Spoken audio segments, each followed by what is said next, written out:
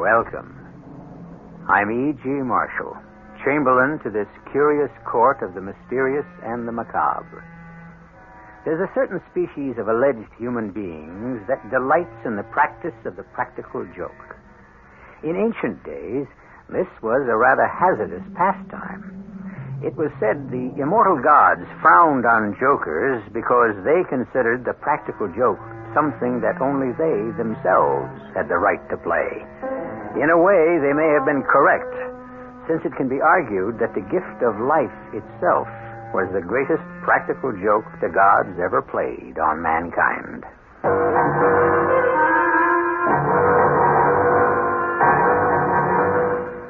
Our mystery drama, The Transformation of Joebee, written especially for the Mystery Theater by Sam Dan and stars Hans Conried. It is sponsored in part by Anheuser-Busch Incorporated, Brewers of Budweiser, and Buick Motor Division. I'll be back shortly with Act One.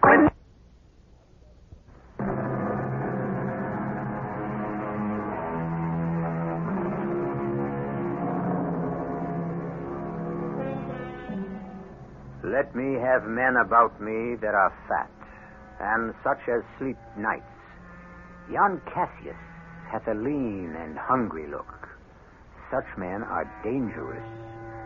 So, the fat men have become the good guys, and the skinny ones are the bad guys, just because William Shakespeare said so. But with all due respect to the immortal bard, where are the facts? Where is the body of evidence to prove that the fats are less treacherous than the leans? We're about to regale you with the tale of a jolly fat man named Joseph B. Jefferson. Joseph B. Jefferson. No one knew him better than I did. And looking back on it, I see I didn't know him very well at all. Folks called him Joebee. He didn't sleep at night much either. How could he? He was forever thinking up little tricks to play on people. Little, harmless tricks. Like he'd shake hands with you. In his palm, he'd have this thing concealed that'd scare you out of your wits. But he didn't mean no harm. And like he'd offer a fellow a cigar. And when the fellow'd light up, and the cigar would explode. Well, there'd be such a comical look on that fellow's face, you couldn't help but laugh. And although Joebee was big, 6'3", weighed 300, he could move real quick and quiet. Why, he could just slither up unseen to a person, and in less than a minute, that person'd be hopping up and down like a Zuni Indian doing a rain dance. Joebee'd slipped him a hot foot, you see. But Joebee reserved his funniest jokes for Will Tatum. Will's a quiet sort. He's educated, been to college and all, but, well, he really ain't smart. Don't have much ambition. Satisfied to be a bookkeeper down to the mill. Still and all, Will did marry Martha Drake. The fact is, Martha did choose him over Joebee. It seems like Joebee never could get over it. He's always visiting Will and Martha as if he just couldn't believe that they're married. Well, one Sunday morning. Oh, hello, Joebee. Well, how are things, Will? Oh, fine. Come on in. Yeah. Martha around? No, she's out shopping. On a Sunday? Well, you know Martha. She likes to look around for antiques. Yeah, that's a foolishness. Hey, there's something new on that sideboard there. What's that in that bowl? Goldfish? Oh, no, that's a little turtle. Is that a fact? A turtle? Now, why does anybody want a turtle? Just for a pet. Well, you want to have a pet? Why not get a dog? Well, you don't have to walk a turtle. Is this here turtle have a name? Oh, yes. That's Tartarucus. Tartar what? Tartarucus. Means turtle in Greek. Oh, I see. Sure old Tartar is okay. Well, he seems happy enough. If for a turtle. Well, he don't look too well to me, Will. He doesn't? No, he appears a bit peaked. I'd say he's ailing. What do you feed him? You know, little bits of chopped meat, bugs, whatever. Well, he's just not thriving. You got yourself a sick turtle on your hands, Will. Gee, is that how he looks to you? No, don't you worry now, Will. We'll pull him through. Well, the next couple days, Joebee was walking around town with that great big smile on his face. And if you knew Joebee, you knew a special stunt was brewing. Hey, Will, look what I got for you.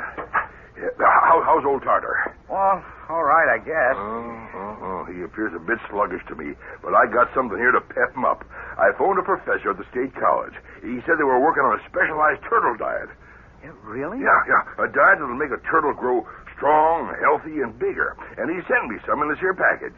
A special diet? Yeah, so why not try it out on old Tartar? Oh, I'm not sure he needs it. No, Will, this comes direct from State College. Could it be bad? Well, no. Well, then give it a try. What do you got to lose? I'll see you around, Will. Give my best to Martha now. Yeah, I'll do that, Joebee. So long, Will. I wonder what the ingredients of this diet could be. Probably highly concentrated protein. Will, now wait. Oh, Martha. I didn't know you were home. Now, you hold it. Don't you feed any of that stuff to Tartarucas. But Joebee said I know what Joebee said. I heard every word. But if you were home all this time, why didn't you come in here and say hello to him? Because I cannot stand the sight of Mr. Joseph B. Jefferson. Now, don't feed that junk to the turtle. Why? It's a trick. Oh, what kind of trick? If Joseph B. Jefferson's involved, there has to be a trick. But what kind of a trick could anyone possibly play on a turtle? Well, it just goes to show how no one should ever underestimate Joebee. Well, it wasn't more than about 2 weeks later. Martha? Yes, dear. You look, come here. Is it my imagination, or is Tartarucas actually growing? Well, You know, I'm sure of it. That turtle is actually getting bigger. he does seem larger. Sure, he couldn't have been more than 2 inches in diameter when we bought him, and now look at him, he's at least 3. It's that diet. The diet Joebee got for me from the State College. Look what it's been doing for Tartarucas. Well, I'm afraid. He's growing bigger every day. Oh, what in the world could possibly be wrong? Well, I tell you, that turtle seemed to grow about an inch every week. And poor Will started telling everybody about the sensational diet Joebee got for him. How it was performing miracles for his turtle. But folks here all wised up. The minute Joebee's name was even mentioned, they knew there was a trick in it.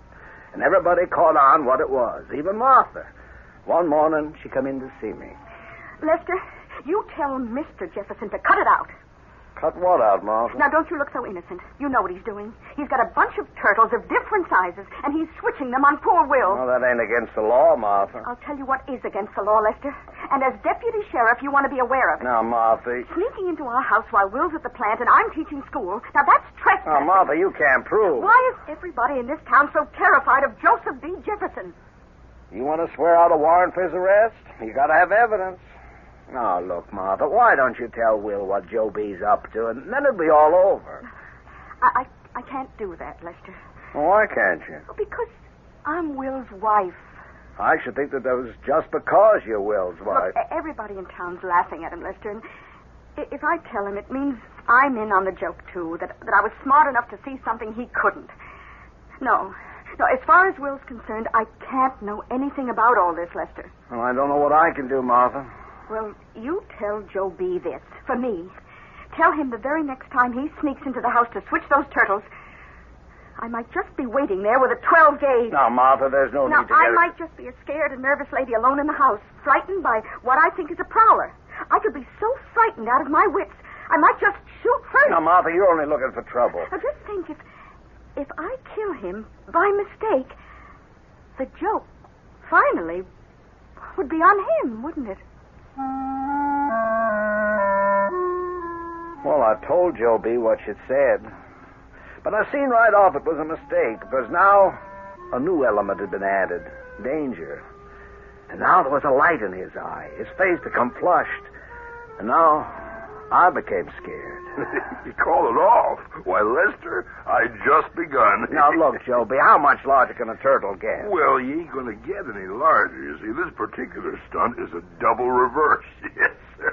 The first double reverse of my career. That old turtle is going to get smaller. Smaller? How can he get smaller? The exact way he got bigger, with a little help from his friends. Evening, Will. Oh, come on, Joebee. Martha around? No, she's out shopping. For antiques, huh? No, groceries. Will, I'm afraid I don't have good news. Matter of fact, it could be pretty bad news for old Tartar. Why, what's wrong? Well, you know that professor over the college? He called me on the phone. He said not to feed any more of that stuff to old Tartar. Joebee, I don't understand. Tartarucus seems to be thriving. Well, he is, and he ain't. You see, the professor said they just made an amazing discovery about that diet. It seems that after a while, the turtle, instead of growing bigger, starts getting smaller. Smaller? Yeah. He starts growing smaller and smaller until one day, well, there just ain't nothing left of him at all. He just disappears. And that's exactly what began to happen. It appeared to poor Will Tatum that his turtle was growing smaller and smaller in front of his eyes. Everybody in town thought it was the most comical thing. But what everybody didn't know was the game Martha was playing with Joebee. She was waiting for him with that double-barreled shotgun. But she couldn't be in the house 24 hours a day, and so far, Joebee was lucky. But I didn't want to have a murder on my hands. And since I couldn't talk sense to Martha or to Joebee, I figured my only hope was Will himself. Oh, come on in, Lester. Oh, thank you, Will. How's old Tartar? Well, he's getting smaller and smaller. Will, what kind of game are you playing? Why do you let Joebee make a fool out of you? You know what he's been doing with them turtles. Well, you do, don't you? Yeah. So why do you let him get away with it? Look, Lester, I have to. I have to let him get away with it. You realize everybody in town thinks that you're a sap. Well, Lester, they'd think so anyhow. That's no answer. Well, maybe there isn't any answer. There's gotta be. Why do you allow Joebee Jefferson to make you the town fool? That's what he's doing, you know. Yes, I know. And why do you stand for it? Would you rather I killed him? Now then, it seems that more than one member of a certain family might want to kill Mr. Joseph B. Jefferson. Martha, we can understand. But mild-mannered, easygoing Will? Why does he feel he has to take abuse? Well, now, think of people you know who seem to keep asking for punishment. I'll be back shortly with Act Two.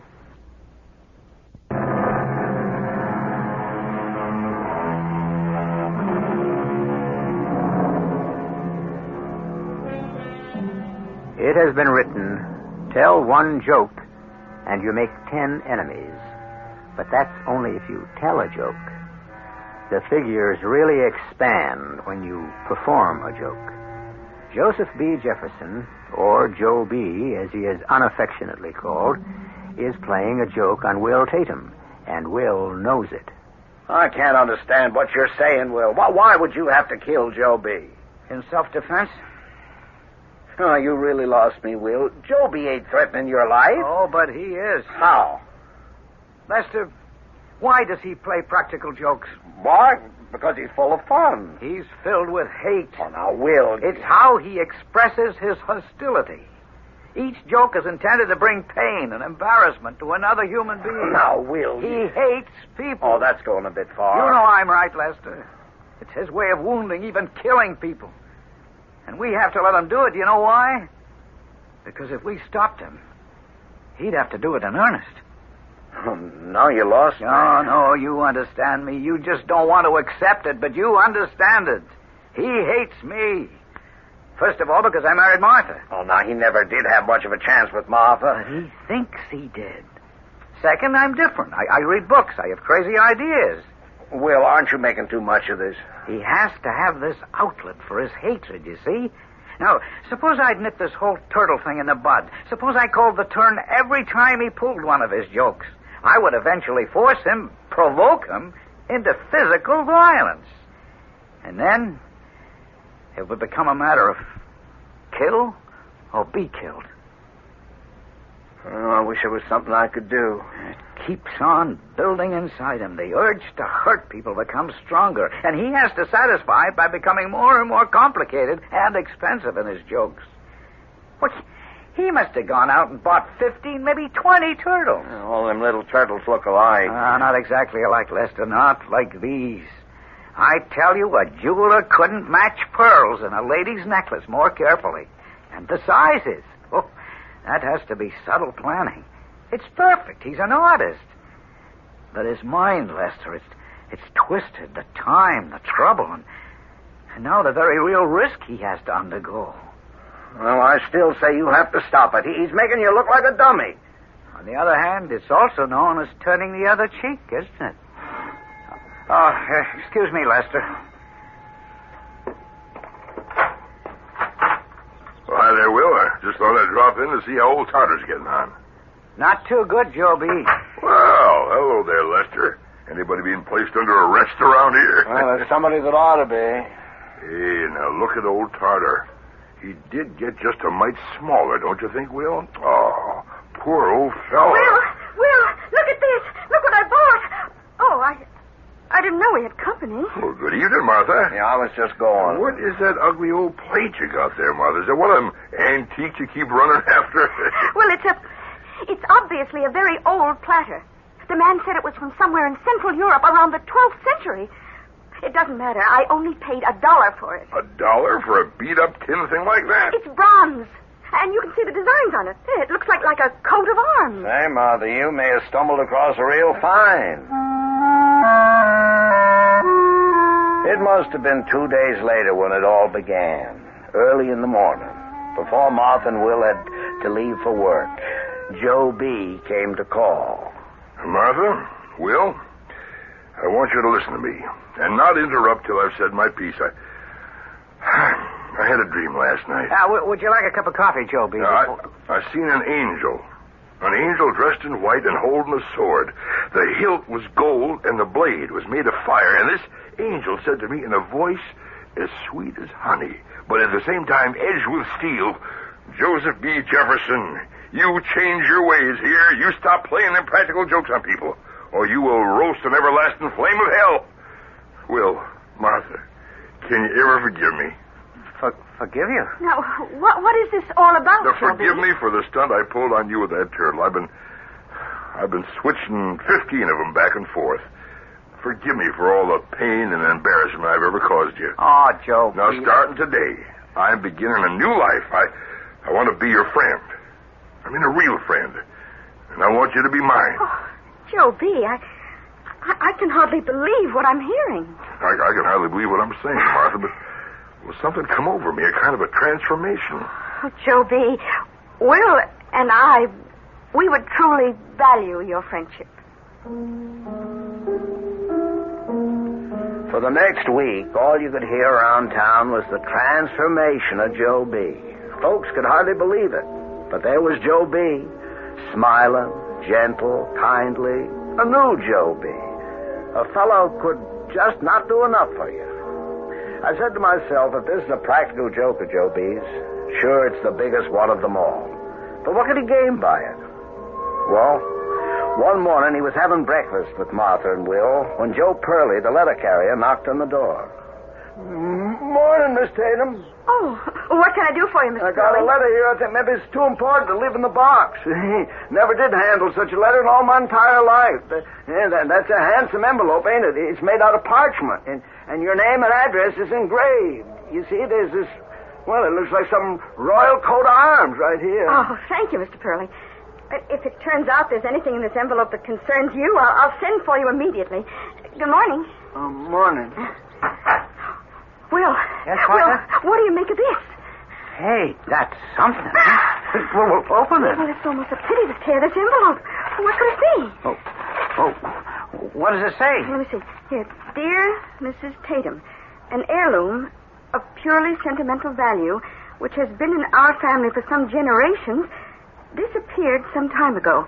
I have traced it to the United States and, by a fortunate stroke, to you. I am interested in buying it, and I offer you $500. I am staying at the Excelsior Hotel in Chicago. The plate has no intrinsic value, and $500 is an extremely generous offer. May I hear from you? Signed, Maximilian Maruca, Grand Duke. Oh, Will, what do you think? Gee, well, what a stroke of luck. And it only cost me $1. Hey, let's send this guy a letter immediately. Well, Well, what, Joebee? well, it's your platter, your decision.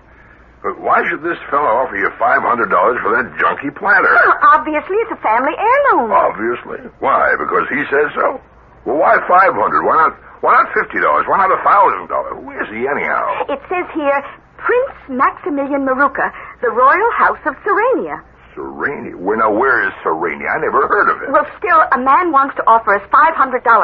Now, that's a return of $499 on my investment. Are you saying not to take it? All I'm saying, Martha, is sleep on it. Well, Martha and Will, they couldn't sleep on it. They was too excited. $500 was like a fortune. Well, you sleep on it? Yes. Yeah, and we decided to take the man's offer. Well, if that's what you decided. I'll write this fellow, Prince Maximilian, in the Excelsior Hotel in Chicago. No, you can do better than that, honey. You can call him up. That's right. Oh, hello? I want to place a long-distance call to the Excelsior Hotel in Chicago to a Prince Maximilian Maruka. Right. Well, just think all the things we could do with that $500, huh? My goodness, she's ringing the hotel now. And the clerk is answering. Oh, see who that is, Will? Yeah, sure. Oh, my goodness. The clerk is ringing the prince's room right now. Good morning, folks. Another important-looking letter. One of them real classy parchment envelopes. Oh, thank you, Mr. Furley. Oh, it must be another letter from the prince. Open it, dear. See what he says. It's answered. The phone is answered. Hello? Oh, my goodness, it's a prince. Oh, Martha. Yes, Your Highness. I'm Mrs. Tatum. Martha. I got your letter. Yes, sir. Your offer is acceptable. No, Martha, this is a letter from the Grand Duke Tycroft, who offers you $1,000 for the platter. What? $1,000. Oh, Prince, Your Highness, I'll call you back. What does that letter say? Well, it says, Dear Mrs. Tatum, we are tracing a valuable relic of our country's past. We have reason to believe you may have bought it at a flea market. Enclosed is a picture. If it is the same platter, I will offer you $1,000 for it. Sincerely, the Grand Duke Vasil Tycross, Hotel Imperial, New York City. Oh, Will, you realize what this means? It means we can get $1,000 for it. Only, Martha, you already agreed to sell it for $500 to the prince. I agreed to no such thing. He accepted his offer. If you'll excuse me, Will, Martha didn't exactly accept. She said his offer was acceptable. That's merely a statement of fact, not intent. Ethically, she accepted his offer. But we can get twice as much from this new person. Martha, a promise is a promise. But it's $1,000 against $500. Money isn't everything. You talk as if it's nothing at all. Sometimes, Will Tatum, it might be well for you to get your head out of the clouds. Martha, Will, you two shouldn't quarrel over money. But they did quarrel. They quarreled long and loud. And you should remember they were both folks who never quarreled at all. And the letters came from Chicago, from New York, from the Prince, from the Grand Duke. Dear Mrs. Tatum, if my original offer is insufficient, I will raise it to $1,500. It is of the utmost importance that my family recover this precious heirloom. I offer you $2,000. $5,000. Signed, Prince Maruka. 10,000.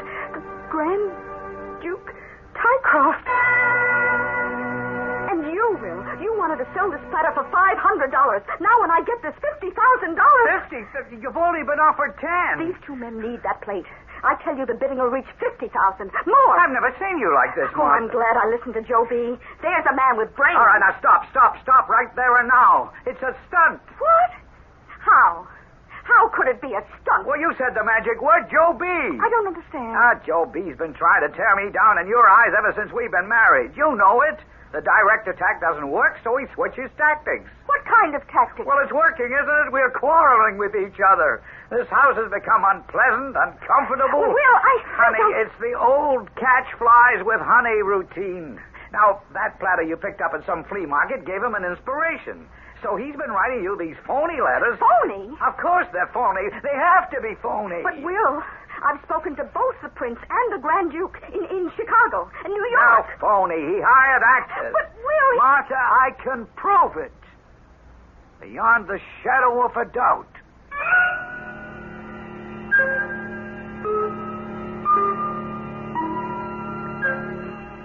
When in doubt, quote Shakespeare, reputation is an idle and most false imposition, oft got without merit, and lost without deserving.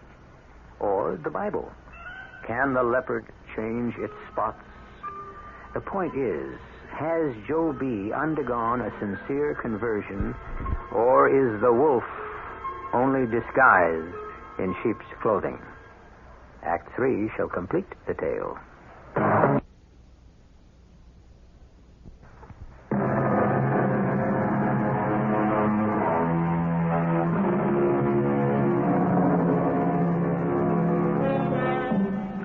Everyone dreams of finding a Rembrandt in some old dusty attic, or stumbling on that rare forgotten first edition, or that priceless coin or stamp.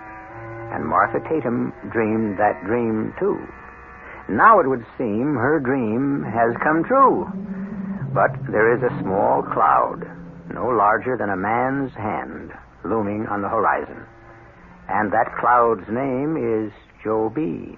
How can you prove all this is just another one of Joebee's stuff? I'll prove it. Look, would he hire a man to live at the Excelsior Hotel in Chicago and another to stay at the Imperial in New York? Well, they've been there 2 weeks, and those places cost a fortune. Oh, Martha, money is no object to Joebee. He's willing to spend it. But to invest so much money, effort, time, he'd have to be crazy. He is crazy. Dangerously crazy. But where's your proof? It's in the public library. The public library? Yeah, come on along.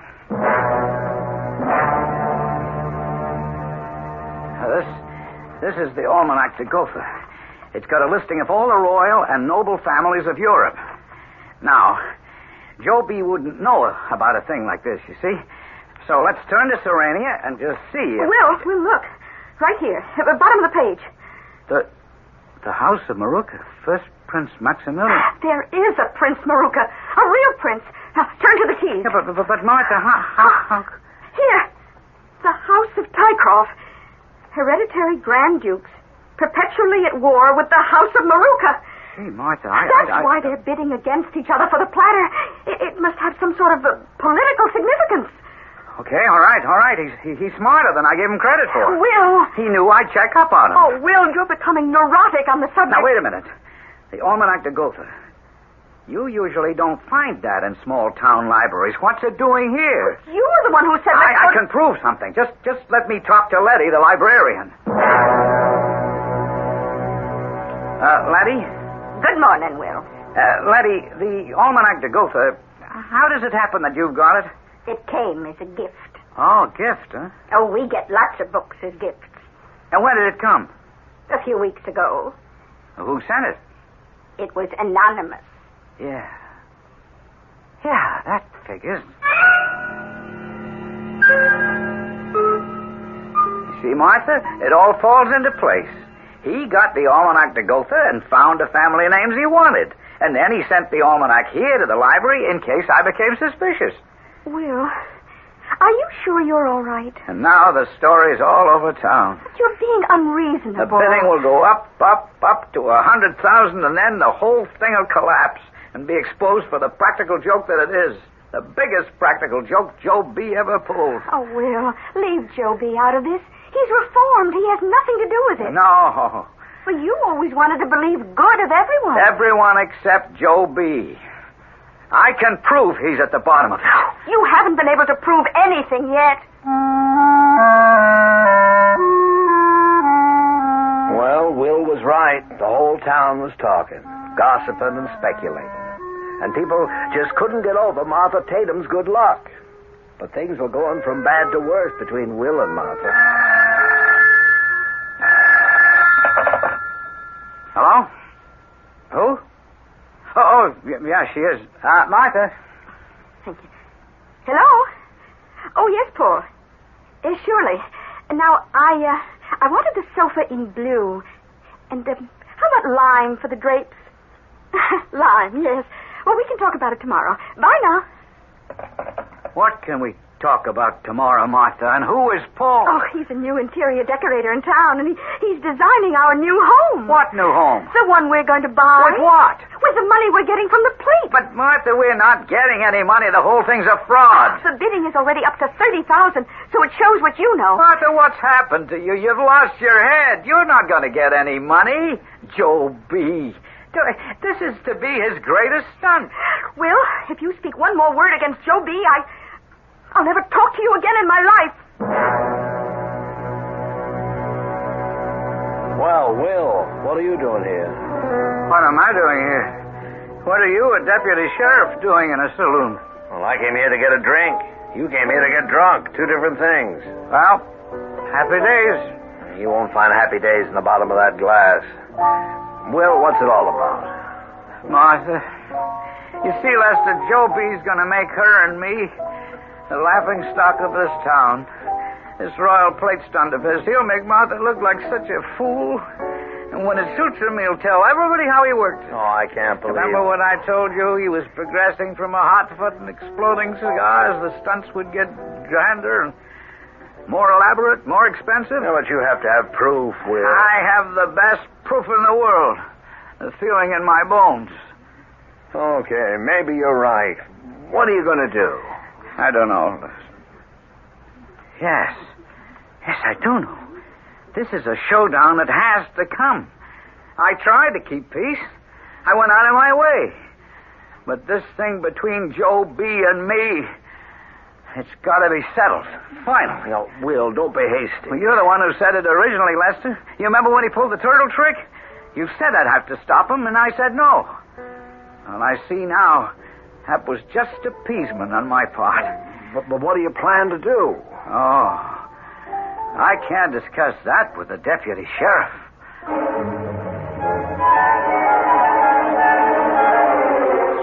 Morning, folks. Here's your usual mail from their royalties and the rest of it. Thank you, Mr. Purley. Good day. What's the price today, Miss Tatum? Oh, you'll be informed in due time, Mr. Purley. Now, what's this? Oh, Mrs. Tatum, on behalf of a free Serenia, we beg you not to sell the plate to either the Grand Duke or the Prince. This plate, the symbol of authority, should be given to the Committee for a Free Serenia. We have no money, but you will be amply repaid by the goodness of your deed. Now, what do you suppose this is all about? Oh, you're at it. It's fantastic. Give them the platter. Give them? Well, yes, certainly. They deserve it. Now I know why the Duke and the Prince kept bidding. Evidently, the party that has the plate has the claim to being the legitimate government. Oh, I'll have to show this to Joebee. It puts a new perspective on things.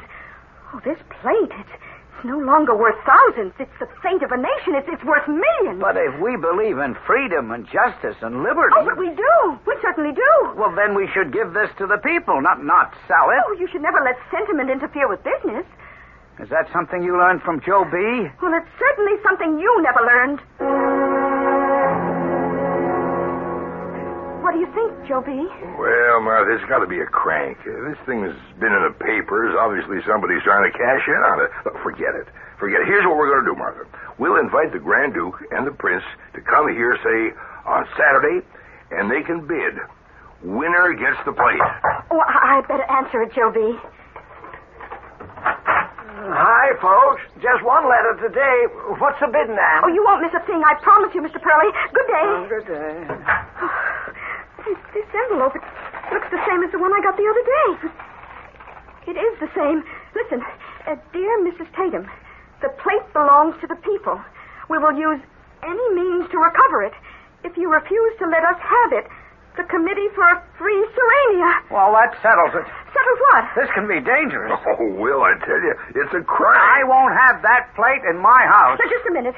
It's as much my house as No, yours. wait. I will take custody of the plate for you, Martha. I'm handling the negotiations anyhow. Oh, well, it'll probably be safer with you. Now, we'll set the time and place for the Prince and Grand Duke to arrive. Tell them to bring plenty of money. Well, you mean you're going to disregard this letter? How can you? Well, I better be getting along. Got plenty of details to tend to. Let me have the plate. Huh? But we'll talk later. Goodbye, folks. And Will, don't be so nervous. Martha, get out of it. Out of what? Give the plate to the committee, whoever they are. And give up $1 million? Martha, there isn't any $1 million. Come Saturday, you'll be waiting for the phony prince and the Grand Duke, and nobody will show up. And then Joebee will start laughing out loud in public and start telling how he did it. Well, let me show you how wrong you are. You say the Grand Duke is phony. The prince is phony. The plate is phony. Yes. Then if it's all phony, why isn't the Committee for Freedom or whatever phony too? You see? You can't answer that. Well, from here on, a lot of things can't be answered. Because that night, I was sitting in my office. I got a call from Letitia Haas, a librarian who lives down the street from Joebee. Lester, you better come quick. I think I've seen someone prowling around the outside of Joebee's house.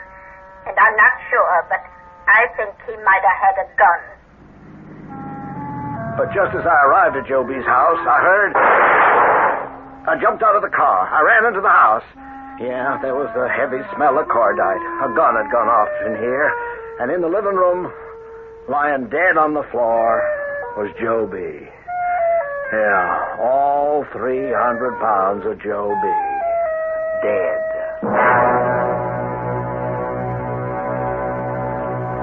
The plate? You say the plate's gone, Lester? Yeah, it's gone, Martha. Oh, then the committee, whoever they were, came there and killed him. Oh, poor Joebee. Yeah, poor Joebee. You better lie down, dear. Yes. Before you do, Martha, you say you were asleep when it happened, and Will? Yes, Will and I went to sleep at the same time. I see. Go get some rest, Martha. Yes, I will. Did you kill him, Will? Why would I kill him? Well, let us say you went over to his house. Why? To offer him a way out. Get rid of the plate by giving it to the committee or whatever. This means that poor Martha isn't left with egg on her face, waiting for the nobility to show up and offer her millions. He refuses. He wants you and her to be humiliated completely. So you shoot him. Now, Lester, why should I shoot the man who's helping my wife to become a millionaire? Will, you told me it had come to a showdown. You or him. His practical jokes had forced one of you to kill the other. Oh, but he reformed. He no longer played jokes. And what do you call this plate thing? Who says that's a joke? The names are real? Who says the letters are a fake? Who says the plate is a fake? It's gone, so we'll never know.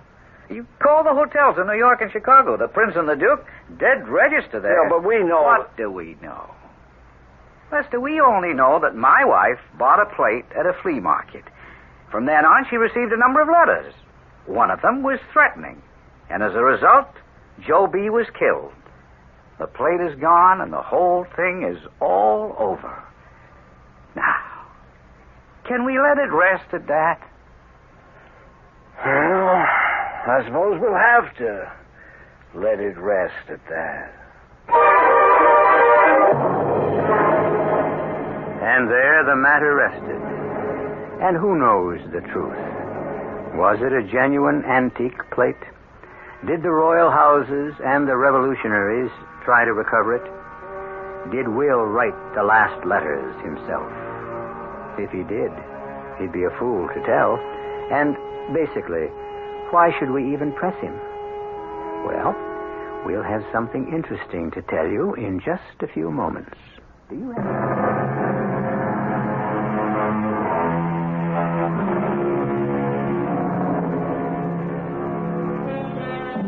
The Boy Who Cried Wolf is a favorite fable for children, but it has its most serious applications. After all, adults who cry wolf, by virtue of their very age, have been crying it longer than children. So, here you had Joebee, Joseph B. Jefferson, a practical joker all his life. Had he reformed in the end, or was this his last and greatest stunt? Our cast included Hans Conried, Ian Martin, Rainer Rayburn, and Joe Silver. The entire production was under the direction of Himan Brown. Radio Mystery Theater was sponsored in part by Buick Motor Division and Anheuser-Busch Incorporated, brewers of Budweiser. This is E.G. Marshall inviting you to return to our Mystery Theater for another adventure in the macabre. Until next time, pleasant dreams.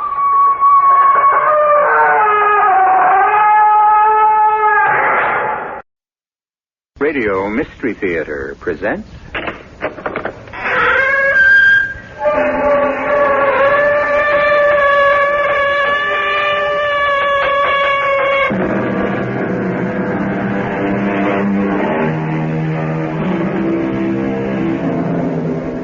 Come in.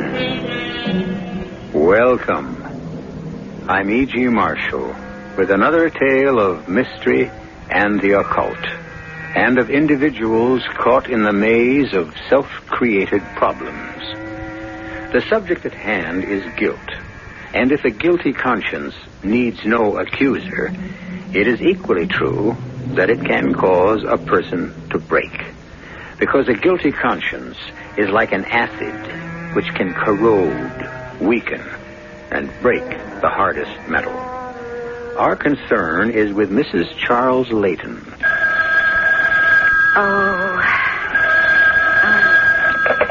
Mrs. Layton speaking. The beautiful and rich Mrs. Charles Layton? Who is this? Eric. Good for you. Eric Miller, your old Northwestern classmate, remember? Well, what do you want? Not how are you, but what do you want? I want to see you, doll, just to talk over old times. 11 tomorrow morning, all right? I guess so. You guess right, doll. It'll be nice to see you again.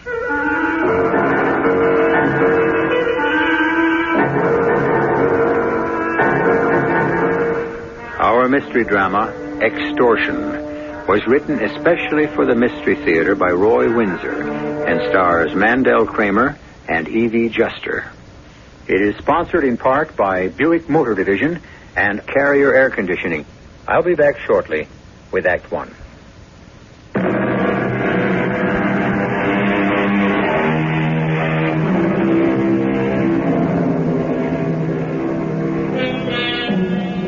It is a truth, I think, that the past quite often makes itself present in the lives of most of us. A friend with whom we quarreled may reappear as an enemy, unforgiving of the past and destructive. The girl a man almost married has a daughter who loves the man's son. The past comes to our attention even in so ephemeral a way as through a fragrance, long forgotten. But if extortion is to be taken literally, and that is our title, there must be something in the past of Mrs. Charles Layton that makes her present frightening. Any luck, Eric? Well, they'll let me know. What does that mean? No? Uh-huh. You feel all right? You don't look so good. Oh, I'm all right, just tired. Too much walking around. It wears me out. Oh, you worry me. I know, but if I don't get something to do, I'll go crazy. If you don't get a job, we'll have to give up this place. My salary isn't big enough to pay all the bills. Yes, I know that, and it worries me. I really don't know what to do. There aren't many good jobs in Evanston, and I just can't stand the commute to Chicago. What happened today? Oh, the guy was very nice. He liked my portfolio. Yeah? He said he thought I could handle the writing side of the job, but a reporter's got to move around a lot, and, would I be up to that? There's got to be something. What about Northwestern, some of your classmates? You told me a lot of them have become successful. Sure. Bankers, lawyers, even one big advertising man. I went to see him. Yeah? And he wanted to help, but what could he do? He liked my stuff, but he didn't like what I had to tell him about myself. The bad heart would screw up the company's group insurance plan. And, of course, he asked about my last job, why I got fired. Yeah. I'm a bad risk. Oh, it's so unfair. No, Patsy, it's just a bad break. Business is business. You can't expect a company to lose me for a month every time I have an attack. But you've only had one bad one. Yeah, well, that was enough. And I got eased out. Oh, Eric. If we just had a stake, you could just sit here and write. If That's a big word, Patsy. Oh, come on. Who's rolling in money? Come on. Someone you know. Think. I don't know. Hey, what about that teenager who ran after you in college? That crazy one. Oh, yeah, well, she was 19 or 20. Well, that's a long time ago, Patsy. Claire Purcell? Yeah, that's the one. No, not Purcell. That's not her last name. Yeah, isn't she the one who married the Leighton? Hey, that's right. Funny you should mention her. Isn't she the one who was almost kicked out of college for smoking pot or something? Yeah, Mrs. Charles Leighton. Yeah, her husband's rolling in it, isn't he? Oh, he's got buckets. His father was one of the richest men around here. Leighton's also made it on his own as a lawyer. Yeah, isn't he a state representative? Yeah. Well? Well, what? Well, didn't you save her once from a jail term? Yeah, you might say I did. Well, what's wrong with looking her up? It might be an idea. She once thought you were out of sight. Now you've had a run of bad luck. You once saved her neck. What's wrong with Turnabout? And money isn't her problem. I don't think so. Well, if it hadn't been for you, she'd have served time. She could have. How would she like that to become known? What would that do to her and to her husband? Even now. I dig you, doll. Come on, Eric. There's nothing to lose. Now, ask her nicely.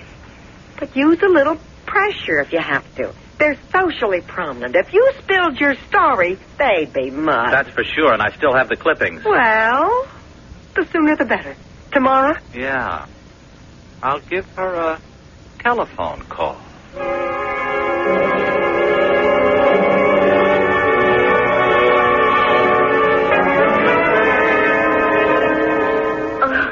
Charles, we're so proud of you. Thank you, darling. Congratulations, my boy. Splendid work. I heard it on the radio, Charles. What a triumph. Your old father-in-law and his wife are here to take you and Claire out to dinner to celebrate your successful defense of an innocent man. Well, I thank you, John. I'm very pleased for his sake, and I accept the dinner invitation. Then I'm coming home and sleep around the clock. Charles, if you're exhausted... No, Claire. I feel fine. But I know how I'll feel in a few hours. I'm still walking the high wire right now. The letdown will come later. Except for something that I'm really looking forward to. Oh, and what is that, darling? Are you, ready for a surprise? Oh, go on. As state representative for this district and as a member of the Judicial Committee, I have been chosen to go to London. Charles. To London to make a first-hand study of certain court procedures which might enlighten ours. Oh. Now, it might take as long as a month, with time off for excursions to... Paris and Salzburg, Rome. Oh, Charles, I'm beside myself. That's just great, Charles. Oh, it's just It's glorious. When, darling? In about 2 weeks, darling. I have things to arrange at my office first. After defending this case, it gives me a lift to look forward to a month abroad. Let's just hope nothing interferes. It won't. Nothing could.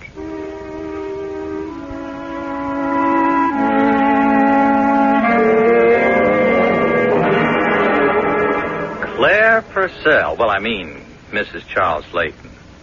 How are you, Eric? Shocked? I don't blame you. Well, please sit down. Oh, thank you. Ah, beautiful view of the lake, beautiful home. This is what I call beautiful living. Yes, it's very nice. Have you been ill? Bad heart. And, hunger pains. Oh? A wreck. 39 and going on eternity. I'm not the carefree lad I was when we were in college. You remember those days, Claire, don't you? Yes. And some of the things we did together? Eric, after all these years, why have you come to see me? This, doll, this beautiful view, this lakefront estate, this security, your wealth. Oh, I see. You're broke. And you want to borrow money. Well, borrow isn't the word I'd have chosen. Oh, you want me to give you money? Let me put it this way. Your husband is a state representative and a successful lawyer. I read in last night's paper about his defense of that man accused of homicide. Leighton is an important man, a man of integrity, a man without a stain on his reputation. He might be governor someday. Oh, yes? Charles is all of those things? But you don't get what I'm driving at. Is that it, doll? You were 19 when it happened. Remember? And you're here to extort money from me, or you'll go to some cheap journalist. Now, Claire, it's a human interest story. I can see the headline now. Wife of state representative revealed as hit-and-run driver 19 years ago. Left scene of accident. I did not leave the scene. You took the wheel and drove us away. Because you were drugged and never should have been at the wheel of that car. That's why you ran down that boy on the bicycle. Good Lord. And I still know the name of the boy you hit. See, if I come forward now... I denied the story and you'd be arrested. I can prove my story. I got into the back seat because you insisted on driving. There are witnesses to that, doll. Oh, You committed a crime. For your sake, I also committed one. Weren't you my girl? Weren't we going to get married? This is an extortion. I could tell my husband. But you won't. I've got something you want. Silence. You've got something I need. Money. I'll be reasonable. Look, Claire, I just need help to tide me over until I get back on my feet. How much? Say, 5,000 now. 5,000? You won't miss it, and it'll save my life. I can't give you $5,000. I'd have to explain it. Enter the check as a contribution to the Eric Miller Foundation. Who'll ever know? I'll bet your checkbook has a 6-figure balance. Well, I'll have to think about it. I'm sorry, doll. I want the money. It's 11:30. Meet you at Colley's Cupboard at 5. Hand over the cash. And rest easy. I don't think so. Oh, you're rotten to the core. Every blackmailer is. One payment means another until I couldn't pay. I won't be greedy. You say you're a sick man. Just look at me. 1 foot in the grave. If you die... Don't count on it. The arrangement I've just proposed has already made me feel wonderful. With money in my pocket, I'll be a new man. And if I refuse, you expose the story. Uh-huh. Even though you'd be arrested. Of course. What have I got to lose?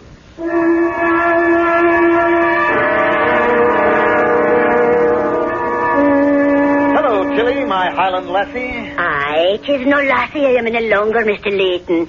But I thank you for the compliment. Is Mrs. Leighton around? She upstairs? Oh, she's not at home since 2 o'clock. She not telephone. It's after 6. Oh, where'd she go? Did she say? No, sir. After the visitor left, Mrs. Leighton left. Visitor? When? Well, some man was here about 11:30 and left at noon. Mrs. Leighton hurried out at 12:30 or so. Oh, I see. Who was the man? Someone we know? No, sir. At least I never seen him before. Kinda seedy looking. About 40. Flip. Didn't give his name, just said, tell her old college chum is here. I see. And she didn't say where she was going? No, sir. Oh, excuse me. Maybe the... I'll take it, Tilly. Leighton speaking. Mr. Charles Leighton? Yes? Who is this? Well, now, there's nothing to worry about, Mr. Leighton. This is Dr. Wheeler at the Evanston Hospital. What? Mrs. Leighton lost control of her car. What? Is she all right? Oh, yes, sir, she's fine. A few scratches, a sprained wrist, nothing serious. Well, I'll be there in 15 minutes. Oh, good. I can assure you that... Thank you, Doctor.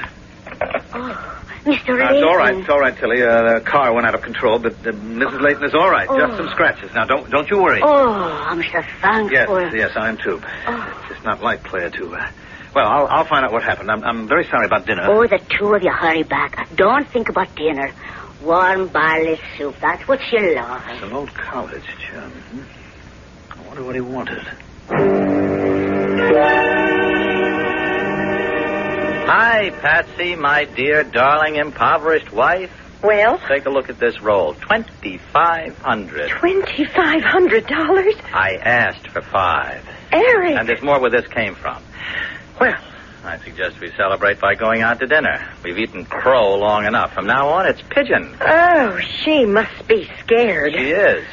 If the truth hit the papers, the scandal could wreck her husband's career. It wouldn't go over very well at the state capitol. But don't use too much pressure, Eric. You drive her up the wall, she'll tell her husband.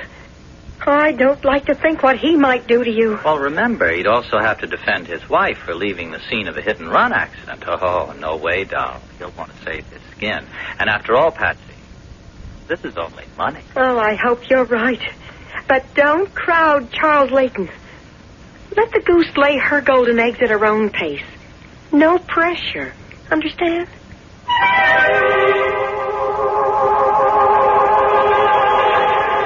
Given time, most secrets are revealed.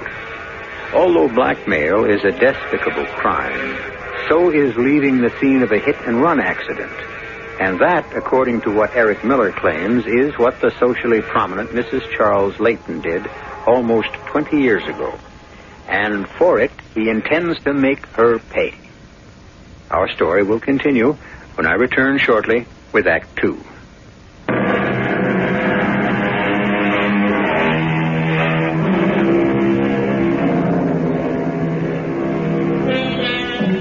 In the long run, that moss-covered old aphorism is true most of the time. Honesty is the best policy. Oh, not all dishonesty is discovered. Many a black secret has gone to the grave, but more often than not, you'll be better for it if you face up honestly to something you've done. A guilty conscience really is the silent accuser. No man is entirely without conscience, so it follows that a secret is ever festering. Given certain circumstances, it can be a terrible struggle to admit the truth. Oh, Charles. Hi, darling. Hey, you gave us a terrible scare.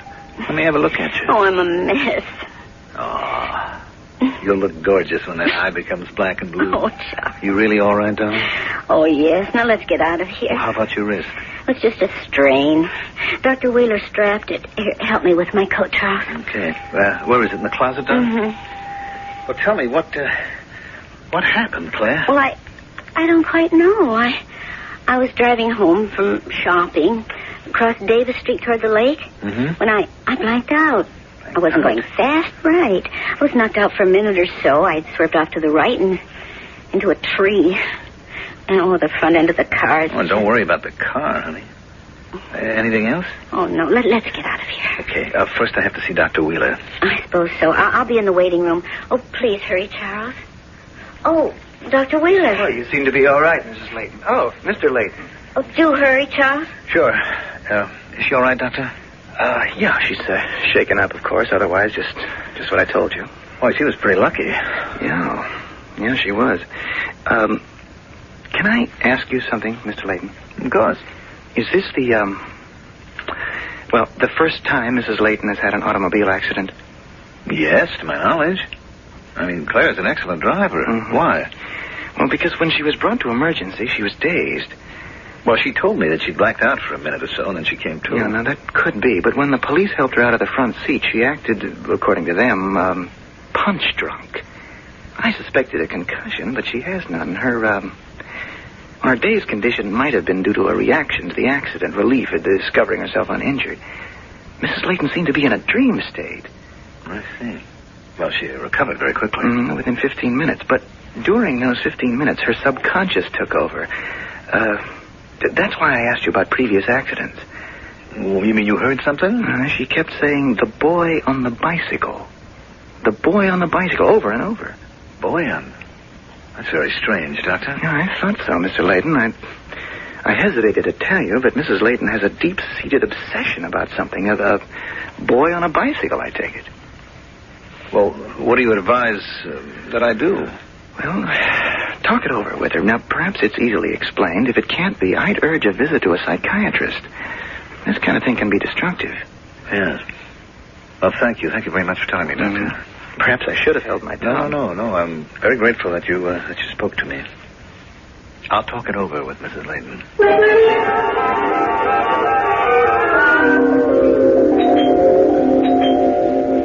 I'll answer it, Evelyn. Now, who could be calling at 10 o'clock?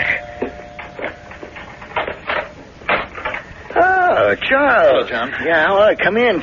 Is Claire with you? No, I'm alone. Something's happened. I just know something's happened. No, nothing serious, Evelyn. What's happened to Claire? She's fine, believe me. She's just fine. Now, she banged up the car a little. She's hurt? No. A few scratches, a black eye. But she's taken a sedative and she's sound asleep. The reason I came over is that I wanted to ask a question. Oh, of course.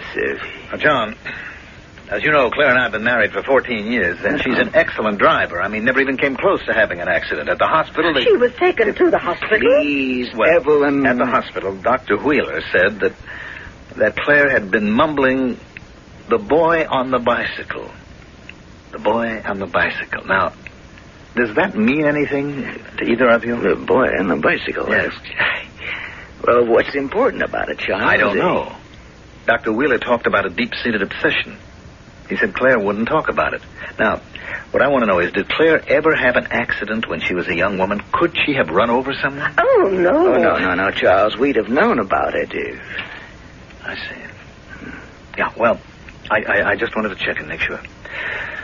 Okay, I'm going to run along. Well, won't you stay? No, thanks. Thanks, John. I want to get back home. I know what you're thinking, John Purcell. Drugs. But that was years ago, and Claire's become a fine woman. She was a devil that sophomore year at Northwestern. Marijuana, pep pills, I don't know what all. Now, I'm no doctor, but mistreating the body the way she did, it just had to leave scars. Maybe that accounts for this accident. It was that Eric Miller who had her crazy. He had me crazy, too. Thought she might run off and marry him. I remember how sad she used to look. How vacant-eyed. Broke my heart. And you think that the drugs might have left her damaged? I don't know, Evelyn. Too many drugs may hurt the mind. I know. Cause that blackout that Claire experienced. Maybe that's what happened. What do you suppose she meant? The boy on the bicycle? I can't imagine. Some deep-seated obsession about what? Could Claire run over someone when she was under the influence of drugs? Oh, we'd have known about it. Yeah, that's what I said to Charles. But I wonder...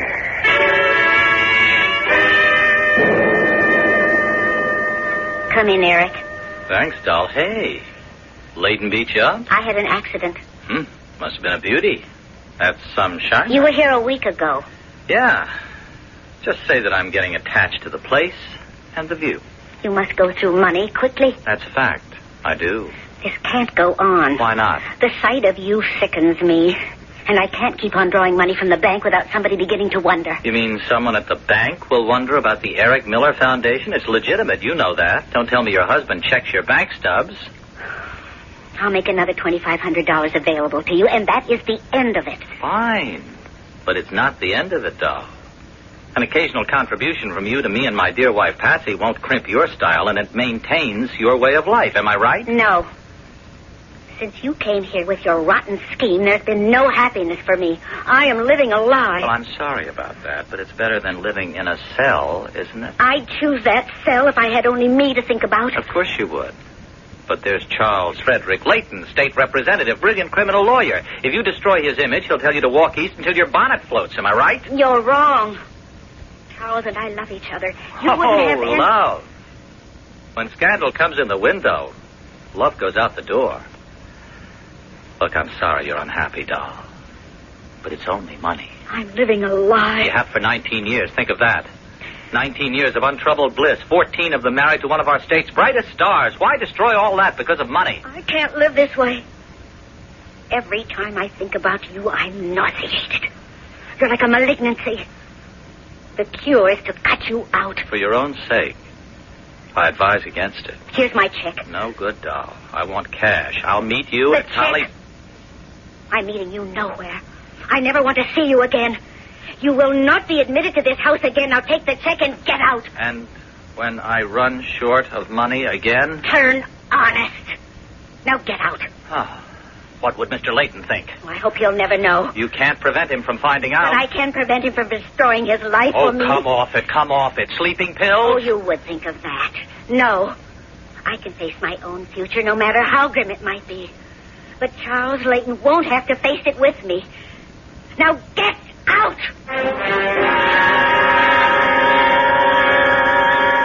She what? I think she's flipped. Did you get the money? Sure.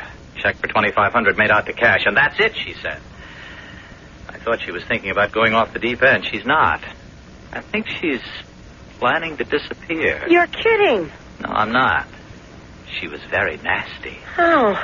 Well, what about Mr. Leighton? Why not talk to him? It's his career that's at stake. Yeah, that's true enough. Wait a minute. Let me think about it. What's the matter, Eric? Are you afraid? Now, look, doll, you just don't pick up the telephone and tell a guy like Leighton you want money or you'll smear his wife. Why not? We got to do something. Oh, I told you not to pressure her. I didn't pressure her. She just said after this $2,500, I've had it. Sell the information to Leighton. Make it $25,000, and then you'll never say a thing. Patsy, he's no dummy. As long as I'm alive, I'd be a threat to him. If I go to him, who knows? He might have me rubbed out. Leighton? Oh, come on. He does his rubbing out in court, not through a hired gun. Well, he could rub me out in court. I have blackmailed his wife. Well, you've kept her out of jail. Yeah, sure, but I drove the car away from the scene of the accident. That's as bad as her hitting the kid. Look, we've worked her for $5,000. Now, maybe we'd better call it quits. Not yet, Eric. What time is it? 4:30? Yeah. Call Leighton on the telephone. Tell him his wife's about to leave town because of something she once did. He'll stop her, and we'll take it from there. If she disappears, Leighton will come after you. He'll arrest you for extortion and for destroying his wife. You'll end up in prison. He'll be a martyr, and you'll be a bum. Now, Eric, get on that phone and call Leighton. Oh, that crazy classmate of yours will hang you out to dry.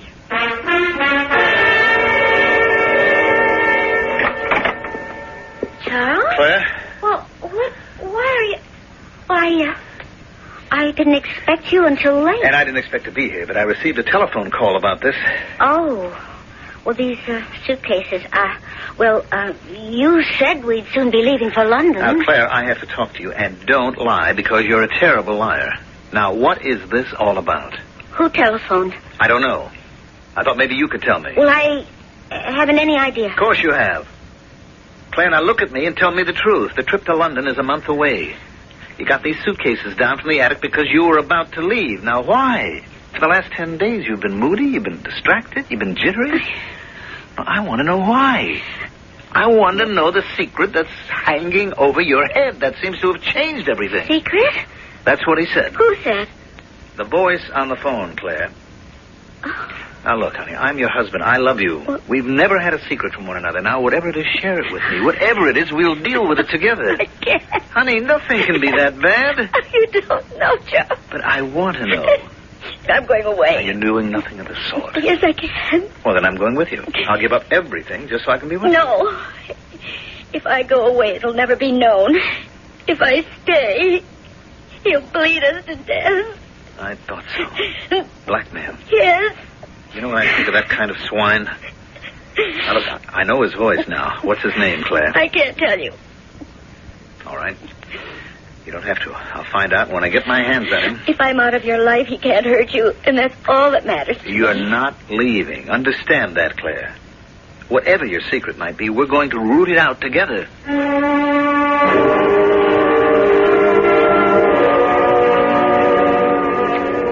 Blackmail is an ugly word because it has an ugly connotation. It exists because of concealment, a secret a person once kept. And it implies a wrongdoing. Each of us ought to have the courage to admit a mistake, even a crime. But we hesitate in the hope that we won't be found out. But that is a hope forlorn with Mrs. Charles Leighton, as we will find out when we continue with Act 3.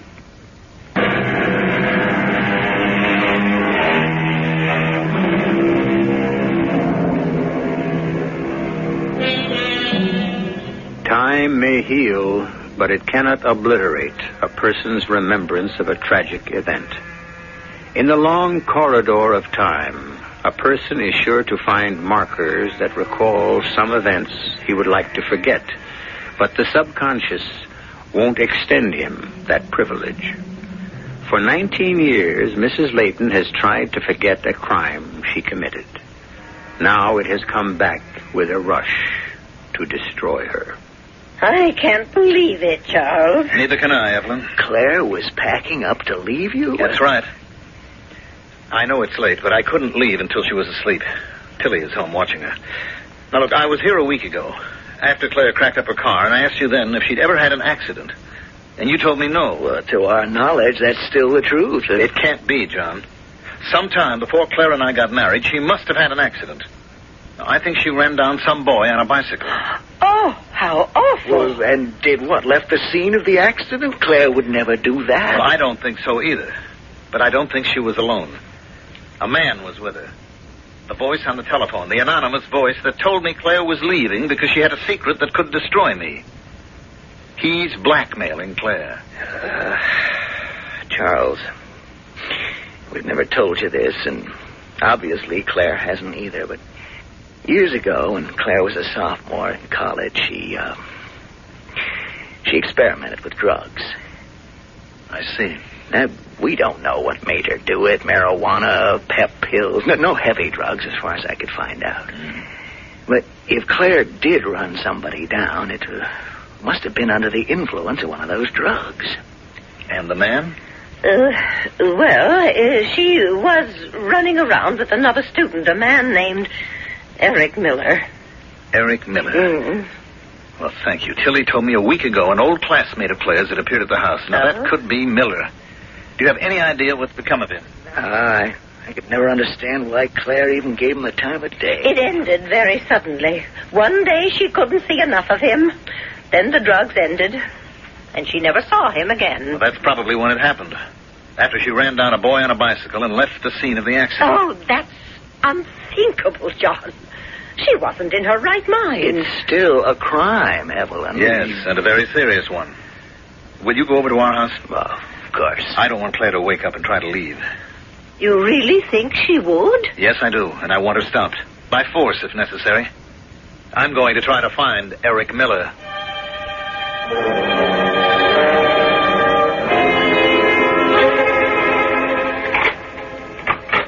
Yes? Mrs. Miller?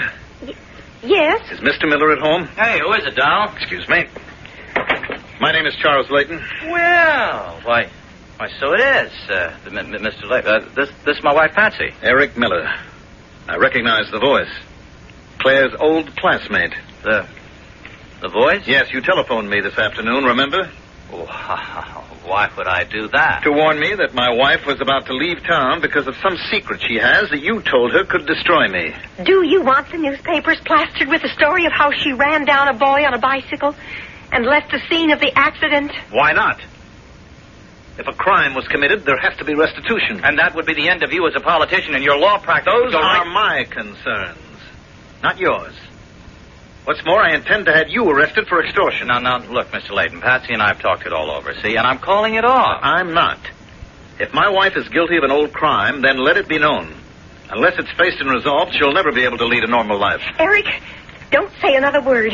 Call the newspapers. Go ahead.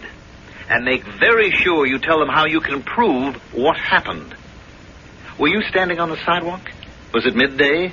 Was it nighttime? Were you in the car? Was Claire driving? Are there witnesses who saw you leave? Questions, Mr. Miller. Questions. Start sweating out the answers now. You get out of here. And you. Was the blackmail your idea? Now watch your lip, Layton. Don't tempt me, Miller. I'm itching to smash that honest face of yours. All right. You're the one who'll be smashed. Go ahead, drag me into court. When the public knows what that hophead did to that little boy, you filthy rat. Eric! Oh, you've killed him. You've killed him. I almost wish I had. But he'll come around. You've killed him. You're a murderer. Good night, Mrs. Miller. I'll see you in court.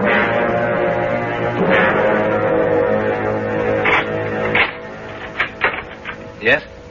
Police. Is Mr. Layton at home? What is it, officer? I'm Charles Layton. You'll have to come with me, Mr. Layton. What's the charge? Manslaughter, first degree. What? Yes, sir. The wife filed the charge. The dead man is named Eric Miller. Mother?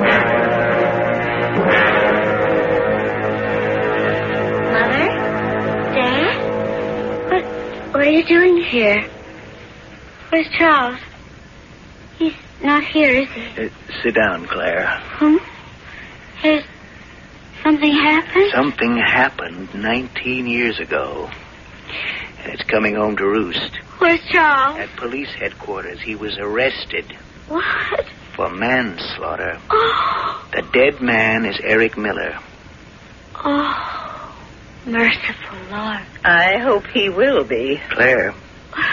Did you run into a boy on a bicycle when you were in college? Well, I think so. Eric said so. And you drove away from the scene of the accident? He drove. Eric drove. I blanked out. I remember vaguely coming to, and Eric was at the wheel. But you had been driving the car. Yes. Well, you see, we left the party, and I insisted on driving. Eric climbed into the back seat, and well, he fell asleep. And then you blanked out and hit a boy on a bicycle, is that right? Yes. And the next day, Claire, why didn't you come forward and admit that you'd hit the boy? I don't know. I couldn't admit that without disgracing you. Did you think what the parents of the boy must have felt? Have you thought about that? Oh, that's all I have thought about all these years. But you didn't have the courage to come forward and tell the truth. Is that it? And now look what you've done. Submitted to blackmail. Oh, but, Mother, I didn't want the story to come out and harm Charles. It's going to come out now. And on top of it, Charles faces a charge of manslaughter. Oh. It's the end of him.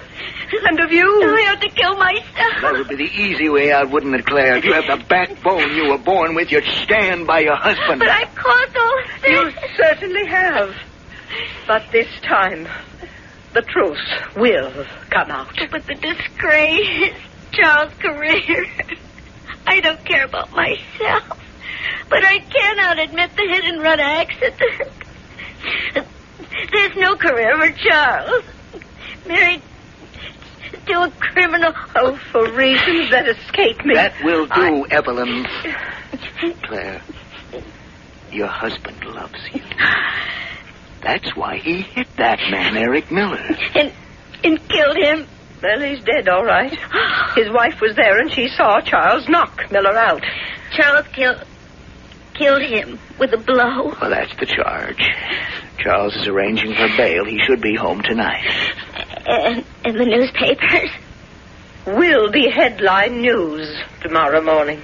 Oh, what am I going to do? Nothing more, I hope. You've done enough already.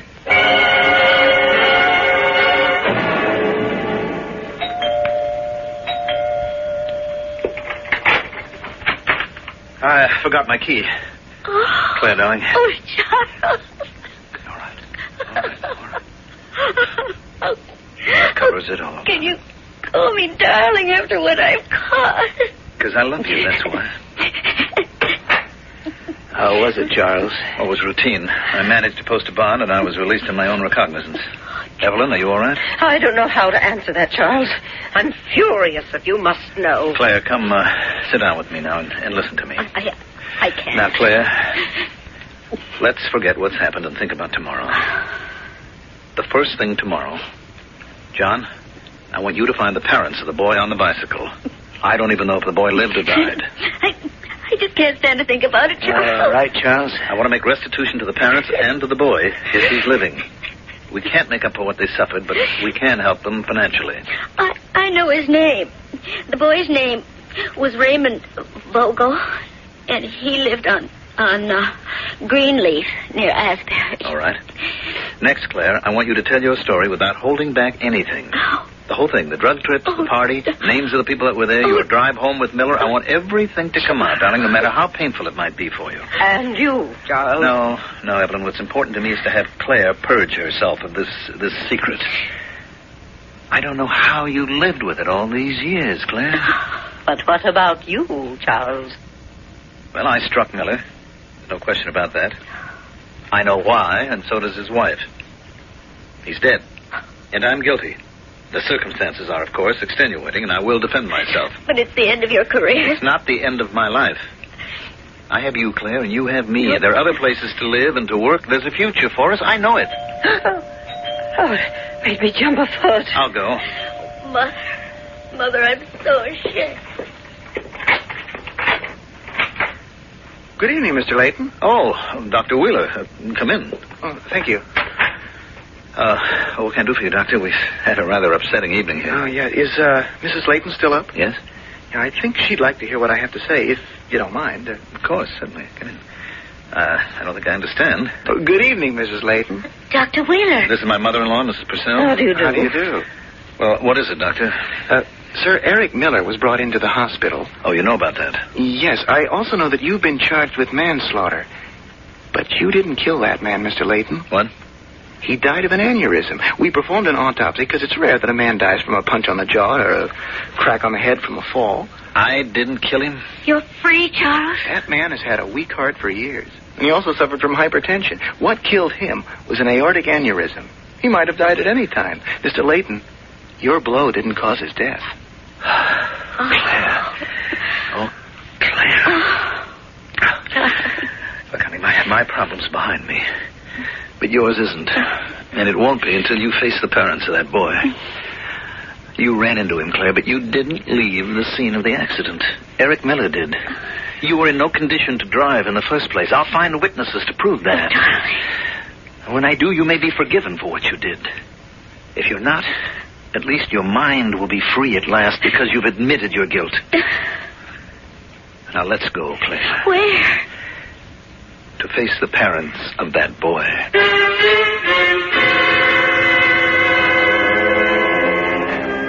The road of life may be paved with good intentions, but it's crisscrossed with many tempting little side lanes, some of which come to dead ends, as Mrs. Layton found out when she deviated because she was afraid to admit her guilt.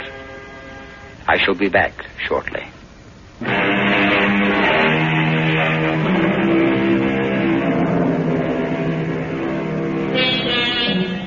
One man a long time ago described conscience as the still small voice. Each of us has one within him, and each of us hears it. A very personal voice. What it means, and I'm not a philosopher but a storyteller, might be this. The voice is a voice of conscience, which tells us, whether we like it or not, what is right and what is wrong. Listen to it. Mrs. Layton wishes she had. Our cast included E.V. Juster, Mandel Kramer, William Redfield, Joan Shea, and Russell Horton. The entire production was under the direction of Himan Brown. And now, a preview of our next tale. Would you advise me to take the old road or the turnpike? Why? The old road is over 120 miles. The turnpike but 97. You impose on me. It is wrong to trifle with a traveler. You know it is only some 40 miles from Newburyport to Boston. But this is not Newburyport. This is Hartford. Do not deceive me, sir. Is not this river I have been following the Merrimack? Oh, no, sir. You are just outside Hartford. And this river is the Connecticut. Have the rivers changed their courses as the cities their places? Am I forever... But again the clouds are gathering. The storm is at my heels. God curses me for that fatal road.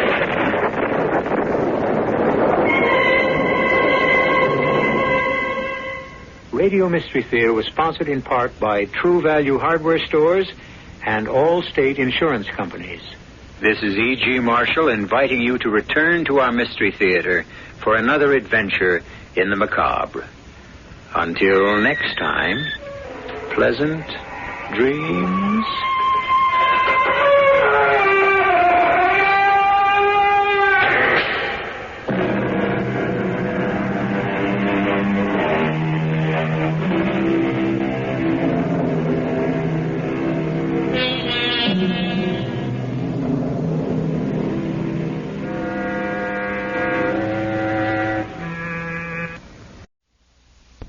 CBS Radio Mystery Theater presents...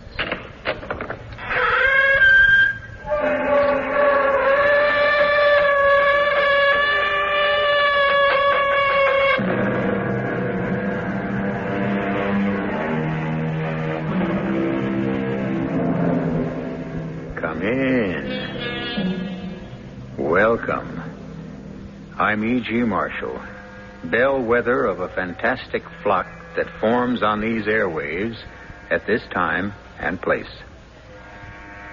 The presentiment of danger, the intimation of disaster, the uneasy, inexplicable feeling that something we cannot define is leading us into a catastrophe we cannot explain for a reason we cannot understand. A fragment of a dream that vanishes upon awakening. A wisp of an idea that eludes our comprehension and escapes our memory. Is this the way fate seems to warn us of our mortal peril? If so, it is like the warning of the rattlesnake. Too little and too late. You will soon commit murder, Lord Arthur. But this is monstrous. I have absolutely no intention. Look, I'm not a murderer. Oh, no one is until he kills for the first time. I tell you, I cannot commit murder. And I tell you, you can, and you will. I refuse to believe it. You're all alike. You all want to pry into your future, which you have no business doing. And when you see what fate has in store for you, you refuse to believe it. But murder? Yes, murder. What's so special about murder? People do it every day.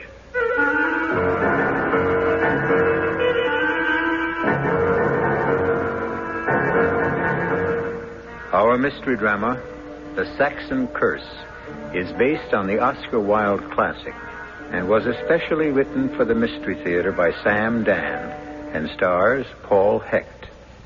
I'll be back shortly with Act One.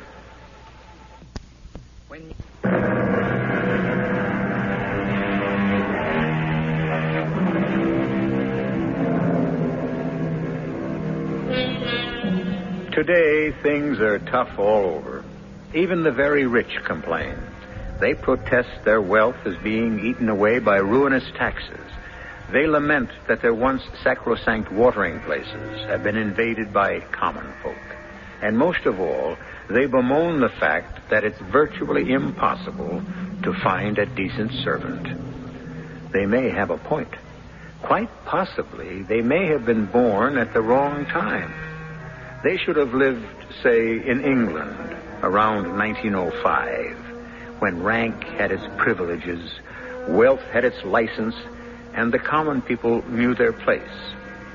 Our hero is the youthful Lord Arthur Savile, a golden boy who lives in a golden time. Well, you naughty fellow, why haven't you been to see me all this time? Dear Aunt Clem, I never have a moment to myself. That's because you spend all your time with Sybil Merton. I cannot understand why people make such a fuss over getting married. I assure you, I have not seen Sybil for 24 hours. As far as I can make out, she belongs entirely to her milliners. How are you feeling? Dear boy, as you well know, doctors are of no use at all. They can't even cure my headache. Unfortunately, these wretched headaches seem to run in the family. You know the legend. There's an old Saxon curse leveled against one of our ancient Norman ancestors. Poppycock.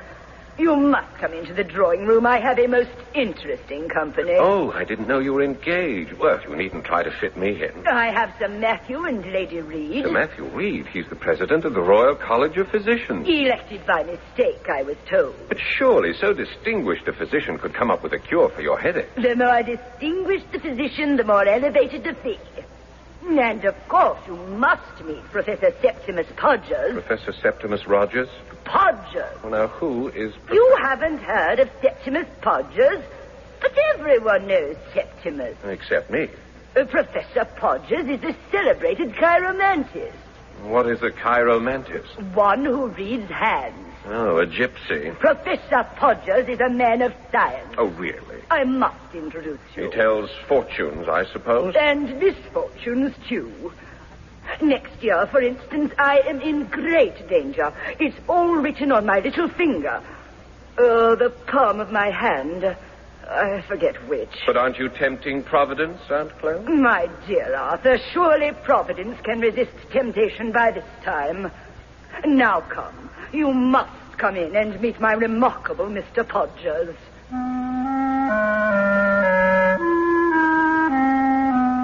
And so I entered my aunt's drawing room, where I was introduced to her Mr. Podgers. I must say there was nothing esoteric or mysterious or romantic-looking about him at all. He was a stout little man with a funny bald head, and you might take him for something between a family doctor and a country solicitor. He was staring at the palm of Sir Matthew, and I was amazed to see how Sir Matthew and Lady Reed gazed at him with rapt attention. And what do you claim to see in my hand, sir? I see a man of adventurous nature. You have taken 4 long voyages in the past. By George, so I have. You were shipwrecked once. Amazing. You have a passion for collecting curiosities. But everyone knows that. It's been in the paper. Arthur, dear boy, do not interrupt. I see in this line, the health line, a secret. Sir Matthew, you had a serious illness between the ages of 16 and 18. Now, how the devil would you know? Well, it's all written here. Extraordinary. The man is uncanny. And now, Professor Podgers, my nephew, Lord Arthur Savile, is anxious to have his palm read. No, I'm not exactly. Oh, have him do it, Arthur. It's like someone opening a window in your mind. I'm not sure those windows shouldn't remain closed. Perhaps the boy's afraid. Oh, I'm not afraid. Professor, as you can see, young Lord Savile is dying to have his hand read. Don't tell him he's engaged to the most beautiful girl in London, because that news has already been published in the Morning Punch. May I examine your right hand, Lord Arthur? Well, if you insist. He touched my hand, and it was as if a galvanic current ran through my body. Something happened. I don't know what, but I do know this. Suddenly, he no longer seemed to be a somewhat ludicrous, fat little man. I felt I was in the presence of great power, authority. A shudder passed through me, and I was frightened to see that the shudder also passed through him. Beads of perspiration broke out on his bald skull like a poisonous dew, and his fat sausage-like fingers grew cold and clammy. And I knew fear, real fear, for the first time in my life. My impulse was to run from the room, but I forced myself to stand still. I am waiting, Professor. Well, what do you see in my hand? I see the hand of a charming young man. Within the next few months, Lord Arthur will go on a voyage. Naturally, his honeymoon. And lose a relative. Well, we all lose relatives. Sometimes I think they were created for the purpose. Can you tell us any more? No, Lady Clementine. That's all I can see. I was furious with myself. What was this feeling of terror that had suddenly come over me? Why had I permitted myself to be frightened by some unwholesome charlatan?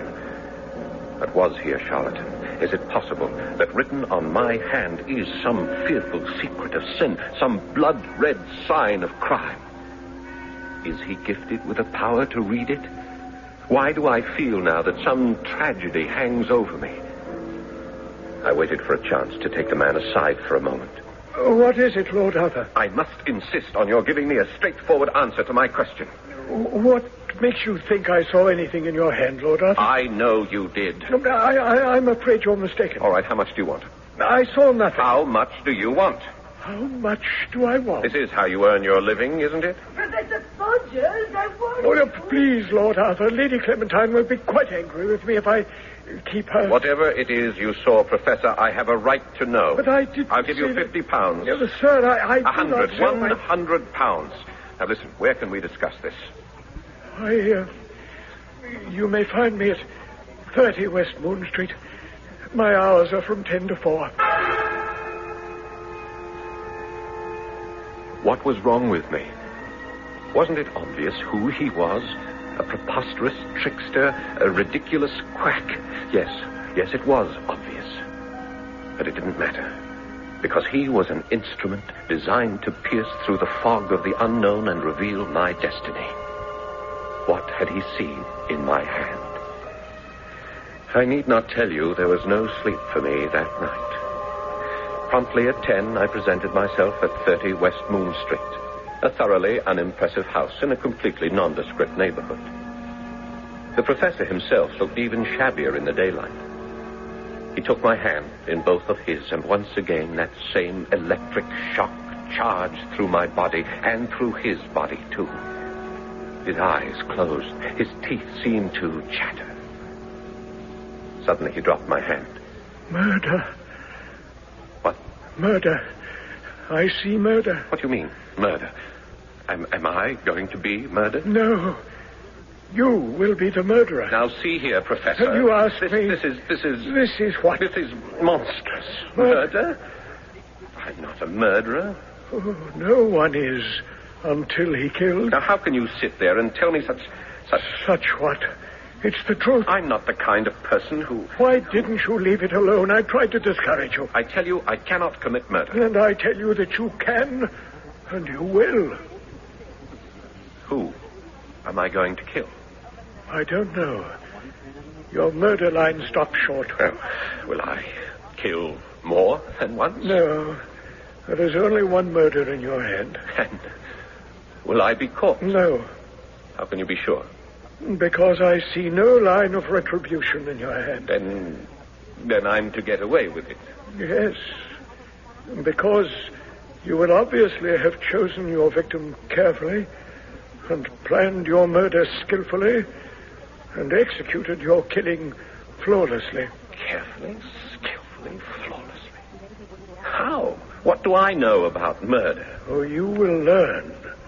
After all, Lord Arthur, necessity has always been the mother of invention.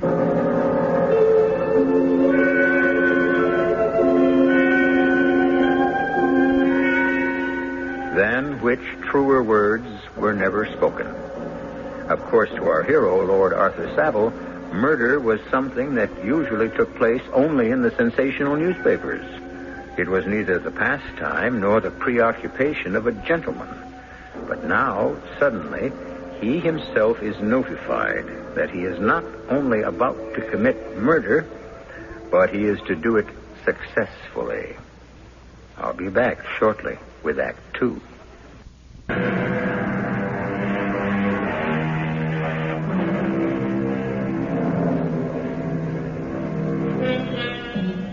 Murder will out, said Chaucer.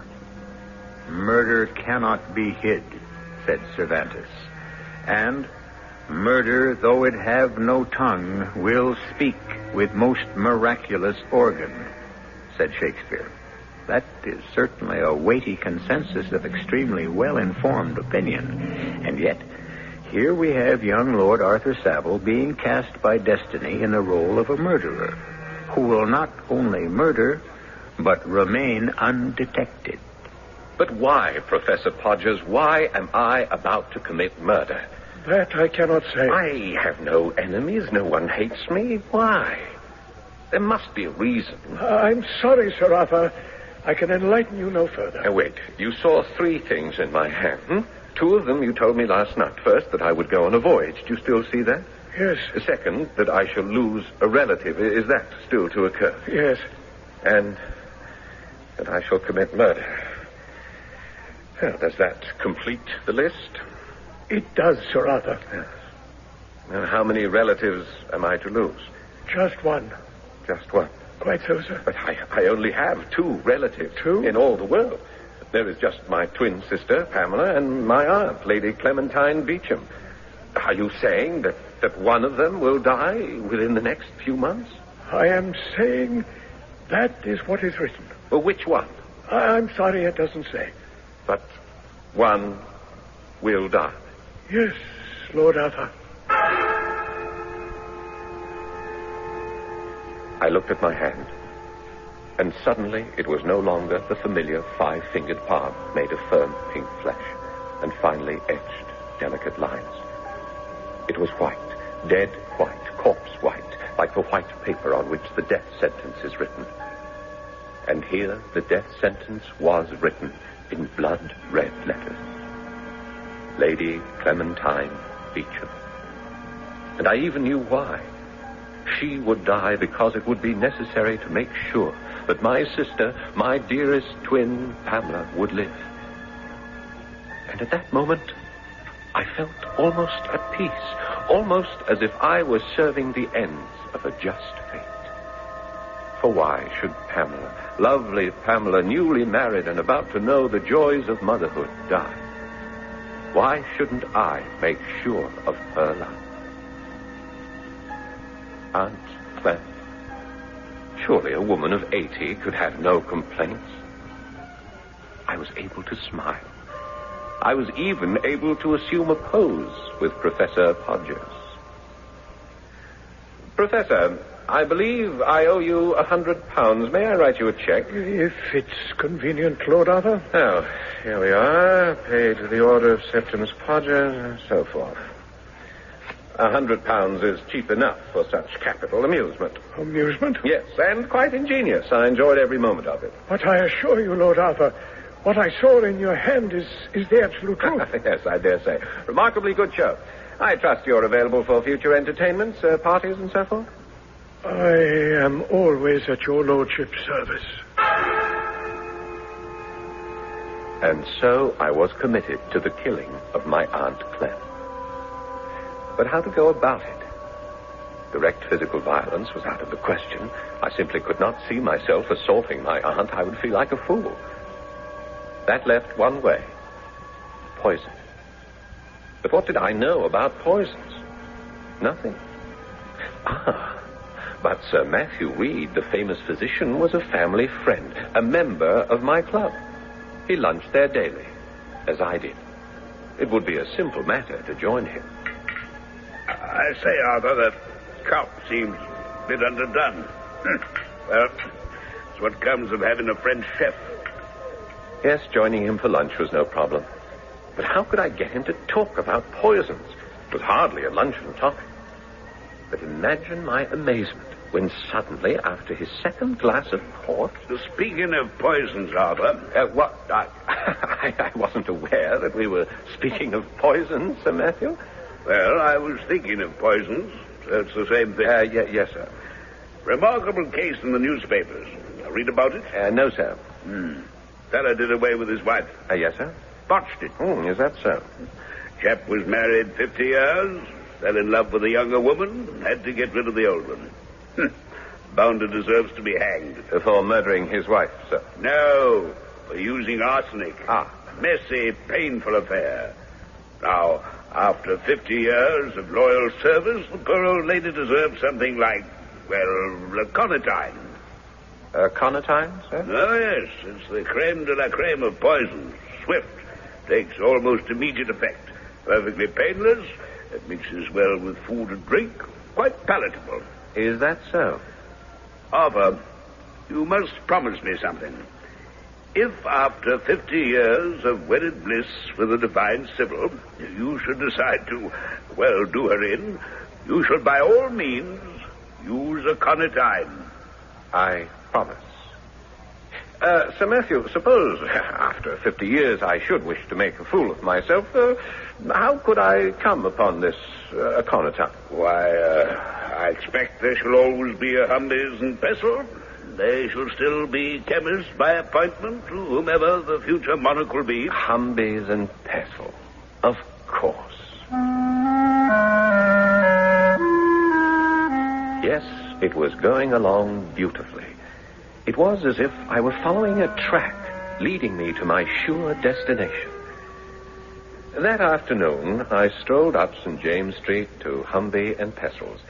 Mr. Pestle, who always attended personally on the aristocracy, was a good deal surprised at the mention of the word aconitine, and in his usual deferential manner started to mumble something about... I assume, of course, Sir Arthur, that you have a prescription. I beg your pardon, Mr. Pestle.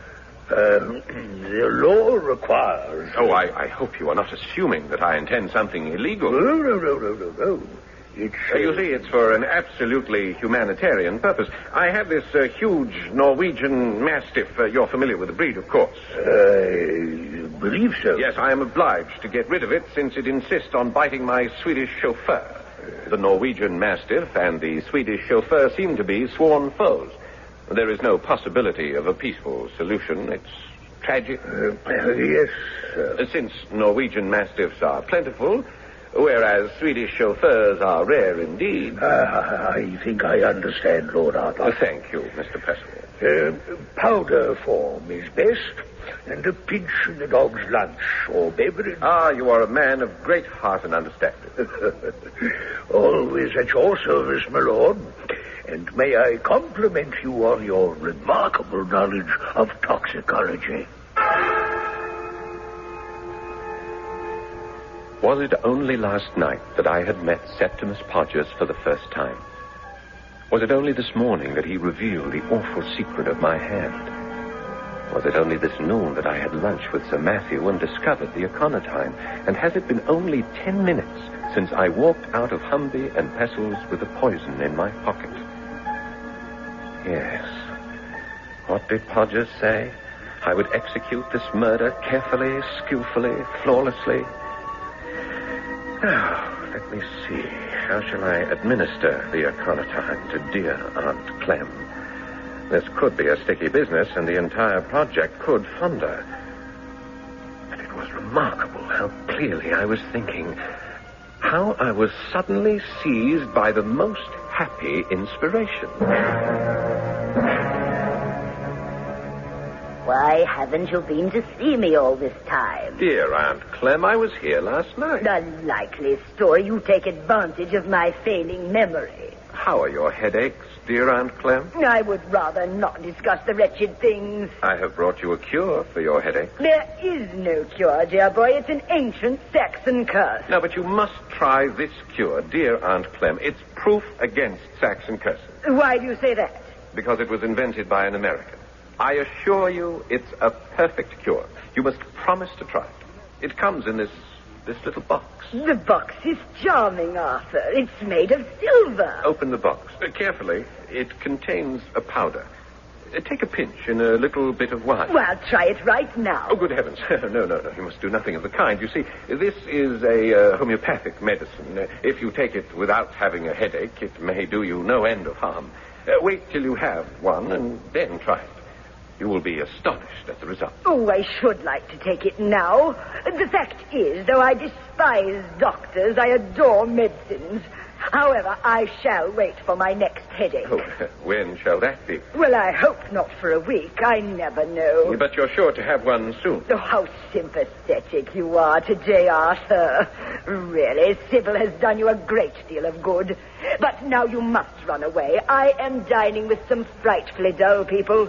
If I don't get my sleep now, I shall never be able to keep awake during dinner. Well, goodbye, dear Aunt. Goodbye, dear boy, and thank you so much for the American medicine. Give my love to Sybil.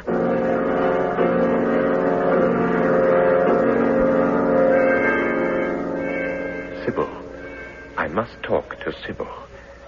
Since I should like to be as far away as possible when it happens.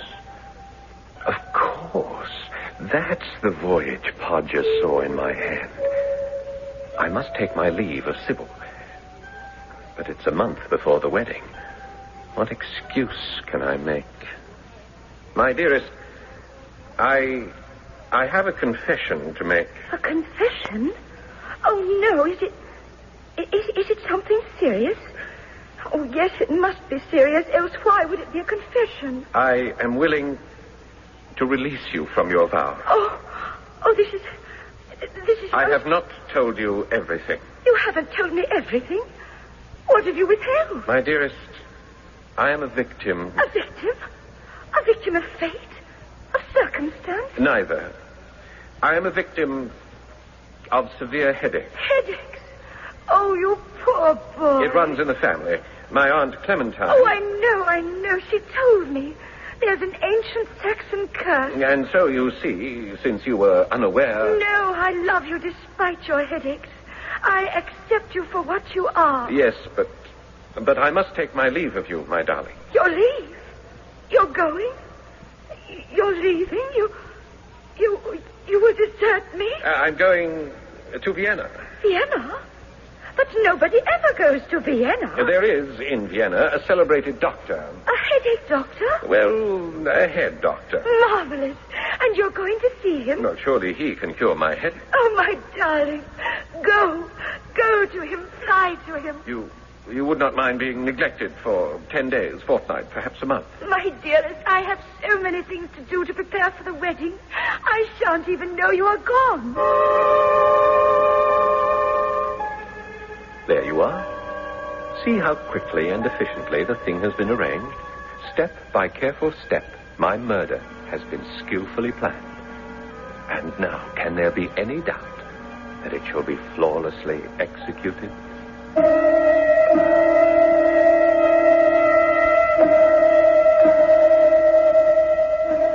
And he's only an amateur.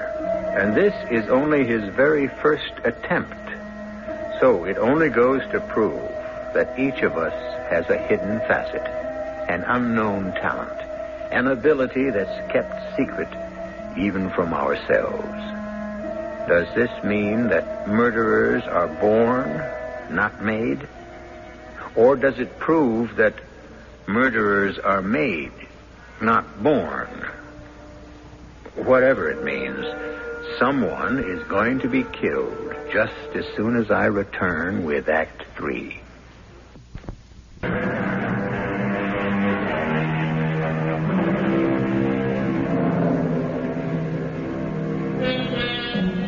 The order of the act has been schemed and plotted, and nothing can avert the final curtain's fall. Or so said a Russian poet. And certainly it must be said that not only has Sir Arthur's scheming been careful, skillful, and flawless, we can even add a bonus word and say meticulous.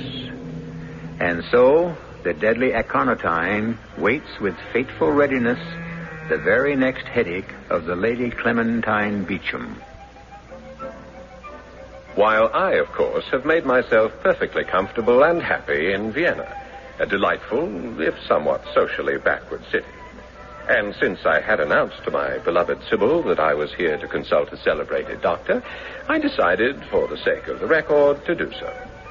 Headaches? Yes, Doctor. Fierce, relentless headaches, once or twice a month. Tell me about your dreams. Dreams?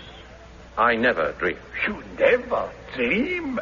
Impossible. Yeah, but it's true. I never had a dream in my life. We have found it. Found what, Doctor? The cause of your headaches. You have the headaches because you do not dream. So, all the bad thoughts are still imprisoned inside the skull. You see? I'm not sure. By George, there might have been something to what the fellow said. Lately, I noticed I had been starting to get headaches. Maybe the Saxon Curse had come down to me. But this lack of dreaming... Well, all this was of minor concern. The crucial thing was, I had made sure of my story. I had said I came here to consult a doctor. I had consulted a doctor.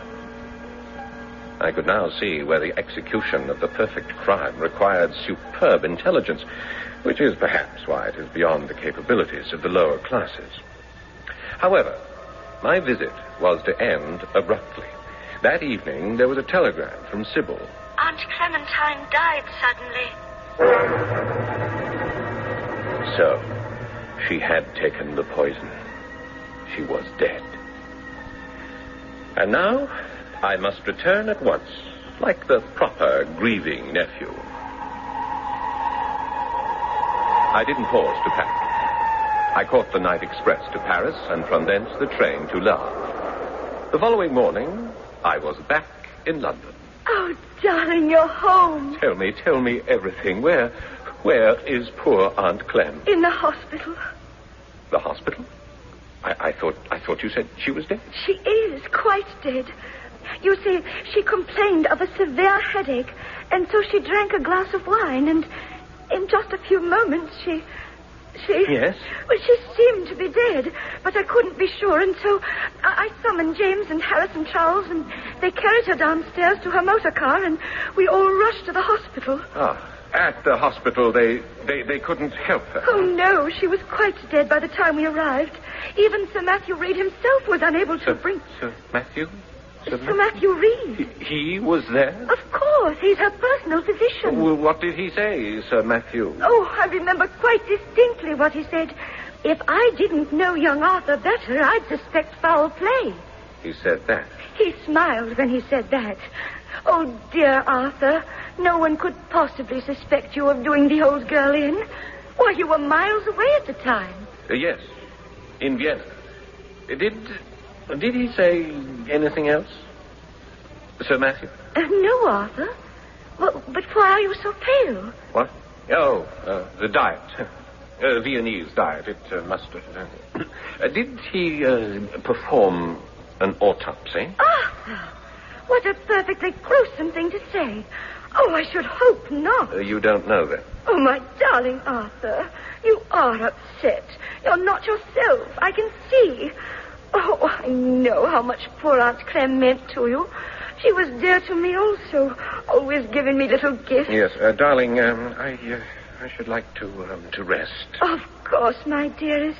Rest. You must be brave. One does not lose an Aunt Clem every day. Why was I frightened? I had been assured that all would go well. There would be no retribution, that the killing would be carefully, skillfully, flawlessly executed. It was, wasn't it? Why was I so apprehensive? Podgers had assured me. Podgers. I must see him again. I must hear it from his lips again. He must read my future again. He must tell me that I shall not be caught. I rushed to West Moon Street. Here now. What you pounding on the door for? I'm looking for Professor Podgers, Septimus Podgers. Is he in? Oh, yeah. He's in. Well, then why doesn't he answer? Well, sir, you asked is he in. And he's in, all right, but he ain't in there. He's in jail. In jail? Oh, yeah. They come and carted him off about a week ago. Jail? Yeah. He had a bit of a confidence game. Get people to do all sorts of things and swindle them out of their money. How much did he take you for? Well, kiss it goodbye. You'll never see it again. I knew it. I knew he was just a common charlatan and thief. But he had the gift. The gift of what? Prophecy. But how did I know? Perhaps it was all designed to get me to murder my aunt so he could blackmail me for the rest of my life. What could I do now? I couldn't very well visit him in prison. Oh, yes, I poisoned Aunt Clem, thinking that the death of a very old lady would cause no suspicion. But I had reckoned without Sir Matthew Reed. Sir Matthew, the expert, the authority on poisons. Well, if he doesn't suspect, then I will be safe. But suppose he does suspect. Sir Matthew said, if I didn't know young Arthur better, I'd suspect foul play. But he smiled when he said it. Smiled? He must have meant it as a joke. Oh, does he or does he not suspect? Why didn't it occur to me that I would inherit Aunt Clem's entire estate? Oh, that could set tongues wagging. Did Sir Arthur perform an autopsy or didn't he? Does he intend to or doesn't he? How can I find out? I must find out. I'll corner him at the club. You'd think a French chef would know what to do with veal. I think it's the Italian chefs who specialize in veal, Sir Matthew. The French more or less concentrate on beef. Comes of relying on foreigners. Damn shame about your Aunt Clem. Yes. What do you suppose was the cause of her death? I don't know. I can't be sure. Do you contemplate doing an autopsy? A lady of that age? Well, she can die for any number of reasons. Resistance low, heart not too strong. Old people die because they simply give out. Yes, and she simply gave out. That has been my initial diagnosis. However, What is it, Sir Matthew? Just talking to you has raised a rather interesting point. What did she die of, specifically? Well, does it matter? In science, everything matters. That was a good idea of yours. Idea? What idea? That I perform an autopsy? I did. Sir Matthew, do you intend to perform an autopsy? I don't know. It depends upon my schedule. If I've no surgery in the morning, I might just, and then again, my boy, I never make plans. Did he know? Was he playing with me? Does a person who has been poisoned by aconitine show definite signs? Was this a game? If it was, then I have lost, for Mr. Pestle will certainly remember selling me... Or will he? After all, they are the busiest chemists in London. Mr. Pestle always struck me as an absent-minded type. Well, only one way to find out. Lord Arthur. Good day, Mr. Pestle. I was wondering if you might suggest a remedy for the gout. The gout? Aren't you rather young to be troubled by the gout, Lord Arthur? Well, yes, but it runs in the family, so when it attacks me in my turn, I intend to be ready for it. Well, we have here a stool, and one elevates one's foot. Excellent. Yes, thank you. I'll take it. Well, I'll have it sent, Lord Arthur. Thank you so much. It's so good seeing you again. It's been a long, long time. So it has. No. Weren't you in here a fortnight past? Was I? Well, it seems to me you bought some, aconitine.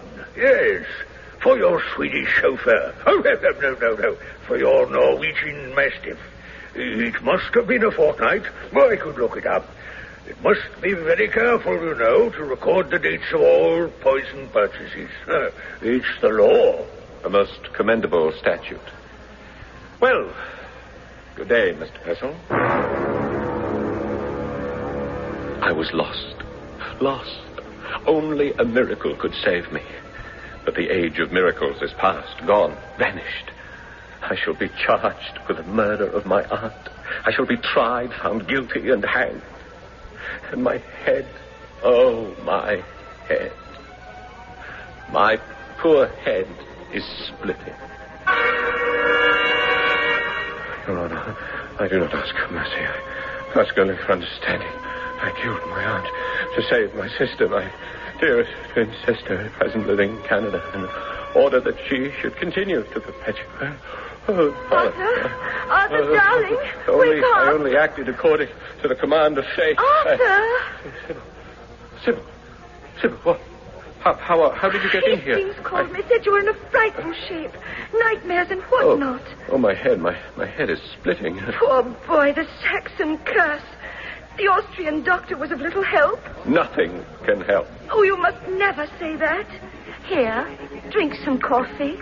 A hot cup of black coffee. No, I don't like coffee. Oh, it's black. I know. I put in plenty of sugar. It won't make me feel better. It will, I promise you. Here, drink it. All right. Now, isn't that delicious? Oh. Sybil, I must make a confession. Oh, no, you're exciting yourself. I poisoned my Aunt Clem. Oh, you did nothing of the sort. I did. I gave her poison. Poor boy, you feel so badly about her death. You've been having nightmares. I tell you, I poisoned her. You did no such thing, and Sir Matthew can prove it. Sir Matthew? Of course. He performed an autopsy on poor Aunt Clem this morning. What?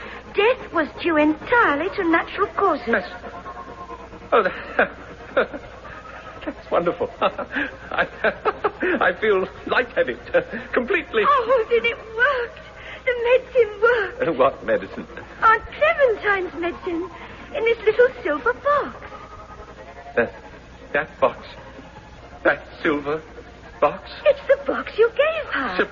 Did Did you? Which has the remedy, the American headache remedy. Sybil, no. Oh, how peaceful.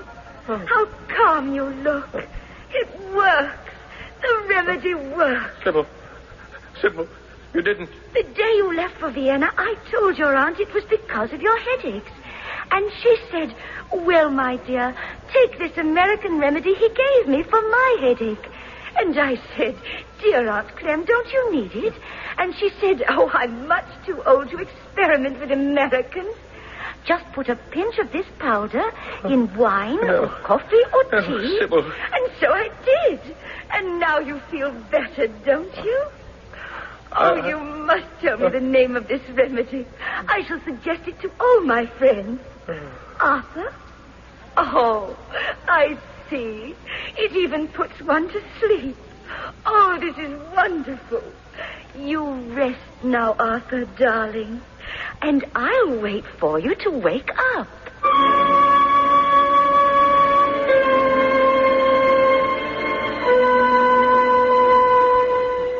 As you might assume, she had a very long wait. Well, whatever you want to say about Professor Podger's prediction, his 3 basic forecasts did come true. Lord Arthur lost a relative.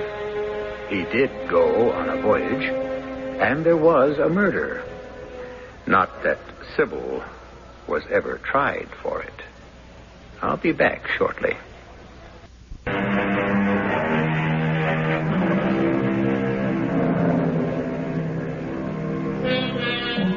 Consider the word written. For centuries, we have heard it used in all sorts of mystical context. It is written in the stars. It is written in the wind. It is written in our fate. It is written in our palm. It is easily dismissed as the meanderings of the imagination, but certainly something must be written somewhere. There must be some sort of written plan.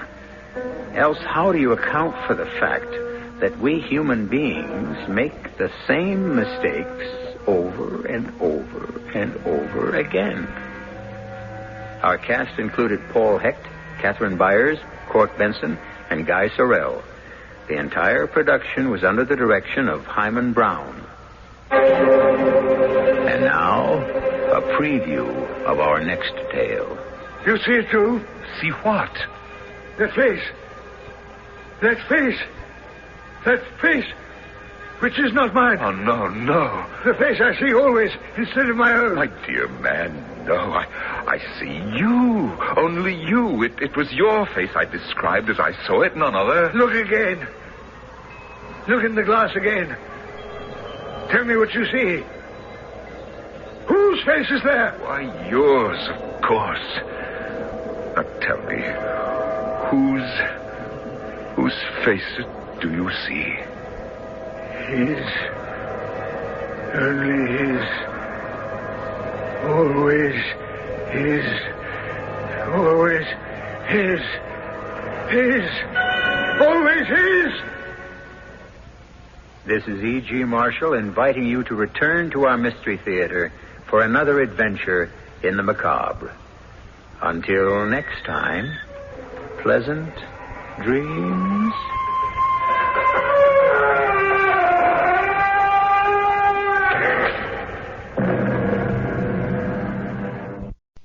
Our country's bicentennial spirit is alive in neighborhoods all over America. I'm John Warner, administrator of the nation's bicentennial. Today, millions of Americans are involved in bicentennial programs and events. 1 year ago, there were just 2,000 bicentennial communities. Today, we are approaching 10,000. 1 year ago, the Bicentennial Administration had listed only 5,000 projects and events. Today, the list is approaching 50,000. Are you a part of it? Do you want to learn more about your bicentennial? Then subscribe to the Bicentennial Times. It's free. It's the national bicentennial newspaper. It tells who, what, when, where, and how about our 200th anniversary celebration.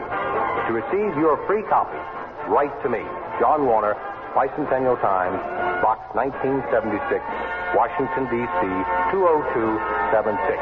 It's free. Join us.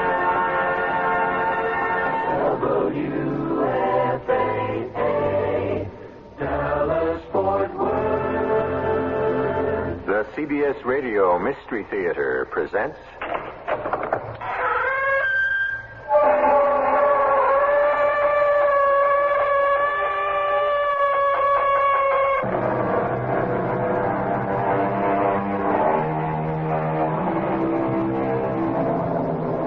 Come in. Welcome. I'm E.G. Marshall. The difference between man and animals, said Voltaire, is that man knows he will die. Animals have bodies, brains, instincts, and desires as we do, but they do not have our fiendish comprehension that we are finite. That one day, tomorrow or the next, this year or the one after, in this century or the following one, our bodies, brains, instincts, and desires will have perished. Of course, that is why we seek so desperately to convince ourselves of the truth of reincarnation, the promise of a life beyond this one, of some kind of immortality, to soften the implacable reality of death. The house has whispers in it. Too bad. Really, Elaine. Really too bad. They mutter to themselves. What have I done to deserve this? Sometimes they shout. It's your fault. It's not mine, it's yours. Shut up, both of you. Who would think they'd still be talking after all these years?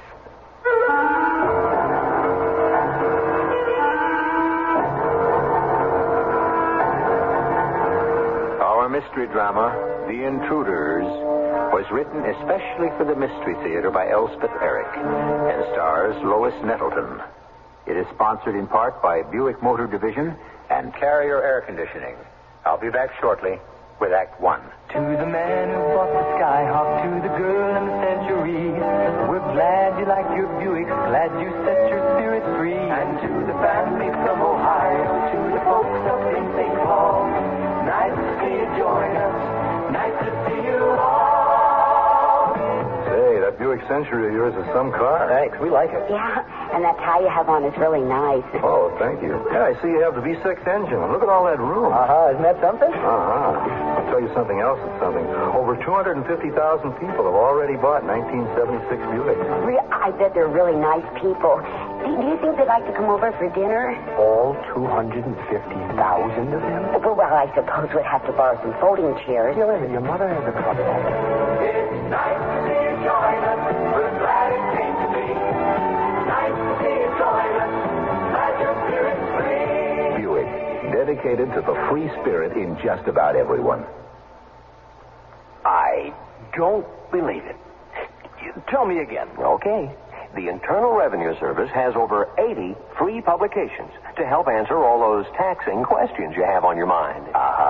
What if I'm a flagpole sitter whose pole was attacked by termites? All right. Flagpole, termites. It's publications 547 and 584.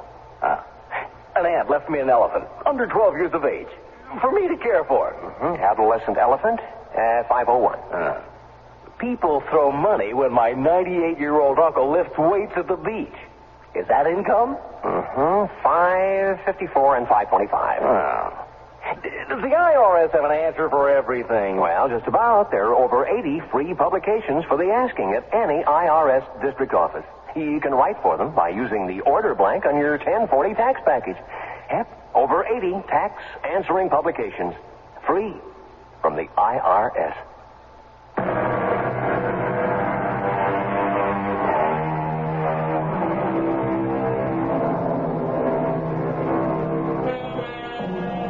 We all have minds, instincts, and desires.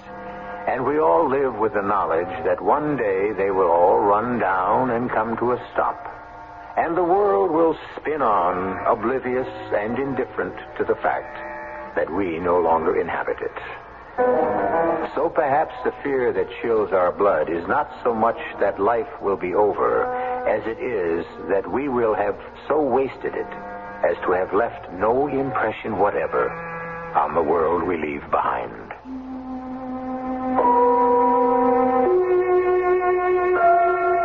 I walked the last half mile or so to the house because I wanted to come to it alone. I had dreamed of it nearly every night for 7 years. The serene old house, standing under great elms and oaks, built of the mellowest old field stone dug out of the resisting earth that surrounded it. And now, as I walked up the path and saw the front door, painted a soft olive green, the great brass knocker shining softly, I knew that I had done the right thing. I had come home. I pushed the door open. There was the great wide entrance hall. There was the gently curving staircase with its polished mahogany balustrades leading to the floor above, where now I was certain I would find my old bedroom just as I'd left it. Yes, I had done the right thing. I'd come home.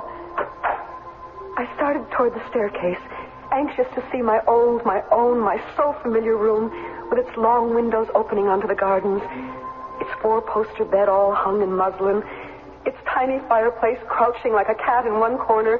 All would say, "Welcome home, Elaine. We're glad you've come." I had one foot on the first stair when something happened. I heard whispers.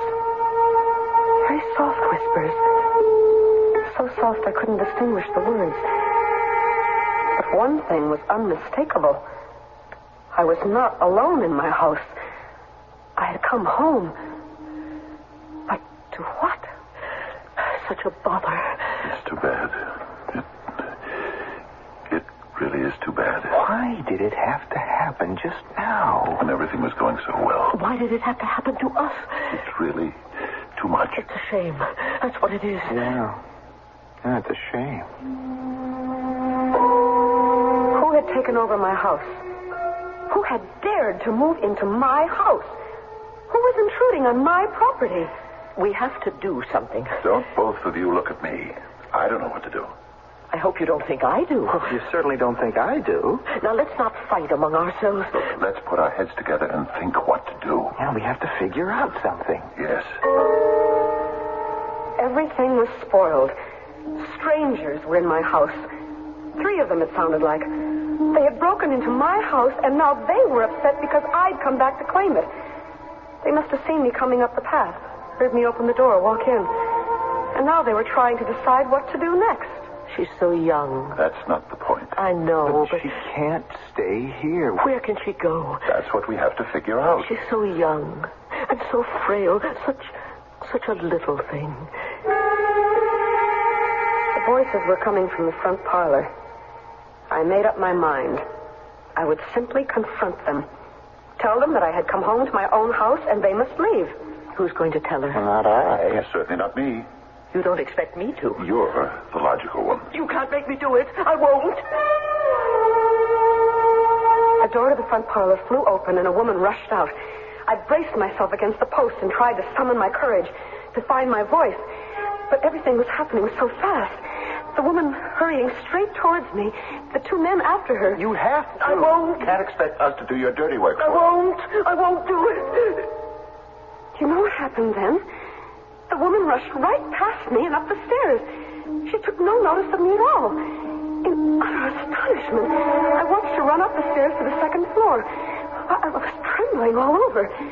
Everything was being spoiled. I'd come home and now my home was not mine. It was filled with intruders. I turned to see what the others, the 2 men, were doing. The door to the front parlor had closed again. They must have gone back in. I tiptoed across the hall and put my ear to the door. And I could hear them talking. It's up to you. Why not you? You're the head of the house. Not when it comes to things like this. Oh, you mean not when it comes to whatever you don't feel like doing? That'll be enough out of you. I am not going to argue with you. The door suddenly opened, and one of the men came out. He was rather young, which surprised me for some reason. About my own age, I would suppose. Handsome, with black hair and blazing eyes. I couldn't help but admire him. He strode angrily out of the room into the hall and slammed the door behind him. I watched him dash upstairs, 2 steps at a time. Perhaps to comfort the woman. Perhaps to enrage her further. Now there was only one of the intruders left. I would confront him, demand what right he had to be in my house, and order him to leave.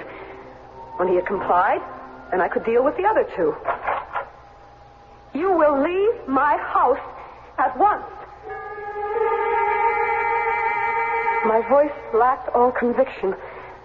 I was embarrassed, mortified.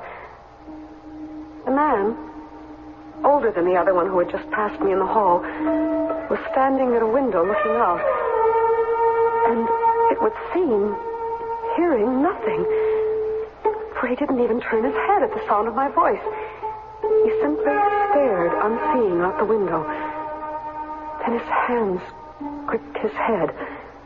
A quivering sigh turned into a deep sob. His whole great body shook, and his knees bent until they touched the floor. Lord. Help me, Lord. I cannot bear it. I cannot. Lord God in heaven, help me. Help me, or I am lost. I stood stock still at the door. All my anger had left me. All my indignation, all my resolve to rid my house of these usurpers. I had only a huge desire to cross over to him, put my arms around his big shoulders, and draw his head to my breast. Whatever his trouble, whatever his misery, I wanted only to comfort him. I did what I could. I did my best. Lord, you know I meant nothing but good. I never meant that things should be like this. I meant only the best. Only the best. I felt sobs in my own throat. A sympathy I had not known for years. A love for another human overcame me. A human I did not recognize, did not know. He turned slowly and started for the door. I held out both my arms. Forgive me. I'm sorry. So sorry for whatever it is that I have done. Then the most astounding thing happened. As I stepped forward to embrace him, he lifted his gaze from the floor, looked straight into my face, into my eyes, which by now were as full of tears as his own, and he said, "Am I never to be forgiven?" And having said those words, not to me, not to anyone, he walked to the door. The jacket of his coat brushed my dress as he walked past me to the door, which was open, went straight through into the hall, and vanished from my sight. I was alone in the parlor. Whatever I had expected my homecoming to be, it was not this. No, never this. To be the outsider in a place that belonged to me. I went upstairs. But before I reached the room that had always been mine, I passed another room. A big square room with a big double bed. And on it lay the woman. I crossed over to her. She was sleeping, but her lips moved. And I bent over to try to catch the words. Baby. Baby. Baby. That was all she said. But she kept saying it. Baby. Baby. I put my ear close to her mouth to try to catch another word, but I heard only baby, repeated over and over. Then I was suddenly aware, and I felt a chill sweep through me. I was aware that from her mouth, no breath escaped. Not a breath. There was no feeling of her breath upon my cheek. I ran from the room. Across the upstairs hall, the door to another room stood open. Inside, the young man with the black hair and blazing eyes was pacing up and down. I watched him for almost a minute from the doorway, but he never looked up or took any notice of me. Suddenly, he grabbed a vase of flowers from a table and dashed it to the floor. Damn! The explosion of his anger drove me away and downstairs. I ran to the back of the house, the kitchen. There, seated at the big work table, was the man. Not crying now, not making any sound whatsoever, but staring straight ahead with eyes that were bleak and passionless. He did not move as I entered the room. His big hands lay side by side on the table, palms down. Love and pity stirred me. I moved to where he sat and put both my hands over one of his. Still, he did not move. How could he not move, I thought. And then I realized that his hand, his big hand that lay in both of mine, had no substance at all. It was as though my hands held air. I touched nothing. I held nothing. The hand, big and strong and firm as it appeared to be, was nothing. And then I knew. Certainly and surely, I knew that I had come home to find my house inhabited by ghosts.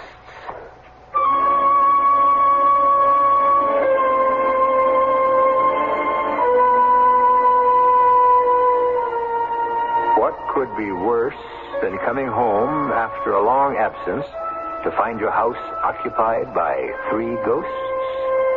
Well, I'll tell you what could be worse. To find that some persons had backed up a moving van to your door and made off with all your belongings. Or to discover that a fire had burned it to the ground. That would be worse. But 3 fairly civilized, seemingly non-violent ghosts? What's so bad about that? I'll be back shortly with Act 2.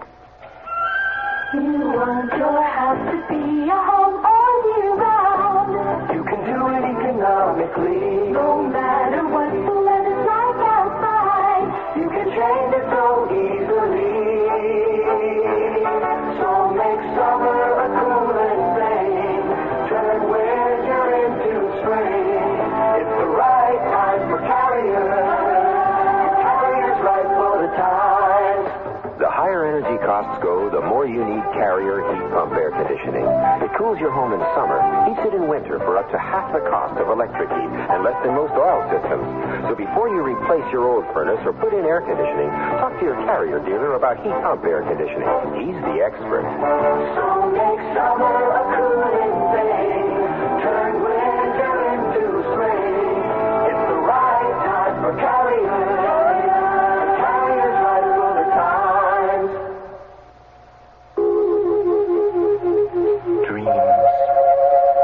We all seek to understand the many ways in which God reveals His Word. The book of Job says this about dreams. God speaks first in one way and then in another, but no one notices. He speaks in dreams and visions that come in the night.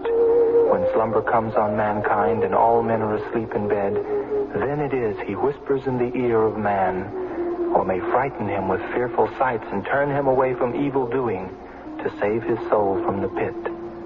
So listen to your dreams. They could guide you to new and positive directions. For your free booklet on dreams, write to the Foundation Church, 1147 First Avenue, New York, New York, 10021. That's the Foundation Church, 1147 First Avenue, New York, New York, 10021.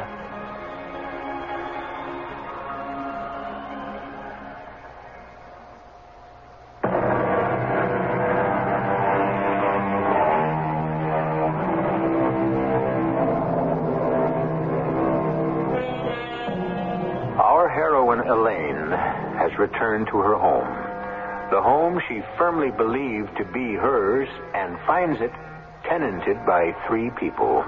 Or what she believed to be people, but who she has now decided must be ghosts.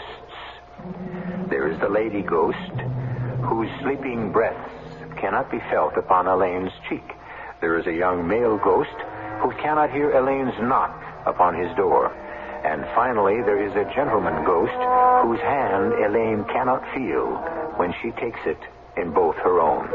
Feeling perplexed, but strangely not in the least frightened, I went upstairs. I opened the door just as I had opened it countless times before and went in. I heard something. To my astonishment, to my infinite delight, there was a fire burning in my tiny fireplace. How could this be? Had the three unhappy and quarrelsome ghosts been expecting me? Was it their way of saying welcome to the owner of the house? I sat down in the Windsor rocking chair that I remembered from long ago. Why, it even creaked in the old familiar way. How sensitive my ghosts must be to know that I would be disappointed if anything had changed, and my rocker did not still give off its well-remembered, its well-beloved little squeak. So, borne gently and sweetly into my own past, lulled by the creaking of the rocker and crackling of the fire, I drifted off to sleep.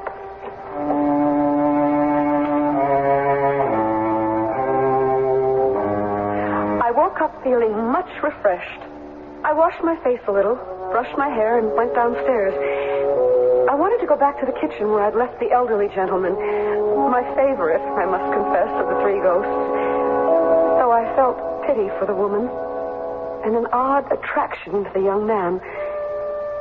This time, the old gentleman was not alone at the kitchen table. All three were there.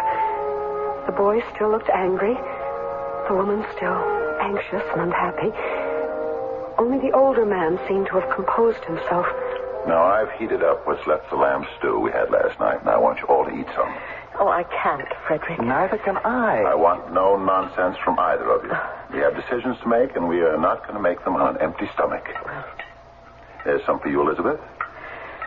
Now, eat it all. And, Fred, some for you. Now, come on, dig in. And some for me.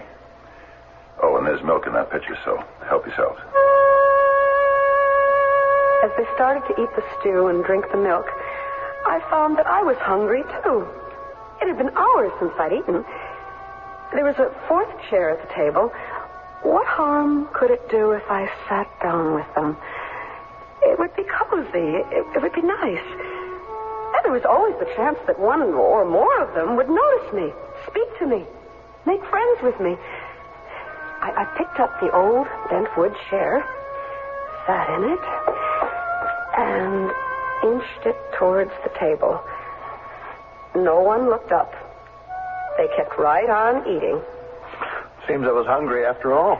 Of course you were. Didn't think I'd ever want to eat again. Not after this morning. That was dreadful. I don't think she even knew who I was. Well, the main trouble is this house. Yes, the house. She loves it. Too much. Yes, too much. What were they talking about? This house.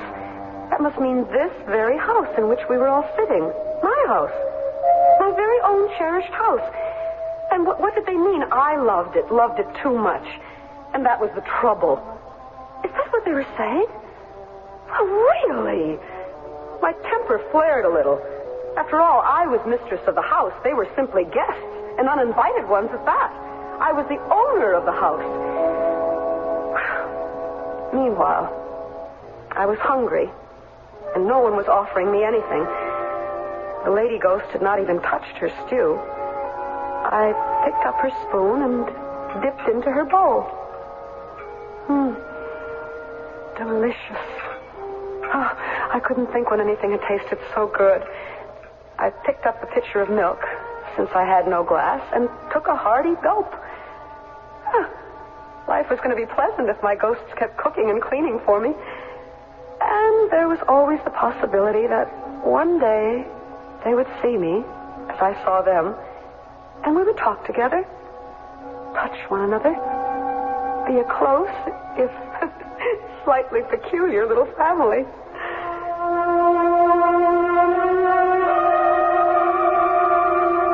watched them finish their luncheon. I volunteered a few remarks during the meal, and no one had paid the slightest attention. It was clear that I had not yet found the way to communicate with ghosts. I'll clear the table. I'll help. No, let Fritz do it. Oh, all right, Fritz? Okay.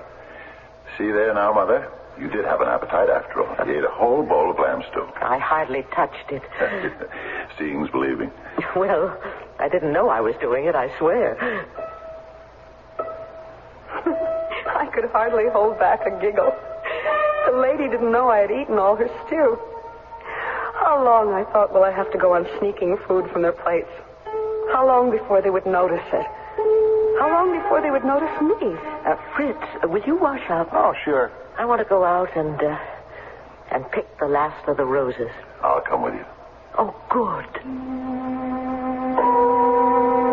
Those two must be husband and wife, I thought, as I watched them go out the back door, hand in hand, walking a little wearily, leaning each one a little on the other for support.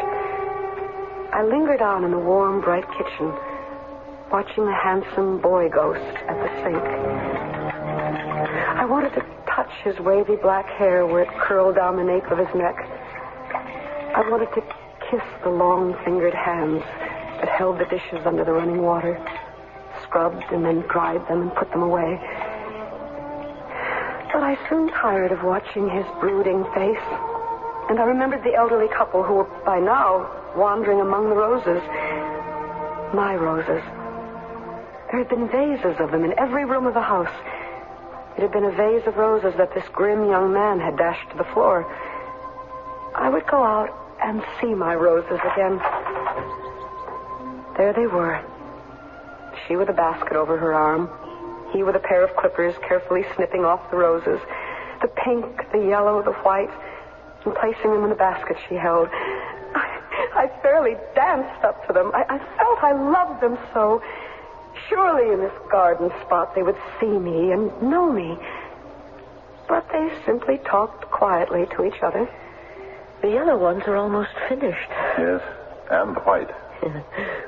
The yellow are my favorites. Well, we'll put in more next year. We always do that. But what for? One never knows. You may be right.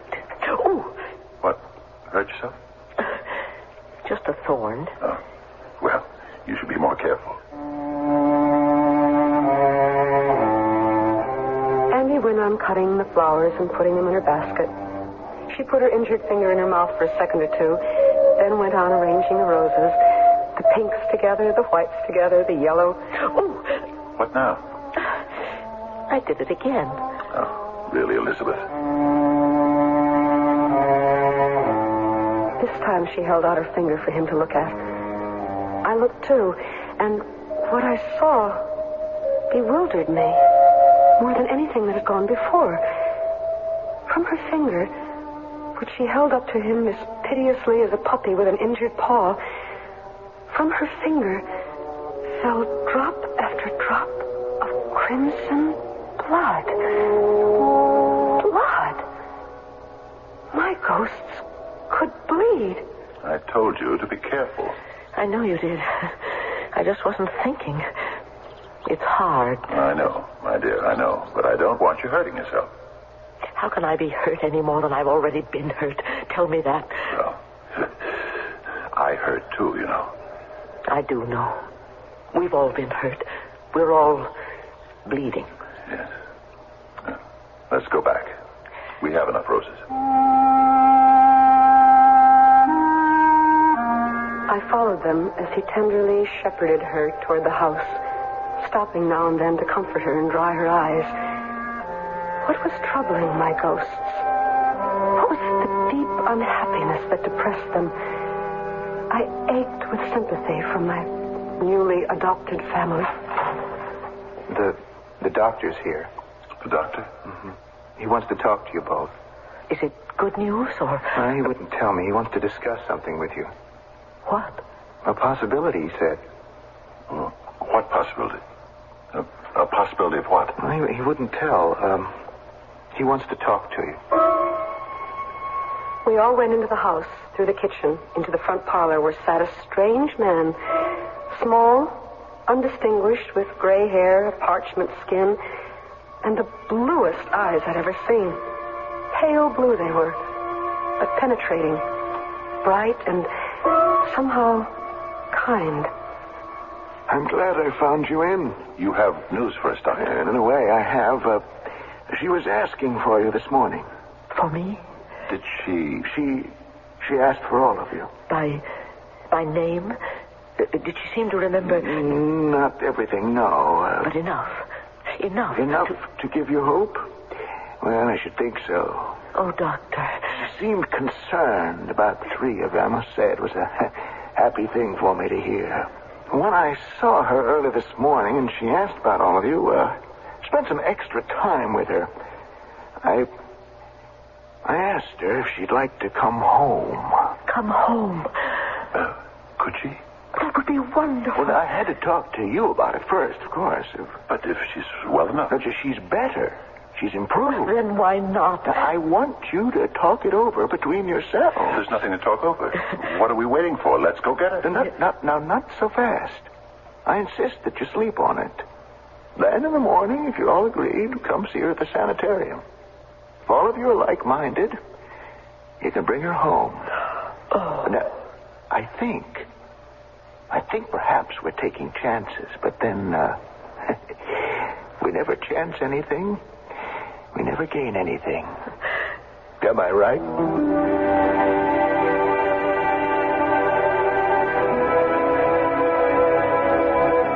Was the doctor a ghost as well?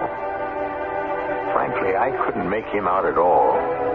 That bit of homely philosophy, life is full of risks, but we must risk something to gain something, that didn't sound much like a ghost to me.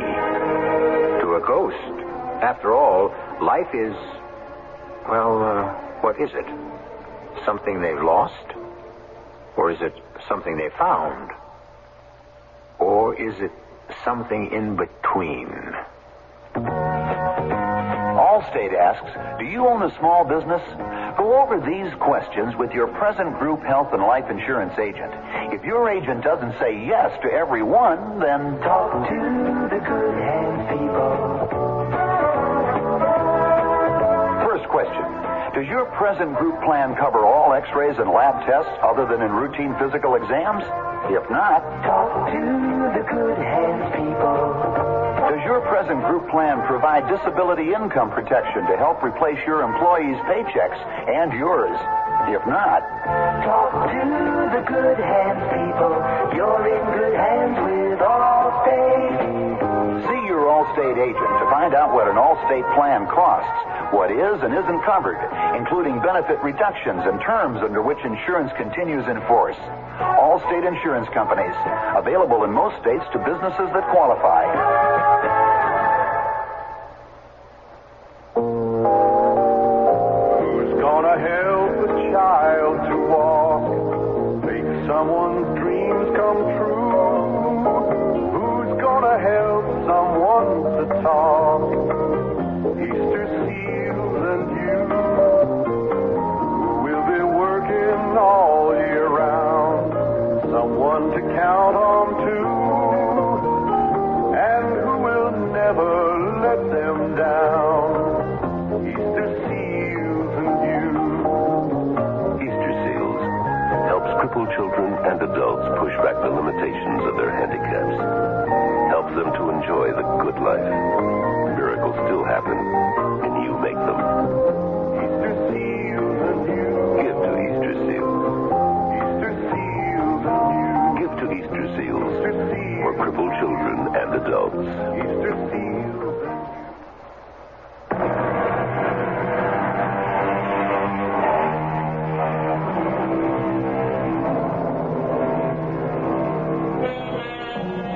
Our heroine at the end of Act 2 had made some slight progress toward establishing herself as mistress in her own house. She had met the three ghosts who dwelt there, though clearly they had not met her, being apparently quite oblivious of her presence. Still, she had developed real feeling for them, no matter how they ignored her. She had touched them, though they did not react. She had even sat down to luncheon with them.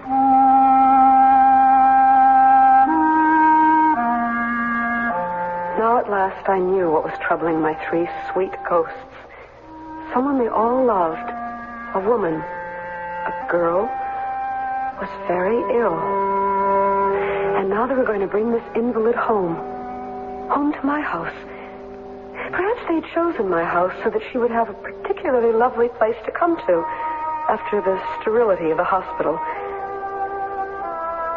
When I went to my pale blue room that night, there were fresh yellow roses in a white vase next to my bed. And surprise of surprises, my bed had been turned down. The blue and white coverlet had been neatly folded across the foot of the bed. The pillow and its embroidered slip had been plumped up at the head, and the turned-down corner revealed the loveliest of linen sheets. I laughed aloud in my great joy. My new family was about to be complete, and all of us would be very, very happy together. In the morning, I came downstairs to find them chattering excitedly. Fritz, we've decided you should not stay here. Why? Because three of us might be too much company for her. You know how she's behaved those other times. Oh, but Frederick, this time will be different. Remember what the doctor said. It's only a chance. That's more than we've had before. All right, all right. Fritz, you go over the whole house, and if you see anything at all, any bit of dust or piece of scrap, everything must be absolutely perfect. And be sure there's food in the icebox and plenty of soft drinks. Fritz will take care of everything. Everything. Now, don't excite yourself. How can I help it? My baby is coming home.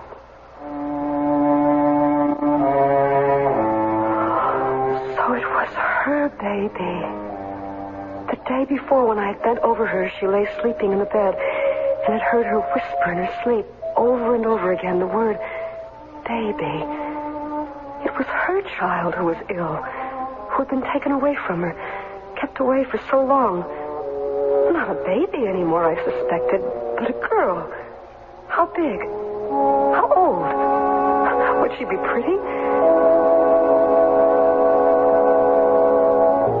The older man brought a car around to the front door. He left it for a minute to go inside to get his wife, and that gave me just enough time to clamber into the back seat and scrunch myself way down on the floor. That way they would never see me. For I was becoming more and more certain that the time was very near when they would see me, when I would introduce myself properly and offer to share my house with them forever. But not just yet. We must all wait till the family was complete, till the one I'd never seen had been brought back from the sanitarium, till she was settled in, felt comfortable. Then they would begin to see me, hear me, touch me, love me. It was only a short drive to the sanitarium. Tomorrow, she and I will go shopping for clothes. That's too soon. Well, next week then. Now, listen, we must be patient. Very gradual about this whole thing. I know. But let me dream. Dream away, darling. Dream away. I felt the car make a turn off the road to the right. Only then did I get up off the floor and look out the window. There stood a great white house. Pretty enough, though not nearly so handsome as mine. The couple got out and hurried up the broad marble steps and went inside. I slipped in with them before the door closed. The doctor I had seen at my house the day before came out of a room, greeted the man and his wife, and took them back with him into the same room. Once again, I managed to slip in before the door closed. I hid myself behind a chair. Please, sit down, both of you. Yes. Thank you. Well, now... How is she, Doctor? Yes. How is she this morning? Still improved? Well, I'm not sure. How can you be not sure? You talked to her. She still wants to come home. We have everything ready for her. Does she want to? Oh, yes. She still wants to come home more than before. Well, then. Well, wait. Doctor, there's more, isn't there? Yes. There's more. tell us? Well, she's anxious to come home, very anxious, but her attitude toward all of you... Yes. You said yesterday she was concerned for us. That's changed? Yes, sir, it's changed. Changed back. Back to what it was. To what it was when she first came here. Oh, no. It can't be that She hates us. She wants to kill us. Oh, no. Now, love and hate live together. You understand that, don't you? They live side by side in every human being. There is never just love, never just hate. Now, we have a glib-sounding word for it. Ambivalent. It sounds so impersonal, so technical. But believe me, its substance is anything but impersonal. It is a state of being that rips us apart every moment of our lives. It is the condition that brings great joy and great sorrow. A condition that rules us, confuses us, threatens to destroy us. It is, to put it briefly, it is the human condition. But what does all this mean? It means that Elaine is capable of loving you very greatly and hating you just as much. You see, there is an imbalance in her, so she rocks from one side to the other, unable to regulate her feelings. Now, if she goes home with you, you must bear this in mind. If she comes home with us. I wasn't paying much attention to what anybody said, especially the doctor, whose talk I didn't understand at all. Crouched as I was behind the chair, I simply wanted the whole thing to be over with, for them to be united with their darling girl and bring her back to my beautiful home so that we could start being a family. Yes? What's that? Oh, I understand. How long ago? Well, no, that's not too bad. No, I'll hold everything. I'll be right out. Excuse me, will you? Of course, Doctor. Was that call...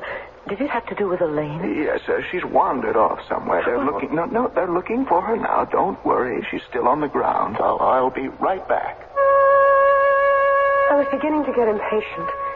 I was exhausted by my efforts to become part of their lives, to make them realize who I was and what I was and how important they were to me and how important I must become to them. I went up to them. I put my head in his lap. I took one of her hands in mine, and I kissed it over and over. Then the door opened. Doctor? What is it? I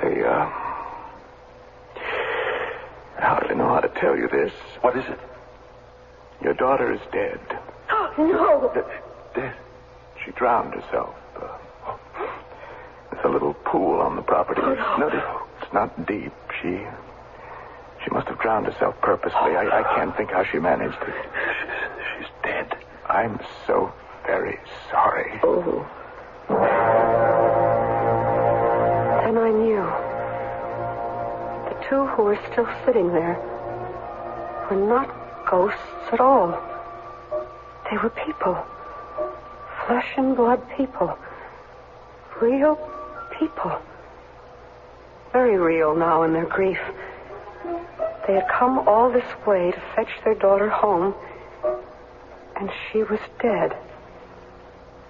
She had drowned herself in a little pool. I looked at my hands. There was water on my hands. And my hair was drenched in water. So very sorry. I wish there was something. There's nothing, Doctor. It happens sometimes when a patient feels the beginnings of his own recovery. Starts to feel afraid of what may lie ahead. Yes, I suppose. We see it rather often. It's hard to be sane. And they know it. We'll go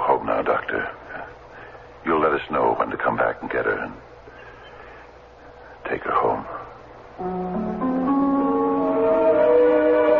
The doctor nodded his head, and the two people left. Slowly, walking slowly, out to the car, getting into the car and closing the door. I hardly knew what to do. In what relationship did we stand now? If they were living people, what was I? Clearly, I had been confused in my analysis of the whole situation. They were real people, and I was nothing more than a ghost. I still loved them, and I could not desert them. I slipped back through a back window and crouched down on the floor. They didn't say a word to each other all the way home. I had no idea what I was to do next. The boy I had thought to be a ghost and now knew was as real as the other two came out to meet them. And my heart was wrung with pity when I saw the look on his face. He'd expected her to get out of the car, not just them. And I wanted to run to him and say, but I'm here. You see, I'm right here. I'm really here. Only, of course, I couldn't do that. Because I was only a ghost.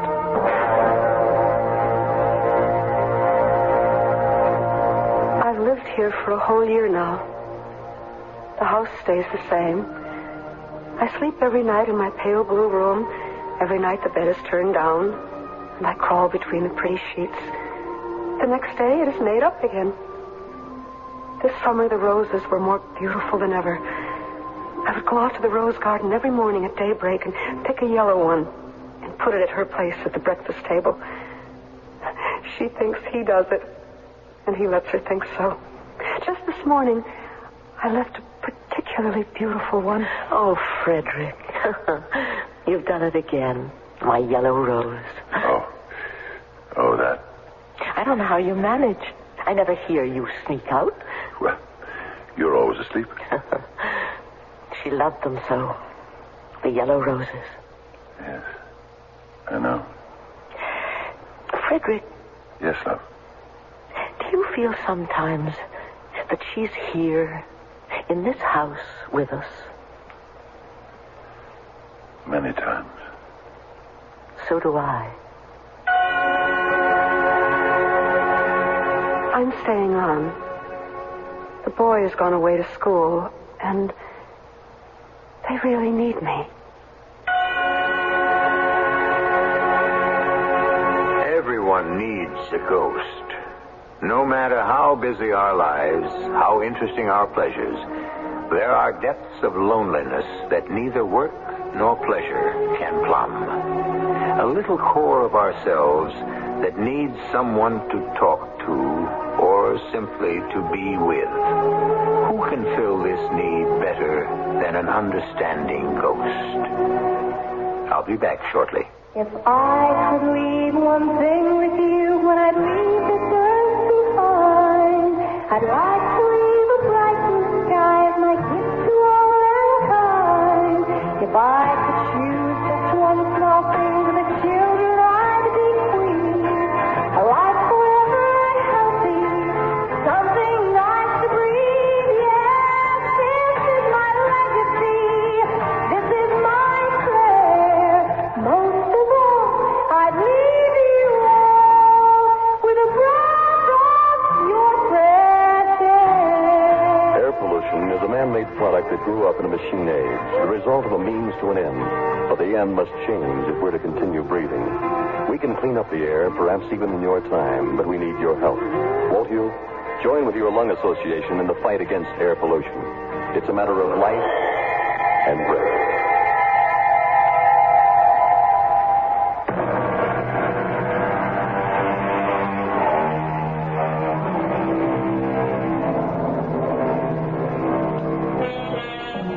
Yes, the more I think about it, the more certain I am that each of us not only needs a ghost, but has a ghost. We cannot see it or touch it or hear it, but it is there, and it keeps us company when there is no one else. A ghost, perhaps, is no more than a memory of someone once well loved. Our cast included Lois Nettleton, Carmen Matthews, Fred Gwynn, and Russell Horton. The entire production was under the direction of Himan Brown. And now, a preview of our next tale. It's all right, Carl. Just me. Allow Mr. Stevens here to look through the viewer. Well, you are about to meet the man you resemble so closely. I was looking through a viewer that fitted to my eyes like the mask on a periscope or an old stereopticon. By some trick of complementing mirrors, the entire room was revealed and somehow lighted at the same time, so that even though the drapes were drawn and the room, every detail was as clear as bright daylight. Too clear. As I looked at the man sitting on a chair facing me, I could feel my stomach churn like I was going to be sick. I was literally frozen with horror as I finally saw why Durward Drake had chosen to become a recluse. Radio Mystery Theater was sponsored in part by all state insurance companies. This is E.G. Marshall inviting you to return to our Mystery Theater for another adventure in the macabre. Until next time, pleasant dreams.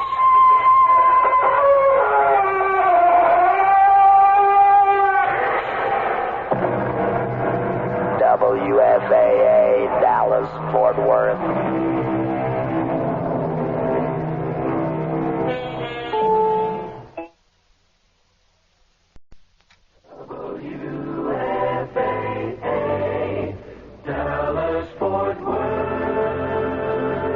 The CBS Radio Mystery Theater presents...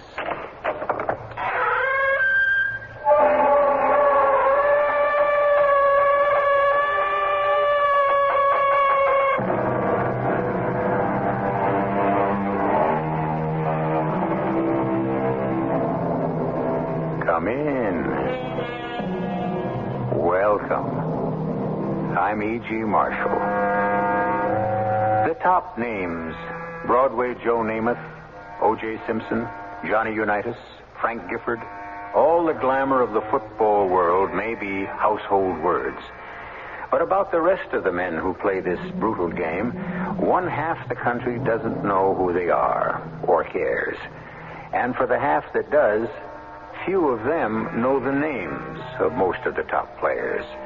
This is the story of one such guy who became the center of a bigger game even than the Super Bowl. I'm finally going to meet him? Not exactly meet him, but you'll see him. We made arrangements so that we can keep an eye on him from this room.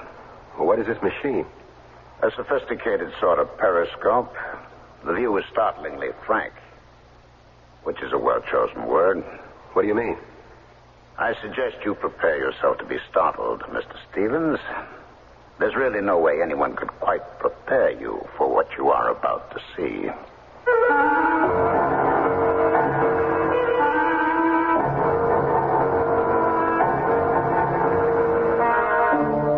Our mystery drama, The Spit and Image, was written especially for the Mystery Theater by Ian Martin and stars Michael Tolan. It is sponsored in part by all state insurance companies and Buick Motor Division. I'll be back shortly with Act One. You know, I just thought of something. Yeah? What's that? Well, over 250,000 people have already bought 1976 Buicks. Yeah? That's a lot of people. Yeah? Well, if you got all those people together, they'd probably disagree on nearly everything. Religion, politics, sports. I mean, people disagree on all that stuff, right? Mm-hmm. And yet all those people, over 250,000 of them, agree on Buicks. I think that's really socially significant, don't you? No. Buick, dedicated to the free spirit in just about everyone. I want that sinus medicine. Headache tablet? No, the sinus medicine that relieves headache and congestion, internal sinus pressure, and postnasal drip. You mean Sign-Off? Exactly. Compare Sign-Off tablets with anything you've ever taken for sinus. No sinus tablet you can buy relieves more symptoms. Sign-Off gives you a full dose of pure aspirin plus a powerful sinus drainer. Sign-Off works fast to help sinus pain while you drain. SINEOSS. Sign-Off, the sinus medicines in the bright red box. Take when needed, only as directed. Who's gonna help a child to walk? Make someone's dreams come true? Who's gonna help someone to talk? Easter seals and you, who will be working all year round. Someone to count on too, and who will never let them down. Easter seals and you. Easter Seals helps crippled children and adults push back the limitations of their handicaps. Helps them to enjoy the good life. Miracles still happen, and you make them. Easter seals and you. Give to Easter Seals. Easter seals and you. Give to Easter Seals Easter seals. for crippled children and adults. Easter seals and you.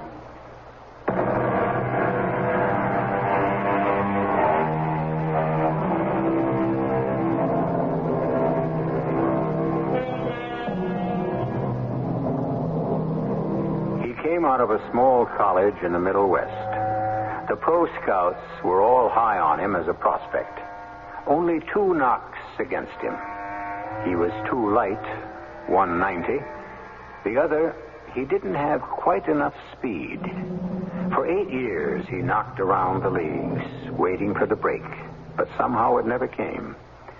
And one day he was 30, and Gil Stevens knew he had ridden the bench for his last season. It was time to look for a full-time job with a future. No more odd jobs. How could he have known that he was about to give his life to one of the oddest jobs anyone ever had?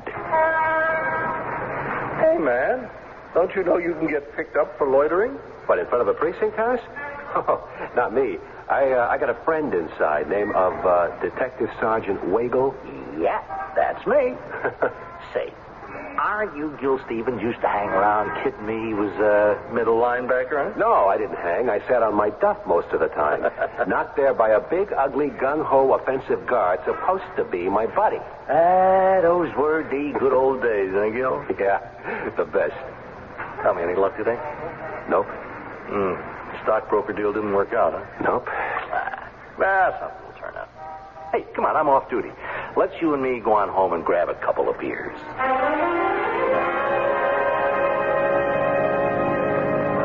We can pick up some stuff at the deli, get home, take our shoes off, knock a few back, Gil. No, I won't be staying, Deke.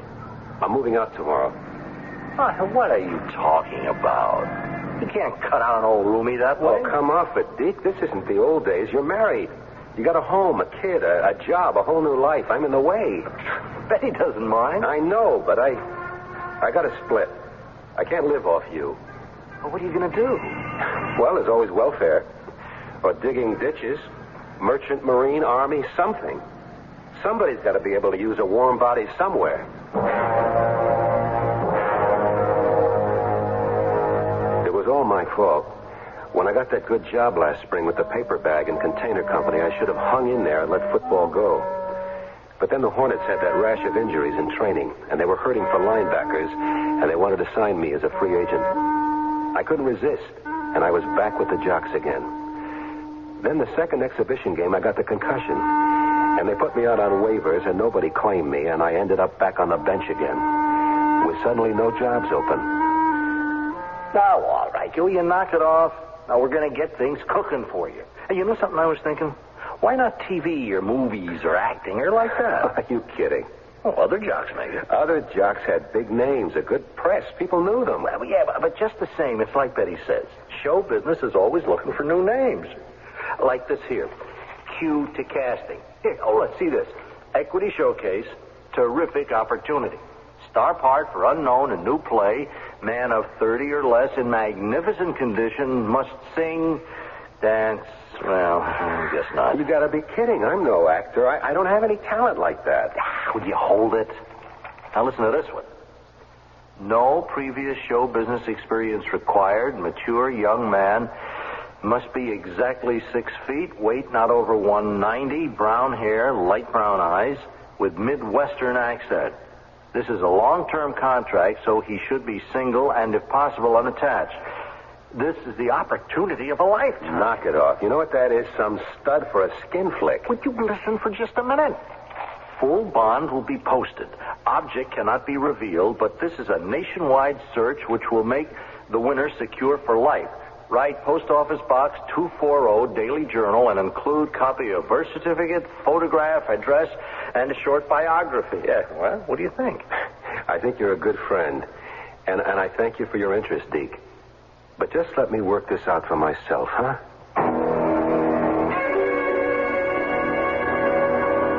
I had my All-State ring.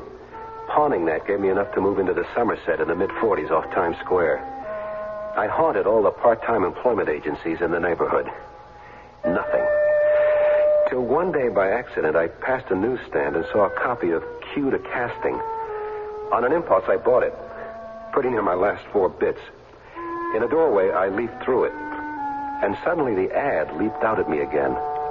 No previous show business required. What the devil, I couldn't lose. I wrote Box 240 and waited for an answer. It came 2 days later, a message at the hotel desk, and an appointment. If the sumptuous hotel and the office number, which turned out to be the penthouse suite, surprised me, my interviewer surprised me even more. Yes? I'm Gil Stevens. Oh, please, come in. You can take your things off and leave them there. My things? I meant your coat, hat, whatever. That'll be sufficient for the moment. Well, now, just a moment, Miss... Ewell, not like the Christmas log, Ewell. Oh, well, my name is Gil... Yes, I know. I recognize you from the picture you sent. I could have picked you out anywhere in the crowd. What does that mean? Just my mordant sense of humor. Mordant? It means... I know what it means. Caustic, sardonic, sarcastic. I only questioned it coming from you. Why? You picture me as the wholesome, all-American girl. Aren't you? I'm a factotum, all-purpose gopher, a secretary, Girl Friday, okay? You got me pegged. Hey, I didn't mean to get your back up. You didn't. Don't flatter yourself. Are you ready to answer some questions? I'm not sure. Maybe you're getting my back up. No, please. I'm sorry, don't go. Well, it's you couldn't know how important. To you? And you. What's so special about me? What is this whole gig, anyway? A perfectly legitimate business deal, if you're interested. Interested? I wouldn't kid you. I'm on the ropes. A job is what I need. I can tell you one thing, honestly. This is one you'll have the inside track on. Won't you sit down, Mr. Stevens, and let me ask you those questions? As long as it's just between us girls. Shoot. I wouldn't have been so flip if I'd known that it wasn't just between us. I wouldn't have been flip at all, even considering this was the most beautiful girl I'd ever seen in my life. I would have taken off and run like I'd intercepted a pass and there was nothing between me and the goal line. The only difference is once I'd crossed it, I'd have kept on running, right out of the stadium and the whole game, rather than ever meet the two I didn't know then were watching me through the one-way mirror on the wall beside the desk. Joebee the Hook and Nick Vados. It's miraculous, Joebee. I found him. Don't strain your brain. Turn on the sound, please. Sure, boys. See your driver's license, please? I suppose I don't have one. I want to check your age. Do you carry a birth certificate? No. Wedding license? What for? I never had the nerve. Here's the driver's license. Thank you. Born April 29th, 1946. That's incredible. That does it. The same sign as him. What's incredible? Oh, forgive me. I was just surprised. You're a Taurus, too. A what? A Taurus. The astrological sign that you were born under. Oh, that's bad? No, it's good. Oh. Do you have insurance? Yes, so far. What does that mean? Well, if I don't make the next payment, I guess it's kaput. I see. Who's the beneficiary? My mother. Where does she live? in Nebraska. Look, is all this necessary? You put everyone through this? No. So far, you're the only one. Well, why me? Because the moment I saw you, I knew you were going to be right for this job. And I think that my boss will be in complete agreement. Yeah, she's right. Cut the switch, Joebee. Let's go meet the new Mr. Durwood Drake. I couldn't figure it. Nothing made much sense. What job? What kind of job that depended on the way I looked? Whether I carried insurance? And the most far out of all, what astrological sign I was born under? But at least I might be about to learn something more. As an inner door opened and two men came in. One was short, squat, and fat. The other was huge, as tall as a basketball center and built as solid as a tackle. I estimated him at 285, with forearms pretty near as big as my thighs, except that on the end of the left one, instead of a hand, he wore a prosthetic device best described as a hook. It was the first time I knew for sure I was out of my depth, and I stood a good chance of drowning. Oh, I'd like you to meet my employer and his associate, Joebee. This is Mr. Gil Stevens. Yeah. And my boss, Mr. Nicholas Vadas. Mr. Vadas, this is Mr. Gil Stevens. No, he isn't. What? Or maybe you don't know it, but Karen, Joebee, and me already do. Starting as of now, you are the #1 mystery man in the world. And the richest. You, my friend, are Mr. Durwood Drake.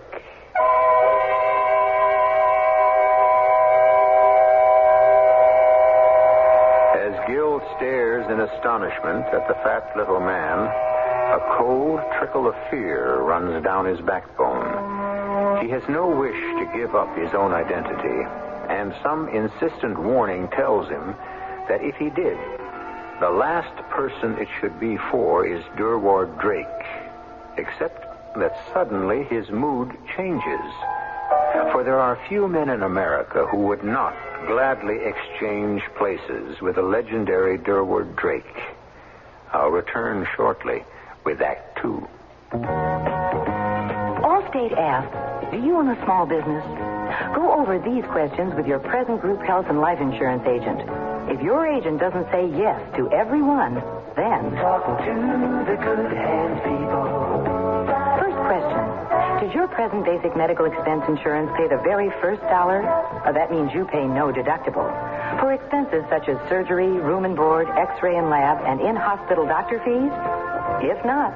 Talk to the good hands people. Does your present plan provide coverage for maternity expenses? If not... Talk to the good hands people. You're in good hands with Allstate. See your Allstate agent to find out what an Allstate plan costs, what is and isn't covered, including benefit reductions and terms under which insurance continues in force. Allstate Insurance Companies. Available in most states to businesses that qualify.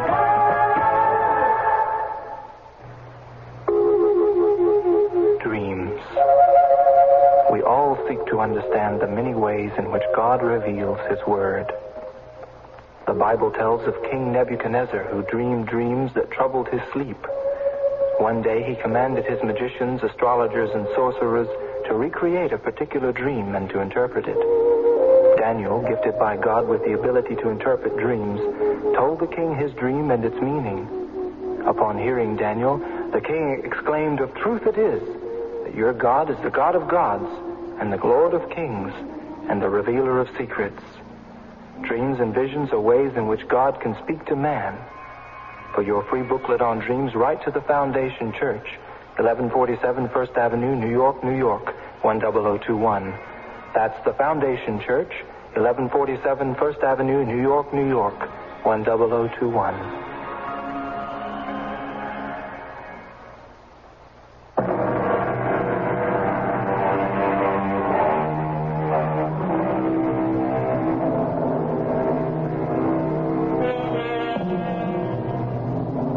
Durwood Drake.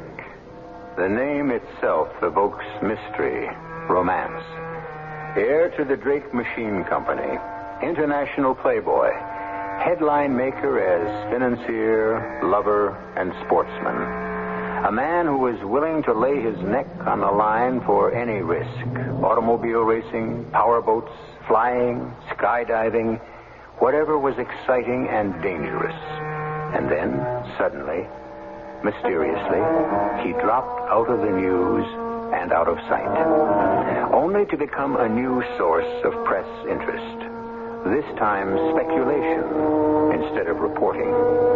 Whatever happened to Durward Drake? Protected by his billions, where does he hide? Why did one of America's foremost playboys suddenly disappear? Is Durward Drake alive or dead? Durward Drake? Why not? No one can tell you apart from him. Well, what does that mean? You look like him, sound like him. As well as I know him, if I didn't know that you were someone else, I'd swear that you were Durward. What was the name again? Mine? Gil Stevens. Excellent, Mr. Stevens. Now, suppose we get down to business. I'm not sure I want to. Now, this is a straight business proposition. We need your services for, say, a month to 6 weeks. $1,000 a day. $15,000 up front for the first 2 weeks. Deposited in any bank you say in your name. The rest after you have delivered the service we require of you. What service? There's nothing very complicated. Just pretend to be someone else temporarily. It's time the press and the media stopped questioning where you are. You're talking about Mr. Drake? Yes, that's right. You want me to take his place because I look like him? It's taken a lot of money, time, advertising to dig you up. Supposing I told you no. I'd turn you over to Joebee. You'd be his problem. And I'd keep on advertising till I found someone else close enough to handle things. What do you mean, turn me over to Joebee? Well, you already know too much to let you go. Hey, back off, man. You don't mean you'd have me, killed?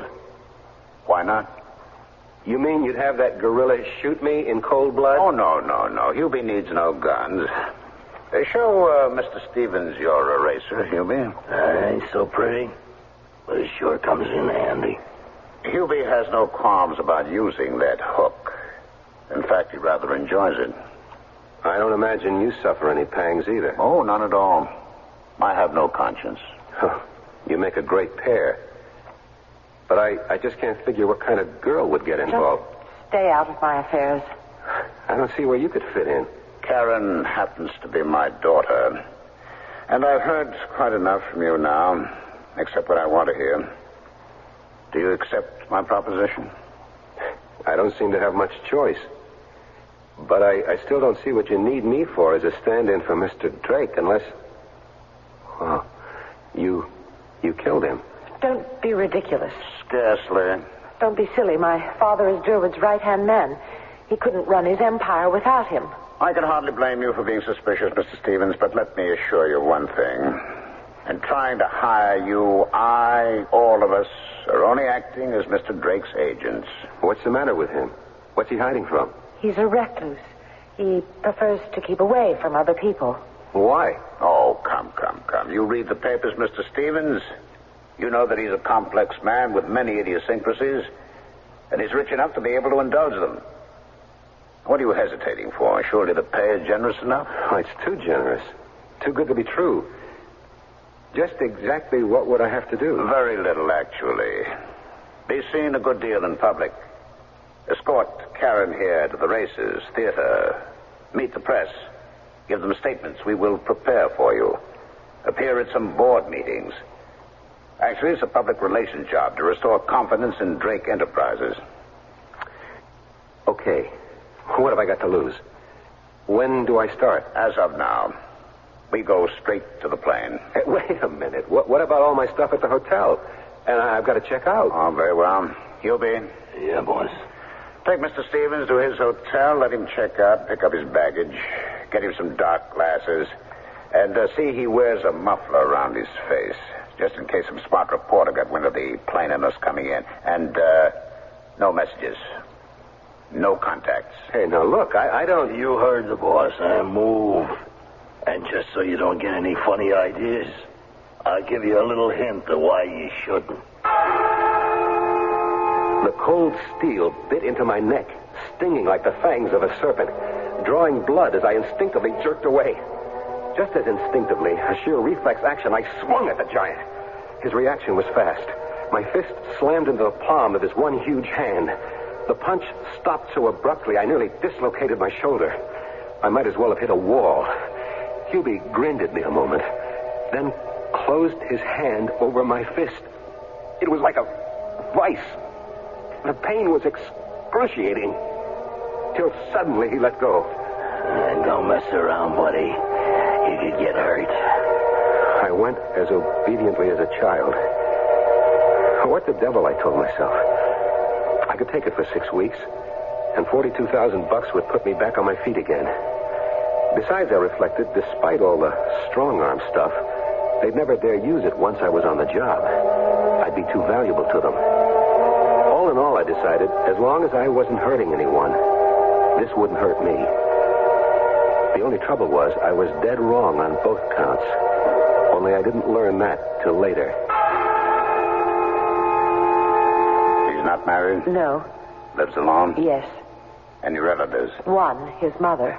Where does she live? Nebraska. What town? I don't know. I'll find out. Why?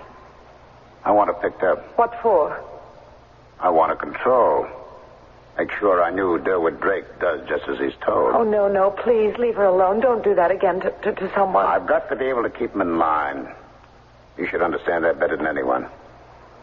Come on, let's get to the plane. I can't just drop out of sight like I fell off the earth, Mr. Ewell. What'd you call me? Mr. Ewell. The name is Vados.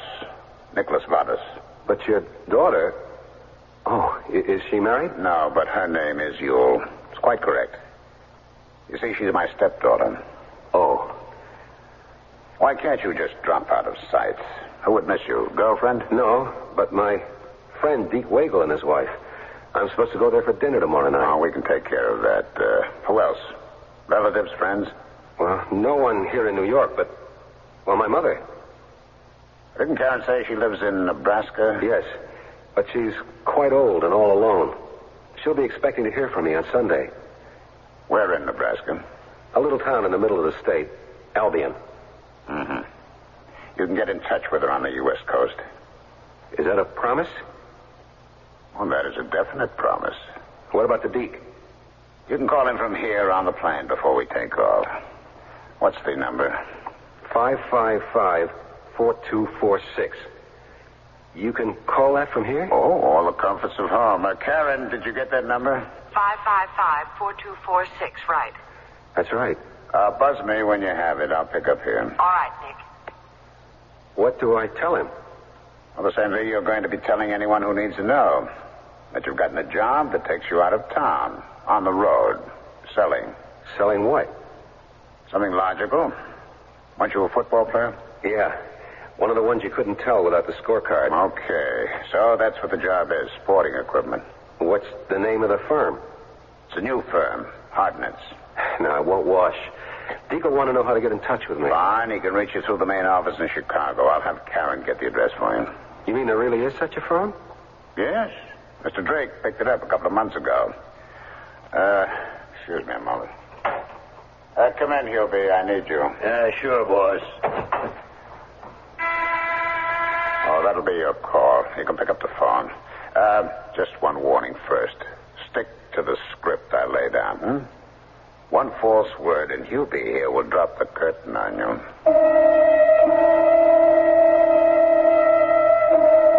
Deke wasn't home, but I broke my news to Betty, who was delighted I'd gotten a job and wrote down the address Karen brought me. I kind of dragged out the call because somehow I felt that when I hung up, I was cutting my last link with the past, and in an oddball way, with myself. But finally I did, and within 15 minutes we were airborne. The plane was something else. A 707 laid out like a penthouse apartment, with bedrooms, living room, office, kitchen, and dining room. While Vados worked in the office, I got Karen to mix me a drink and join me so I could ask some questions. You might as well have a look at what's in the envelopes. Oh, what is it? Pictures of Derwood. I mean, Mr. Drake. Well, here's looking at you before I look at him. It's a better acquaintance. Please, don't do that. You're a funny girl. I can't figure you out. Don't try. Stick to business. Open the envelope. Okay. Is this the way he looks now? Those were taken some time ago before he went into hiding. And you think I look that much like him? Once you grow a mustache and we get your hair dyed darker. I don't particularly see it. I do. Boy, when you talk and look at me like that, I could almost forget what a... Go ahead. Finish it. No, it doesn't matter. Where are we heading for? Vegas. Las Vegas? Oh, I thought Mr. Drake, was out of the country somewhere. He was. He isn't anymore. You sure he's alive? Oh, yes. Quite sure. Then what's the point of me? Who needs me? He does. Why? That is something he'll have to tell you himself. That was all I could get out of Karen, or Nick Vados, or Hubie. The man of mystery that I was hired to double for remained as much a man of mystery as ever. Till we got to Vegas. The plane landed, and a helicopter was waiting to lift us back into the hills to a cleverly concealed complex of building, masked from the air by trees and surrounded by an electrified fence. The security was tighter than Fort Knox. I got some notion of why from my introduction to Durward Drake. All right, Mr. Stevens. You're about to find out the answer to many of your questions. I'm going to meet Mr. Drake? Not exactly meet him. He's not very sociable. But you may see him. I think that perhaps will explain a great deal. Well, where are you taking me? To the room next to his. We have found it advisable to make arrangements so that we can keep an eye on him. It's all right, Carl. Just me. Allow Mr. Stevens here to look through the viewer. Well, you are about to meet the man you resemble so closely. I was looking through a viewer that fitted to my eyes like the mask on a periscope or an old stereopticon.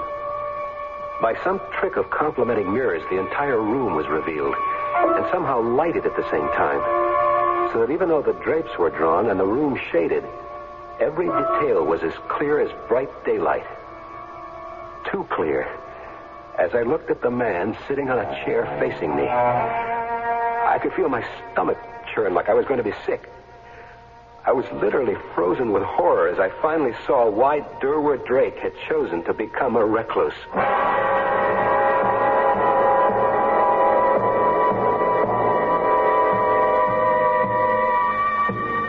What is Gil seeing through that strange device that is revolting him? What had happened to the man whose disappearance from society had so intrigued and mystified not only his own countrymen, but half the world? I shall return shortly with Act 3. If you went into a Buick dealer's between now and April 30th, do you know what would happen? Well, if you ordered one of 4 cars with a list of specially selected options, you'd get a vinyl top at no extra charge. Like that Skylark over in the corner. Order one with sport mirrors, a rally tilt steering wheel, body side stripes, and vinyl buckets. And Buick pops for the top. To find out about other cars, talk to your Buick dealer. He knows all that stuff. Buick, dedicated to the free spirit in just about everyone. Here are some statistics for people who aren't taking their high blood pressure seriously. If your blood pressure is 150 over 100, subtract 16 years from your life, and chances are 3 times greater you'll have a stroke, 5 times greater you'll have a heart attack. But your future can be normal and healthy if you do treat your high blood pressure seriously. See a doctor. Get back on your treatment. And this time, stick with it. Treat your high blood pressure and live. A public service message of this station and the Advertising Council. Hi, this is Lloyd Bridges with a favor to ask of you. Would you take a minute, just 60 seconds out of your busy day and listen? Really listen to the radio? I wouldn't intrude like this, except that I have an important message for you from the March of Dimes. Now, here it is. America's #1 child health problem is birth defects. Not measles, not mumps, not the common cold, but birth defects. And the speed with which science finds the answers to that problem depends on you. Not someone else, you. Your generosity to the March of Dimes will add to the fund that supports the massive research needed to find those answers. And if you won't help, can you be sure anyone will? And if no one helps, can any of us ever hope that future generations will see the day when every child will be born free from the threat of birth defects? Please, before you go back to business as usual, show your support for this vital work. Give generously to the March of Dimes.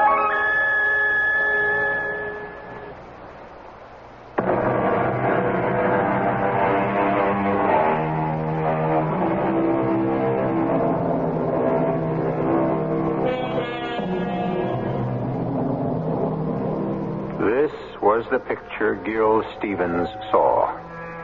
A travesty of his own face, barely recognizable, like the distorted reflection in a carnival mirror.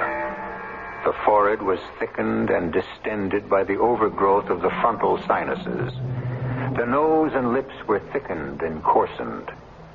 The whole head was gigantic in comparison with the body that supported it, as were the huge hands and feet. It was a sight at once so horrible and repellent that though he wanted to shut it out, he was held as though spellbound. Good Lord. What happened to him? The medical name is acromegaly, a form of giantism. It's caused by hyperfunction of the pituitary. Can't anything be done about it?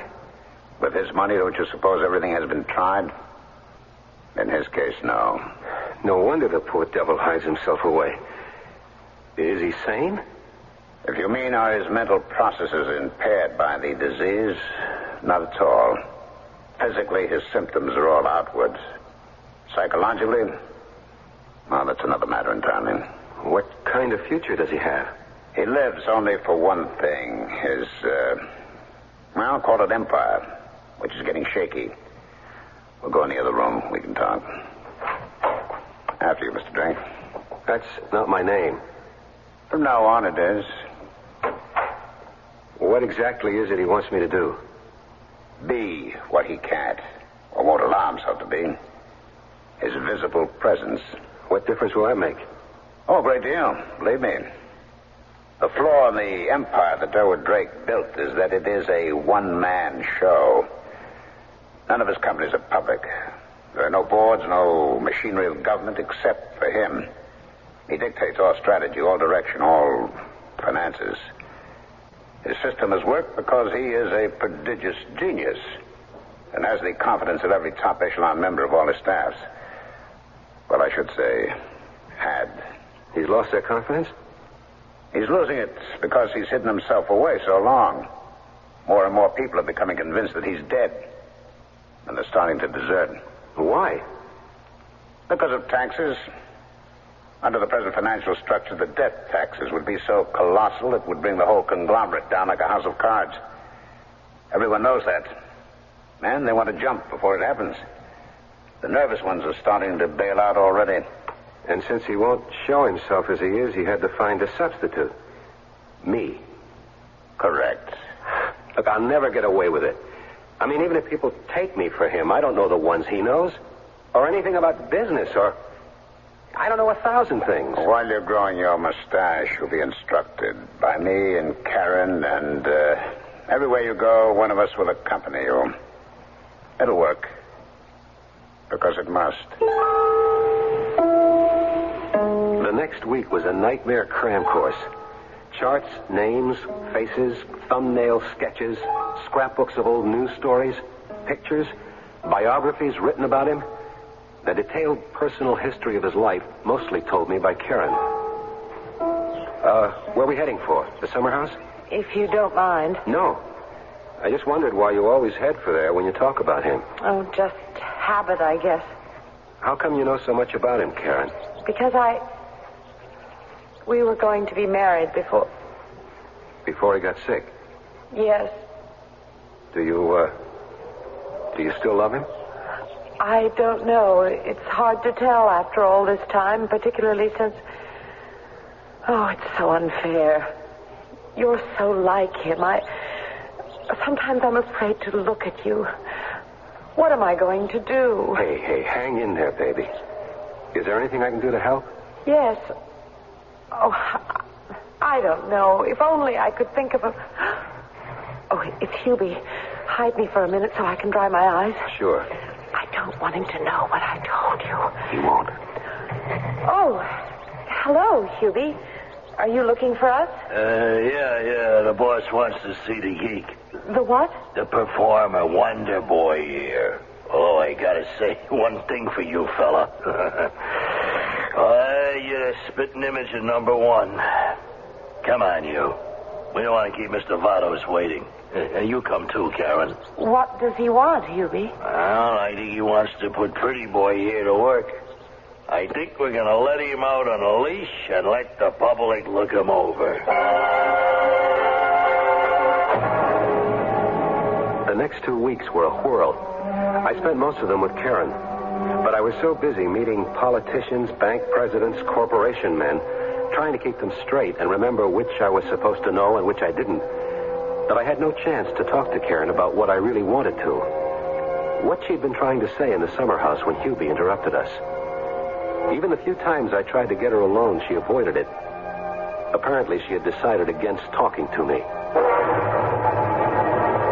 And then late one afternoon, while she was instructing me on people I would meet the next day, she led me to the summer house. This tall man with the heavy horn-rimmed glasses is chairman of the board of Roswell Refineries. You know him casually, as well as the other people in these pictures. Here, let's sit down. You look them over, and I'll identify them for you. Keep concentrating as if you were memorizing the pictures. I have to talk to you. This is wife? I'm listening. That's she. First name, Marjorie. He's dying. I just found out. It changes everything. Mr. Drake? Yes. Vados isn't trying to save the Empire. He's pirating it. How can he do that? Through you. He'll teach you to forge Durwood's signature. Durwood can't sign for himself anymore. Why not? The disease is spreading. He's almost blind.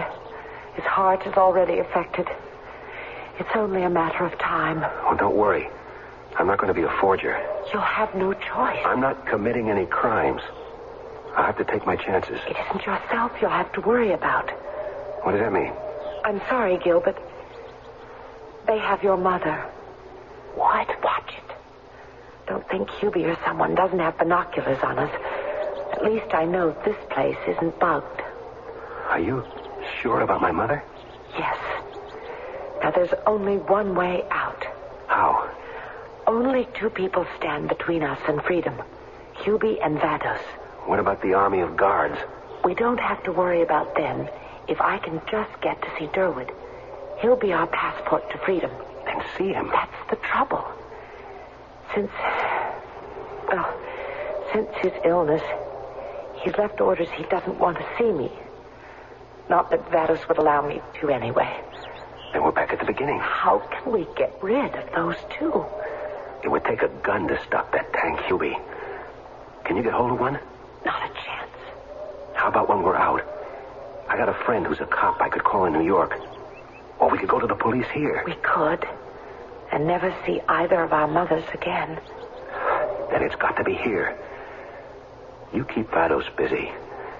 And I'll have to figure a way to take Hubie. How? That's the big question, all right. How? The next couple of days, I studied Hubie as carefully as I ever crammed on pre-game films. How he moved, his reactions, their speed and predictability, probing for a weakness. Whatever I did, if I went for him, I'd most likely have only one shot to take him out. I had to figure out what it would be. And then I thought I saw it. His hand. It was amazing in that big hulk, but it was as soft as a baby's. The nails always lovingly manicured by someone, clean as a woman's. And the care he took of it. It was his most precious possession. He didn't want anything to happen to that hand. But as it happened, it was my hand that triggered the climax. Damn you, Stevens. Right. My hand is cramped, Vados. I got arrested. Well, I suppose there's time. How much are you planning to milk the conglomerate for? Oh, 50 or 60 million. All the available liquid assets I can lay my hands on. Well, that'll bankrupt everyone. Throw thousands of people out of jobs. I told you I had no conscience. And once you have your money, all the rest of us will become dispensable, too. Well, we'll cross that bridge. Let's see how cooperative I find you. Let Karen and her mother and mine go, and I'll cooperate all the way. Even if I were disposed to, that'd be quite impossible. I need their cooperation, too. I'm quite sure I couldn't count on it if they were free. Now, come on, you're wasting time, Mr. Stevens. Well, I'm afraid you need a little more persuasion. I'll send Hubie upstairs to arrange that. No sense in kidding myself. If I was going to make a move, this was the time. I had a glimmering of an idea. There was a heavy glass paperweight on the desk. I made a fist over it with my left hand. In the right, I had a pen. I opened the big, heavy teak desk drawer on my right and pushed some pens in there towards the back. I was as ready as I ever would be for Hubie. I hear the boss wants you moved along a little faster, huh? Well, no, honest, Hubie, I'm getting it. You better. It's just my hand is cramped and the pen's out of ink. You want to give me a new one out of the drawer? Get it yourself. As soon as I work the cramp out. My fingers won't open. Oh, yeah, they'll open. Here. I'll get the pen. As soon as he reached his hand in, with all the power I could summon, I slammed the drawer shut. My hand! Oh! I could hear the bones grind and snap. And at the same time, I brought my left hand around with the paperweight in it to the pit of his stomach. It was like hitting a board. I'm going to kill you for that. My hand! I'm going to cut you to ribbons. He pulled open the drawer with his hook, freeing the mangled right hand. And then, his face twisted with rage and pain, he started to stalk me. I moved backwards lightly, waiting for an opening. At least I didn't have to be afraid of the right hand now. And I felt my reflexes would be quicker than his. Suddenly, the door was at my back. Now, and my timing had to be just right, I waited till he raised the hook. Then, pushing off from the door with all the strength in my leg, I went underneath and low for an ankle tackle. With a grunt, I took his feet right out from under him. And to save himself, the hook bit into the oak door like it was pine. As he struggled to free it, I hit him hard behind the ear with a paperweight. 3 times. Until he sagged limply, and the body fell heavily to the floor. The stump tearing out of the harness and leaving the hook impaled in the door. I dragged him away. Struggled for a moment till I freed the hook. At least it was some kind of weapon. I pulled open the door. Karen was just coming down the hall. Look out, Gil! Nick, he's coming upstairs and he has a gun. I turned. His head was just coming level with the landing. With an expression of utter fury, he lifted the gun he was carrying, aiming it at Karen. Not you, but her. I want you dead. He never got the warning out, because reflexively, as he brought up the gun, I had hurled hook and harness at him. Turning and twisting in the air, the 2 razor-sharp prongs had dug deep into the jugular on each side of his fat neck. He fell like a stone all the way down the stairs.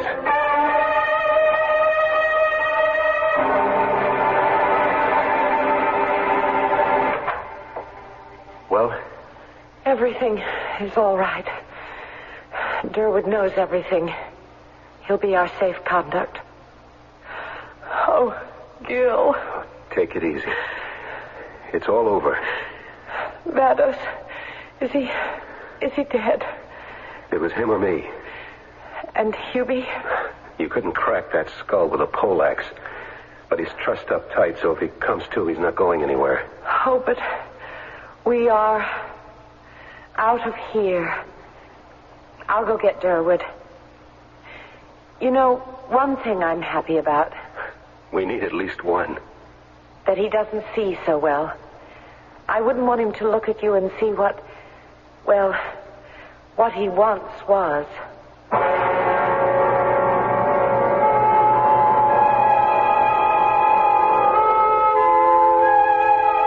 Under hospital care, Durward Drake's death was less imminent than it seemed. He lived long enough to reorganize his companies and save his empire. It was his genius that accomplished it, but the actual work was carried out by his new right-hand man. Gil Stevens simply carried out orders, including a personal one Durward insisted on. Gil resisted at first, but finally carried it out, since, after all, it was the one he most wanted to obey. He married Karen. I'll be back shortly. How you apply paint is just as important as what paint you use. Hi, Pat Summerall to suggest your nearby True Value hardware store for help with both. The what is their True Test paint. And the how, True Test Orel paint brushes and the True Test 5-piece roller painting set. True Test paint brushes have Orel polyester bristles that won't droop, even in latex paints. They outwear ordinary bristles by 3 to 1, and they come in many sizes and shapes. Choose flat edge brushes for painting large areas, or angular chisel edge brushes for trimming jobs. And True Value hardware stores have the True Test 5-piece roller painting set. That includes a 9-inch roller frame, 2 roller covers, an extension pole, and a ribbed metal tray. These True Test painting supplies are ideal companions to True Test paints, and they're just some of the many values you'll find at the participating True Value hardware store near your home. And you can charge it on Master Charge at many stores.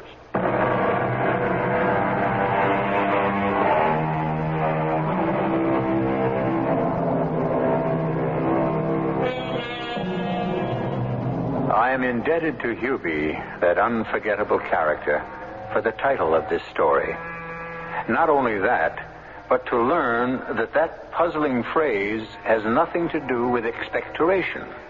It comes from the Old English word spit, meaning an exact likeness.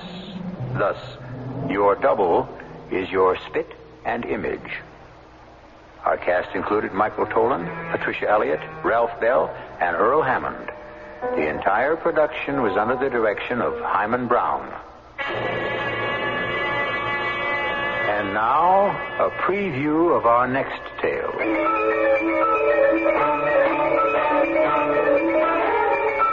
Oh, I am so sorry. I bothered everyone. Now, Karen, you know there's no such thing as a ghost. Now, where was this ghost, Karen? She came from the woods near the greenhouse and on the lawn. She? Oh, yeah, she. The white ghost. Oh, she's always a woman. And this woman, she had long blonde hair. And her face? I could not see her face. Because she doesn't exist. Oh, yeah, the white ghost. She's always a girl who's been murdered. And she comes back. Now, that's nonsense. Oh, no. But it is true. She always comes back to the house of the people who have loved her to let them know she still loves them. But we don't know any girl who has been murdered. Yes, we do. Radio Mystery Theater was sponsored in part by Sign-Off, the Sinus Medicines, and True Value hardware stores. This is E.G. Marshall inviting you to return to our Mystery Theater for another adventure in the macabre. Until next time, pleasant dreams.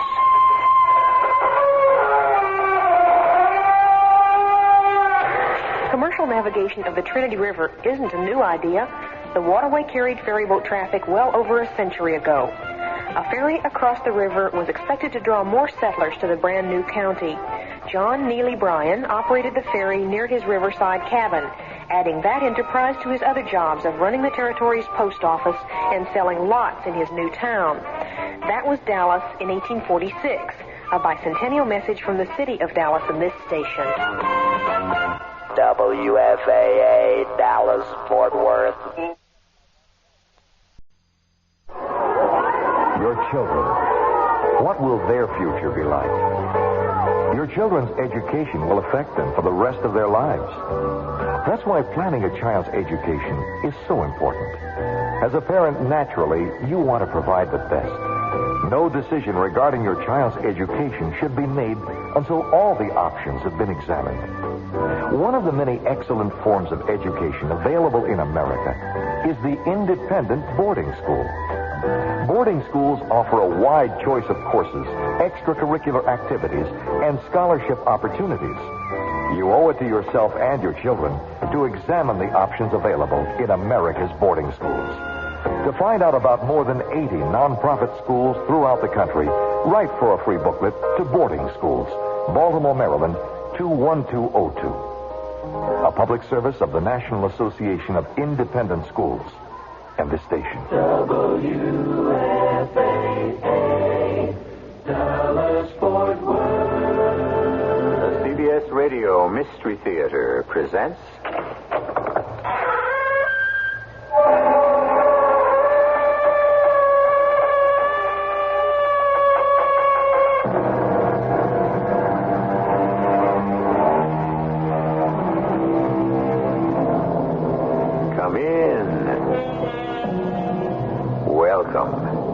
I'm E.G. Marshall. The optimist proclaims that we live in the best of all possible worlds, and the pessimist fears that it's true. However, whether the world is good or bad, or even indifferent, at least there is unanimous agreement that this is the only world we have. Or is that agreement unanimous?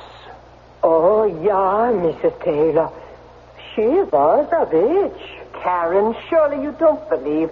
You can't believe in witches. Then why did the milk go sour? And why did the horses go lame?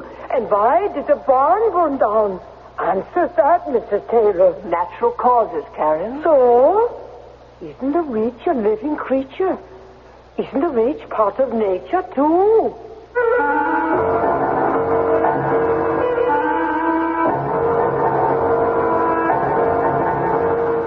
Mystery drama, The White Ghost, was written especially for the Mystery Theater by Sam Dan and stars Ralph Bell and Ann Williams. It is sponsored in part by Carrier Air Conditioning and True Value Hardware Stores. I'll be back shortly with Act One. You want your house to be a home all year round. You can do it economically, no matter what the weather's like outside. You can change it so easily. So make summer a cooler thing. Turn winter into spring. It's the right time for Carrier. Carrier's right for the time. The higher energy costs go, the more you need Carrier heat pump air conditioning.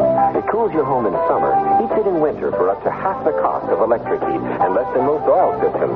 So before you replace your old furnace or put in air conditioning, talk to your Carrier dealer about heat pump air conditioning. He's the expert. So make summer a cooling thing. Turn winter into spring.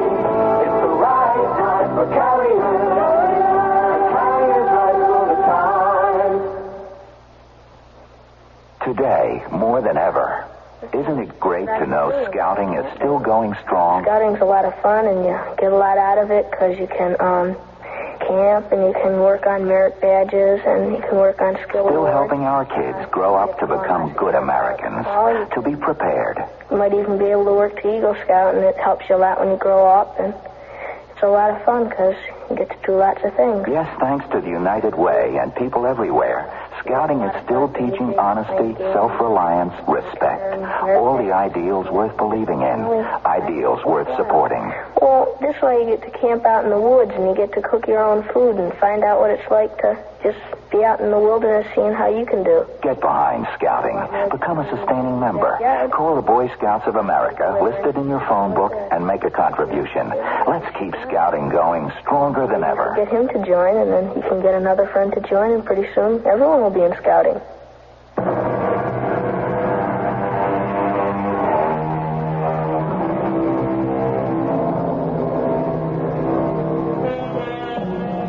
It was a gentleman named John Haywood who back in the Elizabethan era said, "You can't have your cake and eat it."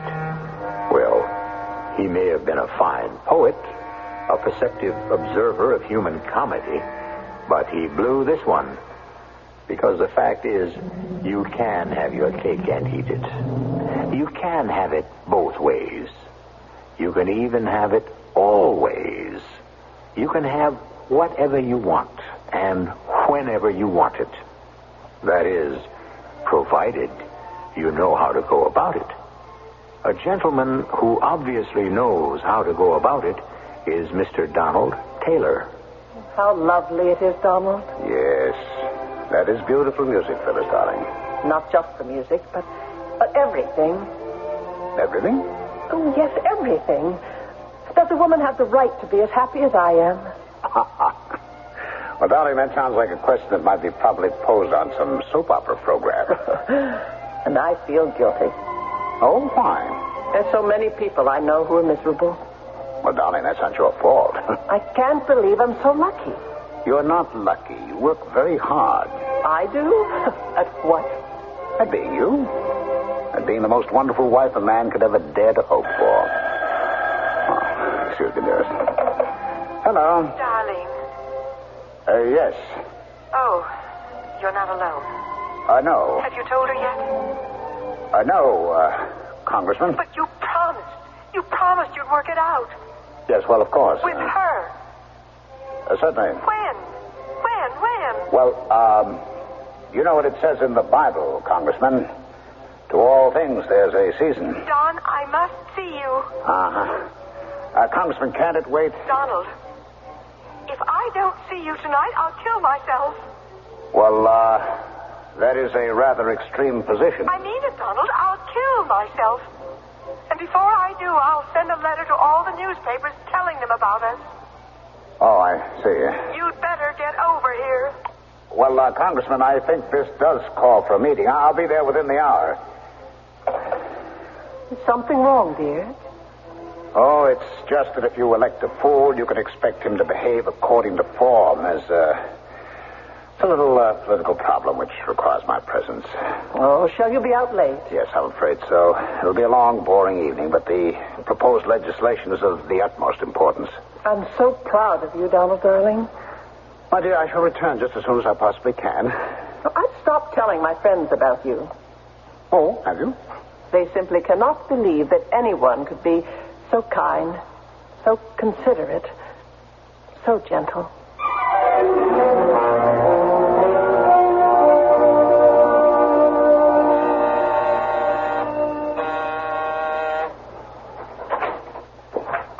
Donald. Oh, Donald. Donald. Oh, why did you strike me? Don't you ever do that again. Don't you ever call my home again. Don't you ever threaten.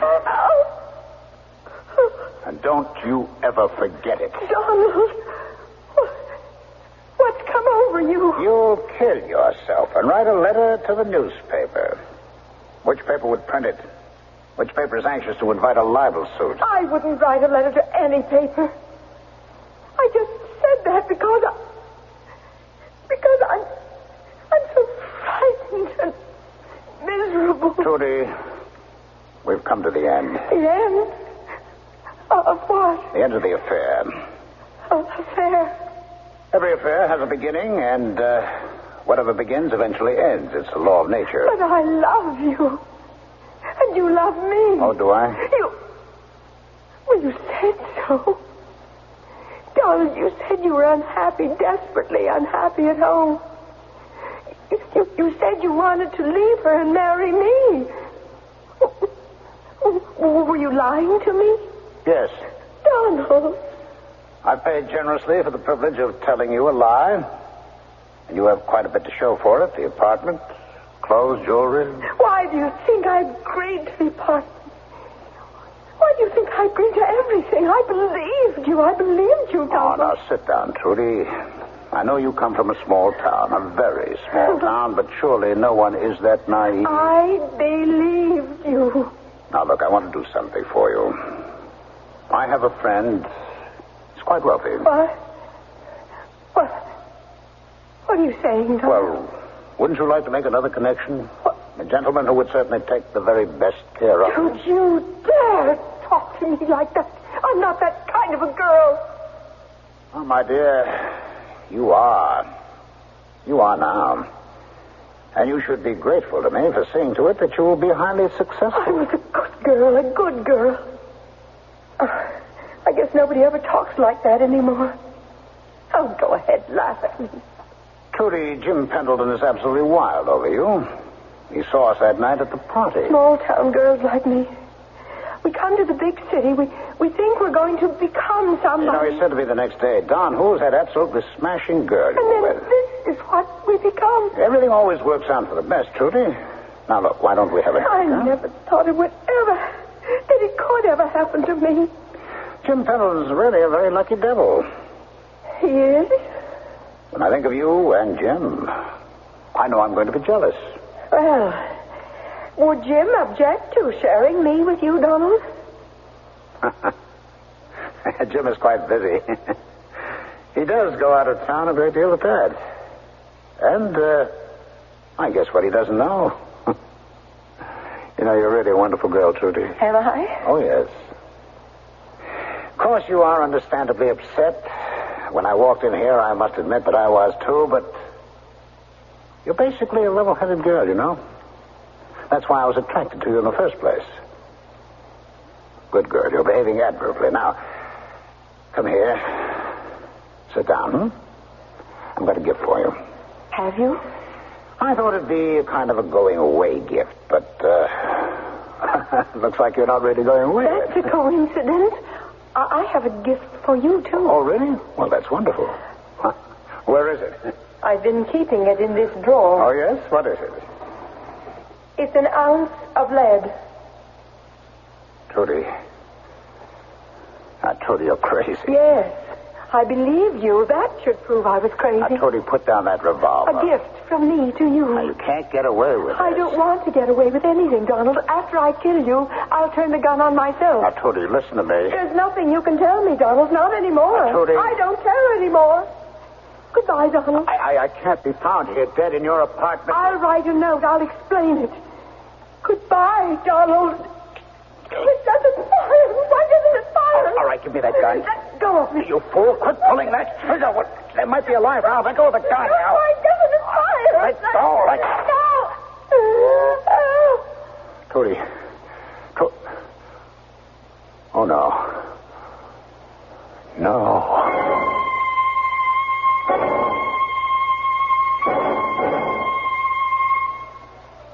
Good morning, darling. A delightful breakfast. English muffins and Mendelssohn. Pour you some coffee. Thank you, Alistair. What time did you get home last night? Oh, very late. How'd the meeting go? The meeting? Oh, well, problems. Have any trouble? With the congressman? Yes. Is there anything new in the paper? Yes. There's been a murder. Unfortunately, that happens too often. We've become such a violent society. Who was murdered? Oh, her name was Gertrude Nelson. Well, you should know who she is. Should I? At first, the name didn't mean anything to me either. Then, as I read on, it said she worked at the Cloverdale Country Club. Well, that's our club. Yes. And it's Trudy. Trudy? Yes, Trudy. The stunning blonde-haired girl who was cashier in the coffee shop. Oh, Trudy. Someone broke into her apartment and shot her. Broke in? Yes. Oh, there were signs of a struggle, as if she'd put up a fight. And a rear window was broken. Her empty purse was on the floor. Evidently, some money and jewels were taken. Do the police have any leads? Oh, the paper doesn't say. Oh, poor girl. She was sweet. The one that did this thing. Does he realize he snuffed out a beautiful young life? Or has murder become so ordinary, so commonplace? Oh, now, darling, it doesn't do to let your thoughts dwell on morbid matters. Besides, there's nothing anyone can do for her now. I'm sorry you're so upset. Oh, she was a poor girl trying to make something of herself. The world is so unfair. My darling, you have to accept the world for what it is. Oh, yes, I suppose so. Well, I must get to the office. But you haven't had breakfast. There's no time, dear. I'll see you this evening. Is something wrong? Oh, what could be wrong? I don't know. It's just you seem so abrupt and so preoccupied. As if something's troubling you. Oh, dearest. I look at you, and I don't have a worry in the world.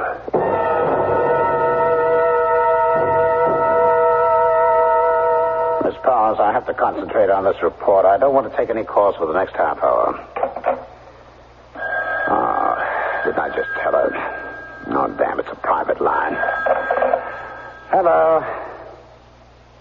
Hello? Donald. Who? Donald, darling.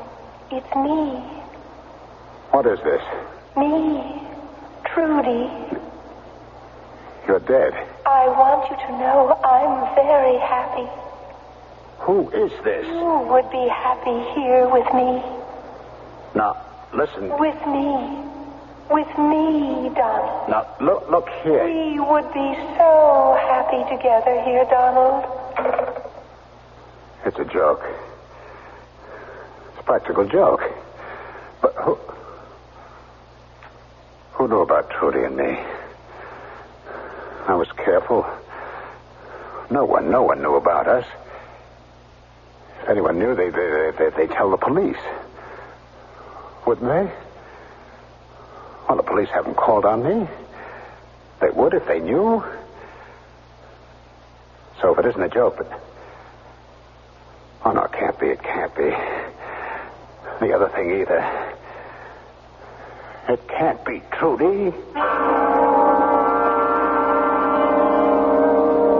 It can. It can't. It is. It isn't. Life is filled with questions. True or false. Multiple choice. We're always being confronted and tested. Particularly if we're involved with murder. But on this show, in addition to questions, you also get answers. A few will be delivered when I return with Act 2. Right now, your True Value hardware store can show you 2 simple ways to save money by spending money. Hi, Pat Summerall to explain how. First, go to your True Value hardware store for Owens Corning Dust Stop Furnace filters. Install one in your furnace or in summer in your central cooling system. Change it when the fiberglass filtering material gets dirty, about once a month. Your furnace or cooling system won't have to work so hard, so it'll use less fuel to provide the same amount of heat or cooling, so you'll save money. And second, go to your True Value hardware store for General Electric Soft White Plus light bulbs in 75 and 100-watt sizes. They cost a little bit more, but they last twice as long as standard bulbs, so you'll save money again. Owens Corning Dust Stop Furnace filters and GE Soft White Plus light bulbs are 2 simple ways to save money by spending money. Find them at your participating True Value hardware store. And remember now, you can charge your purchases on Master Charge at many stores. Dreams. We all seek to understand the many ways in which God reveals His Word. Throughout time, God has spoken to man in dreams. Jehovah said in the Old Testament, "Listen to my words. If a man be a prophet, I make myself known to him in visions. I speak to him in dreams." So, pay attention to your own dreams. They might well reveal flashes of the future, predictions and warnings of things to come. They may give you a glimpse of God's guidance to lead you back to the peace and security of His way. For your free booklet on dreams, write to the Foundation Church, 1147 First Avenue, New York, New York, 10021. That's the Foundation Church, 1147 First Avenue, New York, New York, 10021.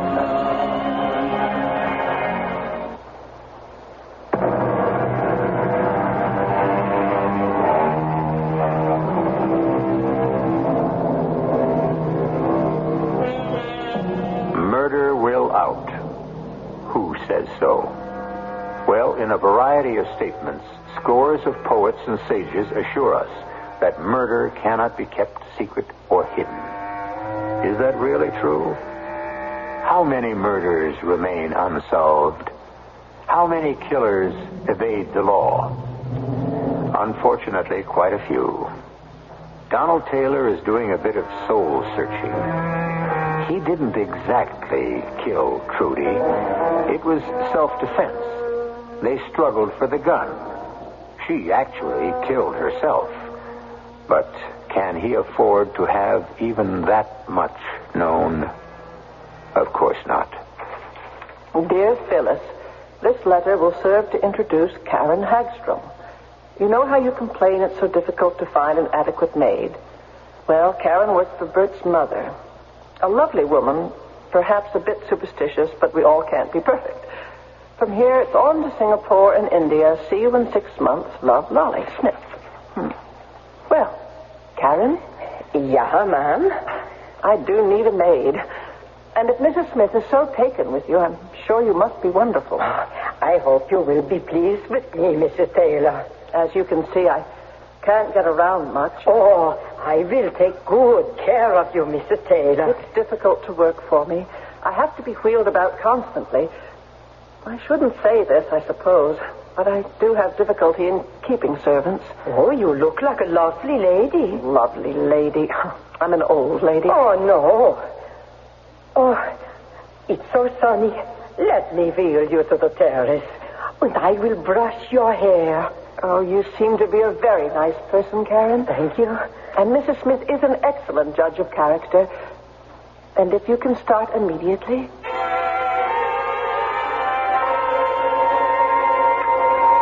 Darling, you look magnificent. I have a new maid.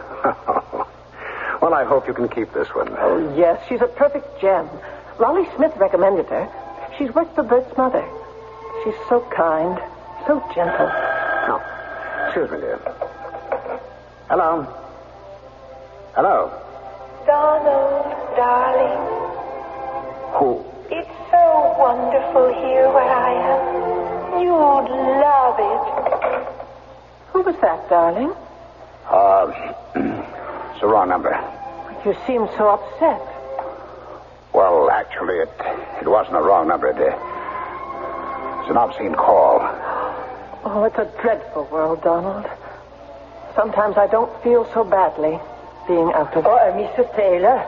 Yes, Karen. Oh, Karen, this is Mr. Taylor. Oh, pleased to know you, sir. Oh, how do you do? Will you want to wear the red sweater tomorrow? I'll wash it out. Oh, don't bother. Mrs. Prentice does the laundry. Oh, no. I'll do it myself. Ring when you want me to put you to bed. Oh, I will, Karen. Thank you. Well, she seems capable enough. You know, as she stood here near the table in the candlelight, she seemed to remind me of someone. Oh, yes? Who? Oh, for just a moment. It was just the way the light reflected on her face. Oh, she reminded me of that poor girl. Which poor girl? The one who was murdered. Trudy. Well, how can you say that? Well, this one is at least 10, perhaps 15 years older. Now, darling, for almost a month, ever since that poor girl was murdered, you keep bringing up her name. I can't help it. Well, why? You hardly knew her. I mean, it's a tragic thing. Oh, but she was so beautiful. You know what I said to myself the first time I saw her at the club? For no reason at all. I said, if our little Madeline had lived, she might have looked like that. Oh. I'm sorry. It wasn't your fault. Phyllis. Don't say anything, darling. You don't have to. Well, I think of the child dead and you in the wheelchair all these years. We must accept fate and make the best of our lives. Oh, we have, haven't we, darling? You've been the most wonderful husband. Oh, let one of the servants answer, dear. Well, it's ringing on the private wire. Donald, darling. Was it the same? Yes. But, darling, who would know your private number? Let's put it from my mind. It upsets me. Darling, you can't afford that. I know. Perhaps I'd better get to my room. Oh, no, not again. Hello. Donald? Oh. Hello, Jim. Don, about that order we placed with you, you know, I've been thinking about it, and you could do a lot better. Just mull it over and get to me in the morning, huh? Regards to Phyllis. Yeah, sure. Oh, just between us, pal. What a shame about that Trudy. She sure was something. You know, you're lucky nobody knew about you and her. That is, nobody except me. But I'm your pal. I'll keep my mouth shut. I know you will, Jim. Oh, and about the price. Now, I am positive you can do a little better if you really put your mind to it, huh? Night, pal. Good night. What was that all about, dear? It was the obscene phone call. Don, what are you saying? Wasn't that Jim Pendleton? Yes, dear. Donald, these past few days you've been so preoccupied. Oh, I'm sorry. I'll have to look through some papers. Perhaps your maid had better help you to bed,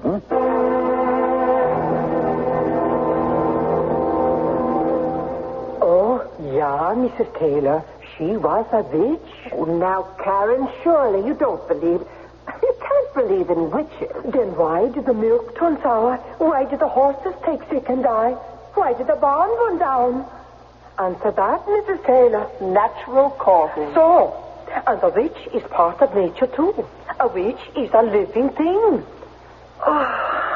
This is so comfortable, Karen. I shall be back after midnight to help you turn around and fix the bed. But, Karen, dear, you won't get very much rest. Oh, I am not here to rest, Mr. Taylor. I'm here to work.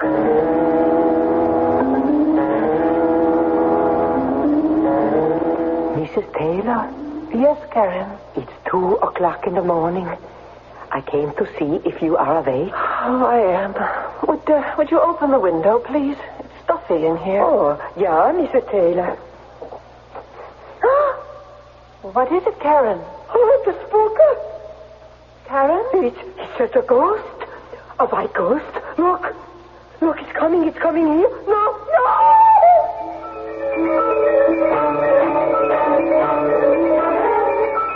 Oh, I am so sorry. I bothered everyone. Now, Karen, you know there's no such thing as a ghost. Now, where was this ghost, Karen? She came from the woods near the greenhouse and on the lawn. She? Oh, yeah, she. The white ghost. Oh, she's always a woman. And this woman, she had long blonde hair. She's always a girl who's been murdered. And she comes back. Now, that's nonsense. Oh, no.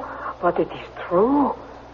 She always comes back to the house of the people who have loved her to let them know she still loves them. But we don't know any girl who has been murdered. Yes, we do. But she was a stranger.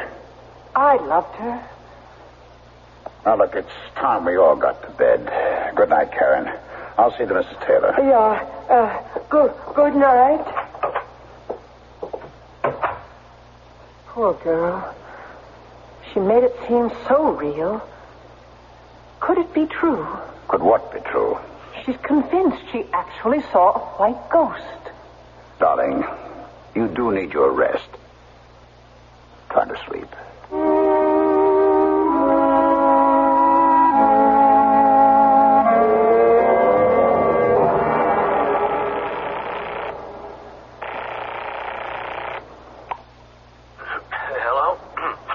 Jim, it's Don. John, hey, do you know what time it is? It's exactly 2:45. Yeah, well, that's A.M., buddy. A.M. I have to see you. Yeah, sure.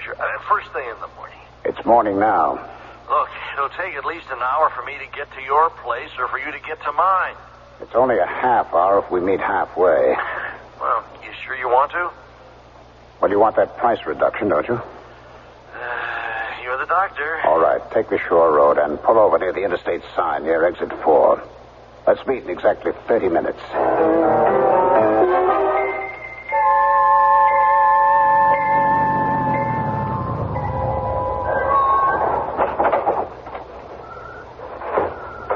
John? Hello, Jim. Hey, what's all this about? Let's start at the beginning, Jimmy. A long time you've been trying to buy my company, haven't you? Don, it is 3:20 It would solve a lot of your raw material headaches, wouldn't it? Don, what are you driving at? But as chairman of the board, I've blocked the sale, right? Don, what? So how do you get me out, huh? By making me look bad. Forcing me to resign. Forcing you to... Or else putting me in the middle of a scandal. Scandal? Or even try to drive me out of my mind. I don't know what you're in. I don't know what you're talking about. You don't know what I'm talking about, huh? Well, you're the only one who knows about Trudy and me. You could tell the police about our relationship. Huh? You are crazy. Am I? You're applying the pressure on all three fronts, aren't you? Don, I am not going to do any such thing. It was you who hired an actress to pose on the phone as Trudy. And tonight you even had her get into some flimsy thing and float across my lawn as the ghost of Trudy. Now, Jim, you and I know there are no ghosts. That dead girls cannot speak on the phone. Look, I've heard just about enough. Oh, yes? Well, that's all there is. And so now... What are you doing with that? What are you doing with that? What do people usually do with a gun? Kill, huh? No, Donald, we're friends. Yes, we were. Until you saw a way to get ahead of me. Donald, please don't kill me. Well, Jim, I have no choice. You could always go to the police, and then the story gets out, and I'm through. Don, I swear to you, I'll never... I'm sorry, Jim, I'm sorry. You shouldn't have hired some girl. I didn't. I swear to you, Jim, I never... I said I was sorry. But you just can't kill another human being. Oh, yes, you can, Jim. You can even get used to it. Once you've been in on it. No! Don, please, I didn't do anything. I don't even know what you're talking about.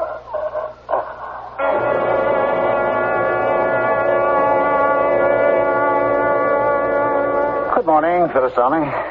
Morning, dear.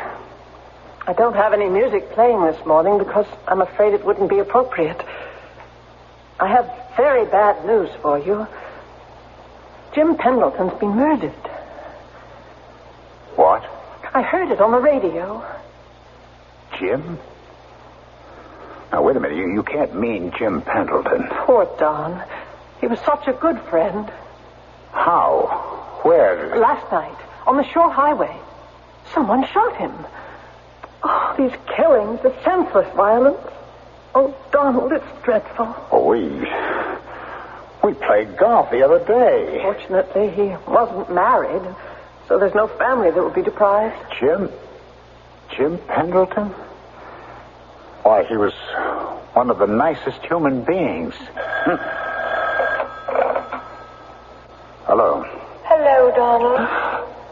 Darling, I'm so lonesome without you. Please, come to me. No. Donald, darling, what is it? What is it?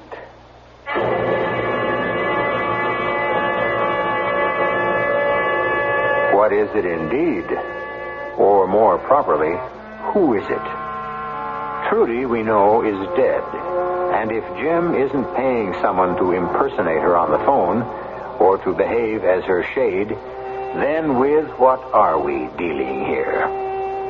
For this kind of answer, you have to be here for the third act, which I shall bring in just a few moments. To the man who bought the Skyhawk, to the girl in the Century, we're glad you like your Buicks, glad you set your spirit free. And to the family from Ohio, to the folks up in St. Paul, nice to see you join us, nice to see you all. Do you know that over 250,000 people have already bought 1976 Buicks? No, we didn't know that. You like your Buick, don't you? Oh, yeah, sure. A lot? A lot, yeah. Yeah. There's probably nothing you don't like about your Buick, right? I can't think of a thing. Well, we could probably even say you love your Buick, right? Yeah. We could say that I love my Buick. That's right. In fact, I'll bet you wouldn't trade that Buick for $1 million. Oh, I wouldn't bet that. Oh, he bet it, didn't he? Okay, it's a bet. Here's the Buick. Where is the cashola? Let me see it. I don't think he's coming across. Nice to see you join us. We're glad it came to be. Nice to see you join us. Like your spirit's free. Buick, dedicated to the free spirit in just about everyone. Hello, I'm Dolly Parton. Have you ever watched a weaver at his trade? Shuttles weaving faster and faster on the loom, creating a design where none has been before. And come to think of it, life's pattern is woven in just the same way. Born of many different threads, meeting, merging, spinning out the small fabric of our existence. The March of Dimes is trying to create a better fabric of life, free from the tragedy of birth defects. A life which ensures every newborn the right to the most precious heritage of all, good health at birth. Medical service programs, scientific research, public education, all are part of the March of Dimes fight against this number one health problem for our nation's children. But a weaver, any weaver, needs help along the way, and birth defects are forever unless you help. Help weave a tomorrow full of bright promise for our next generation, a tomorrow without handicaps at birth. Please, give to the March of Dimes. Thank you.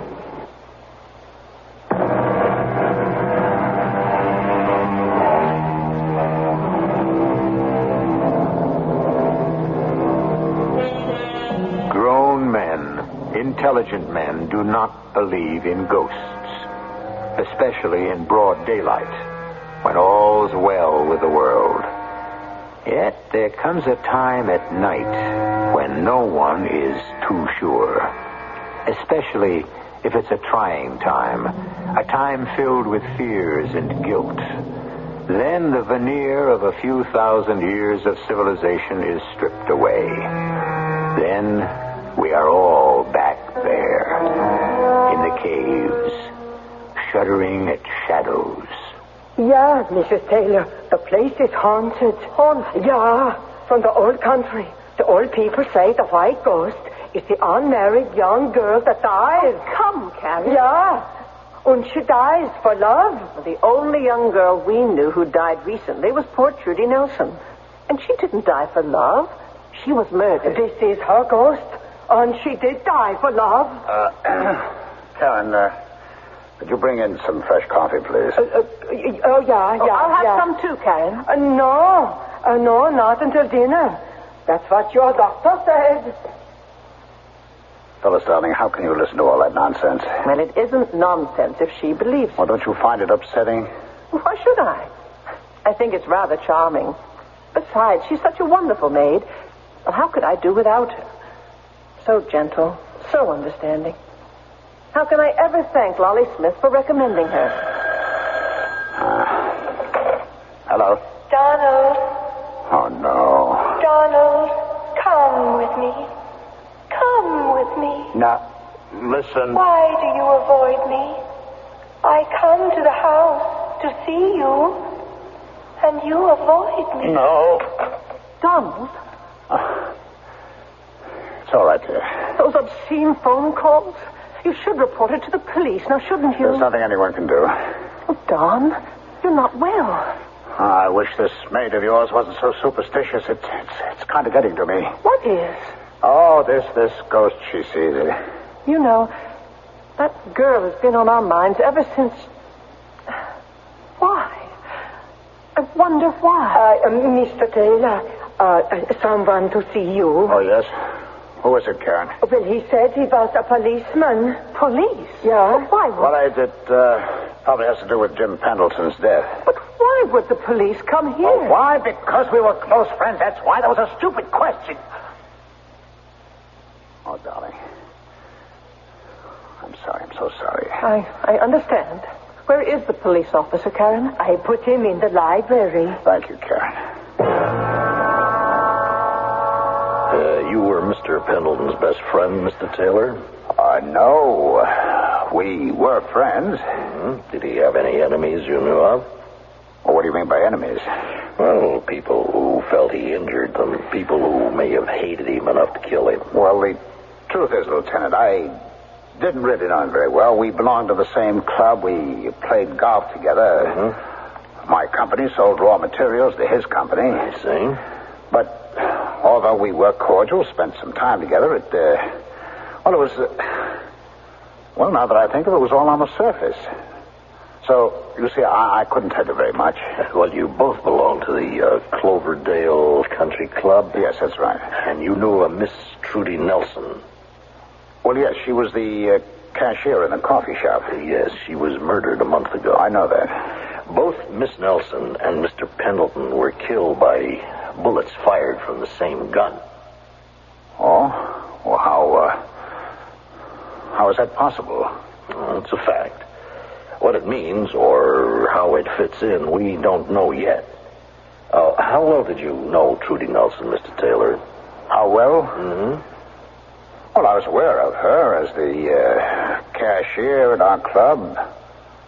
She was extremely attractive. Well, that's about all. Did you ever see Miss Nelson away from the club?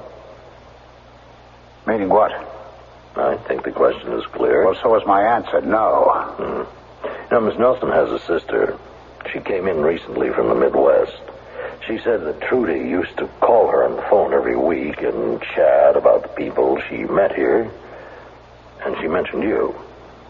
Me? Yes. The sister said that Trudy had told her that you and she were having an affair. Now, that's a lie. She really had no evidence to support it, so we weren't going to embarrass you. I just thought I'd let you know what her sister said. Where is her sister? Oh, probably gone back home. She looked like a big farm girl. Well, if you should think of anything that might be helpful to us, please get in touch with me. Yes, I certainly will.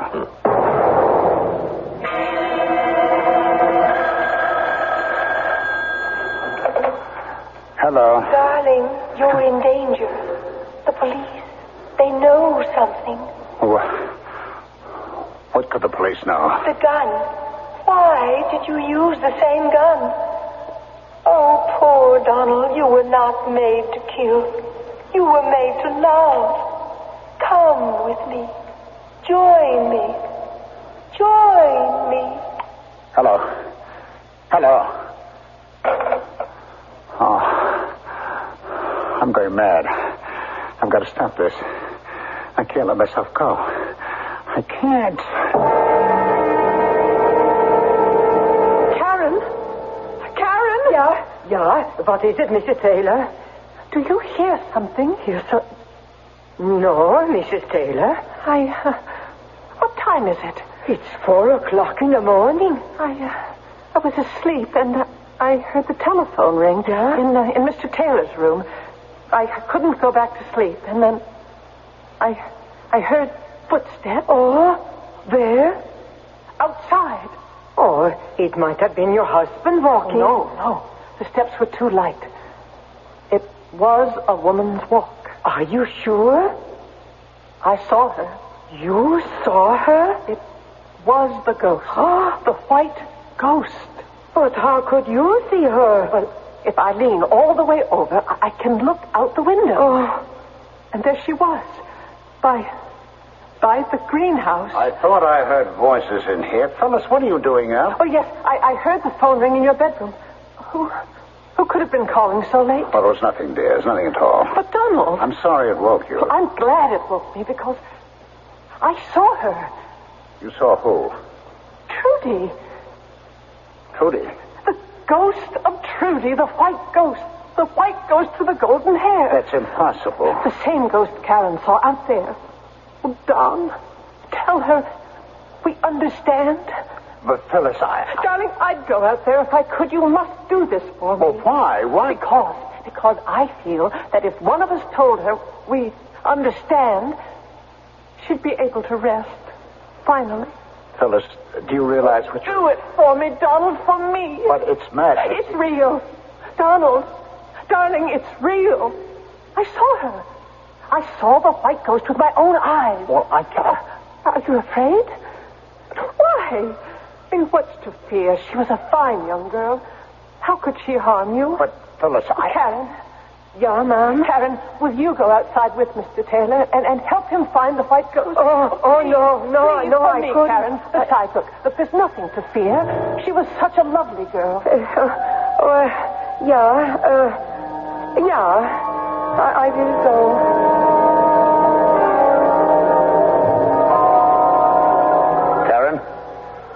You've been around the other side of the greenhouse? Yeah, Mr. Taylor. Did you see anything? I don't know, Mr. Taylor. Oh, what do you have there? It's a gun. A gun? Well, what you saw, what my wife saw, was most likely a prowler. Oh, a gun is of no use against a ghost. Well, where is your ghost, Karen? I don't know. Ghosts do not come and go when we ask them to. They do as they like. Oh, I had better go back inside to the missus. Good night, Mr. Taylor.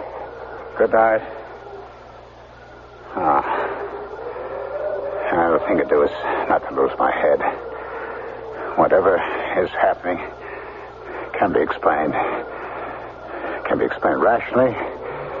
Explained somehow. What? What's that? Oh, no, it's nothing. It's nothing. It's nothing. There's nothing out there.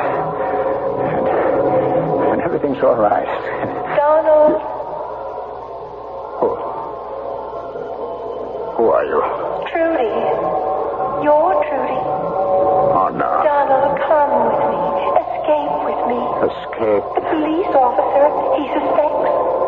Why else would he ask about you and me? Oh, I'm dreaming. No, you must come with me. Where? It's a lovely place. We'll be so happy. I can't leave my wife. She hasn't been your wife in 20 years. You've been pretending for 20 years. Come with me. Live with me. You know how wonderful it is with me, don't you? Yes. You want to come with me. That's why you brought the gun, isn't it?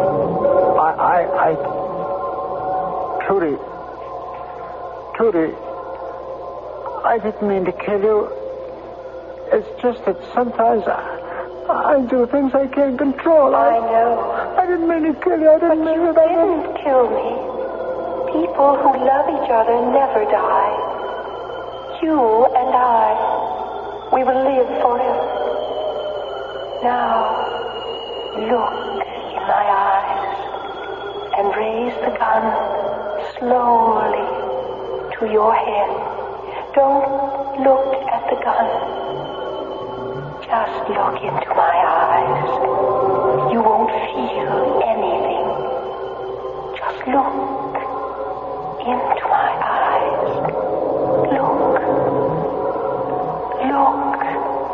and...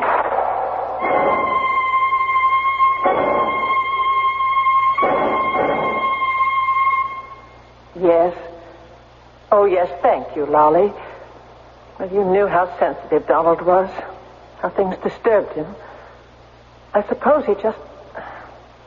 Well, Jim Pendleton, Don adored him, had been murdered. Oh, and I wanted to thank you so much for Karen. Although I couldn't keep her, she was so unnerved by Don's death. Said it was the white ghost that did it. She left. She was such a wonderful maid. Well, you know, Karen Hagstrom, who worked for Bert's mother. What? You don't know Karen Hagstrom? But, Molly, you gave me a letter of recommendation. You didn't. Oh, I simply can't believe it. You never heard of the woman in your life?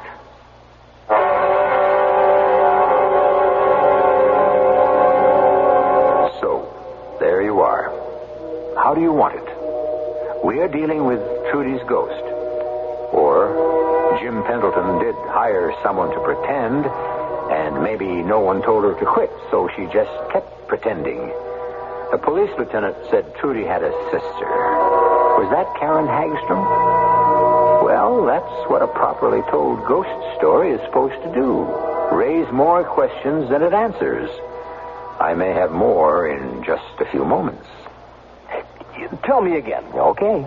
The Internal Revenue Service has over 80 free publications to help answer all those taxing questions you have on your mind. Uh-huh. What if I'm a flagpole sitter whose pole was attacked by termites? All right. Flagpole, termites. It's publications 547 and 584. An ant left me an elephant, under 12 years of age, for me to care for. Mm-hmm. Adolescent elephant, 501. People throw money when my 98-year-old uncle lifts weights at the beach. Is that income? Mm-hmm. 554 and 525. Oh. Does the IRS have an answer for everything? Well, just about. There are over 80 free publications for the asking at any IRS district office. You can write for them by using the order blank on your 1040 tax package. Yep, over 80 tax-answering publications. Free from the IRS.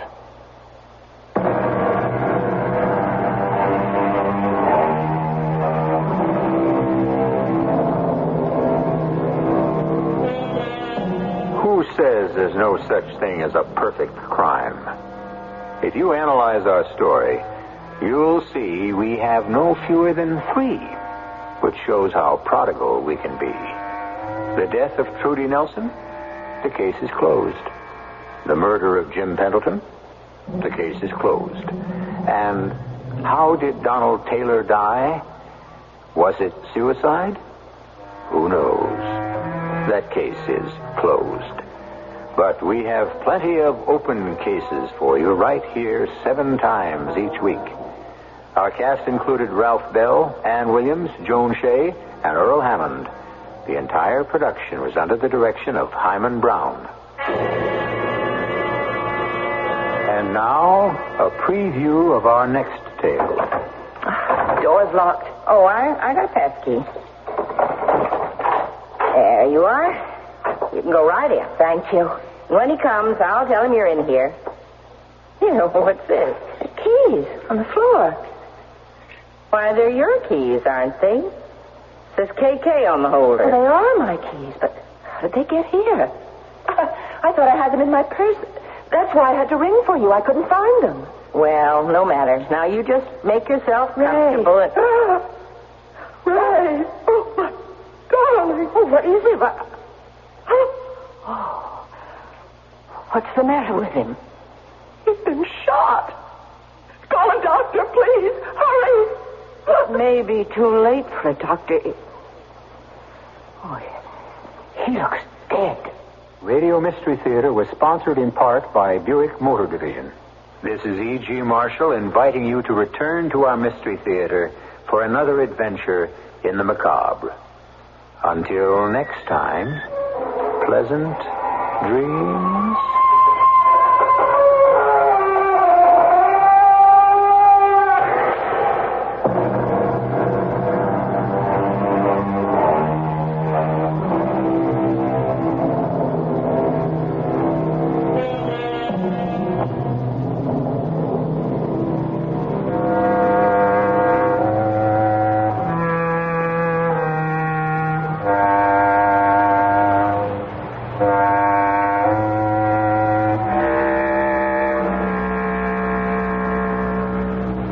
WFAA, Dallas, Fort Worth.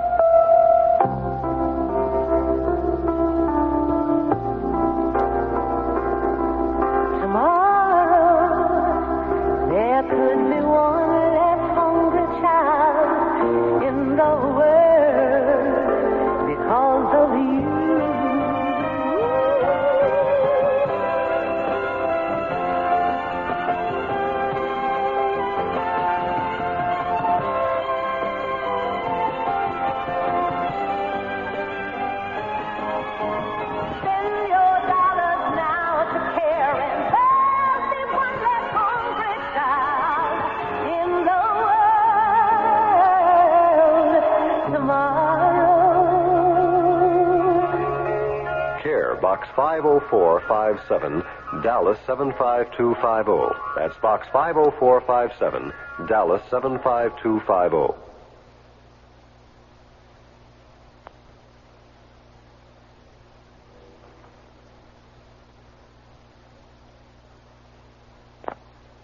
The CBS Radio Mystery Theater presents...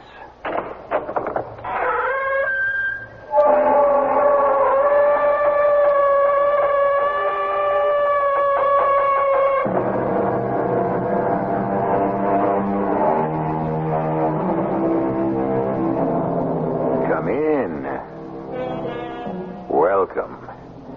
I'm E.G. Marshall. I have a strange tale to tell you. A tale of murder, of intricate planning, and finally of shocking last-minute surprise. It is a murder so diabolical in its framework that the authorities are forced to act despite the fact that they have serious doubts. A crime perfect in its conception, perfect in its execution. Sound interesting? A famous writer once said, "Vanity dies hard. In some cases, it outlives the man." Listen now to the vanity of a murderer. Do you see this? It's my husband's revolver. You're still smiling. Still mocking me. You don't think I'll use it, do you? Do you? You really did. You shot me. Just as I planned it. Right on cue, Ray Calder. Right on cue.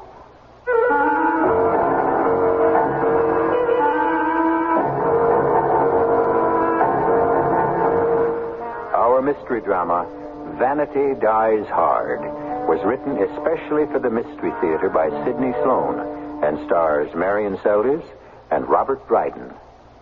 It is sponsored in part by Buick Motor Division and Carrier Air Conditioning. I'll be back shortly with Act One. Well, sir, I see you're one of the many people who bought a new Buick Century. That's right. Boy, you want to talk about roomy and comfortable. Just take a look in there. Go ahead. But you have curtains hanging in your car. Yes, and wallpaper, too. Well, why's that? Well, we like the Century so much, we decided to sell the house and live in it. Huh. Oh, doesn't that get just a little crowded? Oh, I suppose it might after a while, but, we aren't home that much. Oh. Yeah, we got a little Skyhawk up north. Buick, dedicated to the free spirit in just about everyone. For more than 2 years now, people have been trying to get you to slow down to 55 miles an hour, down to the speed limit. They told you that slowing down will save millions of gallons of gasoline. They told you that slowing down saves thousands of lives. The 55-mile-an-hour speed limit can do a lot of positive things. And because I'm a police officer, it's my job to make sure it gets a chance to work. Not just because it's a good idea, but because it's the law. A public service of this station, the U.S. Department of Transportation, and the Advertising Council. Dreams. We all seek to understand the many ways in which God reveals His Word. The prophet Joel spoke in the name of God. It shall come to pass in the last days, I will pour out my Spirit upon all flesh, and your sons and daughters shall prophesy, and your young men shall see visions, and your old men shall dream dreams. So pay attention to your visions and dreams. They may contain more than you imagine. For your free booklet on dreams, write to the Foundation Church, 1147 First Avenue, New York, New York, 10021. That's the Foundation Church, 1147 First Avenue, New York, New York, 10021.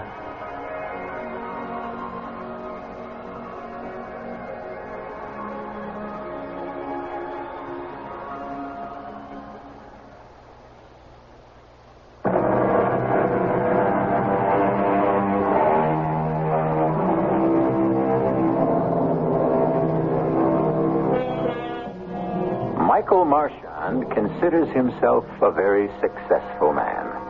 He inherited a considerable sum of money from his family, married the beautiful and talented actress Catherine Kendall, and made a name for himself as a writer of widely read detective novels. Life has been very good to him. He's comfortable, happy, and satisfied. The fact that he is called in by the police quite frequently to apply his deductive talents to the solving of a particularly complex murder also pleases him and bolsters his ego. Nothing in his life has impeded his progress. Nothing has ever cast a shadow over his happiness. And then it happened. Coming. Kate, what brings you here? I'm sorry, Michael. I know how sacrosanct your studio and your work hours are, but I had to talk to you. You sound very serious. I've been wanting to talk to you for some time, Michael. We've hardly seen each other for almost 3 weeks. You with your rehearsals, me with a deadline for the next novel. Well, we've had a break in rehearsal. I've only got a few minutes. I have to be back. We're opening in Philadelphia in just 6 days. I wish you'd give up that frantic career and settle down? As your wife? Why not?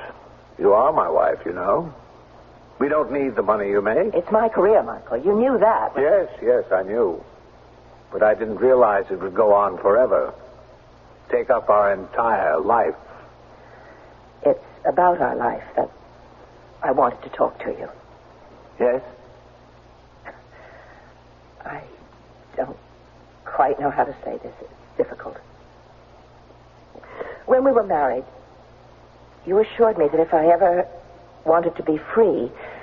Kate, what are you saying? Darling, I love Michael, you. There's someone else. I'm leaving you. Kate, please, don't turn away from me. I love you. Doesn't that mean anything to you? You don't love me. You love yourself. You're possessive. You want me because you can't bear to give up anything you think belongs to you. I'm going to a man who loves me and really needs me. Who? Who is it? Oh, you'll find out soon enough, so I may as well tell you. Raymond Calder. You're leaving me for him? That two-bit actor? You'll be the laughing Don't say any more, Michael. Oh, yes, I shall say one thing more, and you'd better listen. If you leave me for him, I'll kill you both. You say I'm possessive? You're right. I'm also vindictive. And I wouldn't hesitate for a moment to destroy you both. Oh, Michael. That's really very good. You begin to sound more and more like those cheap, melodramatic detective stories you write. Leave my work out of this. Please forgive me. Dear Michael. But actually, I've always thought of your work and you as pompous, almost comical. Your pretensions are ridiculous. Very well, Catherine. You will see how ridiculous I am. Oh, Michael. Your threats don't frighten me. You sound just like the characters you create.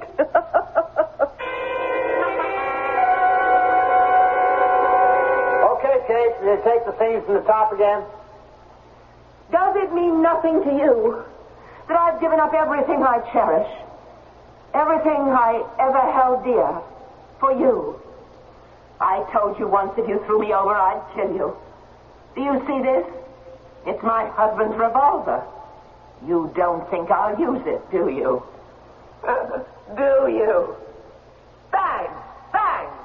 No, Kate. Shoot the gun you're holding. You've got to get used to the noise. Don't just go bang, bang. Jimmy, I hate the scene. Well, you're awfully good in it. No, I sound phony, and you know it. Can't you get Harold to do a rewrite so that my lover answers me? He just stands there all through my speech. Oh, relax, darling. As soon as you feel an audience out front, you'll find it's right. I hope so. All right, let me do it again. This time I'll fire the pistol. Okay.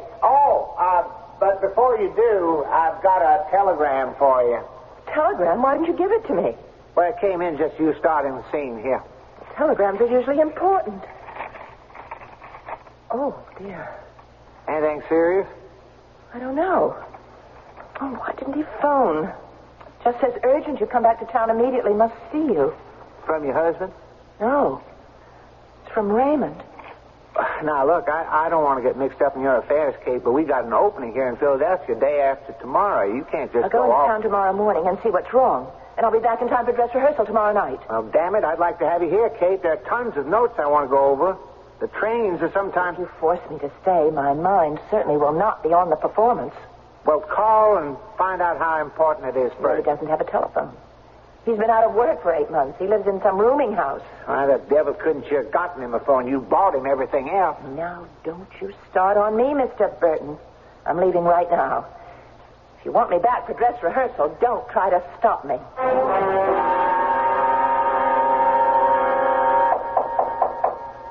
Coming. Yes? May I come in, Mr. Calder? Oh, who are you? Allow me to introduce myself. I am Michael Marchand. Oh, Catherine's husband. Yes, I know the name. I'd like to talk with you. Well, I don't think we have much to say to each other. Oh, I disagree. After all, haven't you taken my wife? I don't want to discuss Catherine with you. Did you think I'd stand by quietly and do nothing while you... How did you get in here anyway? There's a bell in the front hall. The door has to be buzzed to be opened. Would you have buzzed me in if I'd called from downstairs? I most certainly would not. You have your answer. I have Kate's keys for the door. I lifted them from her purse. I decided not to give you an excuse to refuse me entrance. Look, if you don't get out, I'll call the landlady or the super and have you put out. I don't think you will, Mr. Calder. You got a gun. What are you going to do? Do? I just want you to sit still and listen to a tape recording of Kate's voice. It's a rehearsal tape. I made it without her knowledge. I think you'll find it an excellent reproduction. I had the equipment specially made for me in Germany. The quality is lifelike. I defy you to tell the reproduction from the original. Why are you doing this? I have reasons. Very good reasons. Which will become apparent very soon. Yeah, I've brought my recorder with me. Oh, one other thing. I sent a telegram from your landlady's phone here yesterday. It will appear on her monthly bill. Why? What purpose did you have? Of course, I used your name on the wire, a very important element in my plot. Look, I've had enough of this. I'm not... It was to Catherine. To the woman you love. To the woman I once loved. Surely you can't object to my asking her to come here today? But she's in Philadelphia with a show. Not now. In fact, if my planning is right, she's not more than 20 minutes away from here. Why are you doing all this? It's part of my scenario, old boy. All the pieces must fall into place exactly on time. Now, listen to Catherine's voice. Is that all you have to say? Does it mean anything to you that I've given up everything I cherish? Do you have to play so loud? Everything I held dear. That is my intention, Raymond. Don't stand there with that tired, bored look on your face. I told you once if you threw me over, I would kill you. I've stopped the tape. Answer, but don't open the door. Yes? Mr. Calder, what's going on in there? Well, it's nothing, Mrs. Davis. Nothing. I can hear you all over the house. Well, it's just a tape recording, Mrs. Davis. Tape recording? It sounds like Catherine Kendall, the actress. Well, it's a rehearsal tape recording. Miss Kendall made it to help her memorize the part. Oh. Well, turn it down, please. It's too loud. Okay, Mrs. Davis. Now, we'll just wait a second or two till she's gone down the hall. Now. Do you see this? It's my husband's revolver. You don't think I'll use it, do you? Do you? Mr. Marshall, you shot me. Right on cue, Mr. Calder. Right on cue. Just as I planned it.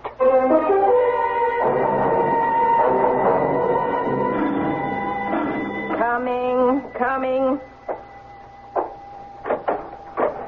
Oh, yes? I've got to see Mr. Calder. Oh, well, you could have rung his bell, Miss Kendall. I did. There's no answer. No answer? Well, that's strange. Come in. What do you mean, strange? I heard you up there in his room not 10 minutes ago. You couldn't have. Oh, I'd know your voice anywhere, Miss Kendall. I heard you talking in Mr. Calder's room. Loud, too. Like you was angry. I just got off the train a half an hour ago. The train from Philadelphia. I took his cab. I came here immediately. Then how could I have heard you in the room? I know. Now I remember. Mr. Calder said it was a tape recording of you rehearsing a play. Well, I never made a tape of any rehearsal. No? Well, here's his room. He's not in. Did you see him go out? He could have gone out, and I didn't see him. Would you mind if I go in and wait for him? No, why should I? It ain't as if he was a stranger. Door's locked. Oh, I got a pass key. There you are. You can go right in. Thank you. When he comes, I'll tell him you're in here. You know, what's this? The keys on the floor. Why, they're your keys, aren't they? Says KK on the holder. Well, they are my keys, but how did they get here? I thought I had them in my purse. That's why I had to ring for you. I couldn't find them.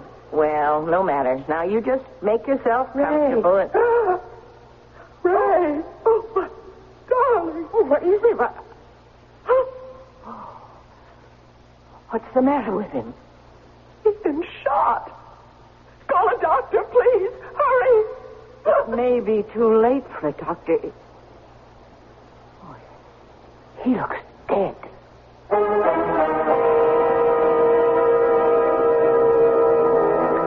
Evil success feeds on itself and stimulates its own appetite. A man like Michael Marchand is not satisfied with having disposed of the man who came between him and his wife.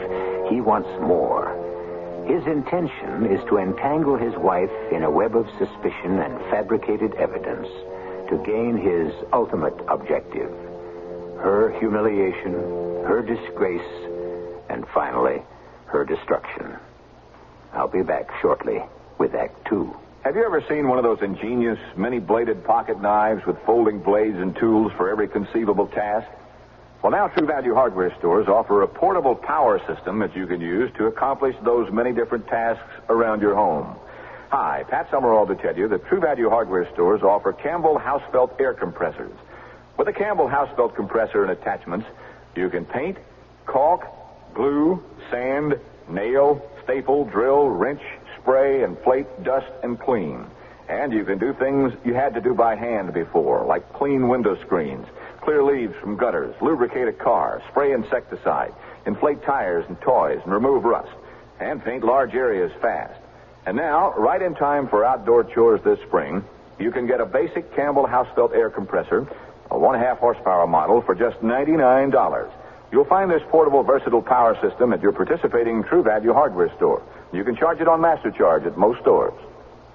Here's Mother Teresa of Calcutta, whose sisters work with the sick, the dying, and the destitute of the world.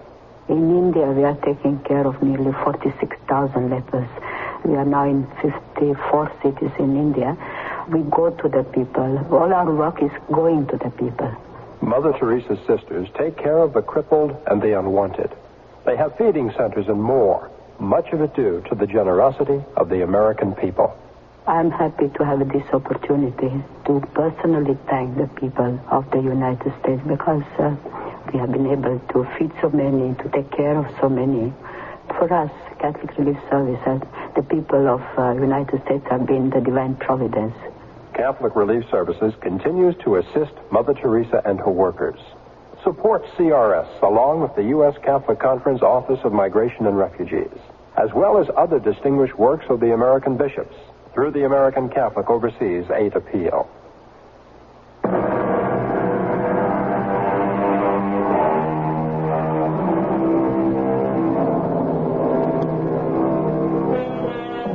Everyone knows Michael Marchand as a man of brilliant intellect.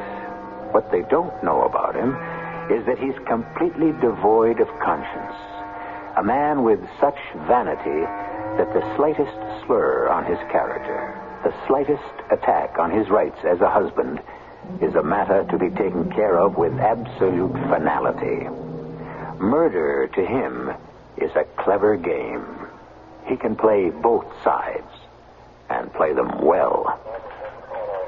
Oh, okay, Mrs. Davis. Now, you mind if we go over your statement just for clarification? Well, no, Sergeant, but I do have to get back to my house. There's no one there but the super. Well, I won't keep you here very much longer. Just a few more questions. All right, Sergeant. Now, how long has Mr. Calder been living at your rooming house? Oh, 5 or 6 months. I got the exact date written down in my account book. Did you know the actress Catherine Kendall? Oh, yes, sure. I've seen her on the stage and in the movies. But you asked me that before. Well, did you know that she was seeing Mr. Calder in your house? Oh, I knew, but I never interfere in the private lives of my tenants. Mm-hmm. She'd been there several times? Oh, yes. You always had to open the front door for her when she came in? No, she had a key. I only opened the door for her once. Yesterday afternoon? No, morning. It was about 11:45 when she rang the bell. Well, you said just a few minutes ago, I have it here in your statement, that you heard her speaking to Mr. Calder in his room in a loud and angry voice. Oh, but she didn't mean it. Oh, how could you know? Well, it was a tape, a rehearsal tape. You see, sometimes actors and actresses, they make a tape of their voices when they're doing a play to learn the lines. I see. How do you know it was a tape recording? Well, you see, I heard this loud, angry voice coming from poor Mr. Calder's room. You recognize Miss Kendall's voice? Oh, yes. I called through the door. You didn't enter. Well, Mr. Calder said it was nothing to worry about, the angry voice, he meant, that it was just a rehearsal tape. And that Miss Kendall wasn't there? Oh, no, he didn't say that she wasn't there. And then you think she was there when the tape was being played? At the time, I did. Something happened to change your mind?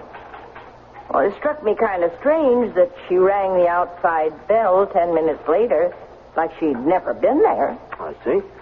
Thank you, Mrs. Davis. That will be all for now. All right, Kendall, now let's put all the sweet talk to bed.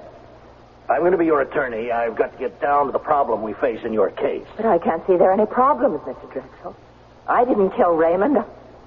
I loved him. Well, that is hardly a defense. But he was dead when I got there. I found him in his room. The door was locked. Mrs. Davis had to let me in with a pass Yes, key. yes, I know. The door has a latch that can be set and locked even if one doesn't have a key. Meaning? Meaning that one could drop the keys on the floor inside the room and set the latch to lock automatically and then leave. Are you insinuating that I did that, Mr. No, I am not insinuating anything. I'm just giving you the benefit of my experience about the way the police think. And as my attorney, how do you think? Oh, innocent. Innocent, of course. You don't say that with too much conviction. You are my client, Miss Kendall. I don't have to put on an act for you. But try to see this from somebody else's point of view. Now, you're a woman, an actress. You're beautiful. Now, this actress has a boyfriend. The boyfriend gets tired of her. That wasn't the case. That isn't true. Okay, all right. So it's not true. But that's the way the police and the public are going to interpret it. I suppose so.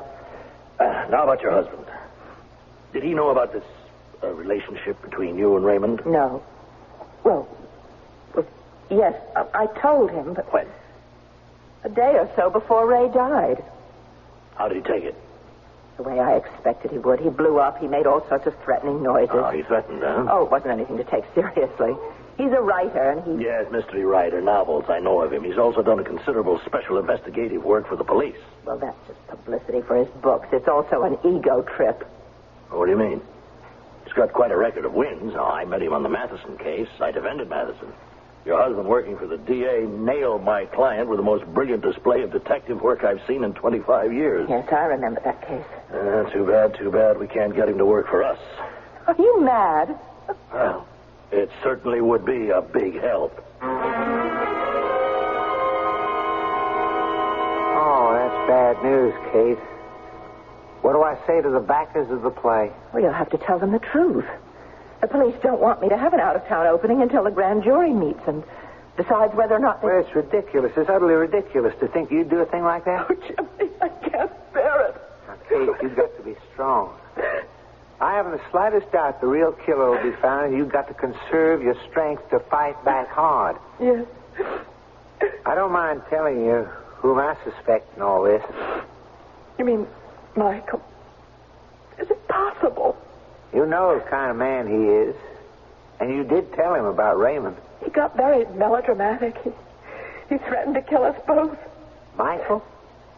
Your husband's a talker, a poser, but definitely not a man of violence.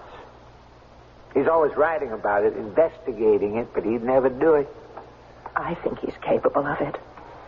I think he'd commit a violent crime. No. He spends too much time getting rid of his aggressions in his writing. Oh, excuse me. Burton here. Oh, yes, Phil. It's Palmer, our publicity man. He wants to know whether or not you're going to stay with the show. Just a minute, Phil. Kate's right here with me. Well, what shall I tell him? Well, tell him I'll call him as soon as I know myself. Well, that's not much of an answer. Oh, I don't know. I don't know. Phil, she can't possibly know until she hears what the grand jury is going to do. Yeah, it's Going to the grand jury tomorrow, we should get a quick decision. What? Oh, Phil, don't be funny. I'll call you back later. You won't believe this, Kate. You know what he said? He said this whole murder business is a PR man's dream. Do you realize the plot of the play is almost parallel to the actual murder?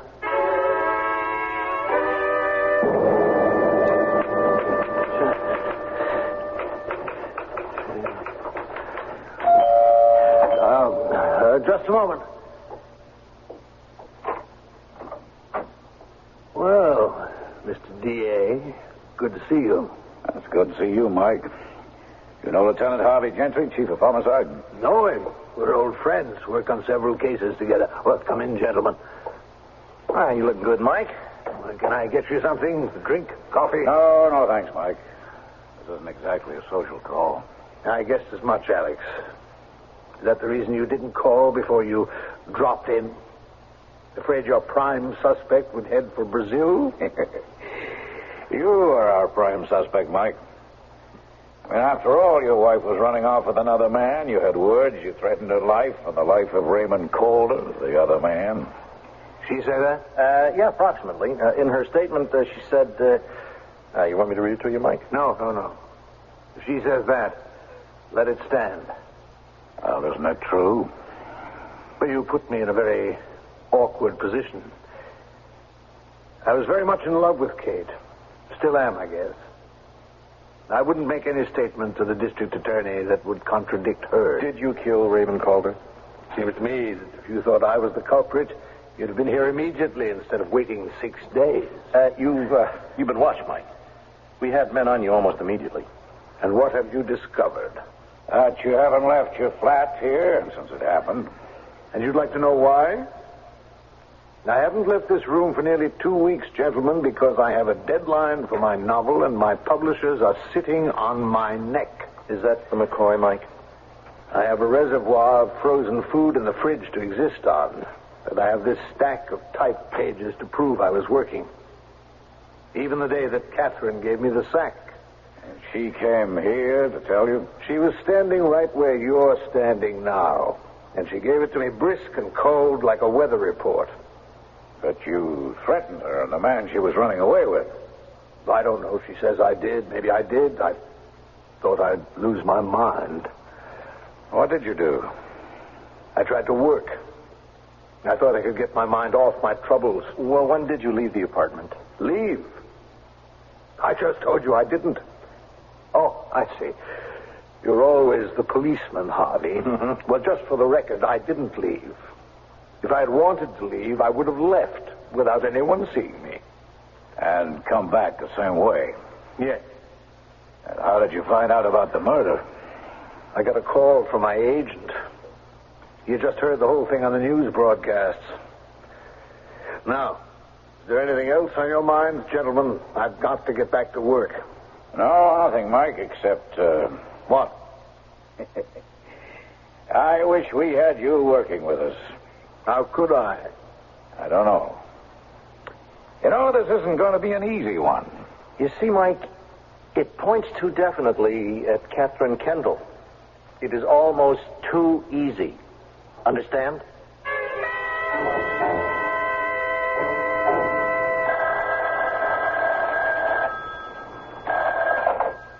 Hello? Catherine? Yes? Don't you recognize my voice? It's Michael. I didn't expect to hear it. Goodbye. Now, wait. Don't hang up. Listen to me. I can help you. You? Help me? You have a sense of humor, Michael. I'll say that for you. Kate, you're forgetting. I am the injured party. You ran out on me. I don't know how you did it, but I'm sure you planned all this, plotted it, like one of your cheap novels. All right. If you take that attitude, there's nothing to be done. Nice talking to you, dear. Wait. Okay, go ahead. What diabolical plot have you hatched now? No plot. The DA, you know Alex. Yes. He wants me to work with the police on this case. What? I'd call you the prime suspect. I'm completely cleared. That's why he made me the offer. Oh, I just can't believe it. Don't you see how helpful I can be to you if I'm working with them? Look, Michael, you know I'm innocent. You know that out of sheer ego you planned this whole evil charade, and now you're asking me to be grateful to you for future favors? Well, I don't need you. I don't want you. Please stay away from me. Very well. You've given me your answer. I shall feel no compunctions in accepting the assignment from the DA. And it just occurs to me, Michael, that the DA hiring you to solve a crime is like hiring the rat to guard the cheese.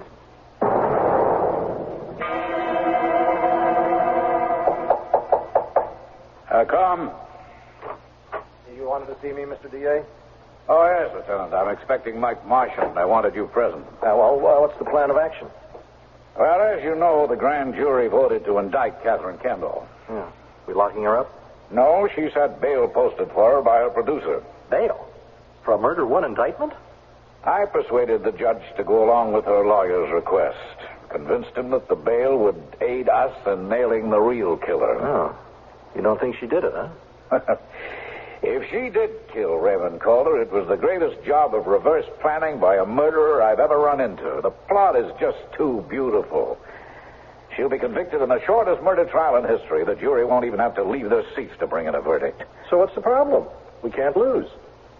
It's just too perfect. Well, then we're right back to Marchand. That's correct. Only one man I know could have worked out all the details so cleverly that there was only one answer. That everything points to Catherine. Well, you're the DA. It's your job to nail the bad ones. I wonder if you know, Lieutenant, that it's also the DA's job to protect the innocent. Now, that's Mike Marchand, Harvey. Stick around. Yes? I'll send Mr. Marchand in. This is the first move in a game of chess. Well, Michael, right on time. Come on in. By the way, you a chess player?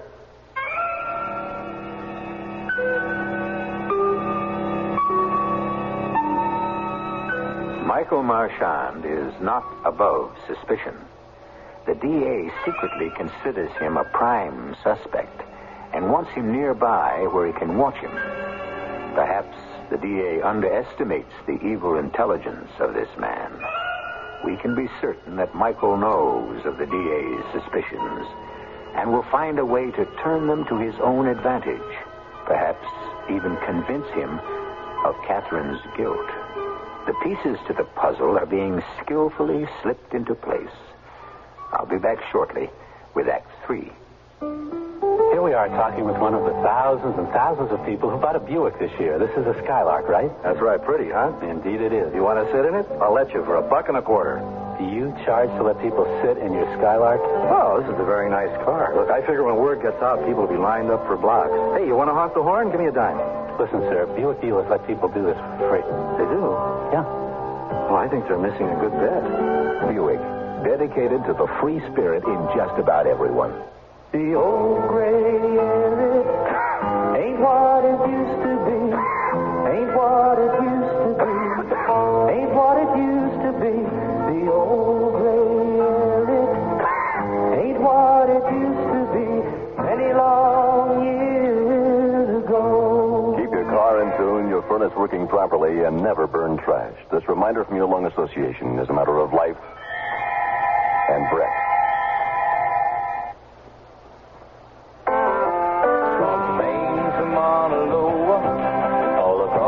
Great big land, there's a neighbor who is ready to lend a helping hand.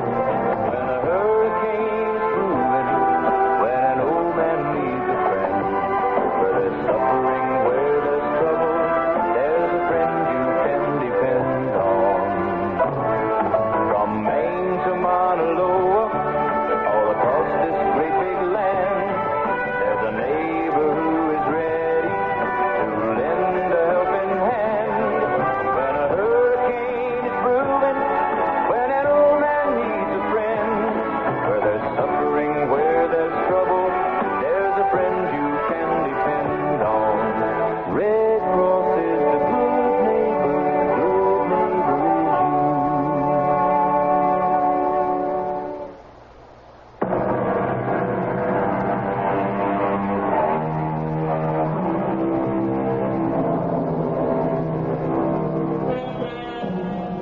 first day in court. The drama is unfolding, with Michael Marchand as the unseen puppeteer pulling the strings that make the characters move. The district attorney, still not convinced of Catherine's guilt, must nevertheless proceed with the prosecution. Catherine's lawyer, not really convinced of his client's innocence, must nevertheless proceed with her defense. There is a feeling of ambivalence in the courtroom as the prosecution and defense present their opening statements. Ladies and gentlemen of the jury, it will not be necessary for the prosecution to indulge in appeals to your emotions. We shall leave that to the defense. We have an extremely beautiful woman, a talented actress who is trained to move you, to gain your sympathy. Objection, Your Honor. The prosecution is directing the thinking of the jury. I ask the last be stricken from the record.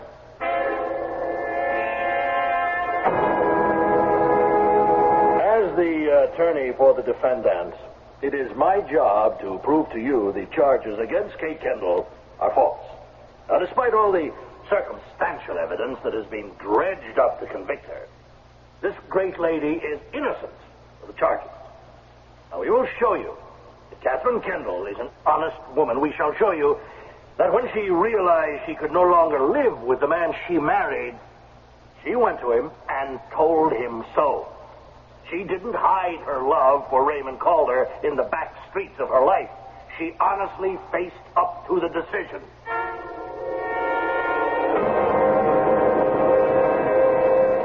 How do you think it's going to go, Counselor? You heard the opening remarks. Well, I was a little thrown by that back streets of her life routine. I mean, I thought that was laying it on too much. Well, trust me, I know more about jurors than you do.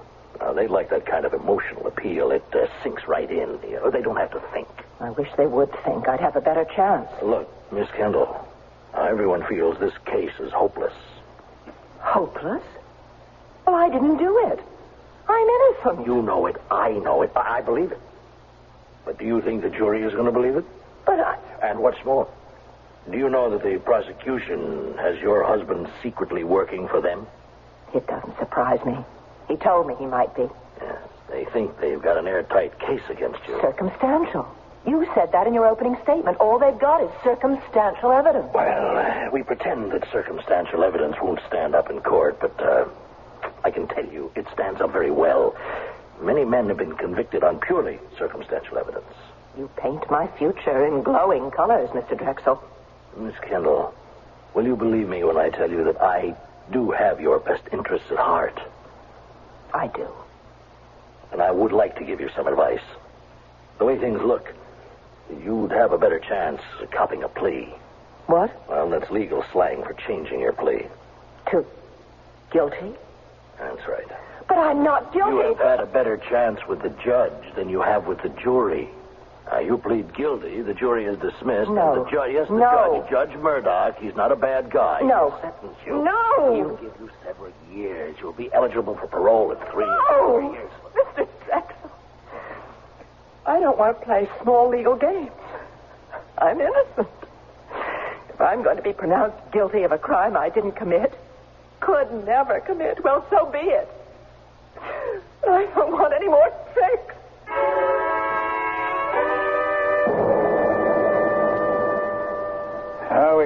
We still have one discrepancy, Mike, that we haven't been able to clear up. One weak spot in our case. What's that? Catherine got off the train from Philadelphia at 11:12 a.m. She took a cab and arrived at Mrs. Davis' rooming house at around 11:43. Well, what's the problem? Let's say it took her 5 to 10 minutes to get out of the station and catch a cab uptown, and 25 minutes for the cab ride. 25 minutes? That long? Midday traffic. Have you tried it to Mrs. Davis' place from the station? Well, no, but... Well, I have. 3 times. I have my timings here. I checked them with a stopwatch. 1, 24 minutes and 32 seconds. Then I made it in 23 minutes and 5 seconds. That last one was a slow one, over 27 minutes. Well, she couldn't have been in the room when Calder was shot. She'd have been in a taxi blocks away from the scene of the crime. You've forgotten one thing. Yes? She could have taken a subway. I did, during the same time periods. My times to the door of Mrs. Davis' house from the station, 8 minutes and 34 seconds, 7 minutes 52 seconds, 9 minutes 10 seconds. Subway, yeah. So she could have done it after all. Now, here's my suggestion. Your questions should be concerned with her arrival at the rooming house.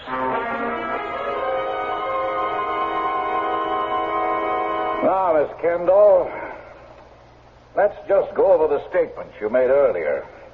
At what time did you arrive at the rooming house on the morning that Raymond Calder was shot? I believe it was around 11:45. Somewhere around that time. My train got into the station at 11:12. It took me about 30 minutes to get a cab and arrive there. Oh, tell me, were you recognized on the street or when you were in the station? No. By the cab driver? No. Oh, you're a well-known person. People have seen you on the stage and pictures and television. Oh, when I'm traveling, I wear dark glasses and a scarf over my head. Oh, and that works? I'm seldom recognized. Oh, I guess that's about all. Yes, just one more question. Yes? Ever used the subway? Yes, if I'm in a particular hurry. Wearing the same disguise, the dark glasses and the scarf? Yes, I guess so. And were you in a hurry that morning, Miss Kendall, March 14th, the morning you rushed to your lover's apartment? You went to his room? No. You opened the door with a key? No. You turned the gun on him and shot him? No. And then you left your keys, you slipped out and pretended to be entering, and Mrs. Davis saw you at the front door. Objection, Your Honor, objection. Badgering the witness, I ask that the question and all the district attorney's remarks be stricken from the record.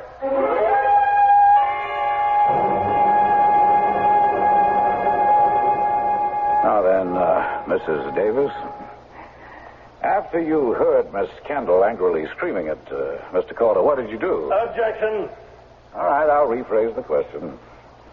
After you heard a woman's voice raised in anger, threatening to kill in Mr. Calder's room, what did you do? I knocked and asked Mr. Calder what was the matter. And he told you. We said that he was playing a rehearsal tape of Miss Kendall. Are you sure that was a tape recording? Oh, yes.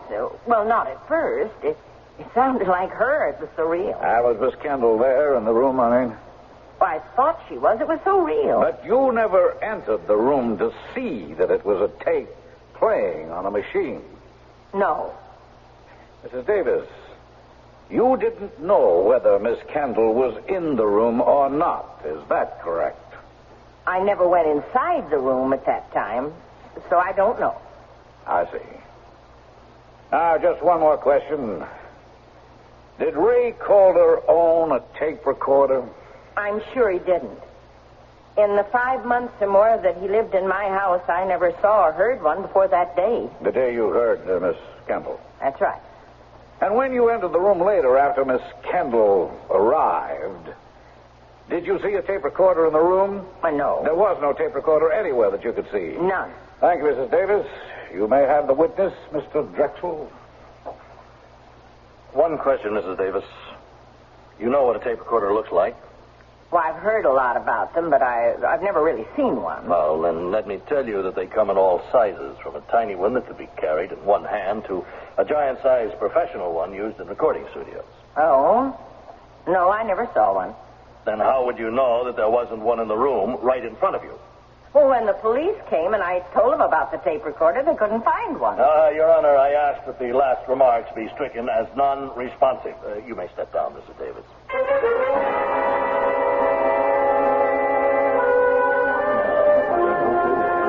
Well, the jury's been out longer than I thought they'd be. Think she'll get off, Mike? No. No, your case was so strong that Drexel nearly had a nervous breakdown trying to beat it down. I'll give 100 to 1 odds the verdict is guilty. Oh, wait a minute. The jury's returning.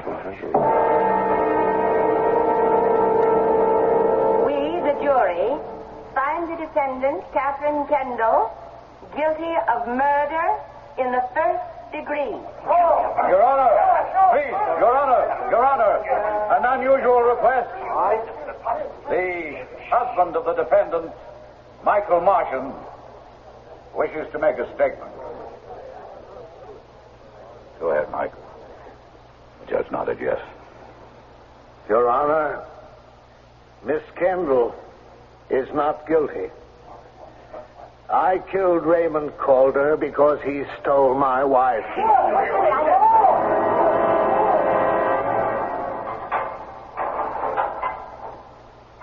You can come back for me in about 10 minutes, guard. Nice of you to visit, Alex. I didn't know this was Visitor's Day. It isn't.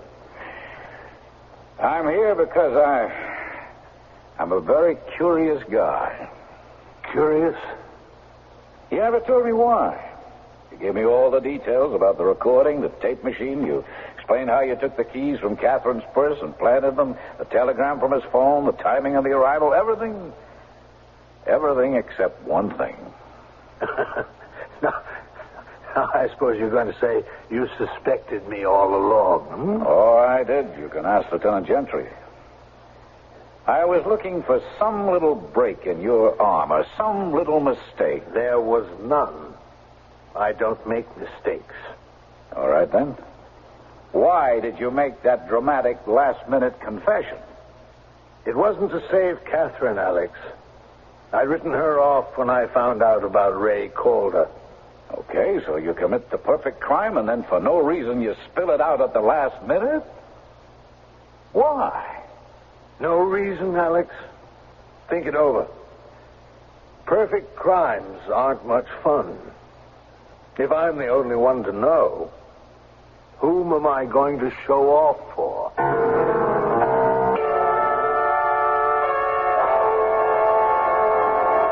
So there you have it. A murderer's vanity. For that one little moment of glory in the courtroom, that one little moment of stunning revelation, Michael Marchand will spend the rest of his life behind bars. Does he ever wonder whether that shocking moment was worth the price? Not at all. To him, it was the crowning moment of his life. I'll be back in a moment.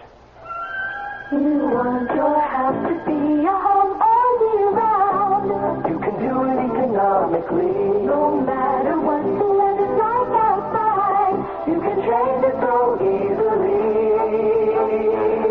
So make summer a cooling thing. Turn winter into spring. It's the right time for Carrier. Carrier's right for the times. To be right for the times, the air conditioning you choose for your home has got to run efficiently. And that's the beauty of Carrier's Round One. Compared to most other central units, the Round One is a good deal quieter and a lot more economical to operate.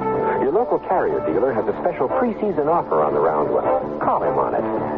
So make summer a cooling thing. Turn winter into spring. It's the right time for Carrier. Carrier's right for the times.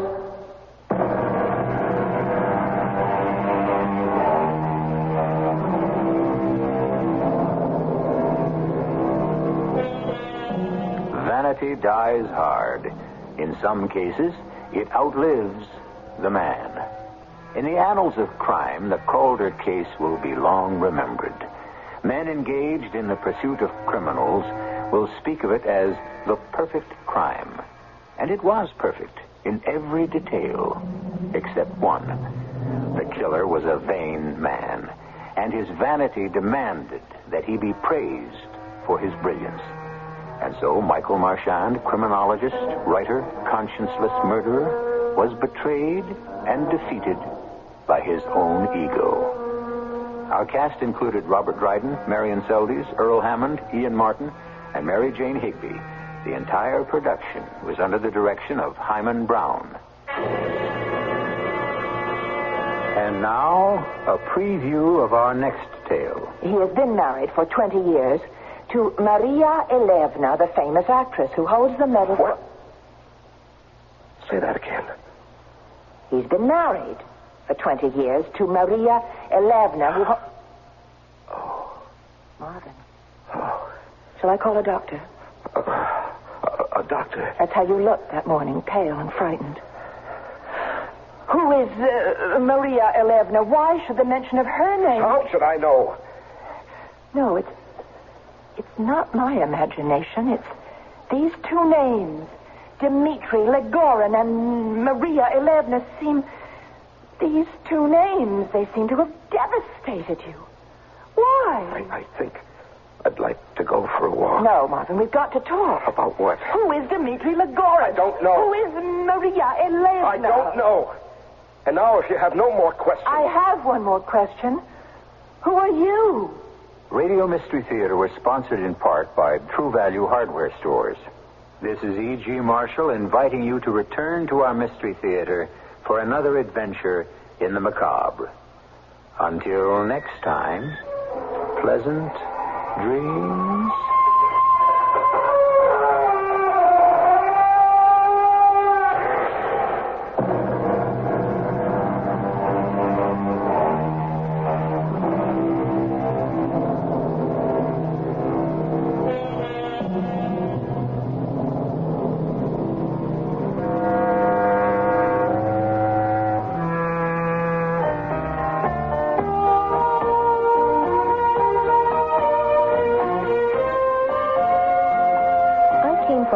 Family, all boys except me.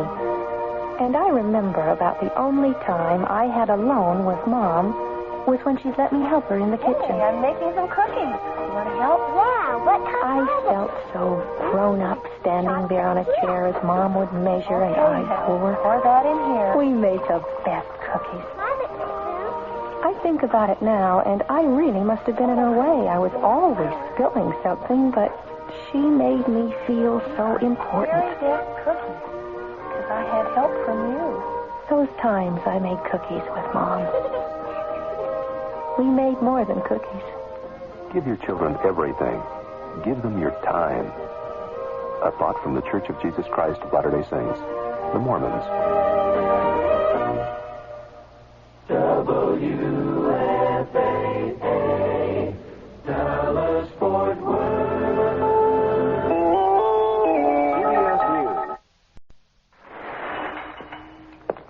Okay, I made a mistake. My first mistake. But they say guys like me coming out of jail usually wind up coming right back. I like sitting in the park, but not every day.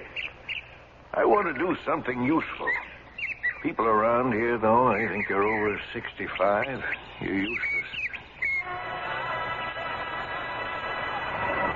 The man crossed and shoot. Who you kidding, girl? You're nowhere unless you can read. Tough problems call for real solutions, not just talk. If your community has a problem, you need action. Action is skilled volunteers of all ages working together to help solve tough community problems. Write Action, Department C, 212 North St. Paul Street, Dallas, Texas, 75201. Between us, there's got to be a solution. This is a public service of this station and the Advertising Council. WFAA, Dallas Fort Worth. The CBS Radio Mystery Theater presents...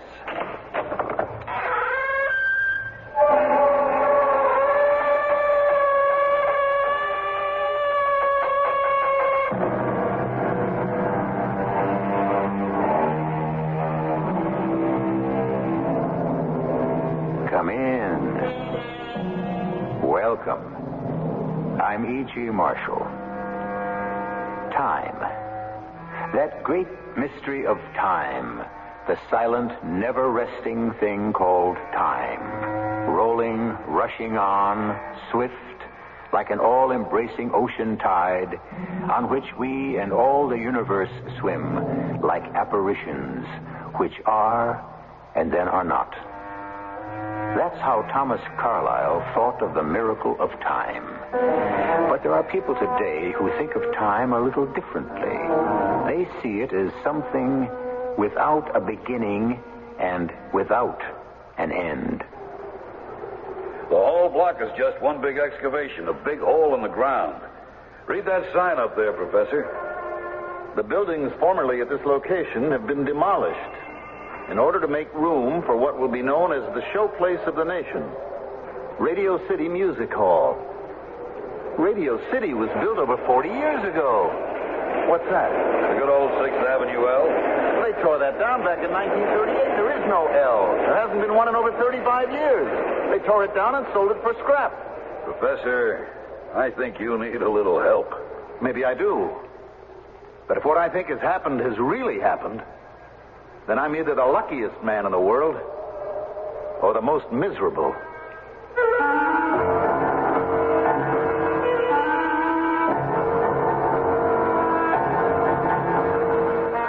Our mystery drama, Time Killer, was especially written for the Mystery Theater by Arnold Moss and stars Mandel Kramer. It is sponsored in part by all state insurance companies and Buick Motor Division. I'll be back shortly with Act One.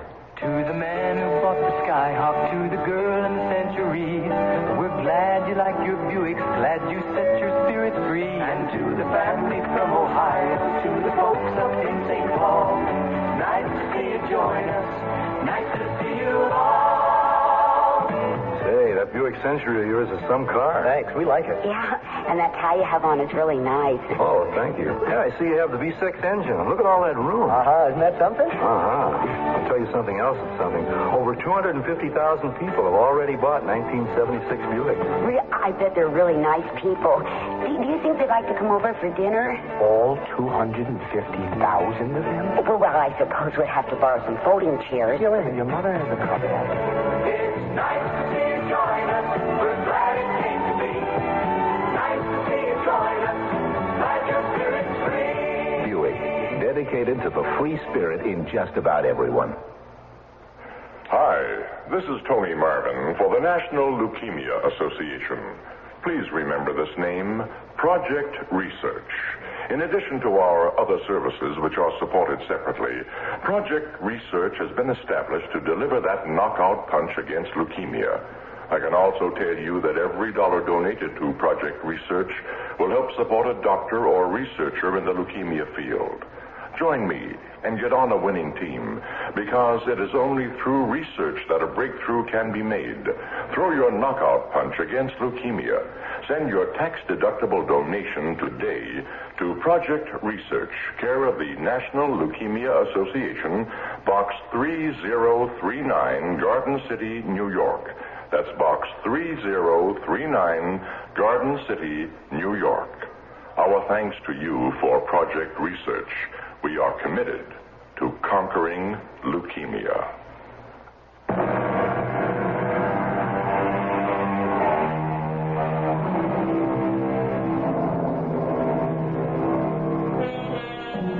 Do you recall the ancient story of King Canute, who, in order to demonstrate his absolute power, commanded the ocean tides to stop?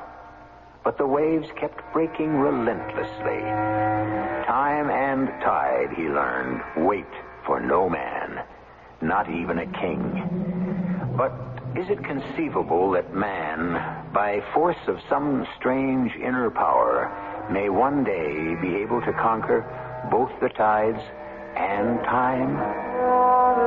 It started one day last year in December, just before the Christmas holidays. Professor Edwin Quaylen was giving his end-of-the-semester lecture at the university in his course in parapsychology. The point, ladies and gentlemen, is that time can be just as elastic as space. If, for example, you were in space, hovering over the surface of the Earth in some kind of huge helicopter, and the Earth kept revolving beneath you, you could choose to land almost at random at any point on that surface. Now, in the same way, every period of time that ever was, that is, or for all we know ever will be, is out there someplace, just waiting for us to put ourselves into it. Well, how do you suppose that'll happen, Professor Quaylen? Some man or woman gifted with special, extraordinary sensibilities, might even be someone in this very room, will somehow, someday, puncture a tiny hole in the wall of what up to now has been the impenetrable barrier to our physical and psychic senses. When that happens, and the time is near, the human race as we know it will be forever released from the bondage and fog-bound limitation of its own feeble making. you. And whether you're leaving New York City or staying right here, I want to wish all of you a very pleasant holiday and a happy New Year. Professor Quaylen, if you have a moment, I'd like to ask a question. Oh, certainly, Clovis.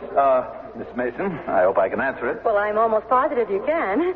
I'm practically starved. How soon do we eat? As soon as the rest of the class clears out. Oh, I am really looking forward to these next few days with my favorite teacher, Professor Quaylen. No more than I with my favorite graduate student, Clovis Mason. All we have to do is beat Princeton tomorrow, and that'll put us even in the league with Columbia. Well, what are the chances, Tubby boy? Pretty good. If you don't mind my saying so, Tuppy. Aren't you up a little late with a game on tomorrow night? Oh, you're right, Professor. I lost track of the time. Well, thanks for inviting me over to your table, Clovis. I hope I didn't interrupt some heavy discussion on time or space. Not at all, Tubby. Nice talking to you, Professor. Yes, good luck. The body beautiful, the brain non-existent. That wasn't very nice of you, practically asking him to leave. It wasn't very nice of you. We're very discreet, for that matter, asking him over to our table. Well, what harm is there? Anyway, what do you care? Well, I wouldn't like you to cost me my job. You're really scared I might? Well, you know how I feel about being so much older than you. And besides, I always get a little edgy and tense in a place like this. Ed, why don't you just relax? I do try, you know that. You keep telling me all the time about the self-discipline you learned in those 12 years you spent in the Himalayas. Where was it? Nepal? You know, 98% of the time you're wonderful. Thank you. When you want to be, you can be the calmest, easiest, most charming man in the world. And such fun to be with. And the other 2%? Well, like now, nervous, irrational, and sometimes a little scary. But you're improving every day. Well, I thank you, ma'am. You know, sometimes I think it's a shame that we didn't keep prohibition. Prohibition? What's that got to do with it? What's the word? I get so uptight in places like this. I mean, in the old days, way before you were born, actually, I was hardly more than a kid myself, there used to be wonderful little places, speakeasies, where two people like you and me could go for a good dinner and a quiet, relaxed evening together and no noisy kids barging in on you. And discreet? Very. I'll bet you'd like nothing better than to turn up in one of those joints, if that were still possible. It is possible, and they were not joints. As a matter of fact, maybe that's where I should have taken you tonight. You know, there are still one or two of them around. They keep up the appearance of how they used to be. Well, why didn't we go to one of them? I never really want to see the inside of one again. Ever. Really? At the same time, I have mixed feelings. Because I'd give almost anything if in some way I could follow up what once happened in one of them. A long time ago.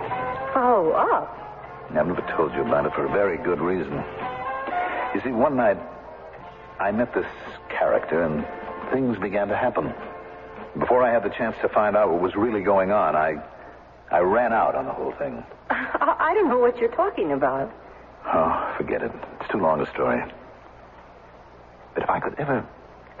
Ed, this theory of time that you believe in so deeply, just suppose in some way you could prove it actually works. Well, you know that someday it will. Of course. And suppose that I was the one who would prove my own theory correct?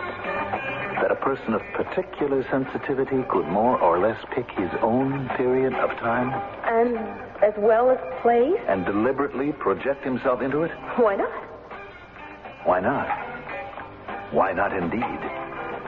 And when I do, I tell you that... Ed, put that glass down. You'll break it. Ed, what have you done? You've broken the wine glass right in your hand. Strangest coincidence. Coincidence? Oh, you're bleeding. Here, let me tie my napkin around your fingers. Oh, waiter. Waiter. Is there anything I can do, Clovis? Oh, Tubby. He's had a little accident. Have you got your car here? Oh, sure thing. Would you give us a lift to his apartment? Well, of course. Get out of here, the two of you. What? Leave me alone. Dad. I want to be alone. I'll take care of everything myself. I don't need you. I don't need anybody. Clovis and Tubby left. I got up to leave. With no warning, I suddenly felt very dizzy. I found it hard to breathe. The whole restaurant started turning around me like a huge spinning top. Somebody loosened my tie and gave me a drink of water. The next thing I knew, I was walking up Fifth Avenue somewhere in the 50s. Without thinking, I automatically turned west into 52nd Street. In minutes, I was standing in front of a darkened door, ringing a bell. I was at Luigi's. It had always been one of my favorite hangouts back in the old days. A peephole in the door opened, an eye appeared. The peephole closed. There was a pause. The door opened. Well, evening, Mr. Quaylen. Ain't seen you in some time. Well, I've been a little busy. Good crowd tonight? Oh, can't complain. Why the peephole? Can't be too careful, Mr. Quaylen. You know that? Not these days. Hey, make yourself at home. Anybody sitting here? Oh, yours, brother. Help yourself. What'll it be, Mr. Quaylen? The regular? Yeah, please. Vodka and tonic. What'd you say? Vodka and what? Vodka and tonic. Was that something new? Some kind of a a Russian drink? What's the gag, Luigi? Gag? There's nothing. Only your regular is an orange blossom. Sometimes you switch to a Bronx cocktail. Orange blossom? Oh. Yes, of course. Bring me an orange blossom. Make mine another Bronx cocktail, please. Okay if this one's on me? Yes, I suppose so. Thank you. You just visiting our fair city? No, I'm born and bred New Yorker, right here in Fun City. Fun City? Oh, that's a peach. I got to remember that. How about you? Well, I've been here 3 years in the advertising game. Name's Joe Delaney. Ed Quaylen. Glad to know you. What's your racket? Racket? I'm a college professor. Oh, come here often? Well, not as much as I used to. A lot of my drinking pals have died off. Oh, sorry to hear that. I used to be able to walk in here, meet 3 or 4 buddies, have a quiet drink. No arguments about should we stay in the UN, should we leave the UN. UN? United Nations. You mean the League of Nations? No, I'm talking about the United Nations, Delaney, not the League of Nations. Hey, your drinks, gentlemen. Luigi's stuff is the best, right off the boat. Off the boat? The liquor. I think he brings it in through Canada. That's very funny, Delaney. What's that? Well, you hardly seem old enough to have been around in the old days, and yet the way you talk, the phrases you use, I don't know. I really don't know. Something funny seemed to be going on. I had the feeling of having seen all this before, even though it was all happening for the very first time. Where'd you find that? That's a real collector's item. Find what? A pack of cigarettes. I haven't seen one of those since, you remember, with the war. The war? All the green packs of that brand, like the one you have there, were almost overnight put into white packs when the war started. They were? Sure. And they'll never write tunes like those old ones. To me, most of this new stuff is just so much noise. You can't even get a seat to the show that one comes from 3 months in advance. What, you mean they've revived it? Revived it? It's such a hit, they've got the nerve to ask $4.40 for an orchestra ticket. $4.40? Really?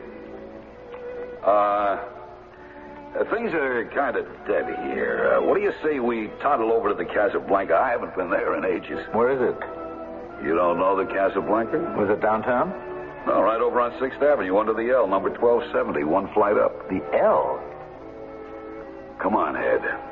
I think we can both use a little air. What's the damage, Luigi? Here's the bad news, Mr. Delaney. Okay, here. Delaney, you don't mind if I call you Joe? No. I hope you won't be offended if I tell you that some of the expressions you've been using are a little puzzling to me, a little peculiar. How so? Well, things like the advertising game. I haven't heard that in years. What's the damage? Toddle over to the Casablanca. I haven't heard anyone talk like that, and I can't remember. Well, now that you mention it, there are a couple of things you've been saying I find a little odd. No offense, of course. Like that first drink you ordered. What was it? Vodka and what? Tonic. Fun City? United Nations? The war? The war has been over since 1918. Here's your change, Mr. Delaney. Wait a minute. I don't believe it. Where did you get those bills, Luigi? I robbed a bank. Where do you think I got them? where I get all of them, Mr. Quaylen, from customers like you. But the government withdrew those large-sized bills back in 1928. That's when they put out the smaller ones, like these. That's absolutely amazing. Well, what are they anyway? Counterfeits? You ever see these little bills, Mr. Delaney? This is another gag, Ed, like trying to make us think you couldn't remember what kind of a drink an orange blossom is? What is this, Ed? That's what I intend to find out.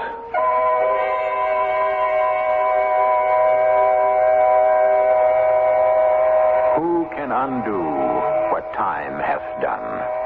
Who can win back the wind? Not an easy question to answer. Most of us acknowledge the idea that life is but a dream. We are not quite ready to accept the notion that time, too, may be nothing more than an illusion, which is what our friend Ed Quaylen, professor of parapsychology, may or may not be about to discover. I'll return in a moment with Act 2. You want your house to be a home all year round. You can do it economically. No matter what the weather's like outside, You can change it so easily. So make summer a cooling thing. Turn winter into spring. It's the right time for Carrier. Carrier's right for the times. The higher energy costs go, the more you need Carrier heat pump air conditioning. It cools your home in summer, heats it in winter for up to half the cost of electric heat and less than most oil systems. So before you replace your old furnace or put in air conditioning, talk to your Carrier dealer about heat pump air conditioning. He's the expert. So make summer a cooling thing. Turn winter into spring. It's the right time for Carrier. Carrier's right for the times. Who's gonna help a child to walk? Make someone's dreams come true. Who's gonna help someone to talk? Easter seals and you. Who will be working all year round? Someone to count on too. And who will never let them down? Easter seals and you. Easter Seals helps crippled children and adults push back the limitations of their handicaps. Helps them to enjoy the good life. Miracles still happen, and you make them. Easter seals and you. Give to Easter Seals. Easter seals and you. Give to Easter Seals Easter seals. for crippled children and adults. Easter seals and you.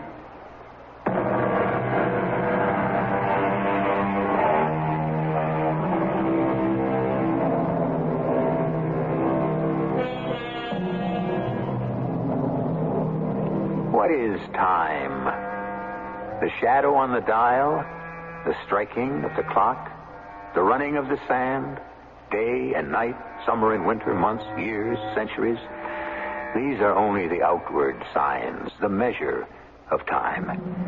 As for the nature of time itself, Professor Quaylen, who seems to have little more in common with Joe Delaney than his taste for good whiskey, is about to find out.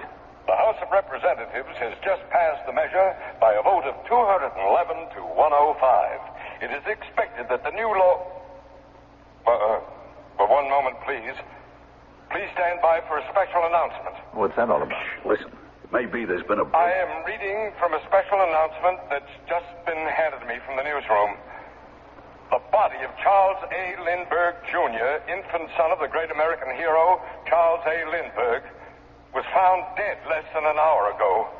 Missing since March 1st of this year, a continued search for the child, dead or alive, had, up to this evening, revealed nothing. Turn it off, Luigi, please. In spite of the fact that $50,000 had been paid to the unknown kidnapper. What do you know? He paid the ransom and the kidnapper killed the kid anyway. Took 2 years to find the kidnapper. 2 years? How would... In 1934. 1934? Yes. Bruno Hauptmann, a carpenter. He was brought to trial the next year in Flemington, New Jersey, I think it was, and found guilty of the crime. After that, they changed the law, the Lindbergh kidnapping law. Hold your horses, Ed. How do you know all this? What are you talking about? It was all in the papers. The Lindbergh kidnapping is part of history. Sure, but you're talking about 1934. That's right, 1934. Ed, are you some kind... Luigi, you happen to have today's paper? Well, which one? The Mirror, the Journal American, the Herald Trip? I got them all. Any one of them. Yeah, Mr. Delaney. Thank you. Now, Ed, will you please read the date on this paper? Today's paper. May 1932. I've got a little headache. Going out for a breath of air. Let me go with you. You want to try that other place you spoke of, Joe? Casablanca. If it hasn't changed too much, I think you'll like it. Besides, the walk over there will do you good. Yes, it might. It might indeed. I should have got rid of him right then and there and gone home. But there was something fascinating about the whole idea of going along with him. Something challenging. Anyway, minutes after we left Luigi's. And no hat, Joe? No overcoat? This time of the year? What I need a coat for? End of December. I make it the middle of May, Ed. A pleasant spring night with even a touch of summer in the air. I mean, what am I doing with this heavy coat? Muffler, fur-lined gloves. Take them off. Carry your coat on your arm. I don't understand it. You'll be all right, Ed. Just what is it you said you teach? Parapsychology. What? Parapsychology. The part of psychology that examines and tries to explain phenomena like clairvoyance, telepathy, ESP. ESP? Extrasensory perception. Would that be something like mind reading? Well, not exactly. There are people who can anticipate what's going on in someone else's mind days before the thing itself happens, even though the two of them are separated by hundreds of miles. Not fakes? Oh, definitely not fakes. I'll be a monkey's uncle. In fact, one of the things I've been working on is a new theory of time that says that past, present, and future are in a sense all one and the same. That a person, without changing in any way himself, might be able to introduce himself into any period of time that he chooses. How could that happen? Because time is not real. It's nothing but an idea that man has invented. Hold everything, Ed. Take a look at that. What is it? I told you I hadn't been here in almost a year. I completely forgot. Forgot what? This is where the Casablanca used to be. Well, there's nothing here. The whole block's an excavation. Just one big hole in the ground. Read that sign up there. Buildings formerly at this location have been demolished in order to make room for what will be known as Rockefeller Center. On this site will be built one of the most beautiful and modern theaters in the world, to be known as Radio City Music Hall. But Radio City was built over 40 years ago. What's that? The good old 6th Avenue L. They tore that down the end of 1938. Take it easy. There is no L. There hasn't been one in over 35 years. They tore it down and sold it for scrap. Professor, I think you need a little help. Maybe I do. But there's someone I have to tell about this. If what I think has happened has really happened, then I'm either the luckiest man in the world or the most miserable. I'm not sure which. Taxi! Taxi! I had the same dizzy feeling I'd had earlier in the evening. In fact, I'm almost certain that I blacked out right there in the cab. I can't be sure for how long. And then, before I knew what had happened, I was in Clovis' Greenwich Village apartment. Clovis, darling, I apologize for what happened earlier this evening. Oh, I understand, Ed. You were more than a little wound up, and when that wine glass broke in your hand, you really lost control. I know, and I'm sorry. Oh, how is your hand? Oh, it's all right. It's fine. Clovis, listen. You are the only person in the world who can understand what happened. What happened? Yes. You remember I kept talking about the days of Prohibition, the speakeasies? Uh-huh. How I wished we could have gone back to one of them? So? Well, Clovis, that's where I've been. To a speakeasy? To a 1932 speakeasy. What are you talking about? I have been back to 1932. I don't follow you. You know that imaginary helicopter I keep using in my lectures? Yes? Hovering over the earth as the earth revolves beneath it? Of course. And how I keep saying that almost any day now, someone whose senses are tuned to a fine sensitivity and who has the strength of will to want it to happen will make that helicopter land at almost any point in time that he wills. Yes? Clovis, I'm almost certain that I have done just that. I think I am that someone. What? Only I made one big mistake. I left too soon. I left Delaney standing there right under the 6th Avenue L in front of the excavation for Radio City Music Hall. Ed, stop pacing around the room. Sit down, please. Don't you see, Clovis, if I don't go back tonight... Look, I have to find Delaney again. It's of the greatest importance. Why? Who is this Delaney? By himself, he's nothing. But meeting him again may be the answer to everything I've been searching for. Take me with you, Ed. I want to go with you. When the time is right, you'll come with me, Clovis. But not before.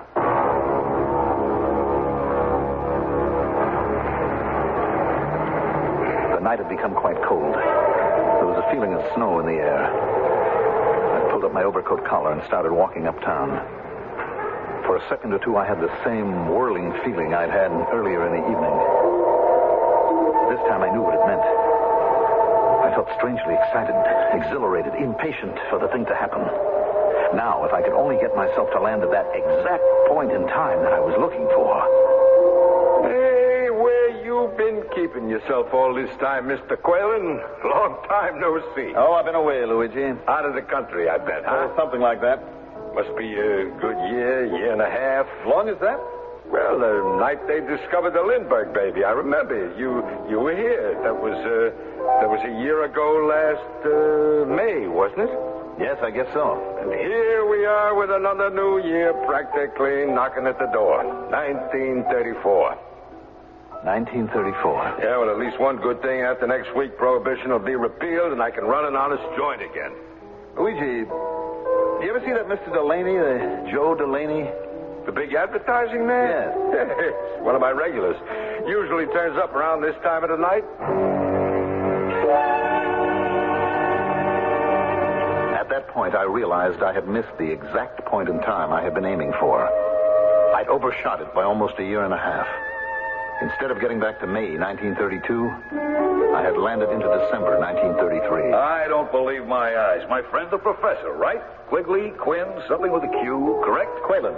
Ed Quaylen. Right, I'm Delaney. Yes, I remember. Joe Delaney. Advertising, account executive, right? What a memory. Where have you been keeping yourself all this time? Away. Can I buy you a drink? Why not? They didn't put you away, did they? What's that supposed to mean? Well, the last time you were here, the night we met, you were practically raving. Saying some of the kookiest things. Like how they discovered the murderer of the Lindbergh baby. Well, here it is a year and a half later, and they still haven't found the guy. And then we walked over to 6th Avenue. You remember that? Very well. You kept giving out like some crazy mind reader how they were going to tear down the L, sell it for scrap. Delaney. Well, I see you got over it. Listen to me, Delaney. Listen carefully. Your drinks, gentlemen? We have begun to populate the space around the Earth with man-made stars. We have begun to create new heavenly bodies that never were before. There is every indication that in the not-too-distant future we may even be able to create or recreate the miracle of life itself. Well, what do you know? The biochemists are getting closer and closer to it every day. Do you follow me, Delaney? I'm not a very bright fellow, but I'm doing my best. In the same world where a man has walked on the moon. A man has walked on the moon. Did you hear that, Luigi? Where the entire notion of distance is yielded to the terrible onslaught of speed. Yes, Professor. In a world where distance and space have become almost meaningless, so has time. Delaney, believe it or not, I am living in the year 1976. And I have willed my way back more than 40 years to what you call now. You want to know something? You are a very sick man. Am I? You don't belong here. You belong in some kind of an asylum. You don't mind, Luigi, I'm taking my drink over to one of the tables, and if I were you, Luigi, I'd call an ambulance. Now, just a minute. Take your crummy hands off You me. ignorant little huckster. Luigi, it's getting a little violent. You better throw him out before he loses control completely. What do you think you're doing? What's that broken? Don't you take another step toward me, Delaney. Not one step. You really are crazy. Just stay where you are. What do you think you're threatening? No! No! I can't! Push that broken bottle into my face! Hey, you pushed Delaney over. He hit his head. He's out cold. And his face and head are all covered with blood. I didn't mean to. Maybe you better send for a doctor. Mr. Quaylen, you can't leave now. Don't try to follow me, any of you. Where are you going? Well, none of you will ever find me. Not if you were to live forever.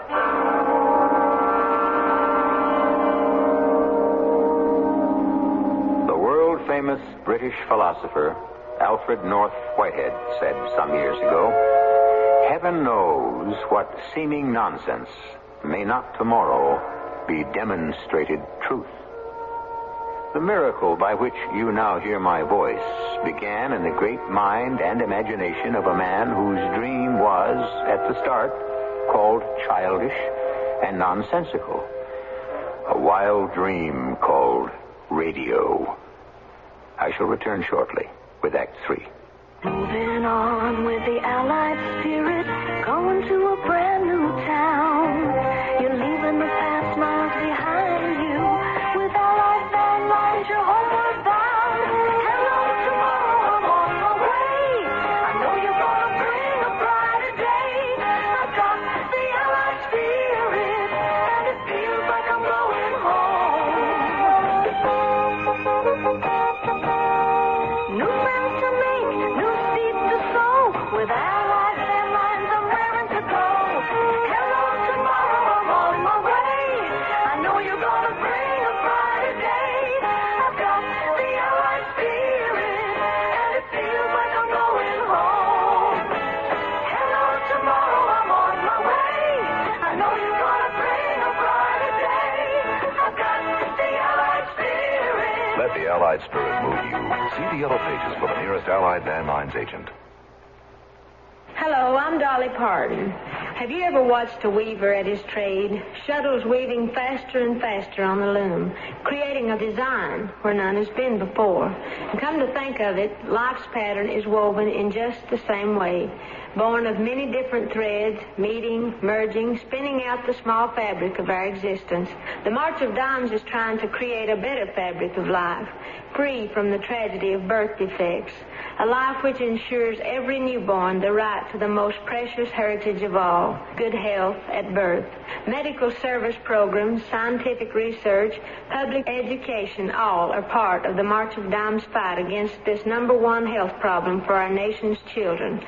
But a weaver, any weaver, needs help along the way, and birth defects are forever unless you help. Help weave a tomorrow full of bright promise for our next generation, a tomorrow without handicaps at birth. Please, give to the March of Dimes. Thank you.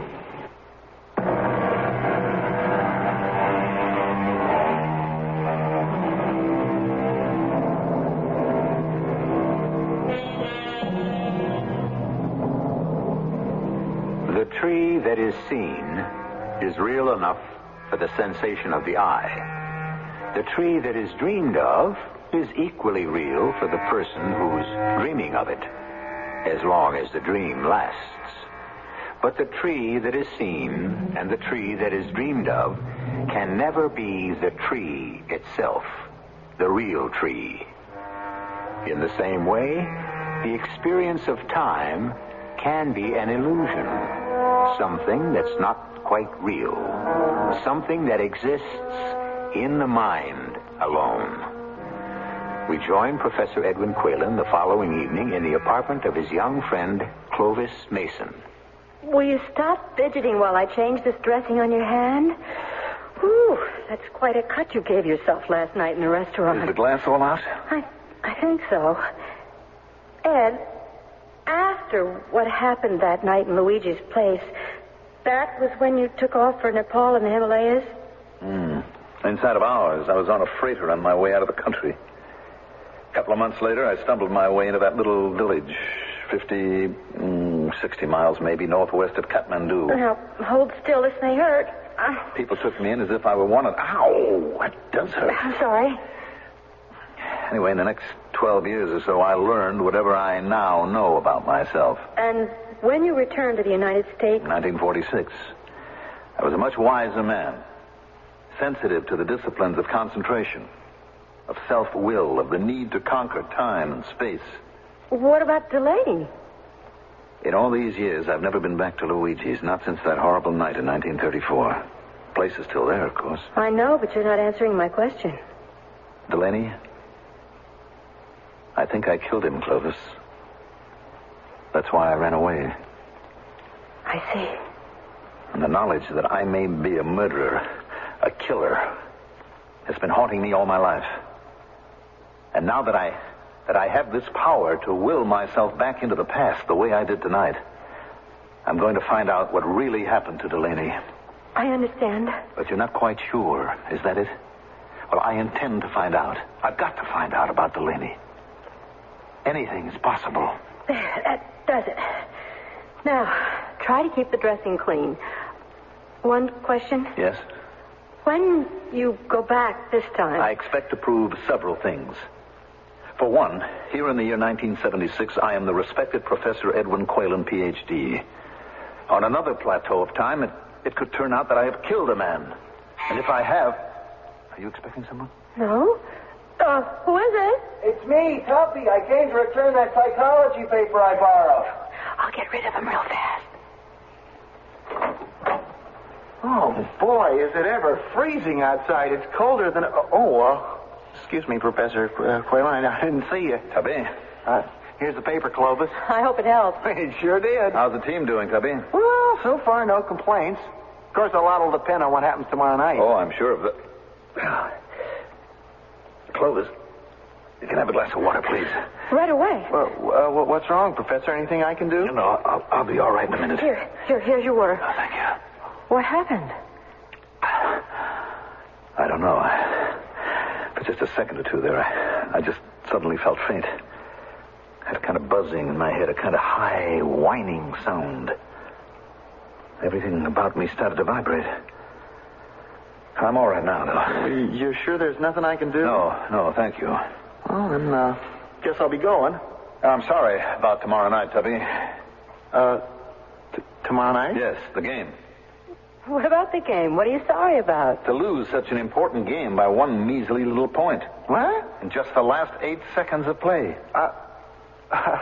I don't think I follow you, Professor. The game, tomorrow night, 97-96, their favor. But, Ed, they won't be playing until tomorrow night, 24 hours from now. That's quite true, isn't it? Yeah, if you'll excuse me, I think I have to be going. You sure you're okay, Professor? Yes, I think so, Tubby. 97-96? That can't be. It just can't.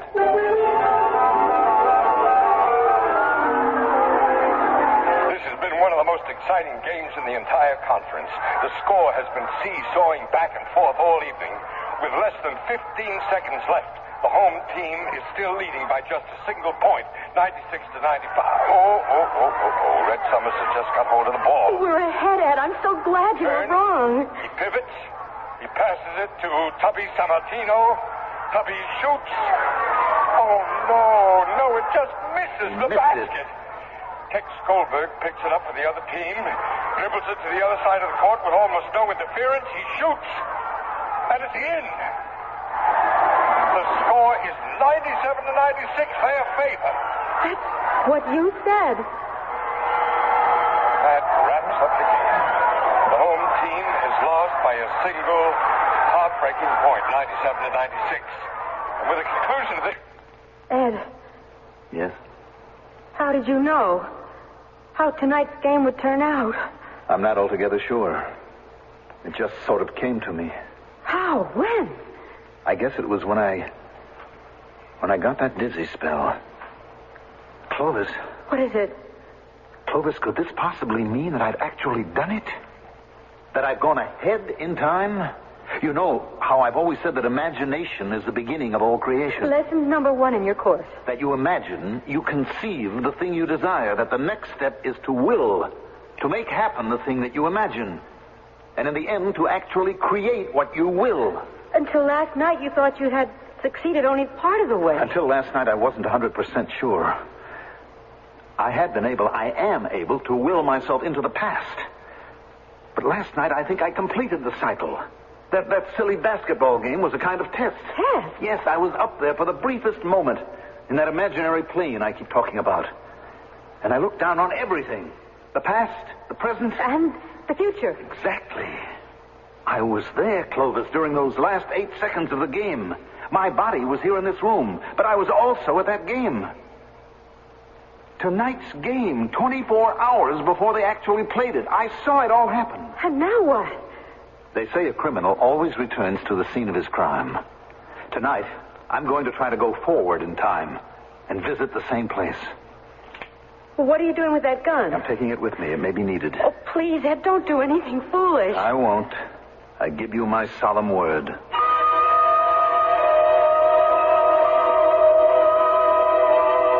I left Clovis' apartment and started walking. I can't recall which way I was going. Toward the river, I think. Then, just as it had happened before, I heard that weird ringing in my ears. Everything got blurred before my eyes. The next thing I knew, I was sitting on a stool at the bar in Luigi's. Here you are, sir. Your drink. Thank you. Bartender? Yes, sir. I'm curious about this place. Has it been here long? Luigi's? I thought everyone knew about Luigi. He's been here since the 1920s. That's so? Well, was there ever an actual Luigi? Oh, indeed there was, sir. Luigi was sort of an institution by himself. He died only last year. That's his obituary up there over the bar. December 25, 1978. Great man. He died this past December, 1978? Christmas Day, 3-4 months ago. Sad day for all of us, for all his friends. Evening, Roger. A little windy tonight. Oh, good evening, sir. The regular? Thank you. Mind if I sit here? No, I'll talk up yourself. Some wind out there tonight. You visiting our fair city? No, not really. I work here. That's so. Yes, I'm a teacher. College professor. Now, that is funny. The minute I sat down, I said to myself, I'll bet $1 that gentleman's a college professor. Does it stick out that much? Economics, I'll bet. No, not even close. Psychology. Psychology? Well, that's very interesting. You come here to Luigi's often? No, I haven't been here since... I can't remember when. Interesting history, this place. If these walls could talk. Yes? Yes, sir. This place has seen just about everyone and everything. U.S. presidents, foreign dignitaries, movie stars, murderers. Murderers? A man was killed right here at this same spot we're sitting at. Back in the 30s. A man was killed?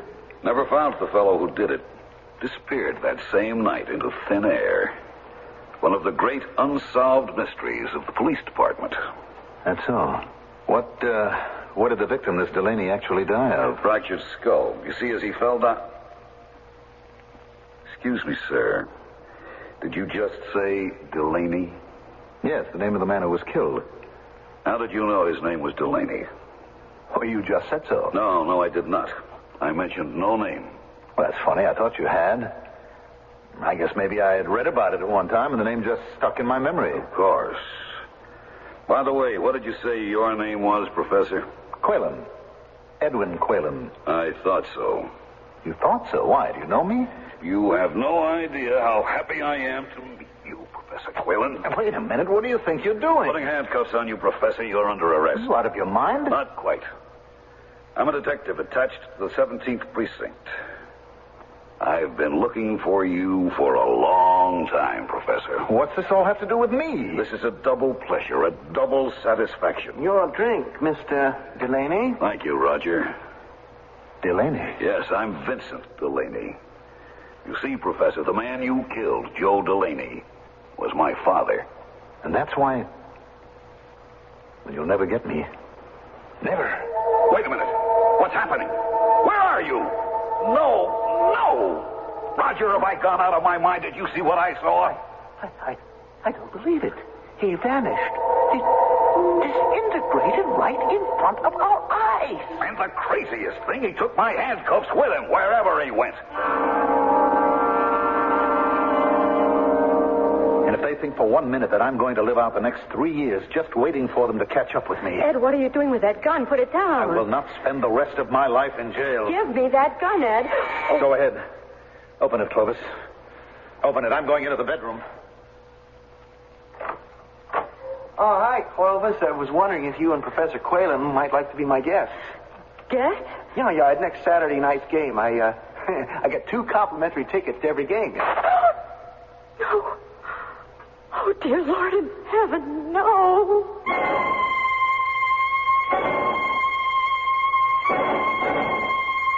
According to the police, there's still no explanation for the fact that locked onto the right wrist of the body of Professor Edwin Quaylen was one half of a new type of police handcuff. The other half was dangling, free. What puzzles the police authorities even more is the serial number of the handcuffs. The number, QX152964, will belong to a new model that the police are contemplating purchasing at some time in the future. They do not anticipate that this new type of handcuff will be in production much before the end of 1978.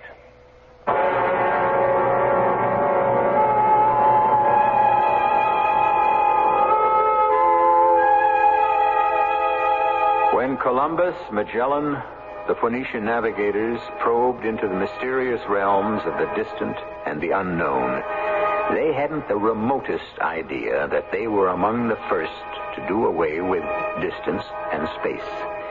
Once they were able to measure things, nothing was quite as immense as it was before. Nothing was too big to be firmly grasped by man's imagination. Even the idea of time. I'll return in a moment. Allstate asks, do you own a small business? Go over these questions with your present group health and life insurance agent. If your agent doesn't say yes to every one, then Talk to the good hands people. First question. Does your present major medical benefit keep on paying no matter how expensive the accident or illness becomes? If not, Talk to the good hands people.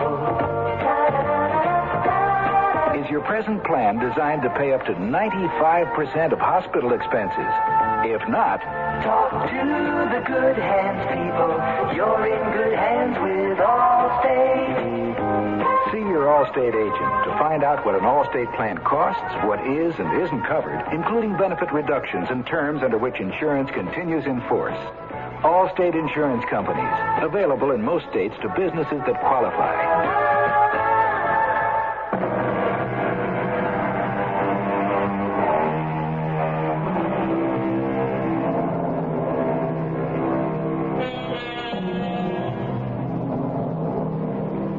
Do you recall how Professor Quaylen, in his lecture, said that every period of time that ever was, is, or will be, is out there someplace waiting for us to put ourselves into it, if we wish? That some specially gifted person might one day penetrate the barrier of time and do what now seems impossible. Do you suppose that one of you, listening at this moment to my voice, might be the very one to do this? Our cast included Mandel Kramer, Rosemary Rice, Jackson Beck, Russell Horton, and Arnold Moss. The entire production was under the direction of Himan Brown. And now, a preview of our next tale. He could be a criminal genius, but don't let his running away convince you. All children do that when they're caught in a crisis. Stuart has run away, and we have got to find him. Just to find out, is he smart? No, Miss Telford, to find his friends. He's the only lead. Surely I don't have to explain. What would the Pentagon pay for a disintegration beam? How many millions would an element transmuter be worth?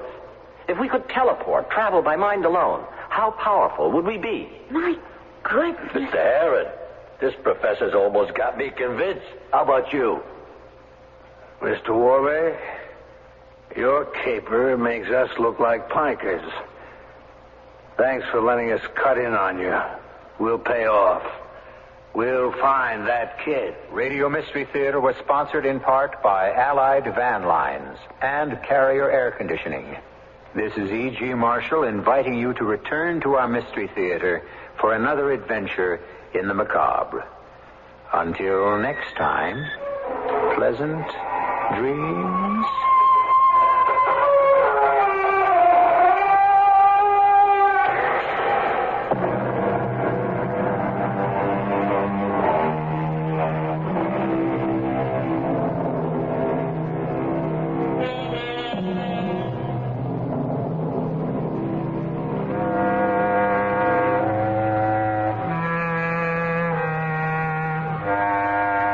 WFAA, Dallas, Fort Worth. CBS News. CBS Radio Mystery Theater presents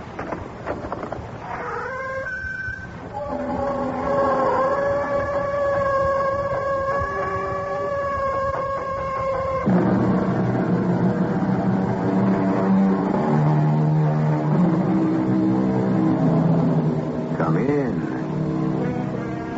Welcome. I'm E.G. Marshall, Major Domo of this mansion of the mysterious and the macabre. This is the story of a search for a wild talent. You'll learn all there is to know about wild talents very soon, and you won't like it. In a sense, this is a treasure hunt, but the prize isn't money or jewels or pirate gold. No, nothing like that. And there isn't any ancient treasure map. No, just a very modern telephone directory which a man carries with him in his car as he drives from address to address throughout the city. Mr. Buchanan? Yeah? May I come up, please? Who are you? My name is Davis. John Davis. What do you want? I want to offer you a reward, Mr. Buchanan. $5,000. What? You heard me. $5,000. If. If what? Well, why don't you let me come up and tell you? $5,000? Okay, come on up.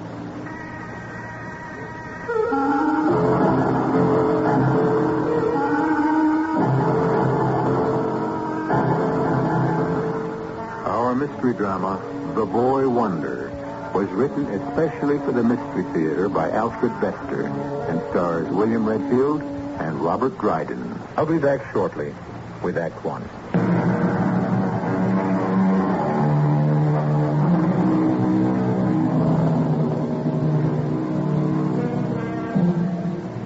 The treasure hunter is named Marion Perkins Warbeck. He is an intense young man, afflicted with an education and inspired by a purpose which most people would regard as lunatic. But then they don't know about wild talent. Marion Warbeck has been telling lies about himself and his search all through the city. And he's lying now to Jason Buchanan. Yeah, it's me, Mr. Buchanan, John Davis, with that reward. $5,000. Right, but I said if. May I come in? Sure. This way, thanks. Now, what's all this, anyway? Ah, nice apartment, Mr. Buchanan. Looks lived in. You got a family? Yeah. Now, about that $5,000. Is this some kind of fancy put on? Oh, no, not at all. I'm from the Science Institute. Never heard of it. Well, that's understandable. We're a very quiet organization devoted to research, but we're big, Mr. Buchanan. So? What about the $5,000 reward? Well, we've got a new research program fully funded to check out the flying saucer mystery. Flying saucers? Yes. You've heard of them. Who hasn't? But I know. You don't take the report seriously, but we do. Very seriously.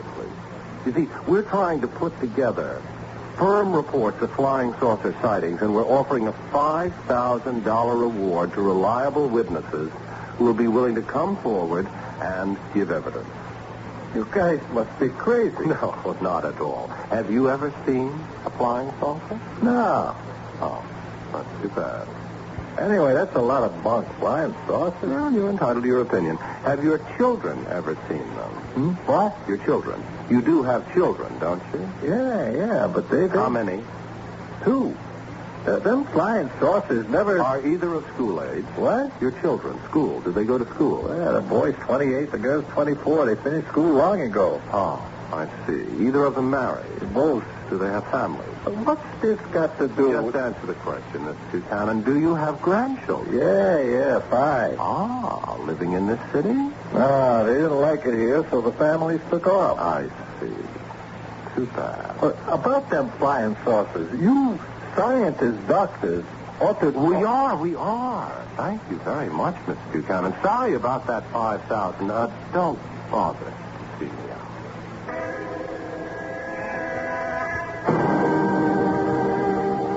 Well, that takes care of Mr. Jason Buchanan. Who's next? Here we are. Alfred Buchanan, 776 Post Road. Yes, as listed.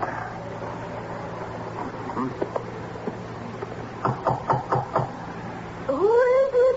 Is Mr. Buchanan in, please? No. Go away. Is this Mrs. Buchanan? Yes. Go away. My name is Cook, Mrs. Buchanan. David Cook. May I come in, please? I don't let strangers in when my husband's away. I'm here about free prizes, Mrs. Buchanan. What? Free? Prizes? For who? You? From who? Well, if you'll take the chain off and let me in, Mrs. Buchanan, I'll explain. Well, you don't look like a crook. I'm not, ma'am, on my honor. I always tell the truth. Come in, Mr. What'd you say your name was? Cook, David Cook. This way. Thank you. Want some coffee? No, thank you. Sit there. No. What's all this about prizes? Free prizes. Well, I'm from Worldwide Broadcasters. Never heard of Oh, them. you will, ma'am, you will. We're preparing a list of names for prize competitions. People who would be willing to appear on shows and win prizes. You know about that, of course. I sure do. Would you be willing? Who wouldn't? Oh, indeed, yes, who wouldn't? Have you ever won a prize in a contest? No, I never, because I never got a chance. Well, maybe you will now, Mrs. Buchanan. Did your husband Did my husband what? ever win a prize? Well, never. He never got a chance either. Well, maybe he will, too. And what about your children? Children? Your children, have they ever won prizes? Ain't got no children. Oh, nephews named Buchanan? Ain't got no nephews. Just me and Alf, Mr. I forget your name. Wook. D.H. Wook. Thank you very much, Miss Buchanan. You'll be hearing from us.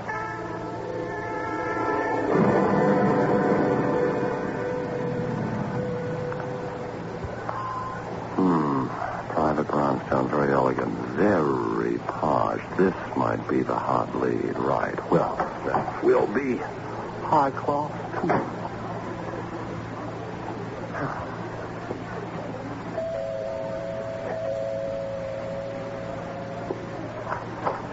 Yes? I beg your pardon. Sorry to intrude. Would it be possible to see Mr. Foster Buchanan, please?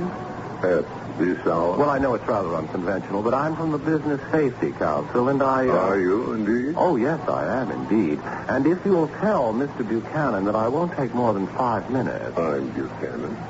Well, how do you do, sir? My name is Acorn. Roger Acorn. I'm here from the Safety Council. I've heard you, Mr. Acorn. Do come in. Thank you, sir. This way, Mr. Acorn. Tonight is servants' night out, so I'm managing myself. I think we'll be comfortable here. Can I offer you a brandy and soda? I'm about to begin myself. No, thank you, Mr. Buchanan. You said 5 minutes. For what? I have great faith in the Business Safety Council. Our bulwark against the inroads of arrogant chicanery. Well, the purpose of this interview is to inquire whether you have ever been defrauded by, in your words, arrogant chicanery. The attempt has been made, Mr. Acorn. Ronald Acorn. To be sure. Attempts have been made, Mr. Acorn. I have never been victimized. Your wife? Never. Your children? You do have children? My son is hardly old enough to qualify as a victim of confidence tricksters. Indeed. Interesting. Well, how old is he, Mr. Buchanan? He's 10 years of age. Well, is it possible that he's been tricked at school? There are crooks who specialize in victimizing children, as we know at the safety count. Not at my son's school. He's well protected from such riffraff. What school is that, sir? Germanton. One of the best. One of the very best. Did he ever attend a city public school? Good heavens, never. I see. Any other children, Mr. Buchanan?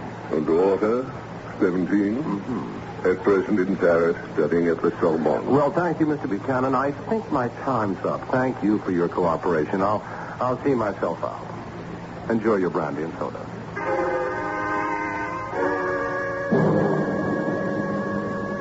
Hey, mister. Well, who, me? Yeah, you, mister. Oh, would you mind helping a lady in distress? Lady in distress. Come on, I haven't used that expression since the Civil War. Oh, honest, mister, I'm in the craziest kind of jam, and I'm scared. Look, I've got exactly $7.50 on me. You're wasting your time. Oh, this isn't a con, mister. Honest, it's a real jam. Oh, it better be good. I was driving home, and I had to stop for a light back there on the corner. See? Yeah? Suddenly a guy jumps out of my car. Yeah? He yanks up in the back door. Yeah? And he slams his beat.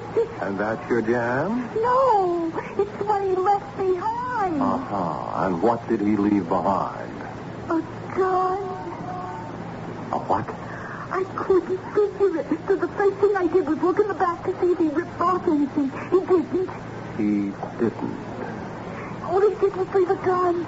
And I don't believe it. The gun's there. I saw it. I didn't dare touch it. I didn't even go near it. I got out and ran for a cop. Then you come out of that house, so I ran to you. Are you telling the truth? Why would I lie? Am I trying to hit you for anything? No. So come and look for yourself. Maybe you can figure out what I should do. Trouble is the last thing I want. Come on. Now, I still don't believe you, Miss... Daisy Telford. I still don't believe you, Miss Telford, but I'm incredibly curious. My one vice. Did I make up a story for the sake of $7.50? You didn't know how much I had on me. You look like you have more. That hurts. Frankly, no. So trust me a little. Here, this is my car. Go ahead. Look. You said the back of the car? On the floor. Well, I don't see any gun. On the far side, behind the driver's seat. On the far side. A gun on the floor, she says. Dropped by a mysterious stranger. Oh, Joe. You didn't have to hit him so hard. He's such a nice guy. Daisy, baby, when Joe Davenport cools him, he cools him for keeps. Okay, let's move it out. Mr. Harrod's waiting. Come on, rise and shine. Everybody up. All right, that'll do, Joe. I think he's coming around. You shouldn't have clobbered him so hard. He's such a It's nice... all yours, Mr. Harrod. Mr. Warbeck. Mr. Warbeck, can you hear me? Can you respond? I won't keep you very long. You'll leave laden with apologies. Just as soon as you tell me what kind of crook you are and who's behind you. What? Crook? Who? Mr. Warbeck, please, pull yourself together, or Joe will have to resume with his muscle, which can't be very pleasant. I can make it a lot less pleasant, Mr. Harrod.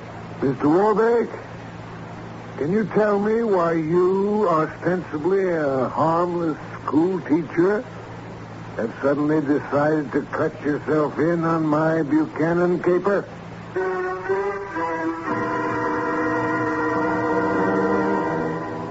The trouble with a treasure hunt, even if it's only for a boy wonder with a wild talent, is that you may blunder into something totally unexpected. But you don't know about wild talents and their incredible value yet. You'll find out in the second act, which will begin in just a few moments.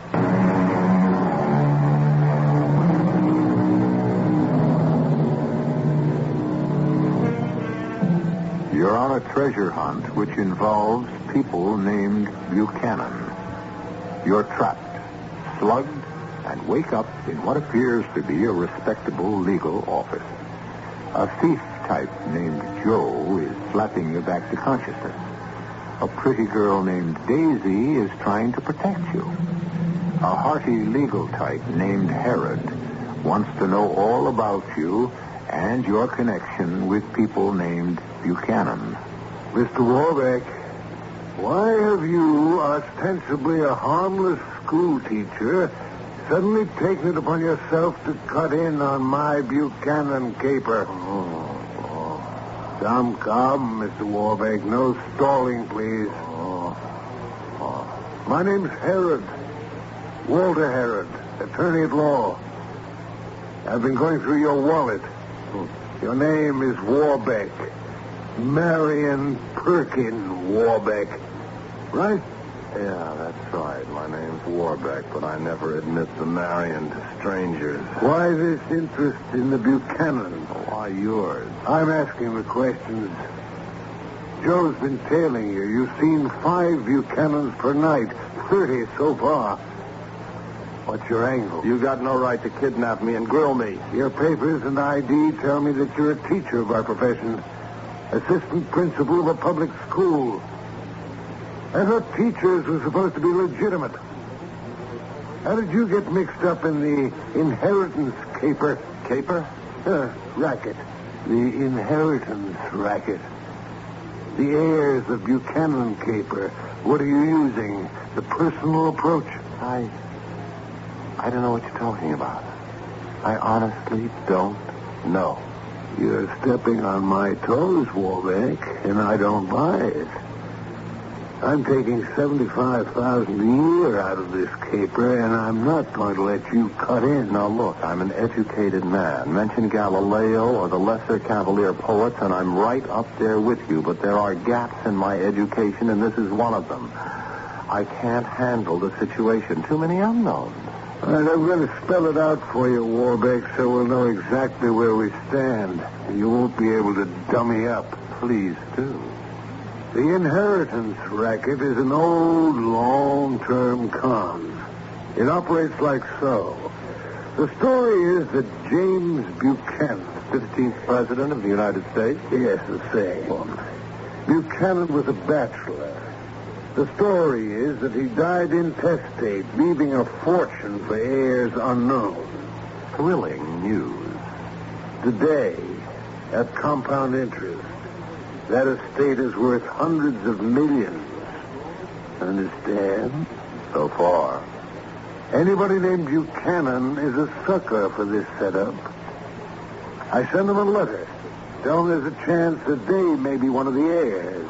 And do they want me to investigate and protect their possible share in the estate?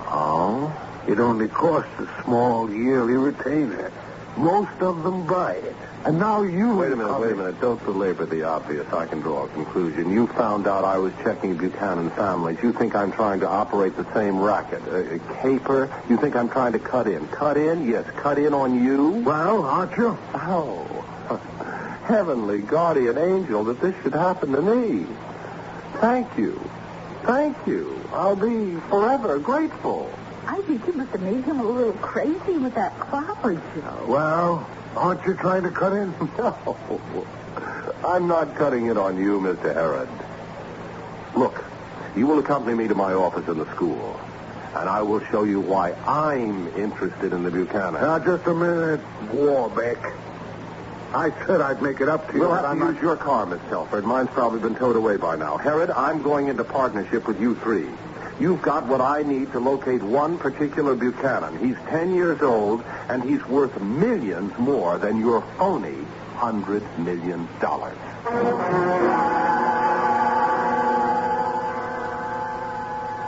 This is my office. Come in. Aren't they going to ask about us being here at 9? No, Miss Telford. I often work late. Call this closet an office? Oh, we aren't very generous to teachers, Joe. Sit down, everybody, if you can find somewhere. And this, Miss Telford and gentlemen, is my buried treasure. You've got $1 million stashed in that file? No, Mr. Harrah, just a composition. A composition? Worth $1 million more than your Buchanan fortune. I think this clown is putting us on. Quiet, Joe. We owe him his favor. Go ahead, Mr. Warbeck. Thank you. Now, a school assistant principal has to supervise classes. He reviews work, estimates progress, irons out student problems, and so on. I do this by random samplings. We have 900 pupils in this school. I can't supervise them individually. Is he supposed to be saying something? He is, Joe. Just listen. I'm waiting for the money talk. Here it is, Joe. Looking through some fifth grade work last month, I came across this fantastic composition. It was written by Stuart Buchanan of the fifth grade. His age must be 10 or thereabouts. Now, the composition is entitled My Vacation. I'll read it to you, and you'll understand why Stuart Buchanan must be found. This is the money? Yes, Joe, this is the money. My Vacation by Stuart Buchanan. This summer, I visited my friends. I have 4 friends, and they're very nice. First, there is Tommy, who lives in the country, and he is an astronomer. Tommy built his own telescope out of glass 6 inches across, which he ground himself. He looks at the stars every night, and he lets me look even when it is raining cats and dogs. Wait a minute, Warbeck, are you putting us on? Patience? Now, let's see. Cats and dogs. We could see the stars because Tommy made a thing for over the end of the telescope which shoots up like a searchlight and makes a hole in the sky to see right through the rain and everything to the stars. Well, Mr. Harrod, what do you think of Tommy, the astronomer? I don't understand this at all. Well, it couldn't be simpler. Tommy gets bored waiting for clear nights. He invented something that cuts through clouds, a funnel of vacuum, so he can use his telescope in all weather. And what it amounts to is a disintegration beam.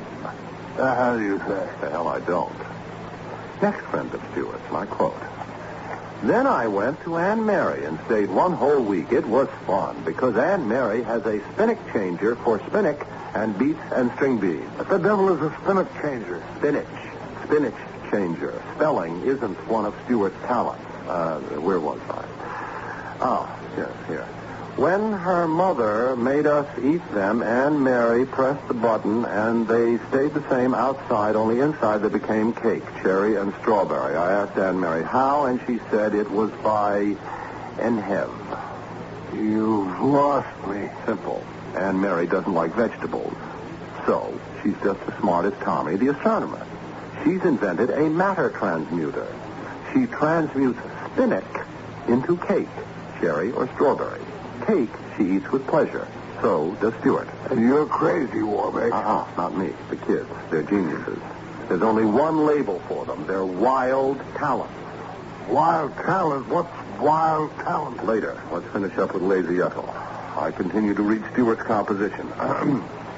My friend George has a sister Ethel who is the laziest girl I ever saw. She is big and fat and hates to walk.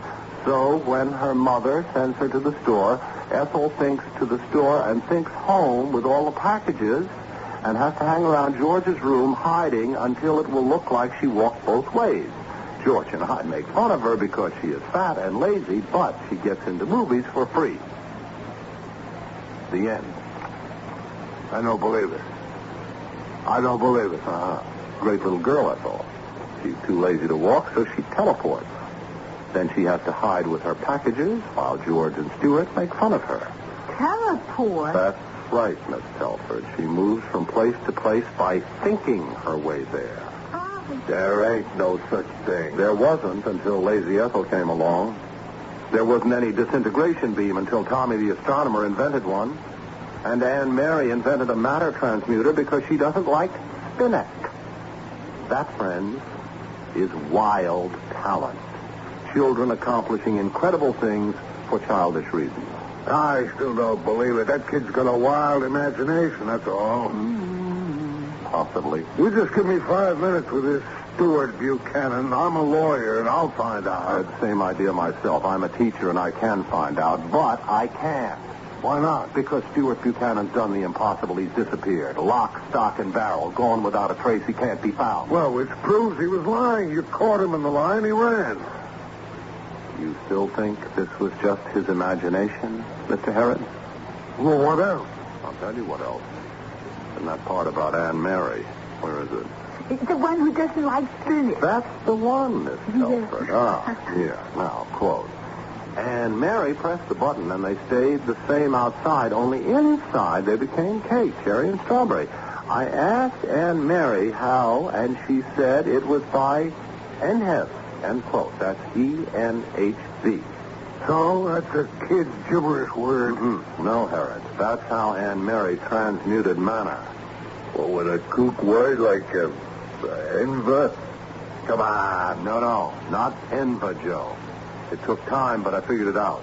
That's Planck's quantum equation. E equals NHV. One of the most abstruse concepts in theoretical physics. Well, Herod? The kid invented that, too. There's coincidence. That sound likely. Well, then he read it somewhere. 10-year-old reading quantum mechanics? Nonsense. Oh, damn it. You let me at that kid for 5 minutes. Me too, but he's disappeared. That's why I've been checking every Buchanan in the phone book, trying to locate him. The day I read this composition and sent down for Stuart to have a talk with him, he disappeared into thin air and hasn't been seen since. Well, what about his family? Trouble disappeared, too. What's more, every record of their location had disappeared. A few people remember them vaguely, but that's all.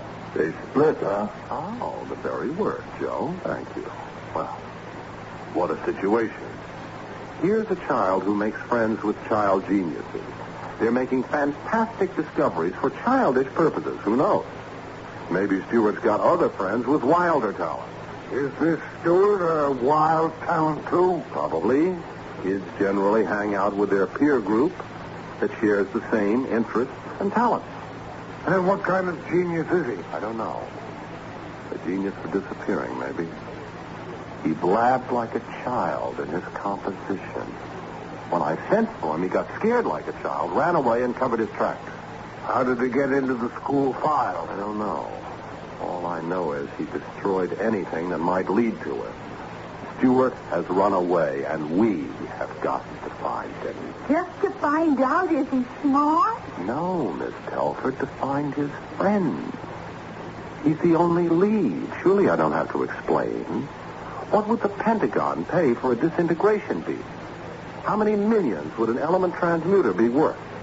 If we could teleport, travel by mind alone, how powerful would we be? My goodness. Mr. Herod, this professor's almost got me convinced.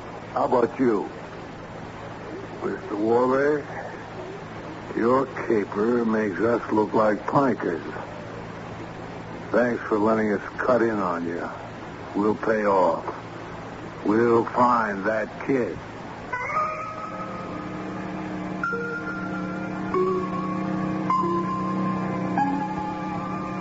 It's been suggested that children are really alien creatures, thinking their own strange thoughts to themselves and performing incomprehensible alien acts in their own private world, which no grown-up is ever permitted to enter. Is Stuart Buchanan a doorway to this alien world? And if he's found, what will his world be like? Act 3 will tell us in just a few moments.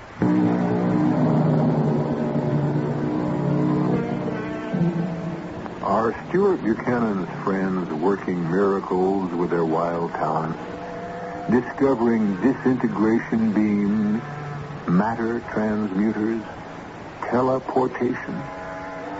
If not, does he have a wild imagination? And if he merely imagined all this, why and how has he disappeared without a trace? The only answer is to find Stuart Buchanan and question him. Walter Herod, attorney at law, is explaining to the boy's teacher how this can be done. It's not possible for anyone to vanish without a trace, Walter. Even a genius with a wild talent for crime? You've been blundering around chasing after Buchanan's in the phone book. There are other angles.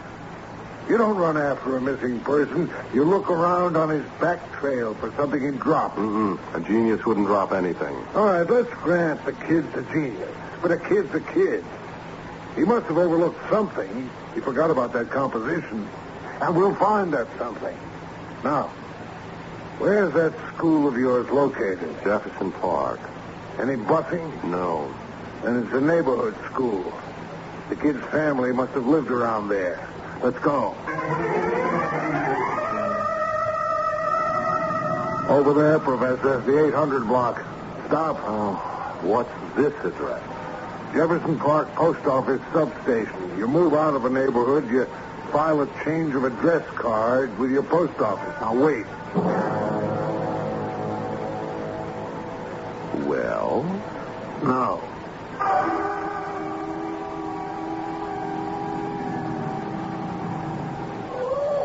And what's this?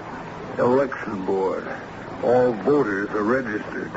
If a voter moves from one election district to another, provision is usually made that a record of the transfer be kept. Ah, clever. Stewart could hardly think of that. Yeah, I'm hoping. Wait for me.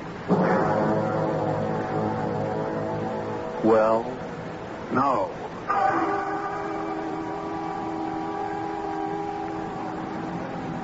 Now what?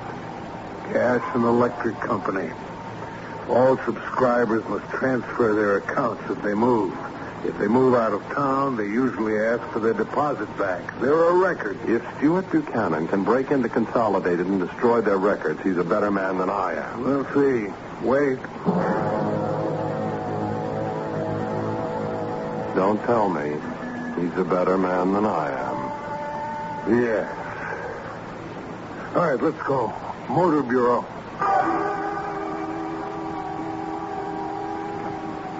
No, huh? No. All right, let's go back to my office. I can't stand any more disappointment.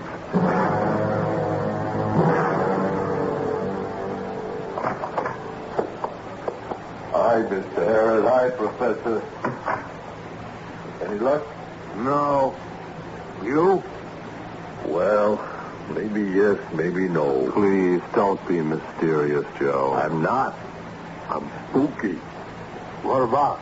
Well, me and Daisy and Charlie the Clown been covering the Jefferson Park maze. What? You let Charlie in on this caper? No, just brought him along for window dressing. He gets along great with kids. Yes, and? Idea was to locate one of this Stewart's little pals and find out where the kid went. Well, did you? Nah. But Charlie located the block where the Stewart kid used to live. Good. Daisy took off to find out what real estate company handles the block. Ah, that was smart. And Charlie the Clown took a powder. He what? Disappeared. 1 minute he was with me, the next he was gone.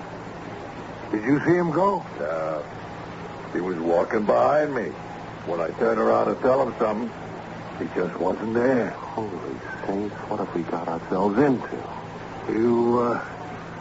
You think Stuart Buchanan had something to do with his disappearance? What else can I think? There's got to be some rational explanation. We're going up to the Jefferson neighborhood, Joe, and look for Charlie. Warbeck, stay here and mind the store.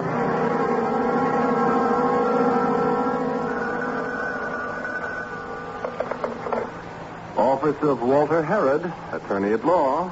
Oh? This isn't Mr. Herod. Miss Telford? Yes, you must be the professor. In person. Could you put Mr. Herod on? Not here.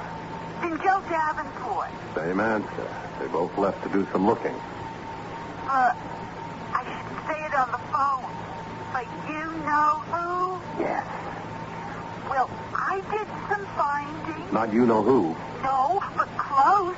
I got him here. Got who, Daisy? The manager of the RG Realty Company. He was in charge of the building where you-know-who used to live. Daisy, you're a marvel. Bring him up to the office right away. I can't. He hasn't got time. That's all right. Then I'll come to him. Where are you now? The Bristol Cafe. Third booth from the back. You'll recognize me by my black coffee without sugar.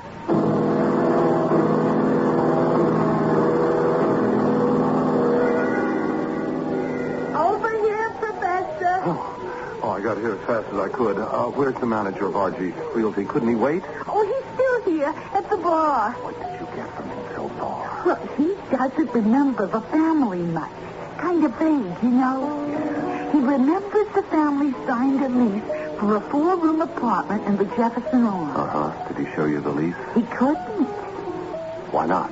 It wasn't in the files. It was gone. Oh, I might have known. Everything about the family was gone. We've been wondering what kind of wild talent Stuart Buchanan has. Maybe the boy is a thief genius. How does he get at every trace, every record, and destroy it? Now, what's taking RG Realty so long at that bar for? Are you sure he didn't take a powder? Run out on you? No. His hat and coat are hanging right here. He must be at the bar. In a check jacket. Oh. I don't see any check jacket. Do you? No. 3 men there, and nobody checked. Daisy, I'm afraid we've lost another. Oh. I think he's knocking us off one by one.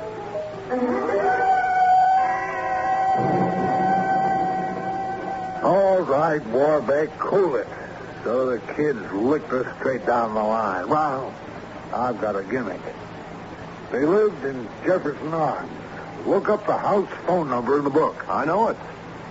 There was a Buchanan listed at that address, and I checked them. Well? Moved out. Gone. The janitor told me. Great. That's our solid lead. Call the janitor.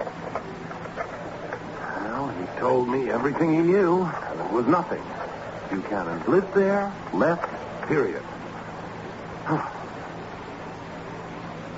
Hello? Oh, Mr. Rysdale, I'm that teacher, Mr. Warbeck, who talked to you before about... Yes, that's right. Well, I've got a friend here who wants to ask you something else. There you are, Aaron. Hello.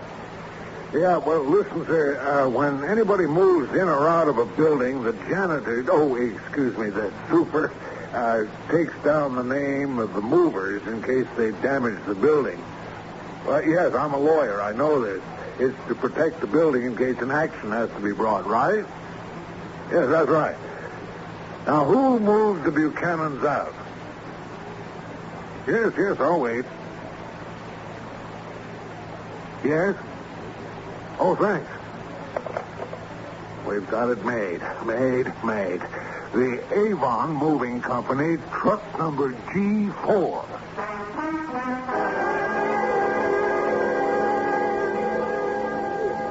Now, this is why you're here, Daisy. Warbeck and I couldn't get anything from the Avon movers. They had no record of moving the Buchanan family. Well, the kid was pretty thorough. I'm dying to meet him. But they did have a record of the men who worked truck G4 that day. We contacted one of them, and he's going to meet us here in this bar after he quits. What for? To tell us everything he can remember about the job. Including where he moved the Buchanans to. So why me? You want I should ask him something? No, Daisy. I want you should soften him up. Ask him. Here, hold it. This must be the guy. Oh, good evening, Mr. Moore. It is Mr. Moore. Yeah, Patty Moore. Are you the lawyer guy? Yes, Herod. I've been thinking about what you asked me on the phone. And I asked the rest of the crew, all we can remember about that Jefferson Park job is that it was an all-day proposition. Why all day? Because it took us all the way to hell and gone from Jefferson Park. Where to? Old Town suburb. Old Town? What street in Old Town, Mr. Moore? Maple something, Maple Road. What number? I couldn't remember. That kid again. Well, we know the street, and I think Daisy may be able to coax Moore into remembering the number. Daisy, love, why don't you and your friend Patty Moore... Daisy? Daisy? Where'd she go? She was right there. She just up and Gone. Just like that. Gone.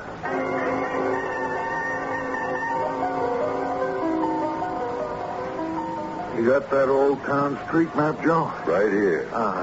There's Maple Row. 12 blocks long. See? All right. 12 blocks, 4 apiece. We cover every house and every apartment. Now, we've got to be careful. It looks like any time anybody threatens to get close to the kid, he wipes them out, yes? No argument here. All right, so we drive out to Old Town, park, start the screening operation, but we meet at the car every half hour and check in, right? It'll take forever. There's 1 million kids per square inch in Old Town. There's $1 million a day in it for us if we find him. Now, let's move it.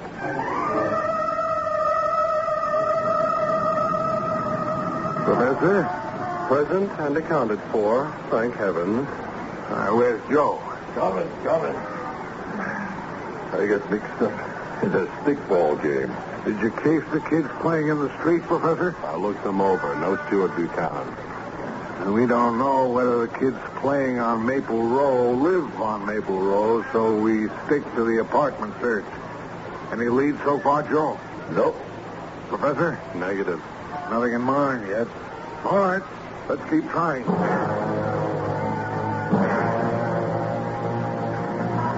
Any luck, Professor? Not yet. You? No. Where's Joe? Last time I saw him, he was down the street trying to sidestep a potsy game. Only girls play potsy. Only girls. No Stuart Buchanan. Where the devil is Joe? Is he always on time? Always. Well, maybe got a hot lead. You believe that? I want to believe it. What do you really believe? That Joe got too close. And the kid got it. But how? Same way he got Charlie the Clown and that manager and Daisy. Maybe Joe got scared and quit. No, not on $1 million. Harold, how does the kid do it? I'm scared. So am I. You want to quit now? We can't. If the boy's that dangerous, we've got to find him. Oh, we know what to do. We both cover Joe's sector. I'll take the right side of Maple Row, you take the left. We meet here every half hour, and we'll be strictly on time. If Stuart Buchanan lets us. And if one of us is late, honk the horn as a reminder. Make it too long, one short. Got that? Let's go.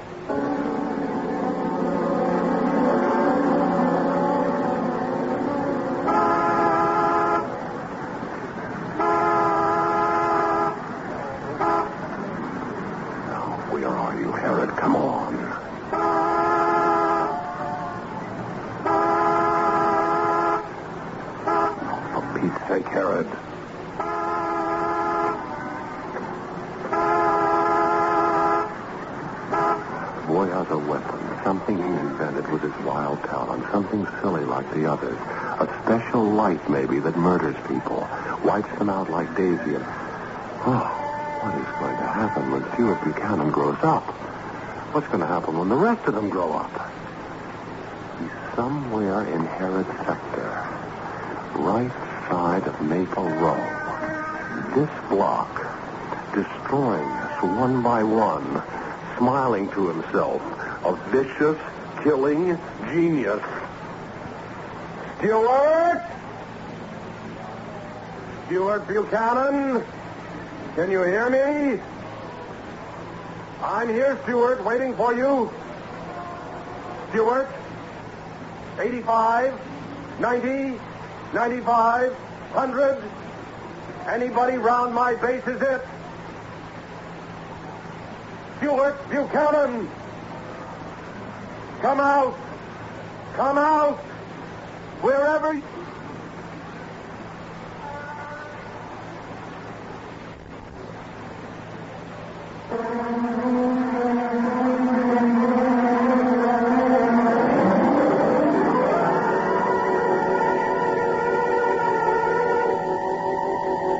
Buchanan, come out, wherever you are.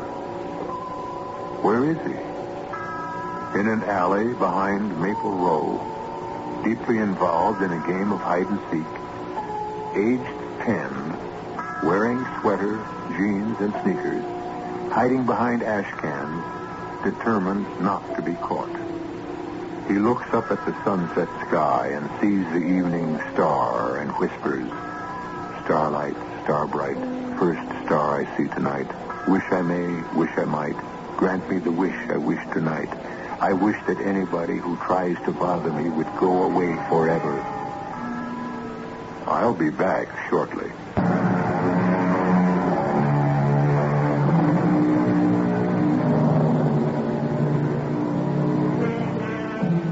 Stuart Buchanan is unaware that he has disposed of Warbeck, Herod, Joe, Daisy, and scores of others who disappeared forever.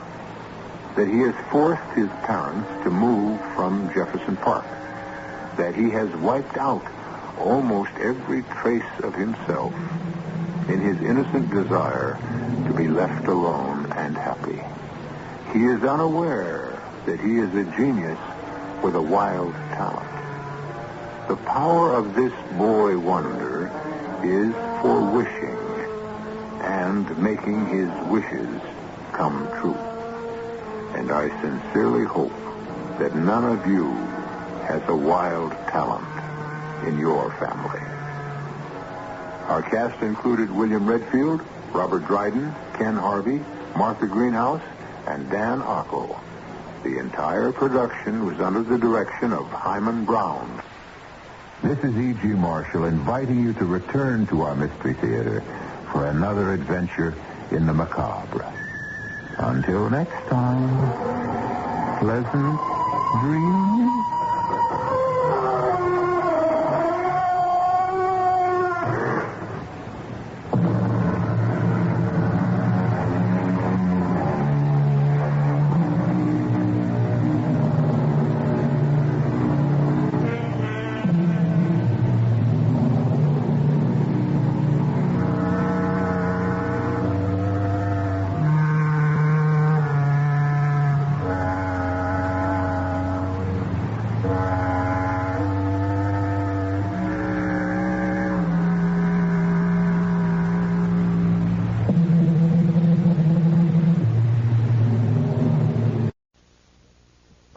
The CBS Radio Mystery Theater presents...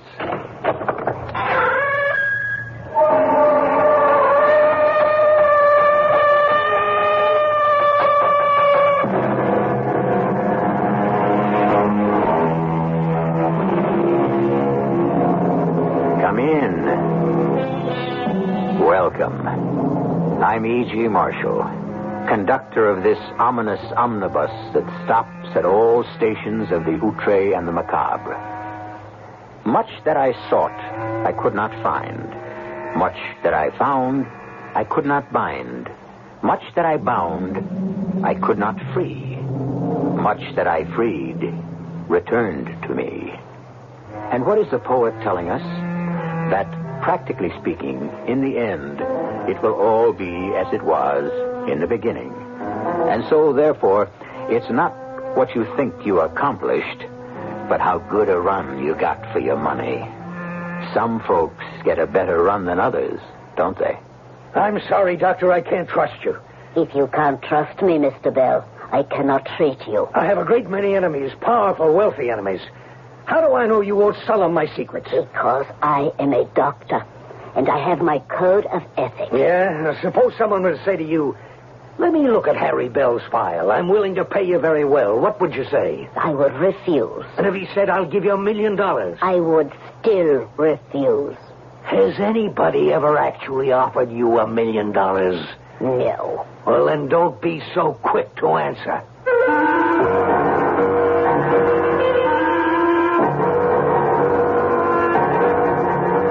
Our mystery drama, The Paradise Cafe, was written especially for the Mystery Theater by Sam Dan and stars Court Benson. It is sponsored in part by Contact, the 12-hour cold capsule, and Buick Motor Division. I'll be back shortly with Act One.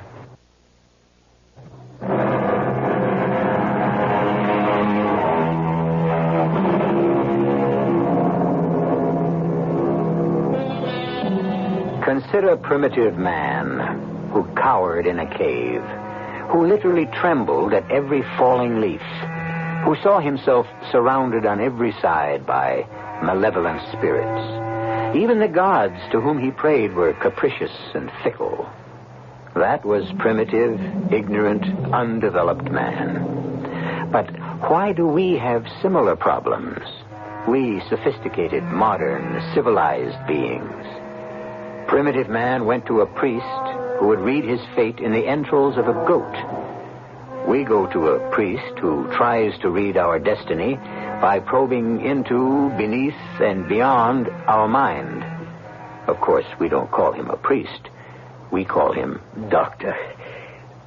I don't know how to explain this. Maybe it can't be explained, but... Yes? It's 1:30. I gotta use your phone to call my office. I am sorry. I don't think you should make a telephone call. Now, look, Doctor, you don't understand. A multi-million-dollar deal is involved here. Some people from Chicago are arriving You have asked me for 1 hour of my time to discuss a certain very serious problem, Mr. Bell. But I have to leave instructions for my... You have already wasted half of it. It's crazy. Yes? I mean, what's happening to me? It's crazy. How do you define crazy? Look, I went to the library. You know why? How could you know? I went to look up what they had to say about possession. Do you know what possession is? In what sense?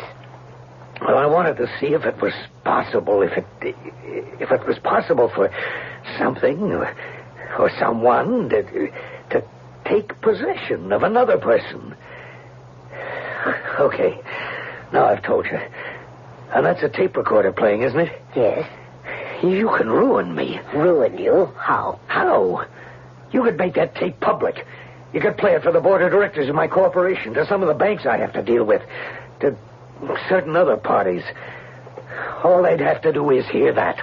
As a physician, I am prohibited by both law and ethics from revealing... Don't hand me that. Every man, every woman has his price.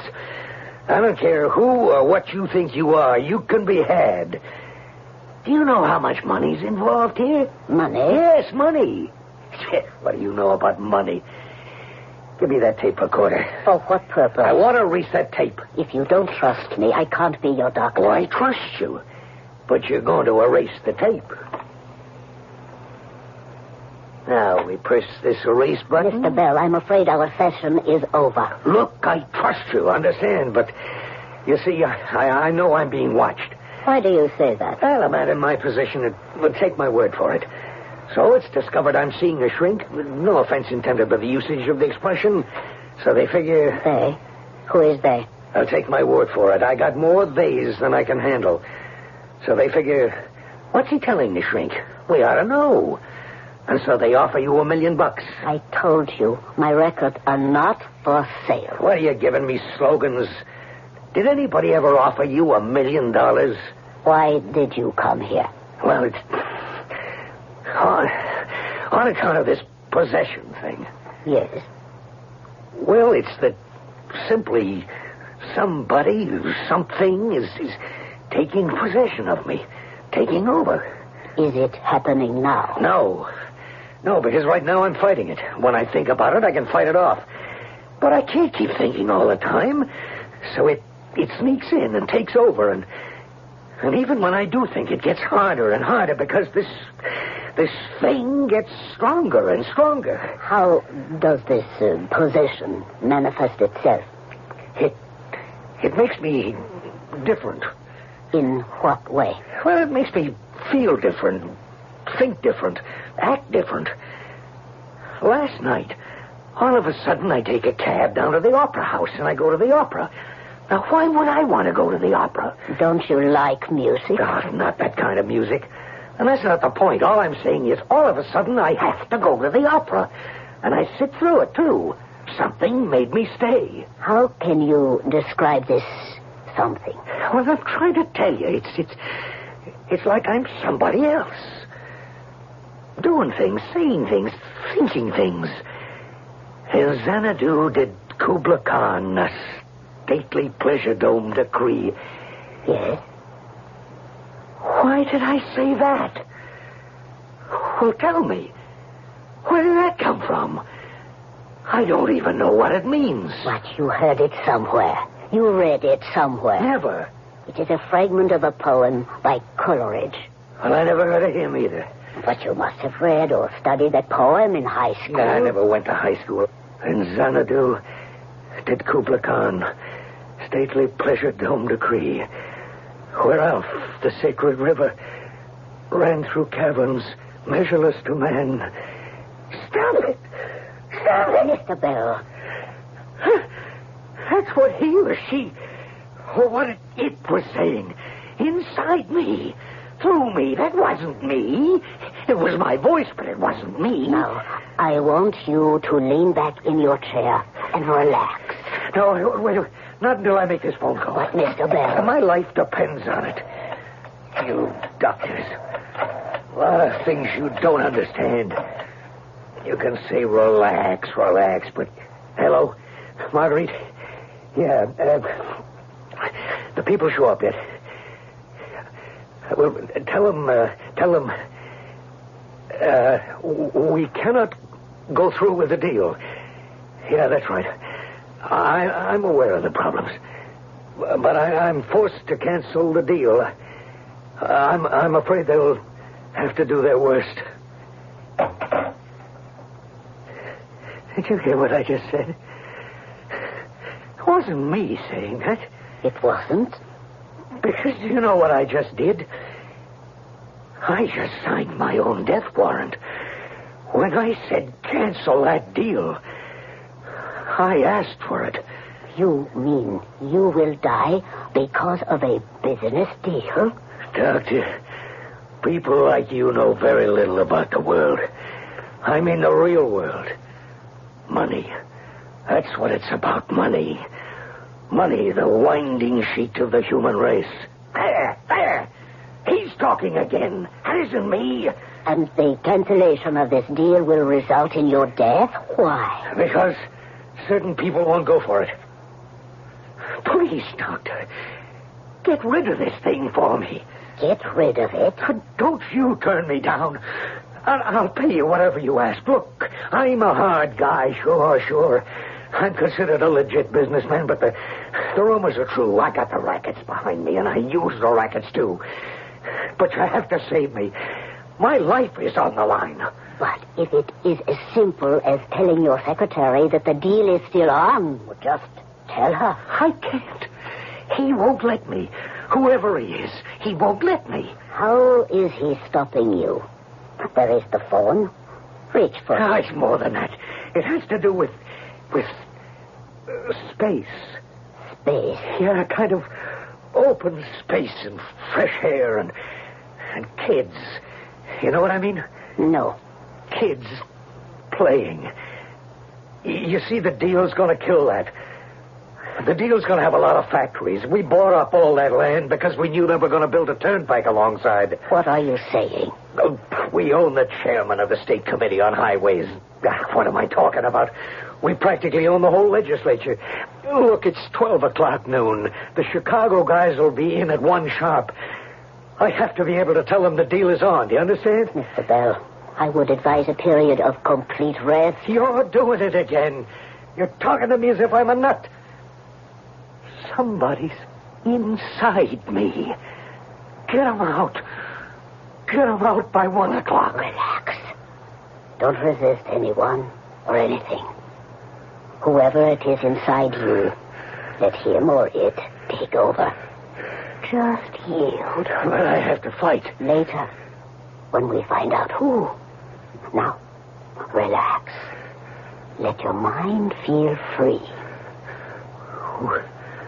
Weave a circle around him thrice, and close thine eyes in holy dread. For he on honeydew hath fed, and drunk the milk of paradise. That isn't me. I never heard that before in my life. Think of those words that have just come out of your mouth. Do any of them mean anything to you? No. Weave a circle? Anything about weaving circles? No. Thrice. The number 3. Close your eyes. Are you afraid of blindness? No. Holy dread. Are you afraid? Sure, I'm afraid. I'm scared stiff. Honeydew hath fed. A honeydew is a melon that don't mean a thing. And drunk the milk of paradise? Milk? No. Paradise? No. Then I don't know what approach I can possibly... Well, wait. Paradise? Yes? Paradise. What about paradise? I'm trying to think. Oh, I know. The cafe. The cafe, Paradise. The Paradise Cafe, yeah. They tore the place down about 15 years ago. Paradise Cafe? The Paradise Cafe. Yeah, he used to come in there and recite poems. Who? This guy, Stanley. Stanley Mason. Stanley Mason? Yeah, a nutty kind of a guy. Used to hang around. He was sweet on Helen. Who was Helen? She was a waitress in the Paradise Cafe before they tore it down. And before... And before? Before what? Before I killed her.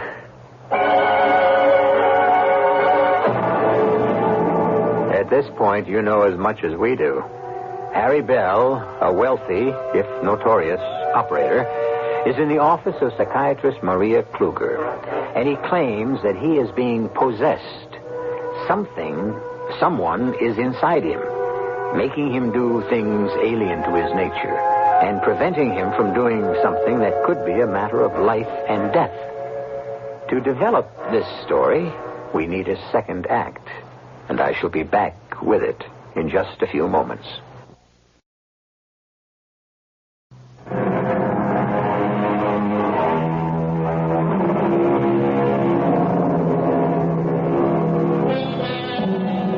The best-known line in the hit play of the London stage in the year 1697 was, "Possession is worth 11 points in the law."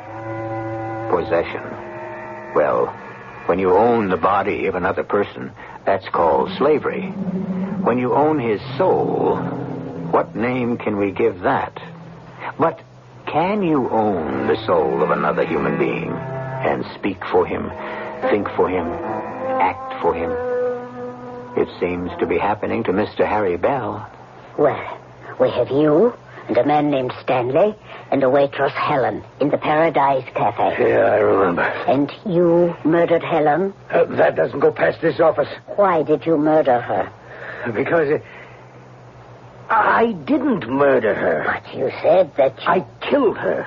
There is a difference. Oh, yeah, sure. Tell me how it happened. Well, Helen, she was kind of, built. Everybody wanted to take her out. But she was a smart little dame. Well, anyhow, we were sitting around one night and... Helen, thy beauty is to me like those Nicean barks of yore, that gently o'er a perfumed sea, the weary, wayworn wanderer bore to his own native shore. You don't say. That's by Edgar Allan Poe. Well, is that a fact? Whatever happened to this other guy, Kubla Khan? He give him the night off? Coleridge. I may be in a minority, but I place Coleridge with the major poets. No kidding. You hear that, Helen? I don't know when I've ever been so thrilled in all my life. Although his time was during the highly romantic period, he was curiously modern. Ah, this is news to me. Well, he was very much concerned with pollution. For example, in his poem Cologne, about the highly industrial German city, he says, "The river Rhine, it is well known, doth wash your city of Cologne. But tell me, nymphs, what power divine shall henceforth wash the river Rhine?" Hey, Stanley, you ever figure a way to make a buck out of all these poems? True, poets have always been involved with the beauties of nature, but Coleridge is the first to be concerned with man's attacks on the basic environment.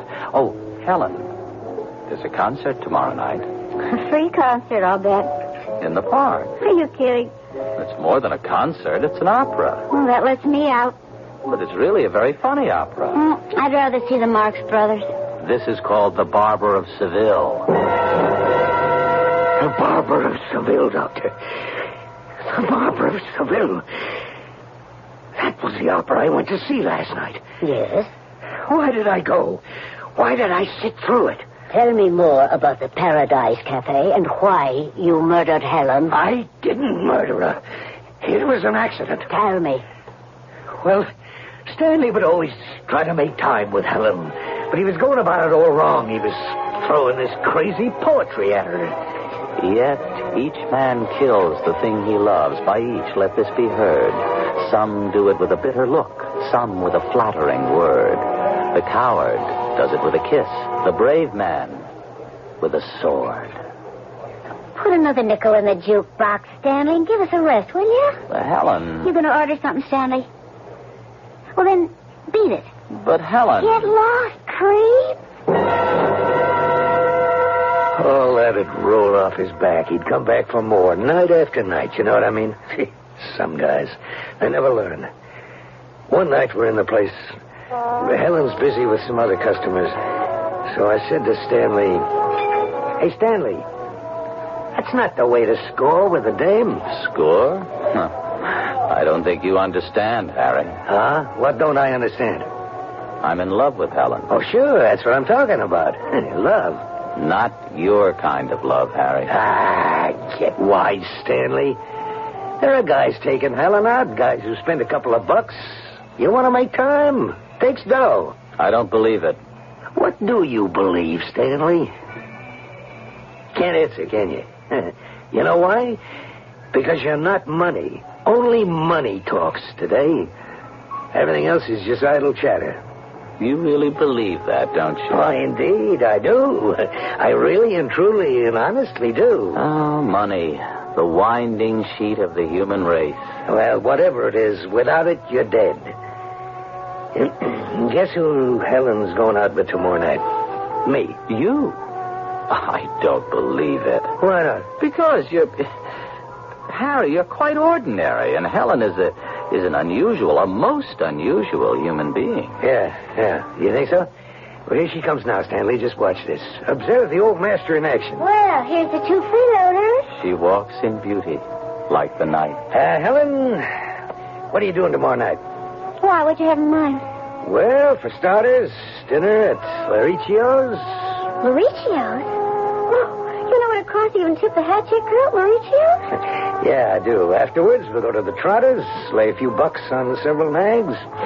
We'll wind up with some supper and dancing at the Chesterfield Club. You must be nuttier than Stanley. Well, that may be or not. Meanwhile, I have to make my arrangements for the evening, so what's the answer? No, where would you get the kind of dough for a night like that? Well, in my pocket. Here, take a look. Hey. Yeah, it's not a 20 covering a roll of ones either. This is solid all the way, baby. Oh, where'd you get it? Well, I developed a green thumb. No. Tell him no. Hey, Stanley. Listen, creep. Tell him no. Don't go out with him. He doesn't love you. He doesn't even respect Get you. out of here before I have you thrown out. If you go with him, you'll regret it. Oh, take off. You'll pay for it. Stanley, I think you heard the young lady. I'm warning you. Stanley, you're making a scene. There are people in the place. You'll be sorry for the rest of your life. Well, he finally ran out of there. People looked at him as if he was a nut, which he was. Several questions. First, where did you get the money? Well, that was the year I learned. You see, I knew you had to have money. But how did you get it? Carry a gun and steal ass for chumps. You can say I learned how to put certain people together with certain other people, or with things they needed, or both. That was the year I began. I learned that if people think you have money, they come to you. And they've been coming ever since. And when did you murder Helen?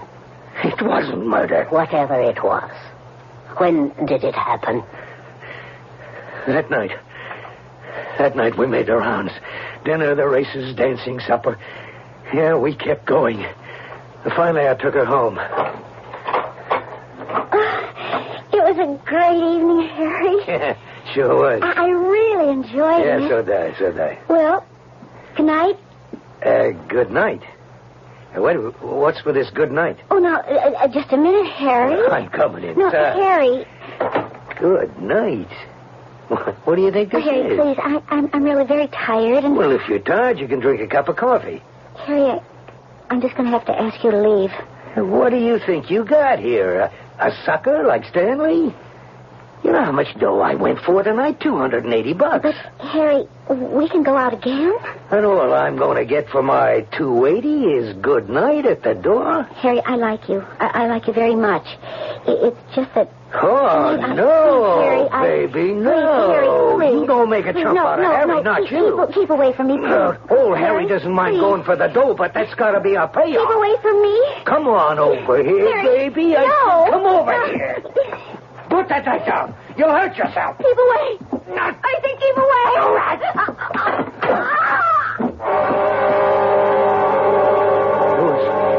This bowl of fruit she had on the table, and there was a knife, and she picked it up, and she came at me with it, and I tried to knock it out of her hand, and... Well, I had to hit her. I mean, it was self-defense, and I hit her, but I hit her very hard, and she fell over kind of hard, too, and she hit her head against the table. I can't remember. Anyhow, well, that's what killed her. She was dead. Yeah. All of a sudden, she was dead. And then, what did you do? I'm telling you this, but you try to peddle it to anybody, and I'll make you look like a chump. What did you do? Well, that was the year I guess I grew up. It was the year I became the kind of guy I am today. And what kind of guy is that? I learned the key to it all. Never use your own money. What does that mean? Always have someone else pay for you. Stanley? Stanley. But how could you get Stanley? You can arrange anything if you know how. I looked down at her body. I said to myself, the very least I can hope for here is manslaughter. And that's at least 5 years away. Let Stanley serve the time. He's not doing anything anyhow. So I went over to Stanley's little furnished room. I had to wake him up. Oh, Harry, do you know what time it is? Yeah. Listen, she wants you. Who does? Well, who do you think? Helen. But she went out with you. Yeah, I know. It was a mistake, Stanley. We both knew it was a mistake. We spent the whole time just talking about you. At least Helen did. Helen? Yeah. She's in her apartment, crying her eyes out. She is? She wants you to forgive her, Stanley. Forgive her? Of course. Go there and tell her. Now? Now? Stanley, you gotta make the moves. Come on, she needs you. Don't you understand? Oh, of course I understand. I knew that deep down I could possess her. She would be mine. I would possess her soul with patience. She's mine. Yeah, she's all yours. Go and get her. 19th Precinct, Sergeant Sloan.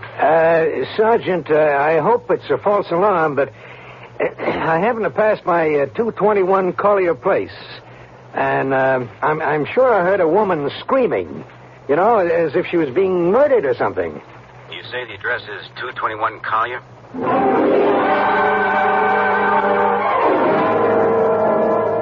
But I didn't do it, officer. I didn't do it.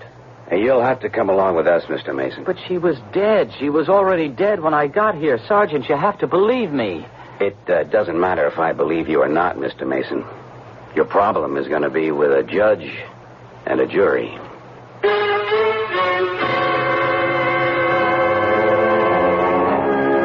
As you have already guessed, he's going to have quite a problem. But that's why we're here, to give people problems and to permit them to work out the solutions. And sometimes we discover that the solution can be even more of a problem than the original problem, which is where we are heading in Act 3.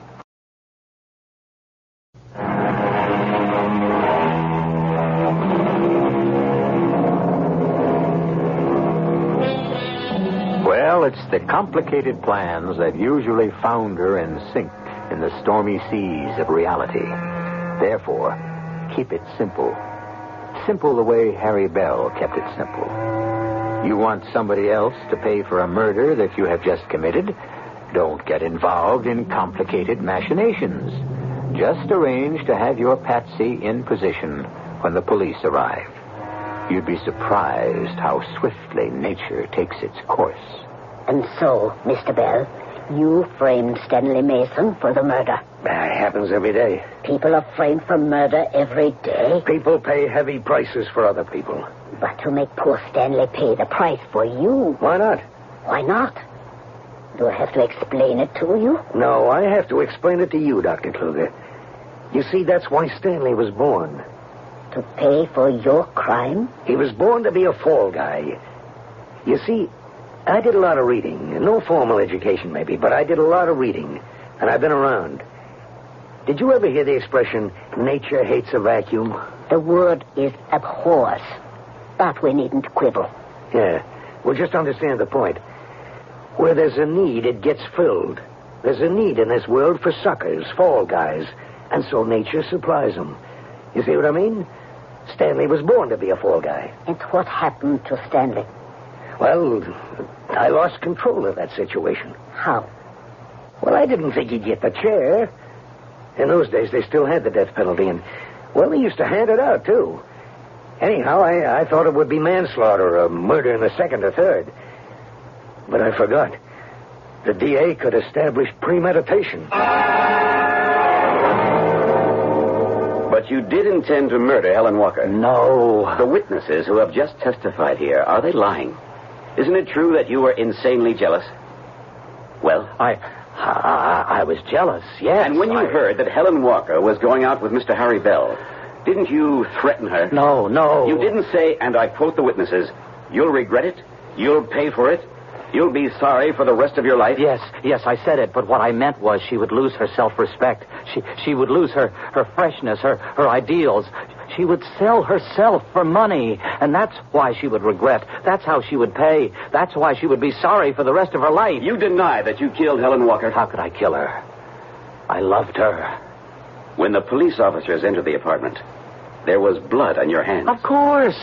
She was lying on the floor. I tried to lift her, and there was blood on her hands. If you didn't kill her, what were you doing there at that hour of the night? I told you. I went there because Harry Bell came to me and said she wanted to see me. And when I got there, she was dead. Mr. Bell, you had gone out with Miss Helen Walker. Yes. And had she ever mentioned anything about Stanley Mason's threats? Mr. Bell, you're under oath. Well, it's just that I didn't think Stanley was that type of guy. What type of guy? Well, the type that could kill. But? Well, but nothing. I don't want to say any more. You left Helen Walker at her apartment at about what time? About 2:15 a.m. Where did you go from there? Home. You went right home. You didn't stop off to see Stanley Mason? Well, why would I stop off to see Stanley Mason? He says you did. I'm sorry. It isn't true. He's lying! He's lying! Ladies and gentlemen of the jury, what are the simple but stubborn facts? We have the defendant, who is obsessed by a passion for poor Helen Walker. He became violently jealous when she agreed to a date with Mr. Harry Bell. He threatened her. He came to her apartment late that night and killed her. He was found in her apartment, and her blood on his hands. The state rests its case. I'm innocent. I tell you, I'm innocent. I loved her. I still love her. The jury was back in an hour, Doctor. I think they could have come back in 15 minutes. Guilty. First degree. No recommendation for clemency. The judge passed sentence. Stanley was dead 3 months later. And you just let it happen. Well, by this time it was a snowball rolling downhill. It was getting too big. I was going too fast to stop. And your conscience never bothered you? Conscience? I used to have one. And then I heard something Stanley said. And thus doth conscience make cowards of us all. And I knew what that meant right off the bat. There are things that you have to do, and when you're too scared to do them, you blame it on your conscience.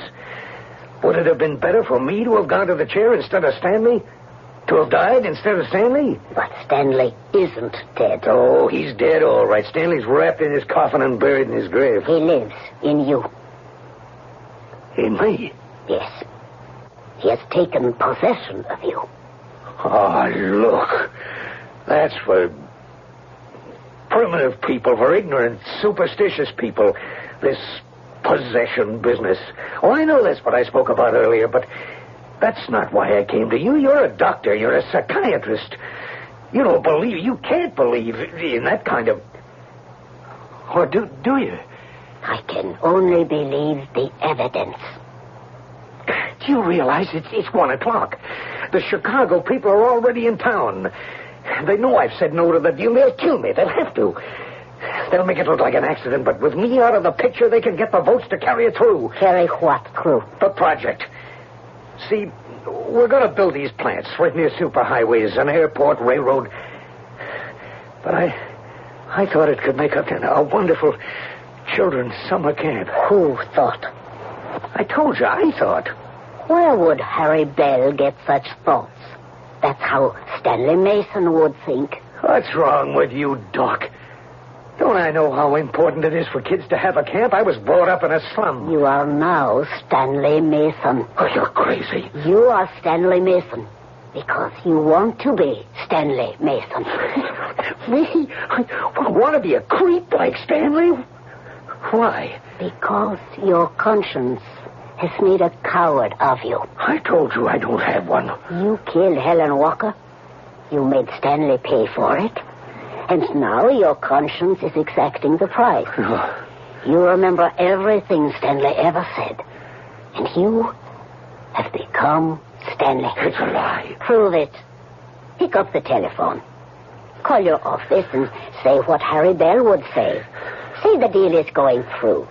That is what Harry Bell would decide, isn't it? Well, why can't you do it? Because Yes. I'm waiting. The words won't come out.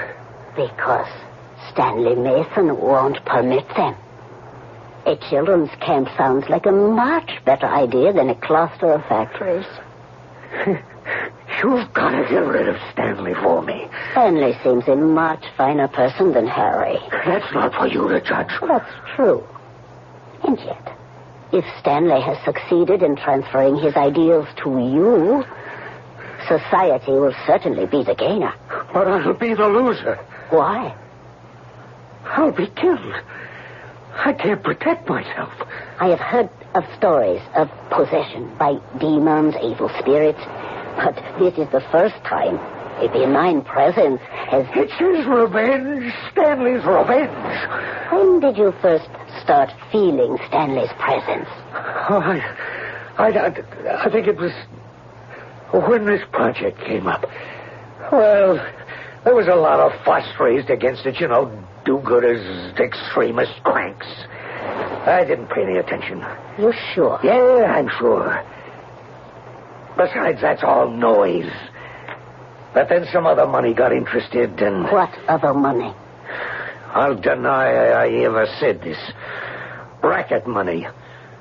And if I pull out on these fellas, send flowers. Excuse me. Yes? I know. What's that? Oh, thank you. My receptionist. First, this appointment has run way past schedule. I'll buy you a whole day.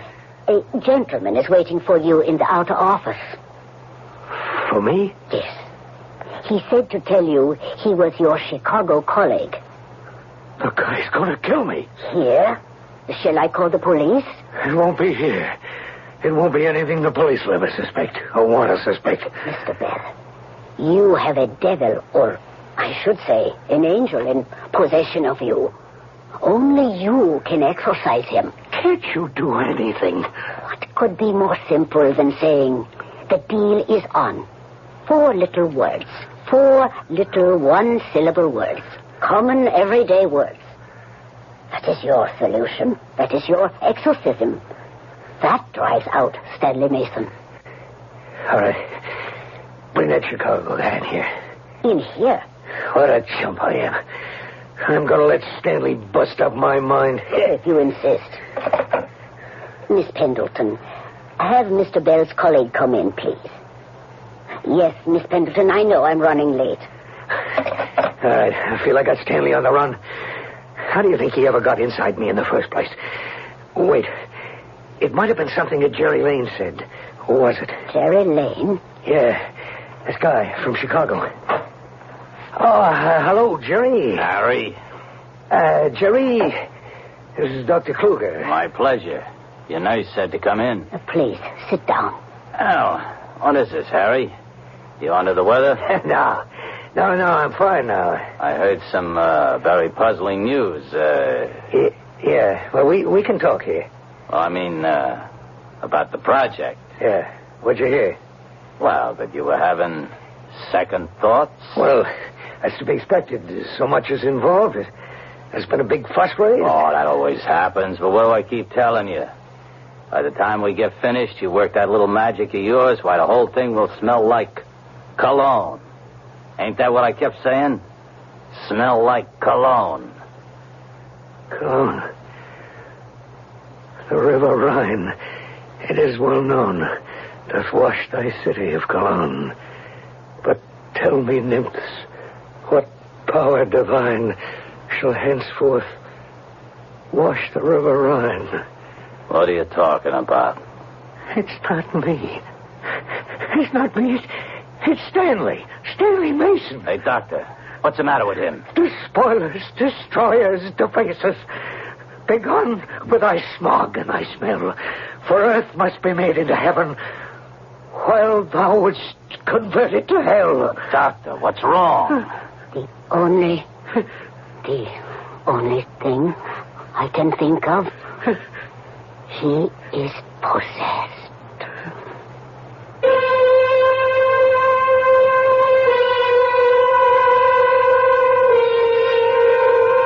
You may have read of a tycoon who disappeared.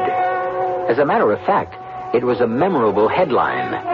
Tycoon disappears in typhoon. Mr. Harry Bell was washed off his yacht during a storm at sea. Some say it was a convenient disappearance because his financial empire had collapsed. The truth may be in the files of Dr. Maria Kluger, but ethically, morally, and legally, she cannot say a word on the subject. I'll return shortly.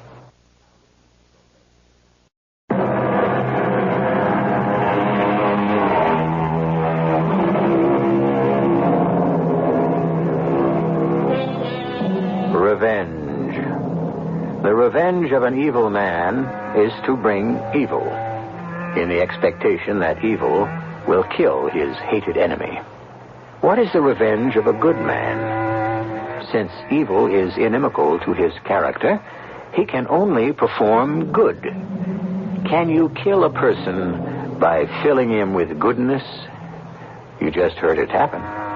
It proves that there are more things on heaven and earth than are dreamed of in anyone's philosophy. And we get around to most of them right here, 7 times each week. Our cast included Court Benson, E.V. Juster, William Redfield, and Len Gotchman. The entire production was under the direction of Himan Brown. And now, a preview of our next tale. Oh, for the love... I'm coming. Didn't you... Dr. Barnes. Didn't you see the sign? Knock and enter. It says, well, come on in. Have a seat. I won't be staying. Well, you can't just rush off. Now, what seems to be the trouble? Oh, you think I'm ill. Well, that's generally why people turn up at a doctor's office. It's not about myself I wanted to see you. It's about your daughter. Well, what do you know about my daughter? She's in love. Isn't she? Do you know my daughter? Please answer my question. Well, there's a man, and she seems interested. I don't know that anything's going to come of it. Nothing will come of it. You must tell her. Nothing will come of it. Well, I don't know why you say that. Because the man is mine. Radio Mystery Theater was sponsored in part by Time Magazine. This is E.G. Marshall inviting you to return to our Mystery Theater for another adventure in the macabre. Until next time, pleasant dreams.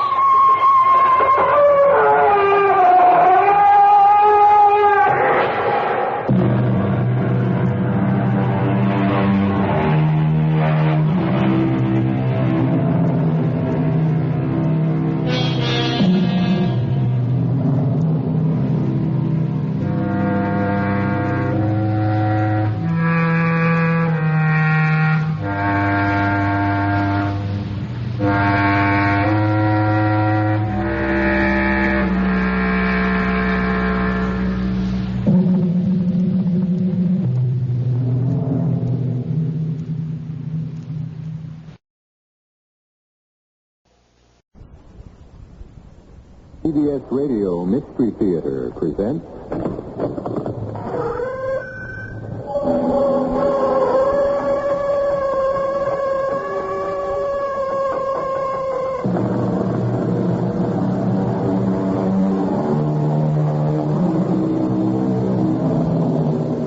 Come in.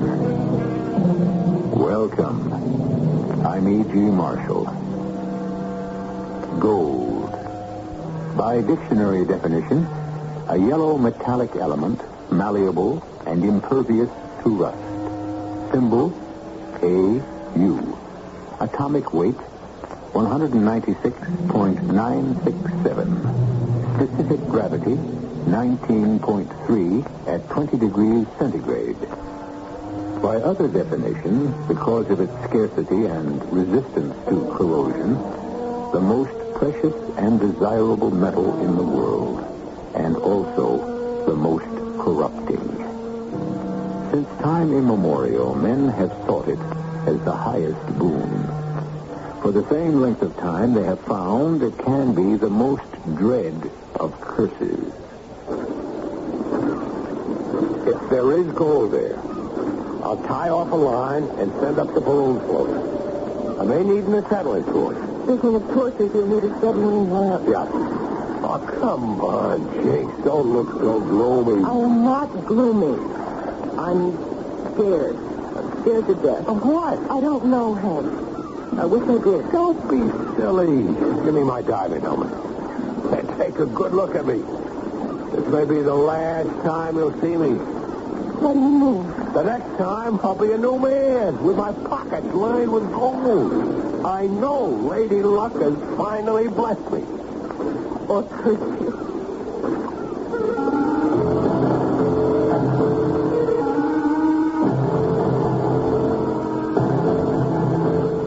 Our mystery drama, Fool's Gold, was written especially for the Mystery Theater by Ian Martin. It stars Mason Adams and Terry Keane. I'll be back shortly with Act One.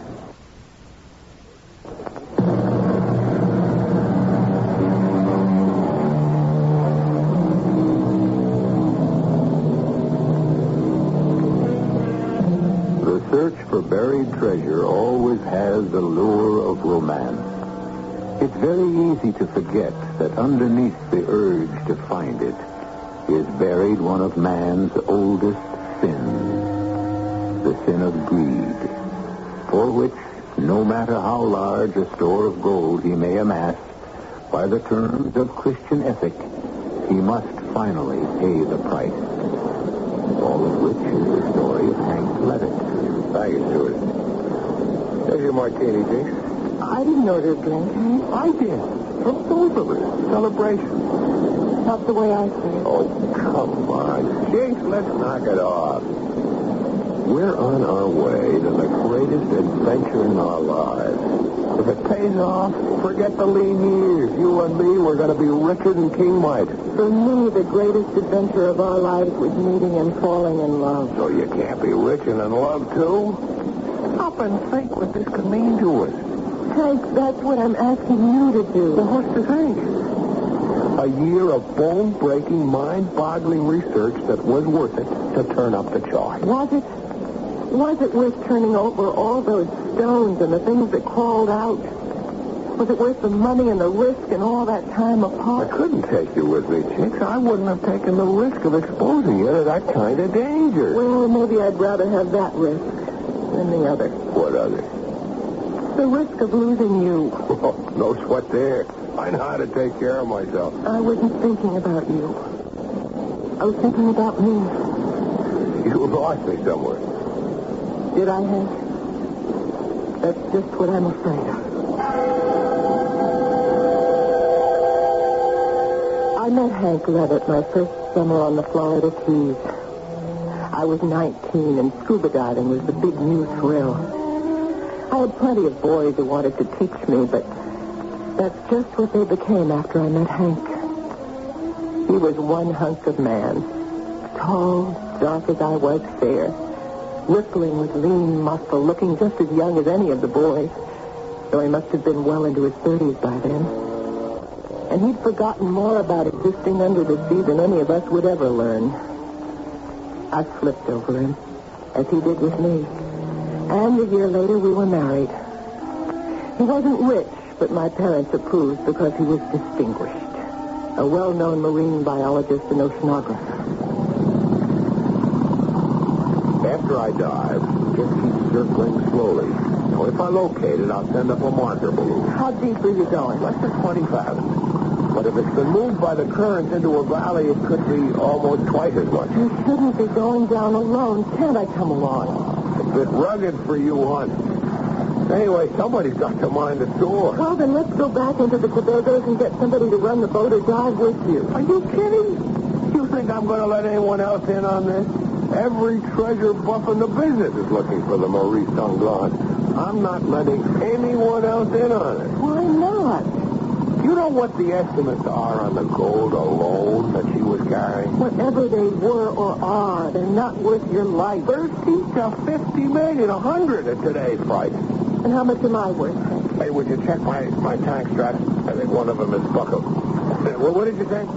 I said, how much am I worth? Oh, come on, Jinx. It's just sour grapes because you're not diving with me.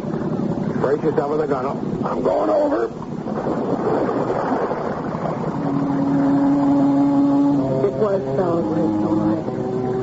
Because what had started out as an incredibly romantic thrill, the sharing of a whole new world with the man I loved, the exotic, strange, enchanted forest of the seabed and its secrets, had very soon faded from dream to nightmare. Hank didn't scuba dive for pleasure or to further his studies of marine life.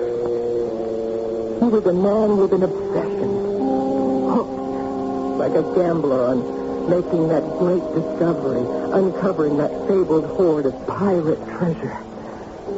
And far more than me, he was married to another woman, the Maurice Danglars, a ship which sailed into mysterious oblivion along with her master, Captain Lafitte, over 150 years ago, hull down in the water from a cargo of buccaneers' gold. A cargo that after 12 years of marriage, we were still searching for beneath the ocean. Jinx! I'm here, Hank. Well, what are you doing with the blinds drawn? The heat really knocks me out, and I just couldn't stand the glare of the sun anymore. I have great news. I've got a boat all set up, and a man I can trust, since I got his name from old Pudge Gentry back at the Keys. And tomorrow, we're going to prove out this chart and start on our way to scooping up enough money to own more of the world than we'll ever need. Oh, Hank, I already have all of it I need. If only I had you to go along with it. Come on, darling, let's not start quarreling. All I want to do is stop it. Great. Then let's. Look, we're on the verge of finding what we've been looking for all these years. What you have been looking for, Hank.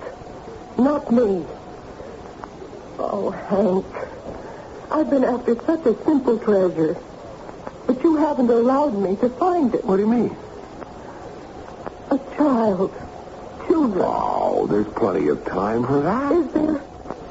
I'm not 19 anymore, you know. I'm 31. So what does that make you, Hank? Oh, I know that you don't look it.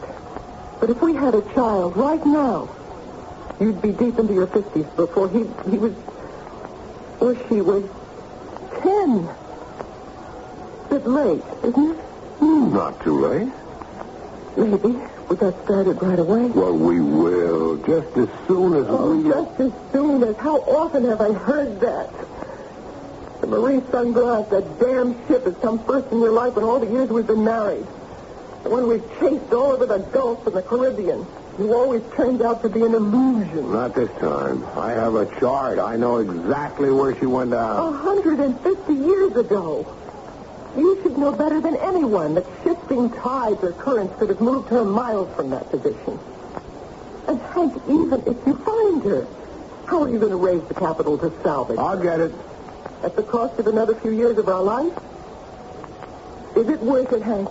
Have a heart, Jinx. You can't deny me one last chance. No, I suppose not. I just wish I weren't haunted by the uneasy feeling that that's just what it is.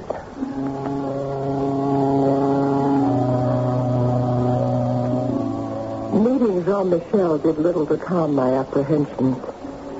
He was fat and oily, unkempt, and looked fairly dishonest. One thing I had to admit, he did know how to handle boats.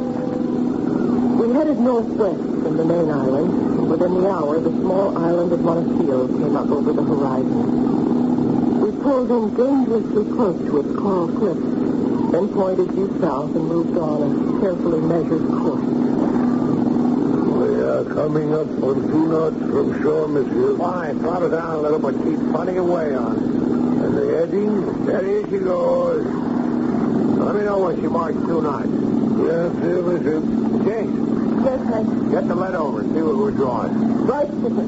I'll get the first marker boy ready.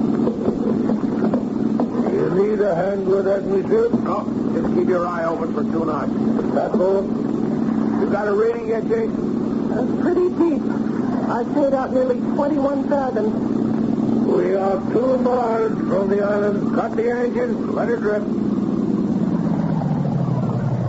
I have a mark tag 25 fathoms. Good. There's close marker number 1.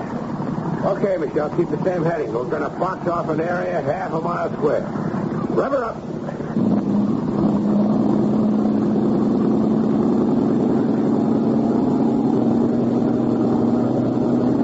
After we dropped the 4 marker boys, we scuba dove the rest of the day. We didn't cover as much of the area as Hank would have liked because the bottom began to shelve off a little deeper than I like to dive, and Hank had to spend a good deal of time coming up to the surface for tanks. Grab the tanks, will you, Michelle? We just No luck? You're not going down again. No, I bought it for today. You want me to up and come, Mr. Vanit? What for? You're not going to dive again today? No, but it's pretty far back to the main island, so we might as well stay moored here. Save us a lot of time in the morning not having to mark the spot where we left off. You don't mind, darling? Not any more than I mind the whole thing. Are we going to start that again? Look, the chart makes all kinds of sense. We know the features dropped out of sight in 1825. A part of what I bought is some pages from the log on his last voyage. He was headed for that little island over there. Yes, I know. It is called Montefil. My refuge. Yeah, he never made it. We know that from records on the main island. Nobody has ever lived on that island except gulls and ospreys. Somewhere under us in the half-mile square of the ocean is the Marie Sanglant and all its cargo. Monsieur will pardon me? Sure, Monsieur. What? It is in your mind to spend the night here, off Montefil, in this place? Yeah, that's the idea.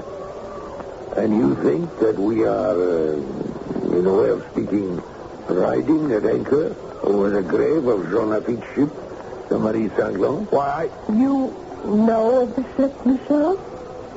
And Lafitte? In these parts, who does not know of the great Lafitte and all the gold and jewels and pirate treasure he was bringing back to Monasil? But the treasure is long gone. If it exists, only the birds know where it lies. You mean he got everything to the island? Long ago, the island has been searched in every nook and cranny. Nothing was ever found. The legend is that he never lived to enjoy this fabulous wealth. Why not? Are you not the one with the chart and the knowledge, monsieur? Les anciens say that he came back on his last trip with so much gold that it overflowed from the holes and was piled waist high on the deck. But the ship was riding so low in the water that somewhere his keel caught on the rocks and he sank with all his crew before he could make his refuge. Everyone knows this? Every one of the sea believes it. But with all the years, nobody has ever known just where or had the equipment to find the ship. Perhaps you think you can, eh? Eh bien, no chance. But this boat, in any waters between the main island and Monasil, will not spend the night afloat. What do you mean? I am enchanted to bring you out with the first light tomorrow, but with the coming of dark, I make for harbor. Why? Because, madame, the night seas belong to Jean Lafitte. Every night, through the mists, his ghost ship still tries to run that last voyage for safety. Sometimes, on moonlight nights, you can see that old barkentine headed for Monasil and for the grave. And they say that if you see that ghost ship, you join it on the way to death.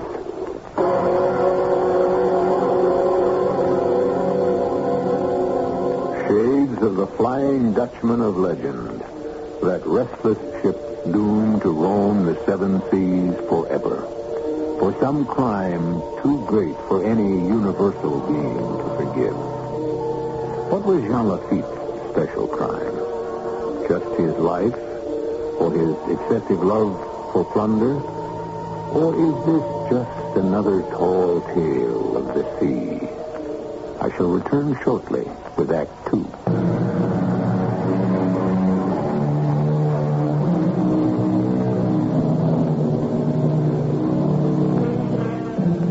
Who was Jean Lafitte? He was a privateer and a smuggler, a double agent between the British and the Americans.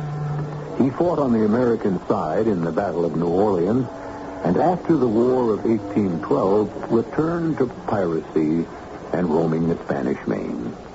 In 1825, he disappeared and was never heard of again. But 150 years later, at least in the small section of the South Caribbean where Hank Levitt is now hunting for his gold, his ghost still haunts the seas. And who knows, perhaps his ill-gotten gold still lies beneath them to be harvested. I know that ship is there. I know the gold is there. All right. Suppose it is. Then what? Don't you want to be rich? Not particularly. And even if we can organize a salvage company and not get stolen blind and get it up, it's still nothing I'd like to dirty my hands Now, with. what the Sam Hill does that mean? Hank, it's dirty gold. It's stained with blood, innocent blood. And the crimes of vicious men. Why do you want money like that? The gold isn't responsible. It's how a man tries to earn it. There's nothing dishonest or wrong about what I'm trying to do. No matter what you say, no matter how many years it has spent in the ocean, nothing will wash it clean. It can only cause trouble and violence and heaven knows what much worse if you keep after it. How? For one thing, I don't trust Michel. Why? Because he's superstitious? Because he refused to spend a night out there on the water? Afraid of a man in the ship that must have rotted to bones by now? I don't know about that. It's something else. What? I don't trust him. Oh, forget how he looks. He's a friend of Pudge's. It's all the recognition I need to know he's honest and can be trusted. Not where gold is concerned. Hank, please, don't you see? If it's there, he already knows where to look as well as you do. What I'm afraid of is it wasn't superstition that drove him back here to the main island. Well, what else would it be? Well, he could maybe be getting some more men to hide somewhere on the boat so that if you should find the sunken ship tomorrow, they could... Oh, come on, Jane. I'm just scared. Just plain scared. I'm asking you one last time to drop the whole thing. You've got to be kidding. Just when I'm about to get my hands on a fortune. Now, look, lay off, Jane. If you want to walk out of me, go ahead. But nothing is going to keep me from searching for that gold till I find it.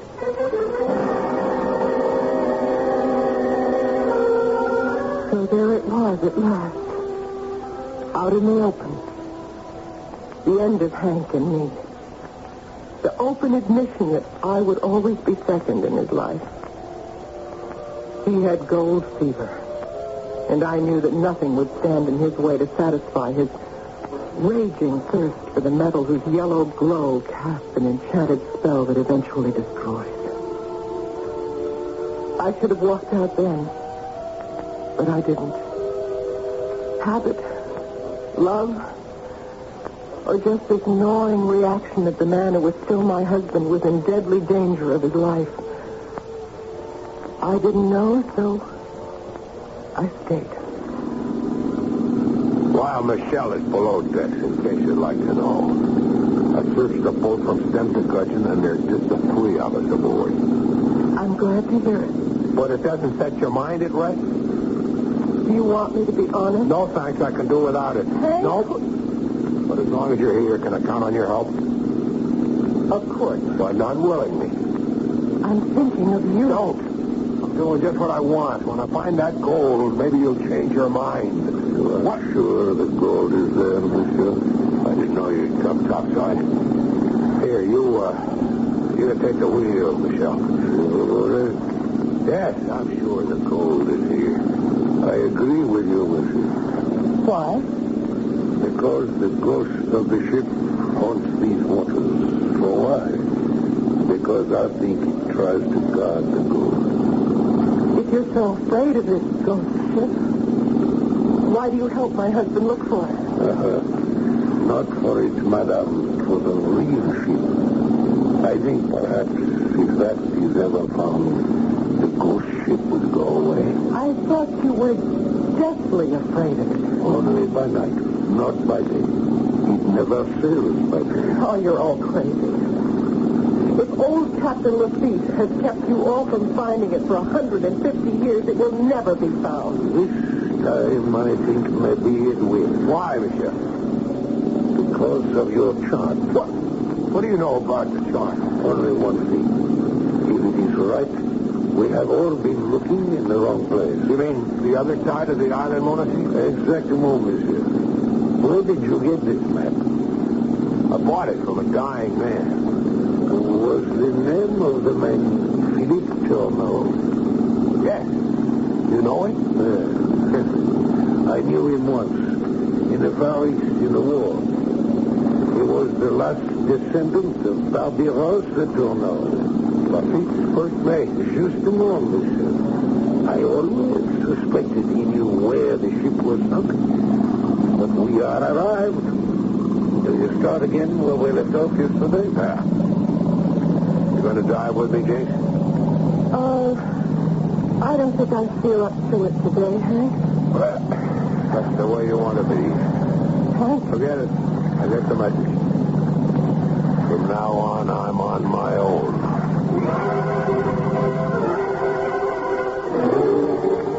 I wanted to try to tell him that he wasn't. But the main reason for my staying aboard was Michelle, to watch him, to try to protect Hank. But there was a wall between my husband and myself now. A wall of gold that was stronger and more impervious than stone or steel. There was no way back, around, or over, or through it. Particularly when late that afternoon, Hank found the end of his private rainbow. The wreck of Lafitte's ship and his hoard of gold. It was all so sudden and unexpected that when it happened, I froze. It's sitting down there in 35 fathoms. Hank, you came up too fast. I had to. The air was getting low, but I'm all right. But if you get the bend... Let me get off these. Thanks, Michelle. Wait, monsieur. Oh, don't worry. I'm okay. I wasn't down deep long enough. And I'm going right back. No, Hank. What out? Michelle, get me the diver's gear. Read more. Now, look, if you're worried about the bend, the best thing I can do is to get back down there. Why do you need to? I've got to tie off a float to mark the position. And I need conventional diver's gear to spend long enough down there to make sure of the goal. You didn't find that yet? The gear, monsieur. Okay. Let me get into it. I didn't have time. I just made out the ship and I had to come up. How do you know it's Lafitte? First, because it's approximately where the chart said it would be. Second, even though it's a skeleton, not much more than stem, ribs, and a ghost of what was freeboard, from her silhouette, she looms like a barkentine. The kind of ship Lafitte sails. You're determined to go down? I've got to. There's just time before the light goes. And Michelle here will insist on putting it ashore. Will you stand by the pump of communications? Yes, Hank. Great. All right, give me the boots, Michelle. Go start the compressor. Oui, monsieur. Now, if I'm right and there's gold there, I'll tie off a line and send up a balloon float. I'll just take hand tools down with me, but I may need an acetylene torch. Speaking of torches, you'll want the big submarine lamp. Yep, and I'll need a belt, too. Pressure's pretty heavy down there. Oh, come on. Jay, don't look so gloomy. I am not gloomy. I am scared. I'm scared to death. Oh, why? I don't know, Hank. I only wish I did. Don't be silly. Now, give me my helmet. Here. You better take a good look at me. This may be the last time you'll see me. What do you mean? By the next time, I'll be a new man with my pockets lined with gold. I know Lady Luck has finally blessed me. Automatically, I gave the helmet the 1/8 turn, secured the clamp, paid out enough lifeline and air pipe to help my husband clumsy and weighted down in the now unfamiliar element of air. Immediately, he sank down, heading to the sea floor. I watched the windlasses unreel both the precious air pipe and the lifeline with the communication wire. Unwind. It seemed endlessly. Until at some 33 fathoms, about 200 feet, they stopped turning, and I knew he was on the bottom. I put on my headset, and his voice floated up to me, eerily from the depths. Hank, you read me? Loud and clear? I'm down. 20%. I'm not 50 feet from the wreck. Heading for there now. Keep the line open. Wilco, how is it? Working. Up to see clearly. Like someone was firing at force. Don't quit. Steady there. How can a man with as much knowledge and sense as you, Hank, be so stubborn and take such chances? Because I want to be king of the hill, baby, and this is my big chance. Would it mean anything if I said I'd just rather have the guy I married? I don't know, baby. All the signals are off as of now. I don't read you. I'm at the wreck. On the trail. Orderly. All that beautiful solid gold that means our future. Has Monsieur Levitt discovered anything? Not yet. Not that I know of. I don't think you are telling me the truth. What right have you got to question me? None. Not yet. Excuse me, I'd better watch the pump. Hank, don't send up the balloon yet, please. Hank. Hank. But he had cut off the intercom. I couldn't reach him. I glanced quickly at Michelle. Was it just my own apprehension, or in the moment I looked his way, had he suddenly become completely concerned with the compressor? I wasn't taking any chances. I was already in my wetsuit, My face mask I looped about my neck. I bent and slipped my fins on, pulling my tanks nearer to me. And the spear gun. And suddenly the balloon float surfaced. Has he found Laffitte's gold? Maybe he's in trouble. Hank? Hank! Jink's here. Do you read me? Do you read me? Does he answer? No. And maybe the curse has caught up with him, too. But I think we better make sure. Turning in her surprise to look at Michelle, Jinx is horrified to see the sharp marine axe in his hands. Poised above Hank's life and air pipe lines, where they are stretched tight over the bulwark, the edge of the boat. It appears that all her worst fears are about to come true. I shall return shortly with Act 3.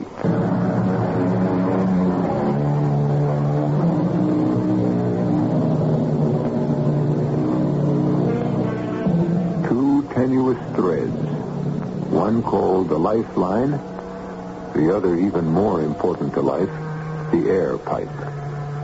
Keep Hank Levitt alive on the sea floor. Above, on a boat that floats some 18 to 20 stories above him, his wife Jinx and the captain of the boat on whom Hank's life depends face each other. Poised in Captain Michelle's hand is a sharp axe, which in one swift chop could sever all communication with the diver. Take his life.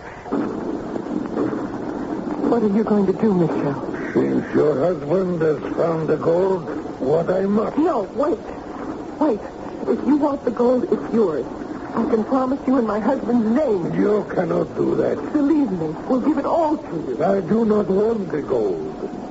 All I want is peace and rest.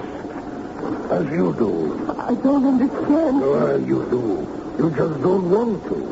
We both want to cut clean with the past. The only difference is that you do not have the courage. Well, I do. No! No! You cut his line. Of course. Don't you understand he has to die? No. No. If he steals the gold, if he brings back into the world all the suffering, the brutality, the evil, and the curse that rides with it, it's like opening Pandora's books again. Lafitte is gold, and your husband must die. I won't let you do this. Don't make me kill you. Put away that gun. You can't leave Hank to die. I can do what must be done for the greatest good. Gold is a pestilence, a sickness that man can never control.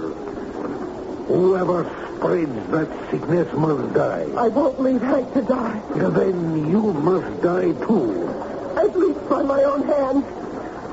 Not yours.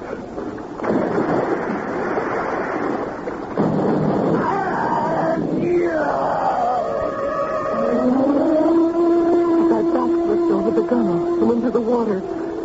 I thought I heard the roar of a heavy weapon, like an old-fashioned cannon.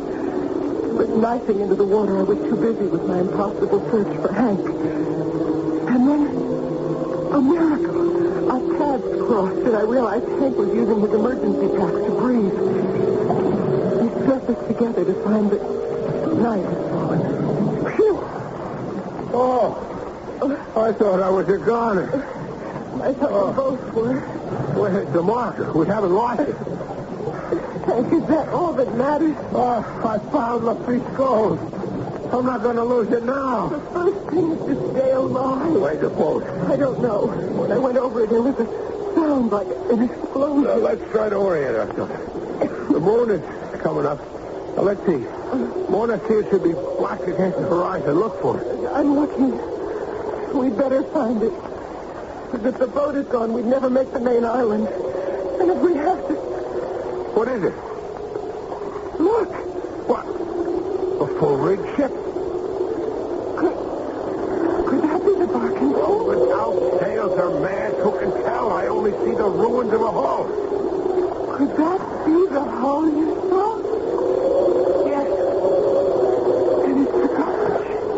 ship or not, if we want to save our necks, we'd better give it a hail. Help! Help! We're off your starboard bow! Can you help us? Help me! I'm full of the Marine sunglass! Where are you? Are you crazy? You want to drown? Might be better than answering the hail. Why? You listen to it. And answer for yourself. That's no human voice. It sounds as though it was echoing from the gates itself. This is Captain Lapita for the Marine sunglass! Where are you?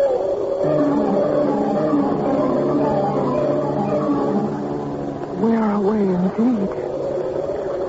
Were we alive? Or dead? Both of us exhausted by that last desperate race to the surface. In a dream, we floundered towards the ship that offered some kind of sanctuary. And the nearer we got, it became more and more unreal. The hull was a hollow skeleton, encrusted on its ribs by barnacles and sea creatures. Welcome aboard the Marie Sangran. You are Captain Henri Lafitte? You had the advantage of me, sir. You and your lady. Permettez-moi. I am Henry Levitt, and this is my wife, Janice Levitt. What are we doing here? You ask me? You must forgive my wife. No. I asked a question. May I have an answer? It is not easy to answer. What are you doing here indeed? Since, in a sense, I am not here either. What does that mean? But surely you must realize, monsieur, what your wife has realized from the first. That this ship, we are all in limbo. For any given moment, we exist only by chance. And at any further moment, we could vanish like the spray from a wave. So why are we here? You want my gold. I have no wish to try to steal it from you. Is that so? Search your heart and find the answer. But if you desire it enough, are you willing to pay in return? I'm not sure I understand. Allow me, if you will, to cite my own case. I, like you, was upset, possessed even, if you will, by its lure. I spent my life in search of it. I know. Do you indeed? Forget your history. Let me tell you of the end of my life. After my fortune was stolen from me in Galveston, Texas, I took again to the high seas. Piracy was not easy by then. The pickings were small. But gradually I built a small fortune with these same cannons, one of which may have blown your boat out of the water into eternity a short while ago. I and my crew plundered many ships. And the gold you stowed in your hold was stained with innocent blood. May not show more. What else? But it is not a full cast. Then came what I thought was my luck. But I found was my curse. Why? Suddenly, of course, on her flight to Spain was an old-fashioned galleon fleeing the end of civil war in Bolivia. We attacked and boarded her, happy to find her an easy prey. But at first disappointed that she carried a flock of priests and nuns. A poor lot. But then came the glorious surprise. A cargo.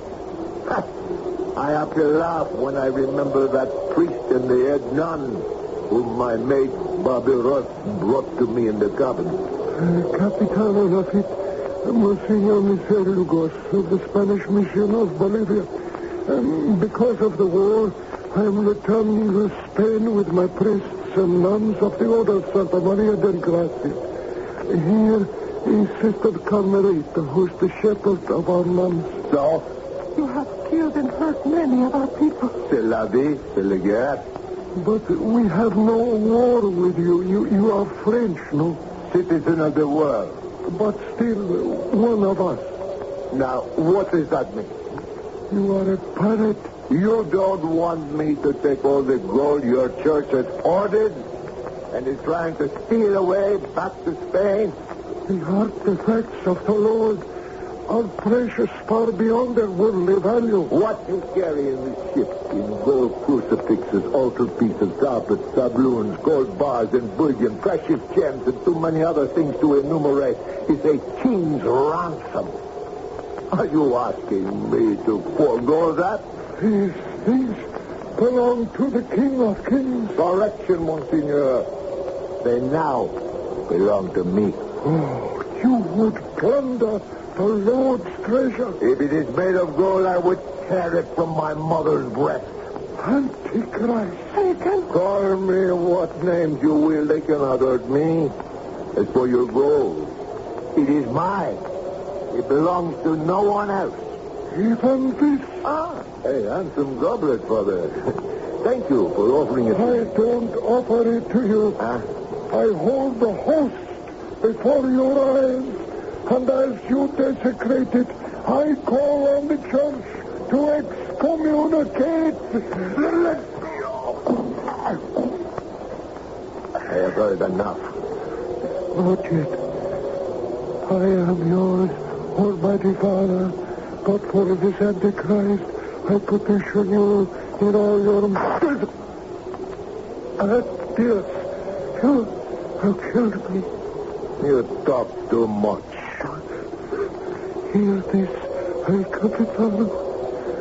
You have brought a curse on your head. This curse that you will die before you ever reach safe harbor. And you will never rest again when this gold is yours through all time and forever.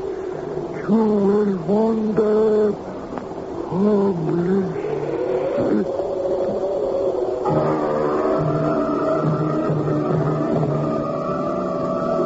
So, here is the moment of decision, monsieur. The gold is there. That does not change. Do you want it? I've been searching for it all my life. It is here to take if you want the responsibility. Hank. All my life. All my life. All my life. Wow. Oh, I thought I was a gun. I thought we both were. Where's the market? We haven't lost it. Is that all that matters? I found Lafitte's gold. I'm not going to lose it now. It's the first thing to stay alive. Where's the boat? I don't see it. Oh, stop. Oh, there it is, Hank. Right over there.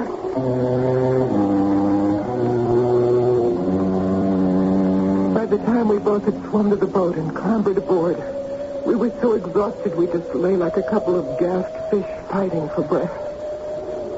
Hank was the first to get to his feet. I was still half out, but I came to abruptly with a sudden gasp of horror. Good Lord. What? Well, it's Michel with the spear from your spear gun through his throat. Is he dead? Yes. How? I must have fired it to stop him from cutting your lifeline. He wanted to kill us both. Why? Oh, Hank. I don't know now. I don't remember what was dream or what is truth. He said he wanted to let the ghost rest, but now I think what he really wanted was the gold. Whatever it is comes back to that. It comes from evil doing. It carries its curse with it. It's time to stop dreams and obsessions. Let's face the fact. All I ever wanted to do. In time, I should feel the same way. Michelle tried to kill me, both of us. When you killed him, it was in self-defense. He tried to save you. Oh, what a fool I've been. Blind to where the real treasure is. I'm going to have to make one more dive. Oh, no. It's still the gold. Not for long. While I go down and cut the marker line, you burn the chart. When I come back, we'll bury Michelle at sea, and let him and the Phantom, Captain Lafitte, fight for its ownership.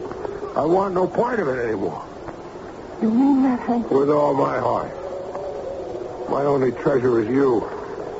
I'm just waking up to that. Into a brave new life.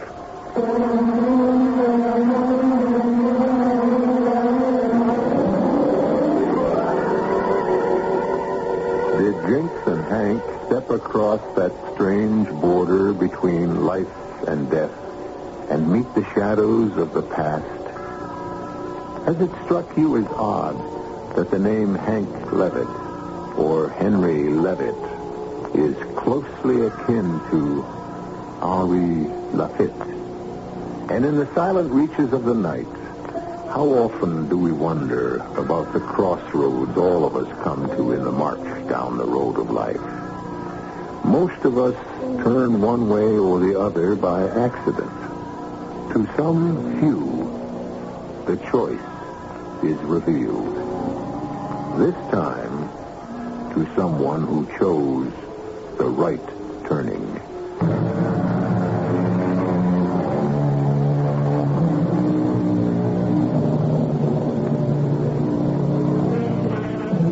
The sea between the main island and Monoceal moves evenly as it has for millennia, unchanging, bearing no evidence of the buried fortune beneath its surface. Like Pontius Pilate, not all the laving of its currents and its tides will ever wash away the blood that stains the yellow gold 30 fathoms deep.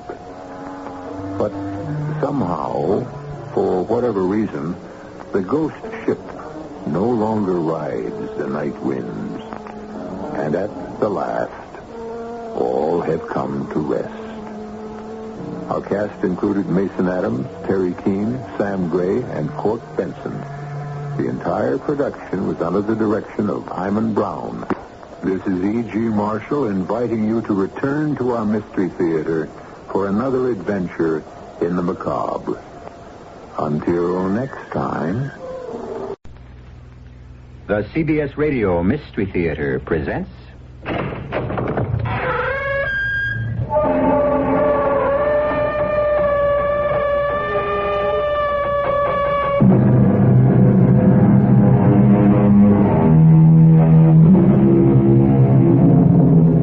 Come in. Welcome. I'm E.G. Marshall. Queen Elizabeth I of England once said, "I will never, by violence, be constrained to do anything." History records that good Queen Bess was more attentive to truth with another statement, "I shall make you shorter by a head."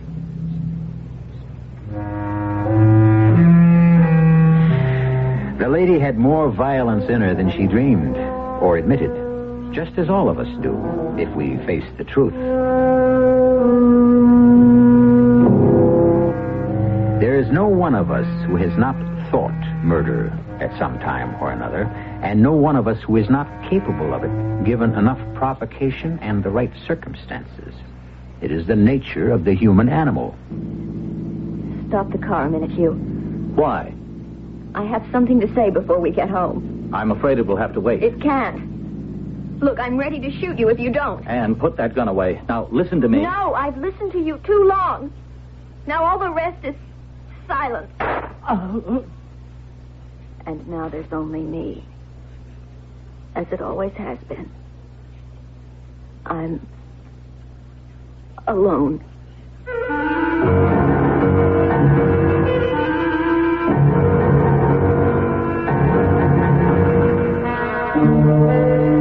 Our mystery drama, The Infernal Triangle, was written especially for the Mystery Theater by Ian Martin and stars Morgan Fairchild. It is sponsored in part by True Value Hardware Stores and Luden's Medicated Cough Drops. I'll be back shortly with Act One. This is a NASA space note from the National Aeronautics and Space Administration. When the Space Shuttle, a versatile, reusable space transportation system, begins operation in the early 1980s, one of its major jobs will be to carry a manned laboratory into Earth orbit. Called Space Lab, this scientific workshop is now being financed and developed for NASA by 10 European countries. When complete and nestled inside the shuttle, it will be able to carry up to 4 non-astronaut scientists and their laboratory experiments into orbit. On most missions, it will carry scientists and equipment to perform a variety of studies, ranging from Earth observations to materials science experiments to solar astronomy away from the distorting effects of the Earth's atmosphere. Space Lab, a workshop of the near future, should not only open doors to many new kinds of space-age investigations, but will also represent a new step forward in international space cooperation.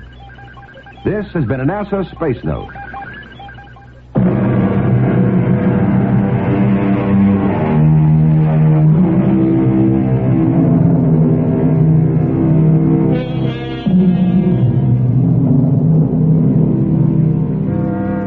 On the morning when all this begins, nothing could be further from Anne Fairchild's mind than violence.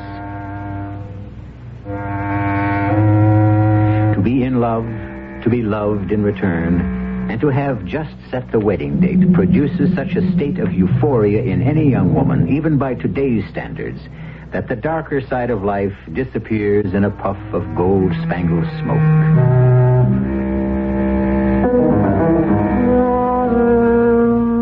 Unfortunately for Anne, that smoke is as impermanent as castles in the air, and the forces of darkness are brooding and gathering to descend, bringing with them a disaster beyond her wildest dreams. Good morning, Anne, sweetie. How are you? Morning, Daddy. Good heavens, that's enough love to last for a month. Forgive my enthusiasm, but this is just the best day that ever happened. Have I got news for you? Well, that makes it nice because I have for you, too. But you first, before you explode now. Is it Hugh? It is indeed. Hugh Denning, the most gorgeous man who ever existed in this whole wide, wonderful world.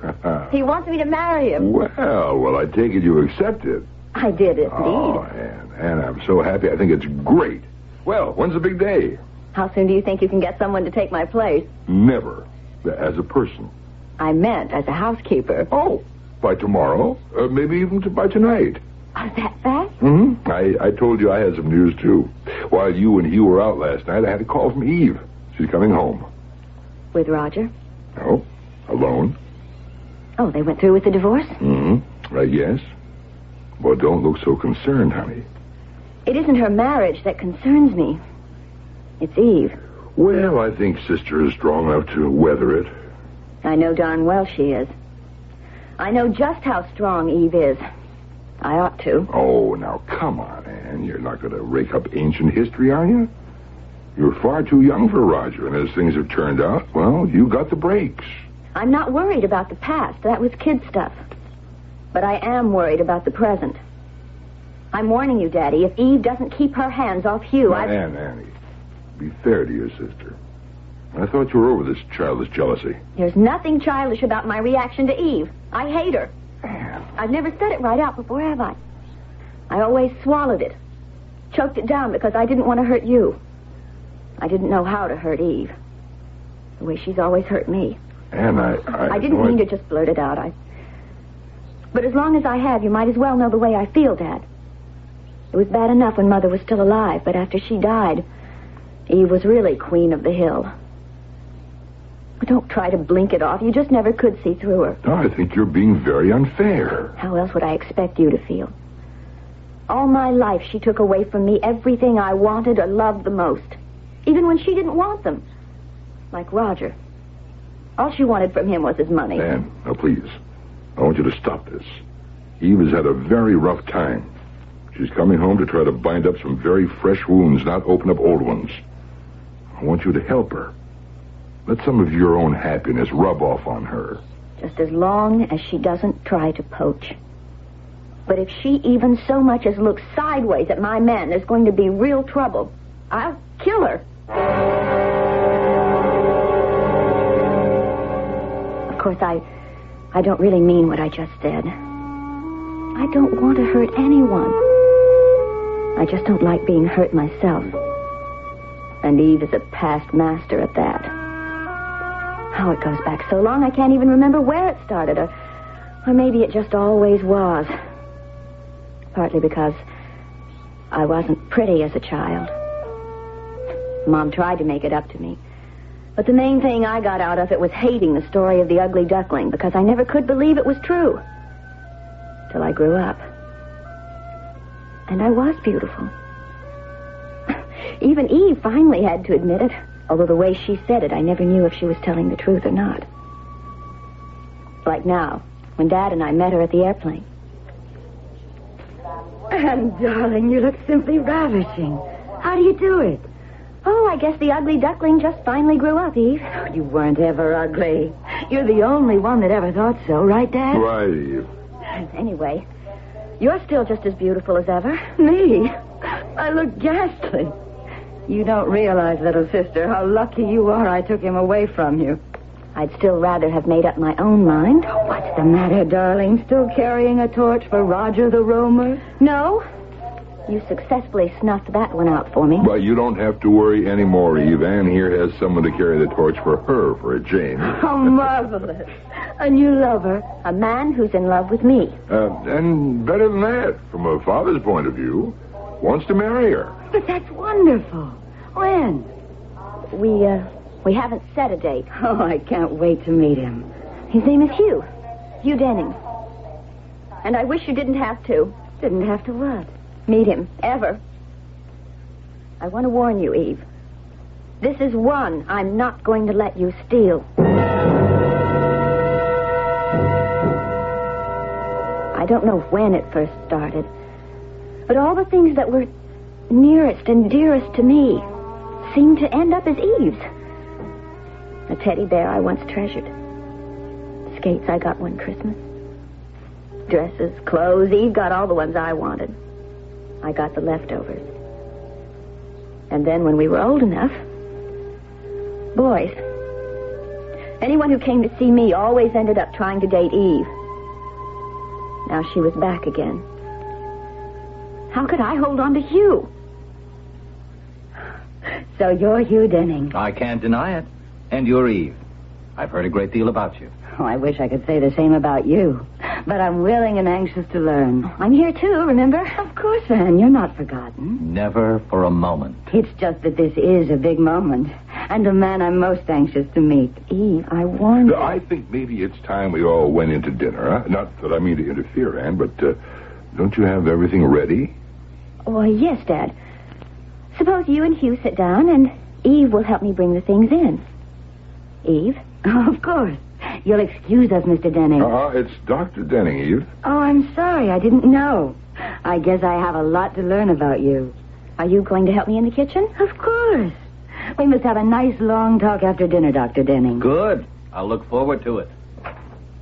Eve, you're not going to start it again. Start what? I told you to lay off Hugh. Oh, for heaven's sake, Anne. What's the matter with you? I'm just trying to get to know someone who's going to be a member of the family.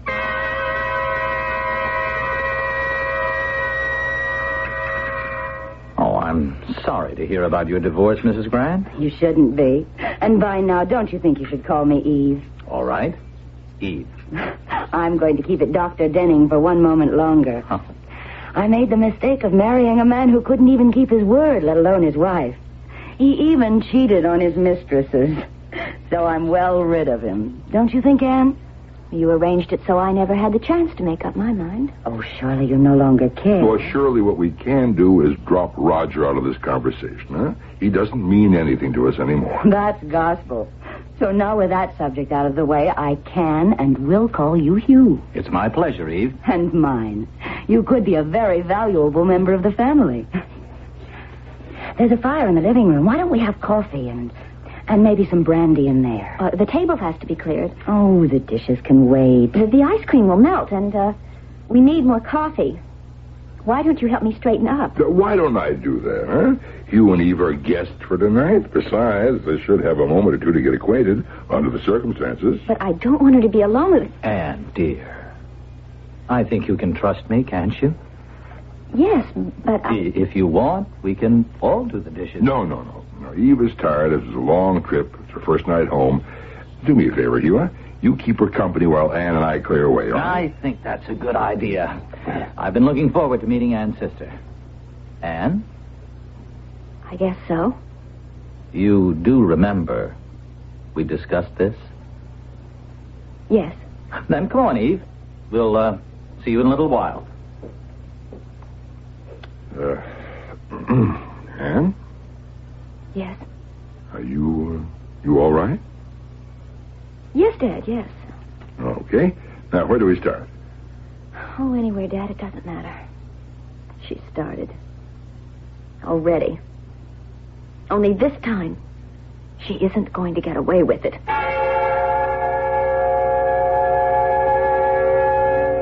But how was I going to stop her? I never had been able to.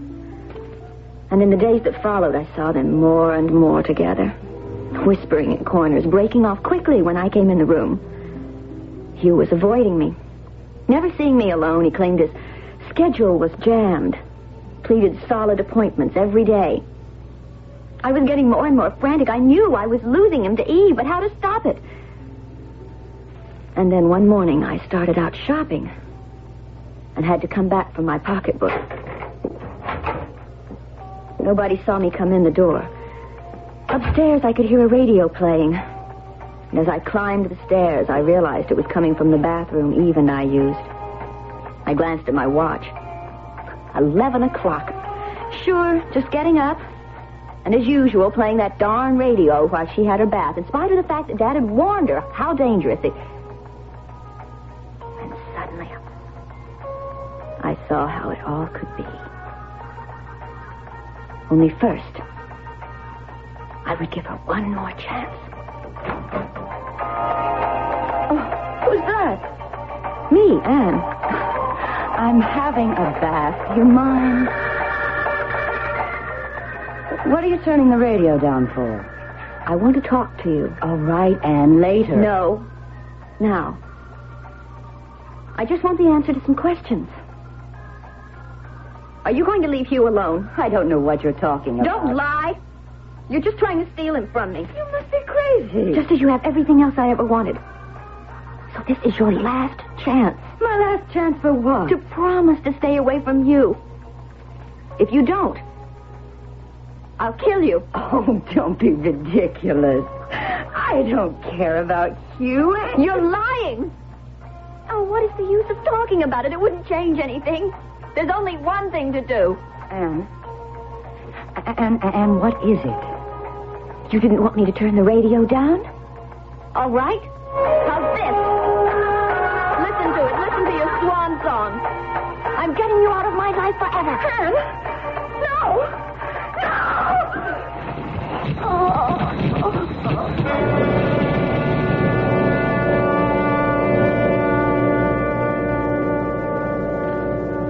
I read it somewhere, but I never quite believed it. It's just as dangerous as people say it is. And you're dead. Eve, dead. I never have to worry about you again. And nobody needs to know I had anything to do with it.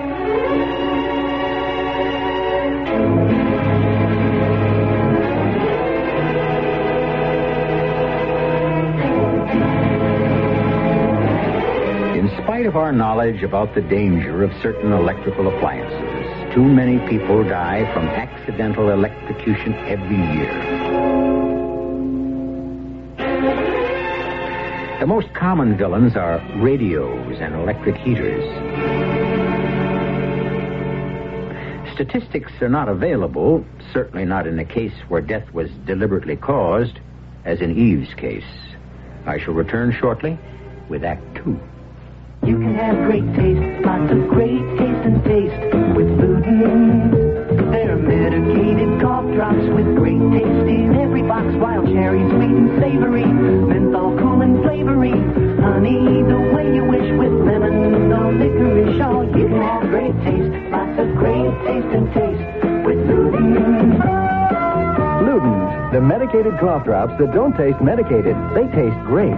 Use only as directed. You've worked hard to get where you are, and now would be a very good time to give yourself a little pat on the back in the form of Buick Electra, a car filled with room, luxury, comfort, the perfect place for you and your free spirit to get together. Buick Electra. Think of it as recognition for a job well done.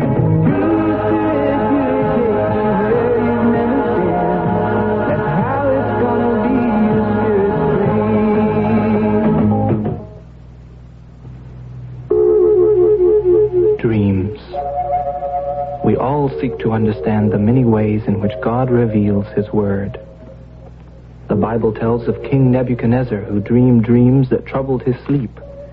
One day he commanded his magicians, astrologers, and sorcerers to recreate a particular dream and to interpret it.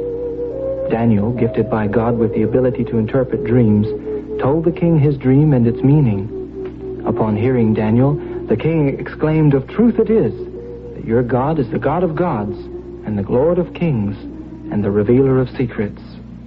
Dreams and visions are ways in which God can speak to man. For your free booklet on dreams, write to the Foundation Church, 1147 First Avenue, New York, New York, 10021. That's the Foundation Church, 1147 First Avenue, New York, New York, 10021.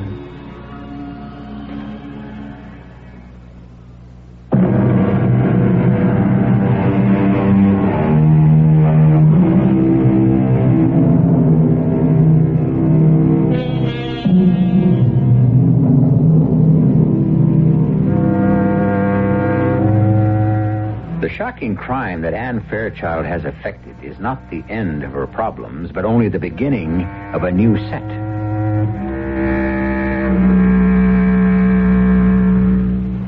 Starting with the moment when, after sneaking successfully past the door to her father's medical office, she is just about to let herself out the main door of the house when... Anne? Yes, Daddy. Oh, you're just coming home, huh? Yes. I thought I heard you come back sooner. No, I just drove up. I got all the way to the supermarket and found I'd forgotten my pocketbook. I left it here on the hall table. Oh, then you haven't been shopping yet. No. Good. My drug salesman hasn't been by this month. Could you stop in at Citrine's pharmacy and get me this prescription order? I'm all out of phenobarbital. I've called them. It's a large order, but they'll let you have it since they know us both. Oh, I'll get it, Daddy. Fine. I've got to get back to a patient. By the way, that's capsules, not tablets. Where's Eve? I guess she's in her usual morning state. Dead to the world, huh? She doesn't like getting up in the morning much. Well, I don't blame her. I've been giving her some sedatives. Maybe we ought to wake her now, though. And as soon as I dismiss this patient, we could all have some brunch if you'd make it. No. No, I'm going shopping and get your pills, and then I'm coming home for a nap. If you want Eve, you'll just have to wake her for yourself. I didn't mean that literally, of course, because nobody could wake Eve. She was dead. Electrocuted, drowned. Dead as dead. But then everything became sort of blurry. I guess I was just reacting to all the horror, the terrible thing that had happened, and my own terror. I remember I did the shopping and I picked up the pills for Dad. I came home and just left everything in the kitchen and went upstairs. Well, everything was spinning round as I lay down, and I must have fallen asleep so deep that it might have been me that was dead. I remember waking up once and being questioned by someone. Lieutenant of Police, I must warn you, whatever you say can be used against you. I haven't said anything, have I? No, but you will. We have our own methods. You say the radio was playing. I didn't say the radio was playing. But the sister was in the bathtub. The radio was playing. You threw it in the water and you killed her. No! Why would I do that? Because you hated her. You've always hated her, haven't you? Who did you say you were? But don't you know who I am? Someone from the police, a lieutenant something or other. Lieutenant Anne. Annie, it's me, Dad. Dad? You're not from the police. You're not the lieutenant. Of course not. Well, then why did you ask me all those questions? What questions? Anne, I was concerned because you were in such a deep sleep I couldn't get you awake. You found Eve. Found Eve? How long have you been upstairs? Well, I just came back from the dispensary. I saw your car outside and I knew you were back. I was wondering about lunch or brunch or whatever. I came to wake you up first, and then I thought we'd get Eve and eat together. You can't get Eve. She's dead. Dead? We told her about having that radio in the bathroom while she was in the tub. It fell in, and she got... Good Lord. Good Lord. How do you know this? It doesn't matter. I saw her lying there in a dream, perhaps. Nobody could prove anything else. I wasn't there when it happened. You know that. What are you talking about? It was a clock radio. You could tell when she died, and anyway, you're a doctor. You could tell, too, and you know I wasn't even there when it happened. You can't prove I was. I know that you don't know what you're talking about. My God, what have you done? You stay right here till I find out. He didn't have to worry about my staying because I was so woozy again, and suddenly it was like a curtain dropping. The black came and I was asleep. And when I got wakened again, I would have given anything not to be, because the voice that brought me out of sleep was Eve's. Hello, little sister. Heard any good music on the radio lately? Eve. Who else? Your loving sister. You're not dead? What do you think? I shouldn't have to think. I know you're dead. You ought to know. You killed me, didn't you? No, it was an accident. You wanted it to look like that. With you dead and out of the way, at least I could have something for myself. You mean Hugh? Yes. He doesn't love you. He wants me to marry him. Are you sure? Isn't it the other way around? What other way around? Isn't it you that wants to marry him? And under the circumstances, he had to pretend. What circumstances? You know as well as I do. Better, in fact. I don't know what you're talking about. That's what I'm afraid of. I'm not reaching you, am I? How can you reach me? You're not even here. You're a ghost. You're dead. Dead. The blackness came swirling around me again, and there was peace for a little while.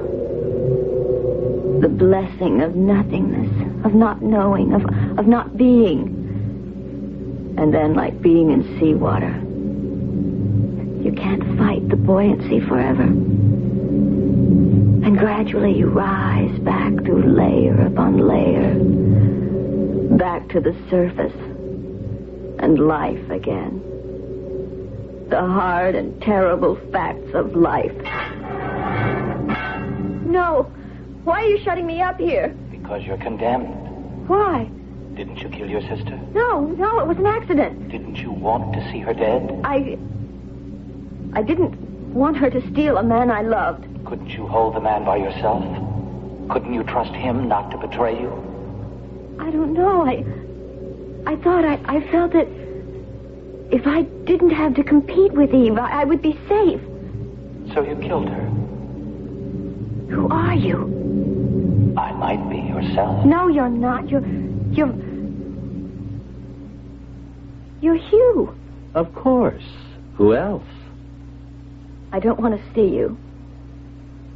You don't love me. That's silly. Everyone loves you, Anne. Not you. Not the way I want you to. It's Eve, isn't it? It's always Eve. Easy, darling. Easy. Don't talk to me like a child. I was your child. You could have told me to do anything and I would have done it. Till Eve came back. Then it all changed. Nothing has changed. Everything has. I didn't want it to. So I killed her. You know that, don't you? It was an accident. Oh, no. No, I took the radio and threw it into the tub to kill her. Why? Because she was trying to steal you away from me. And she'd never have stopped until she had. Stealing me from you? Yes. You are in love with me, aren't you? Yes. In a sense. What does that mean?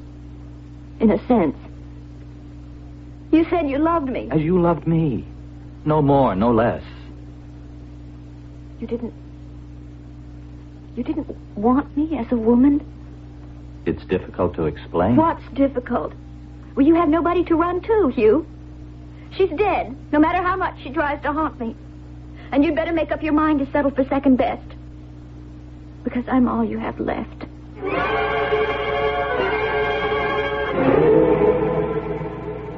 He doesn't want me. He never wanted me. I killed my sister to keep his love, but that wasn't enough. He doesn't love me. He never will. It was all a lie. So now I know I have to kill him, too. That's why I brought the gun. Daddy's gun. The one he keeps in his office. I want to go home, Hugh. I don't know about that. Am I arrested? Locked up? Am I accused of anything? No, not yet. Then can't I please go home? Would you promise to behave yourself? Yes. And how do I know you'd keep that promise? I don't know. Wouldn't you see that I did? I can't control it, Anne. You have to be the one. Please, I'd be safe with you, wouldn't I? But is anyone safe with you? Oh, damn it, I'm going to take the chance.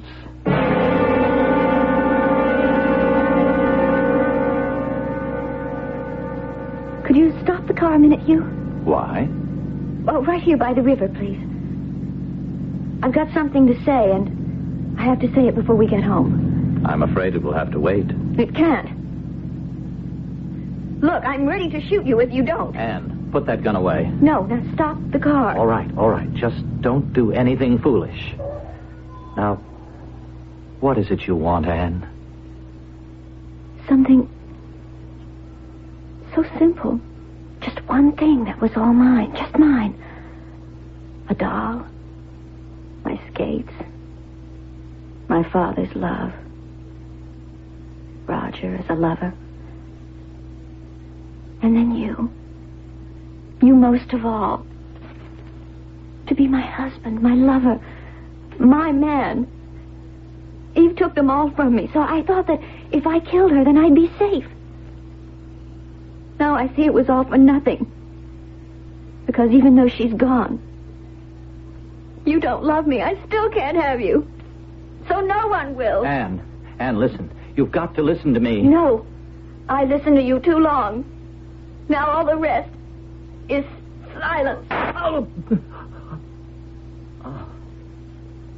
And now there's only me, as it always has been. I'm alone.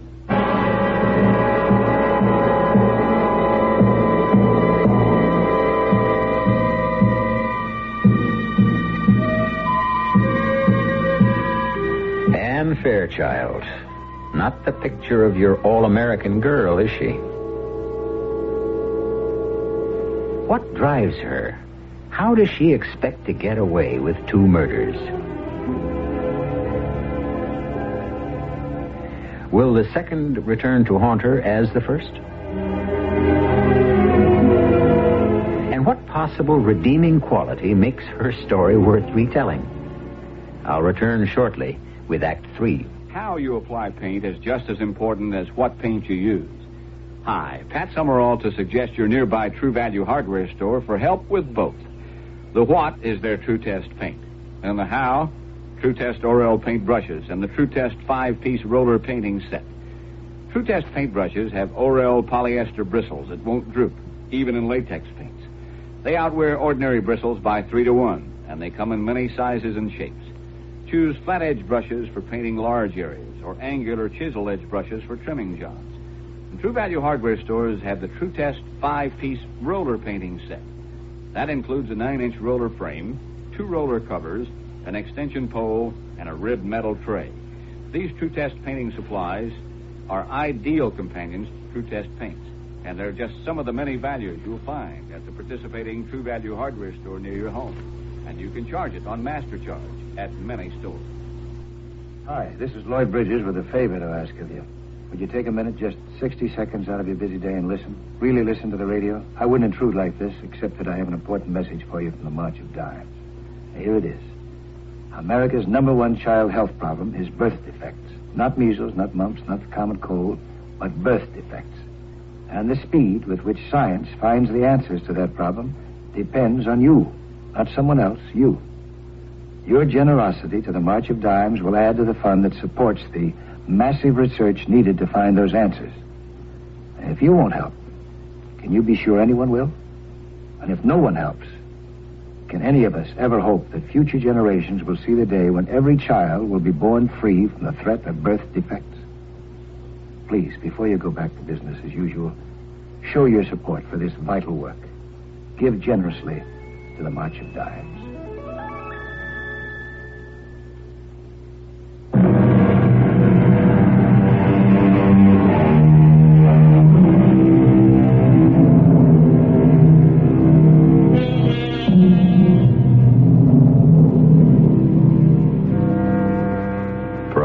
Time, Anne Fairchild sits looking at the man she has ruthlessly killed.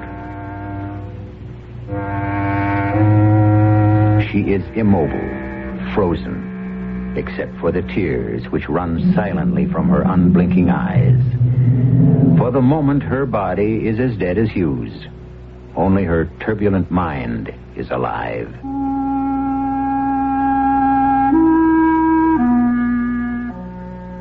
And now I've killed the last thing I loved.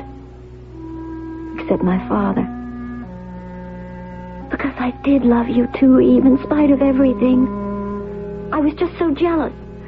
Jealous of all the love you stole from me, and most of all, my father's. Dad. Does that mean I have to kill him too? No, I've destroyed enough. Except one last thing. Me.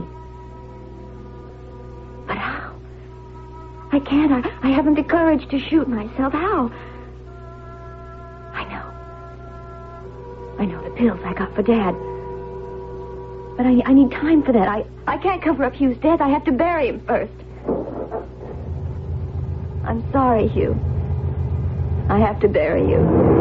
Goodbye, my darling.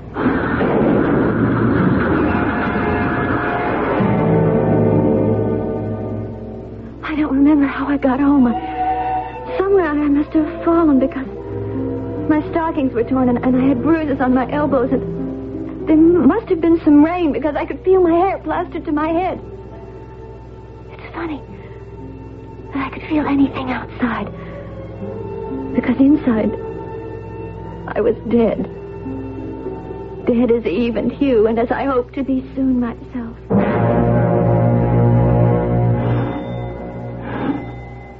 When I got home at last, mud-spattered and bone-weary, I started to grow more and more frantic as no one answered the bell. Help me, someone! Help me! Help me! Anne, what in God's name? Come in, child, come in. I thought there was no one here, that I was all alone. Come into my office. I'll get you something to calm you down.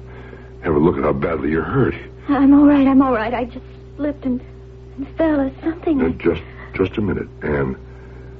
How did you get away from there? I asked Hugh to bring me. And he let you out? We started off in his car, and then I... Yes, and then? And then I had to kill him. Because he doesn't love me. That isn't true. He doesn't want to marry me, does he? Well, I don't know how to answer that. It doesn't matter. He can't anymore. I made him dead. Just like Eve. Anne. Yes? You say you killed Hugh just as you did Eve. How? How? Yes. How did you kill Hugh? I shot him. Then I got out and put the car in gear and let it roll down the embankment. You say you shot him? With what? With your revolver, the one you keep in the drawer. I thought about shooting myself first and then again afterwards, but I didn't have the courage. Just a moment, Anne. What did you do with the pistol, Anne? Afterward, I mean. The gun, I don't know. Maybe I threw it away. I don't know. I don't remember. But you haven't got it now? No. You can see I don't even have my purse. And you're sure Hugh is dead? Yes. The phone is ringing. Let someone else get it. How can you be so sure he was dead? Because if the shot didn't kill him, he'd have to drown in the river. The phone has stopped ringing. I know. Someone answered it. Anne. What? Why did you want to kill them? Even Hugh? Because they stole love from me. The only thing I ever wanted and never could get all my life. But I'm sorry I killed them. Sorry. And there's no need to be sorry because you haven't... yes. Yes, there is. Because, you see, it didn't do any good. It didn't make me safe or give me what I was looking for. The only person I should have killed was myself. Myself. It's the only way I'll ever be free. Come in. That was Hugh, Dad. He called to say that... That what? Anne had escaped. I told him she was here. No. No, he couldn't have called. He's dead, just like you are dead, Eve. You can't be alive. Why won't you die and leave me alone? I see it now. The only way I'll ever be rid of it is to die myself. Watch it. Anne, stop it. Let go. Let me alone. You all want to be rid of Hold me. her, Just let Eve, me die. hold her. Can you handle her just long enough for me to get... No, I'll get a hypodermic. Make it quick. That's it. Why Hold did her I think there. I'd ever win? I just... Easy now. Die, please, God. Anne. Please. Anne, if you'll help me, if you'll just help me, I'll bring you rest. Can't help me. I can't. Why do they haunt me? I've got to hide. Darling, my little daughter Anne, let me help you. You know I will because I love you. You love me, Daddy? Daddy loves me? Daddy loves you. And then the dreams, stretching backwards through all my life, swirling back into the past, darker and darker, till finally I came to the darkest moment of all. I don't know what age I was, very young, 8 or 9 perhaps, and I woke up and couldn't sleep. I climbed out of bed and I listened at my door. Far away, I could hear Mother and Father talking grown-up talk. And I thought, if they'd just hold me for a moment, I wouldn't be scared of night shadows and those goblins that hid in the dark. So I started down the stairs. Absolutely not. But halfway down, No, that's not the truth. I was frozen by what I heard. I never have been very good with children. You know that. I bore you one child. That's all I promised. God, what a child. Eve, everything I could ever have wanted. Bright, beautiful, brimming with life. With only one fault, so I tried again. I'm sorry I couldn't give you the son you wanted so much. Oh, poor, ugly little Anne. You could be a little kinder to her, Jim. Don't you realize that poor, overweight, stumbling child dotes on you? Centers her whole life on you? Waits trembling for even the slightest word of acceptance, of love? Oh, I'm sorry, Jim. She made it so I couldn't have any more children. Lord, I don't blame you. That's fate. And for the love of heaven, Jim, you, of all people, a doctor, can't blame a defenseless child because she turned out to be a girl. There's no way we can change that. Or that I can have any more children even if I wanted to. I know. If only she weren't such a little... Oh, nothing. I mean... Don't sell Anne short. Some children develop late. Maybe Anne is an ugly duckling now. Certainly next to Eve, but give her time. Oh, better than that. Give her love. To love. And not to be loved in return. I think it must be the most terrible thing in the world. And then I started the long climb up. Winding around and around like a spiral staircase. Until suddenly my head breaks water, and I'm back in the world again. I slip out of bed a little unsteady and steal downstairs into Daddy's office. The phenobarbital is in his cabinet. And then they were doing things to me. I could only hear their voices as though they were at the end of some long tunnel. There's nothing more to pump out. We've got to keep her moving. Eve, get all the hot black coffee you can. Your father and I will keep her walking. No, please,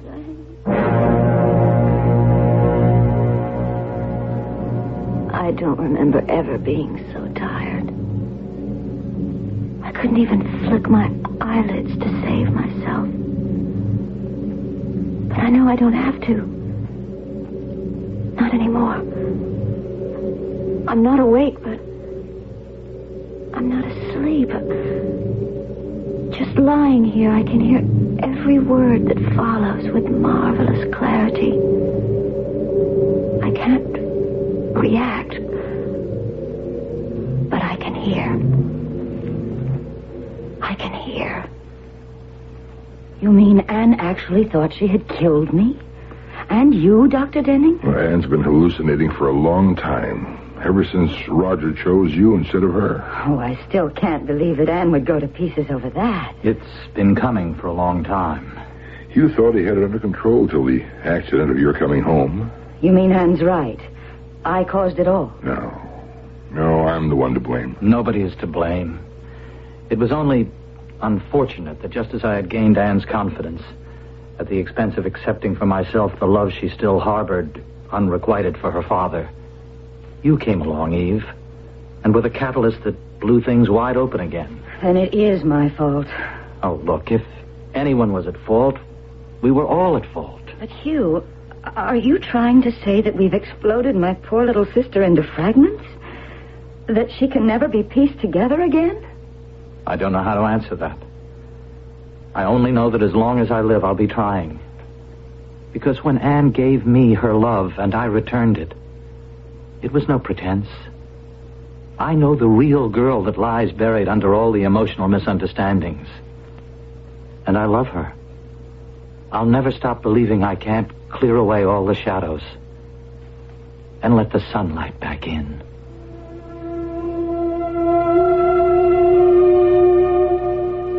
I guess there's a long road ahead.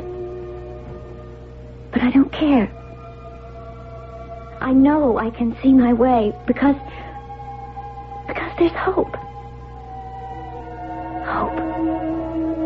That lovely word. And the reason there's hope is because I know all any woman really needs to know. That there is one man who loves me completely. Better than anything else in the world.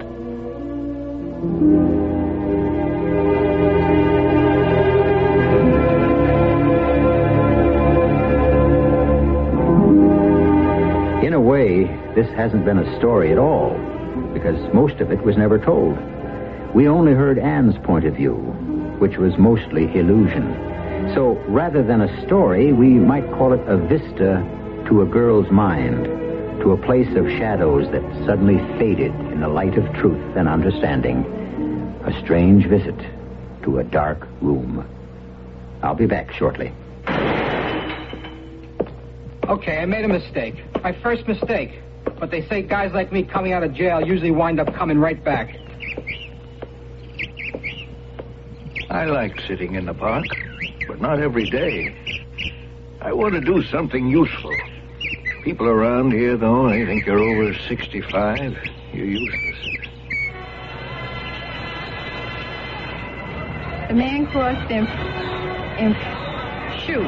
Who you kidding, girl? You're nowhere unless you can read. Tough problems call for real solutions, not just talk. If your community has a problem, you need action. Action is skilled volunteers of all ages working together to help solve tough community problems. Write Action, Department Q, Washington, D.C., 20525. Between us, there's got to be a solution. This is a public service of this station and the Advertising Council.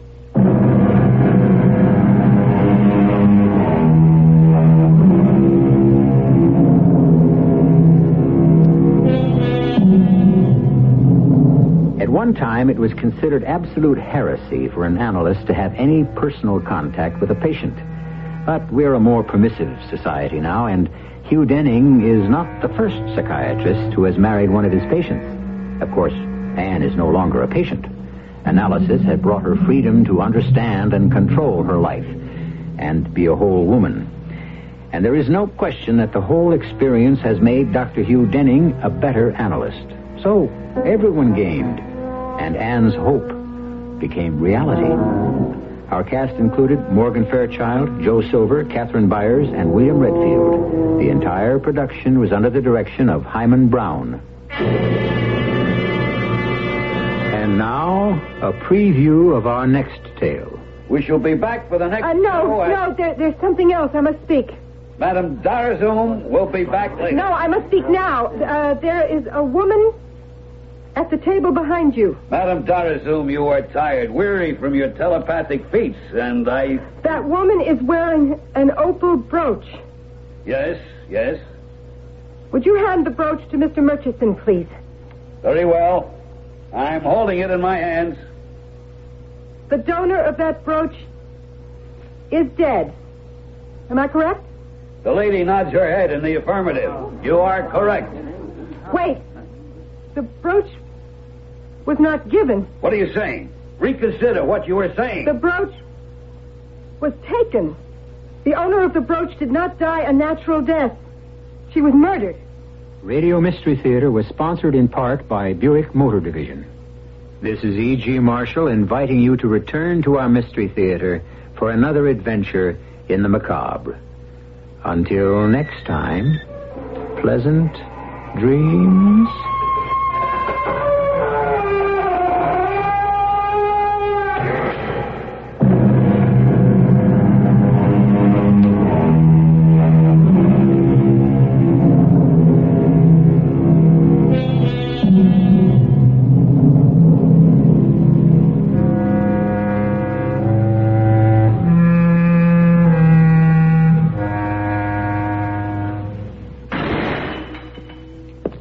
Okay, I made a mistake. My first mistake. But they say guys like me coming out of jail usually wind up coming right back.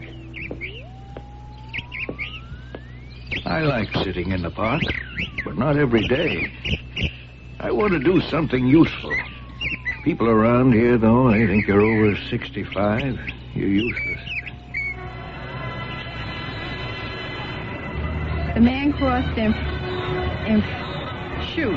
Who are you kidding, girl? You're nowhere unless you can read. Tough problems call for real solutions, not just talk. If your community has a problem, you need action. Action is skilled volunteers of all ages working together to help solve tough community problems. Write Action, Department C, 212 North St. Paul Street, Dallas, Texas, 75201. Between us, there's got to be a solution. This is a public service of this station and the Advertising Council. Preventing crime in America is often as easy as this. If more Americans made that sound, the simple sound of a closing lock, hundreds of thousands of dollars in lost and stolen property could be saved. The Exchange Clubs of America have compiled a list of other simple rules for preventing crime. They're in a booklet called Your Personal Crime Prevention Action File. Get yours by writing Crime Prevention, Box 2672, Toledo, Ohio, 43606. Help America make crime prevention click. WFAA, Dallas, Fort Worth. CBS Radio Mystery Theater presents...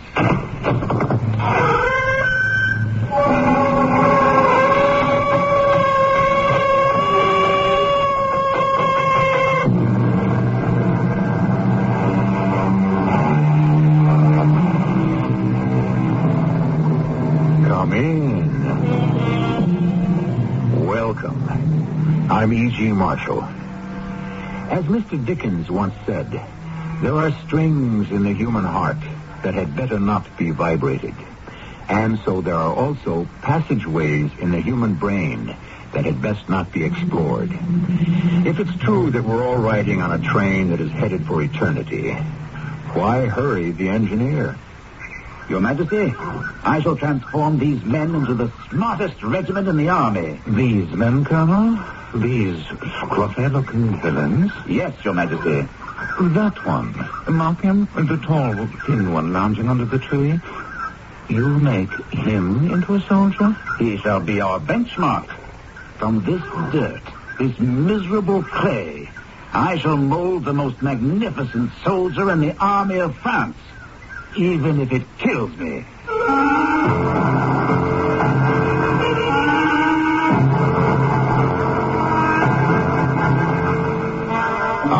mystery drama Sleeping Dogs was written especially for the Mystery Theater by Sam Dan and stars Russell Horton. Radio Mystery Theater is brought to you in part by Pinnacle Books and will continue in a moment.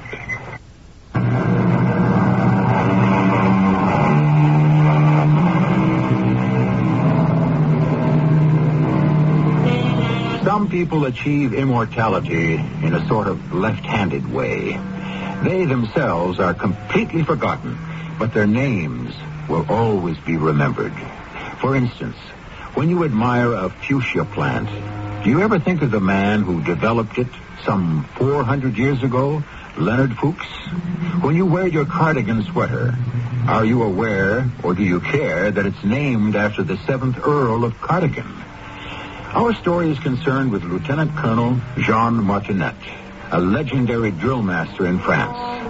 But before we meet this fine gentleman, we must pause at a rude and tiny hut made of mud, logs, and thatch. This miserable hovel is the home of a desperately poor peasant named Etienne, who, with his wife, is eating his bowl of soup. You're so tired, Etienne. No. I'm all right. But when you finish eating, will you still have to go to Farmer Picot's field and do the plowing? He promised me a calf. Oh, so much work for a calf. Let us thank the Lord. For what? That I'm young enough and strong enough to do it. No. It isn't right. It isn't right. No. What's this? We're dogs. Western dogs. That's what we are. Oh, no, Jeanette. Jeanette. I don't even have a name. You don't even have a name. Well, of course I do. My name is Etienne. It was your father's name. And your grandfather's name. And because I'm your wife, they call me Jeanette. It's the will of the Lord. We must accept it. I don't want to accept it. You must. But I don't have to like it. Oh, my dearest little wife. I know it's hard. We're nothing. We're nobody. We freeze in the winter, we suffocate in the summer, and we starve all the year round. If I could only teach you to... Teach me to what? The king lives in a palace. The lord of the manor lives in a castle. Are they any happier than we? Does the king or the count love his wife more than I love you? Oh, please. The Lord gives, and the Lord takes. What has he ever given us? Each other. Oh, eat your soup. The rich, the great, they are so busy with their games, their jewels, their politics. But what did I hear? What did I see? Do they know the song of one bird from another? It has no taste when it's cold. They must buy their beauty from painters, from poets, from musicians. It doesn't have much taste when it's hot either. But at least you don't notice but it. But we get our beauty at first hand. From nature herself. Just by opening the door. Come. Where? Outside. I don't want to go outside. Come, look. I'll show you something. I said I don't want to go outside. But you must. Now let go of my hand. Just for a moment. Here. Let's step out the door. Look. And listen. The birds. The sky. The trees. The flowers. Etienne. Does it matter how rich? Etienne, listen. What? Look. Those are men on horseback. Soldiers. Is there a war? There's always a war. But we would have heard about it. We better run. Too late. They see us. We are in God's hands. Well, now, according to the rules of the manor, this one should be Etienne. Is that your name? Yes, my name is Etienne. You're to come with us. But what did I do? What did you do? You were born, isn't that enough? Where are you taking me? You're to be a soldier. A soldier? But I'm a soldier in King Louis XIV's own royal regiment of foot. But I don't want to be a soldier. Who does? Please, Sergeant, you can't take him. Why not? He can't go away and leave me all alone. Well, a pretty little wench like you won't be alone long. If the lord of the manor weren't such a blind, sick old man, you wouldn't be alone at all. Sergeant, please. Oh, what's this? Sergeant, please? My name is Sergeant Escargot. There's no way out of it. You have to come with us. What about her? Take her along. Take her along? She can be a camp follower. What are you saying? She can cook your meals and wash and mend your clothes and keep you warm at night and take care of you when you're sick or wounded. Who else is going to do it? Yes, but she... Listen, Etienne, whatever your name is, it's good enough for my wife. But she can get killed. Anybody can get killed. Anywhere, anytime, and for any reason. But what if I get killed? Oh, don't worry. She'll find somebody else.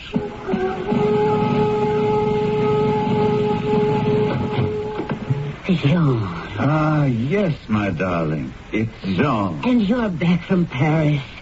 So soon. Yes, my dearest. I'm back from Paris. And how did matters go? Splendidly, my treasure, splendidly. And you made all the arrangements? Of course. When am I to report for duty?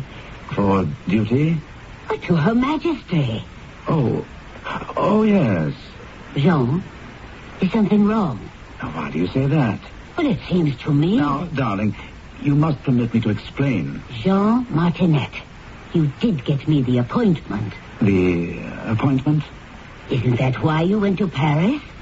There was a vacancy in Her Majesty's household, and you were to buy me a place as a lady-in-waiting. Yes, Nicole, my dear. I know all about it. And I gave you 500 livres? Well, of course you did. Well, for a moment I was beginning to doubt my sanity. Or yours. So then, I ask you again. When am I to take up my duties? Nicole, let us have a glass of wine. It's been such a long, hot, dusty trip. Did you or did you not? Now, my dear, I did what I considered to be the wisest thing for us both. And what does that mean? I decided not to buy you the post. You decide? But we had both agreed... Let us ring the bell for Marie. I'm almost dead with thirst. Now, Jean... Let me explain. As soon as I arrived at court, I was very quick to appraise the exact situation. What exact situation? The one that exists between the king and the queen. Come in, Marie. Some wine for your mistress and me.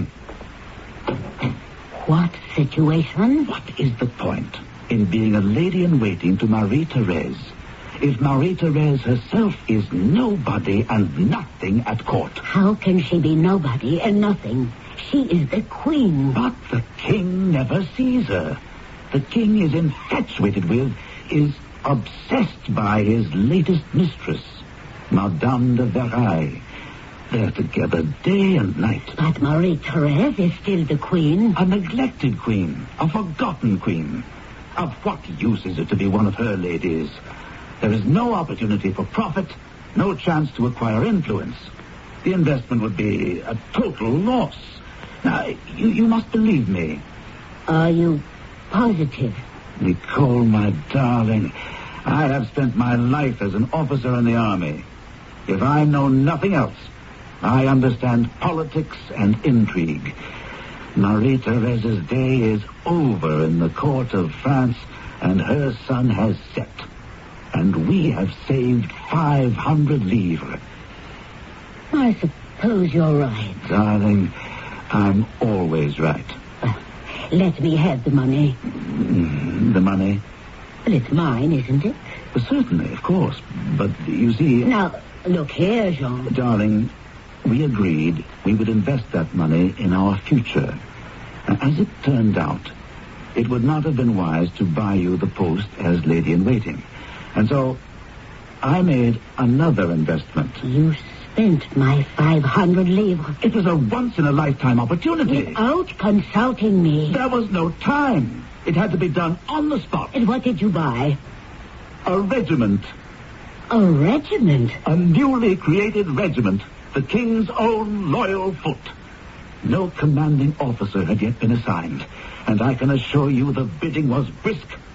I just happened to be in the right place at the right time with the right amount of money. A regiment?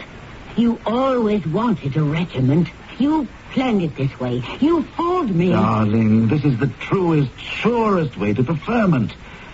I am the best colonel in the army. This regiment will cover us all with glory. I shall be made a Marechal of France. You fooled me. I did it for us. We shall become rich, powerful, famous. You lied to me. Darling, come to the arms of the husband who adores you. It isn't the first time. I was away from you for so long, my angel. But I promise you, it will surely be the last. I love you more than life itself. You are more beautiful than any of the women at court. No. Don't touch me. How can I help it, my beloved? Jean, please. Oh, later, Marie, later. We'll have the wine after a while.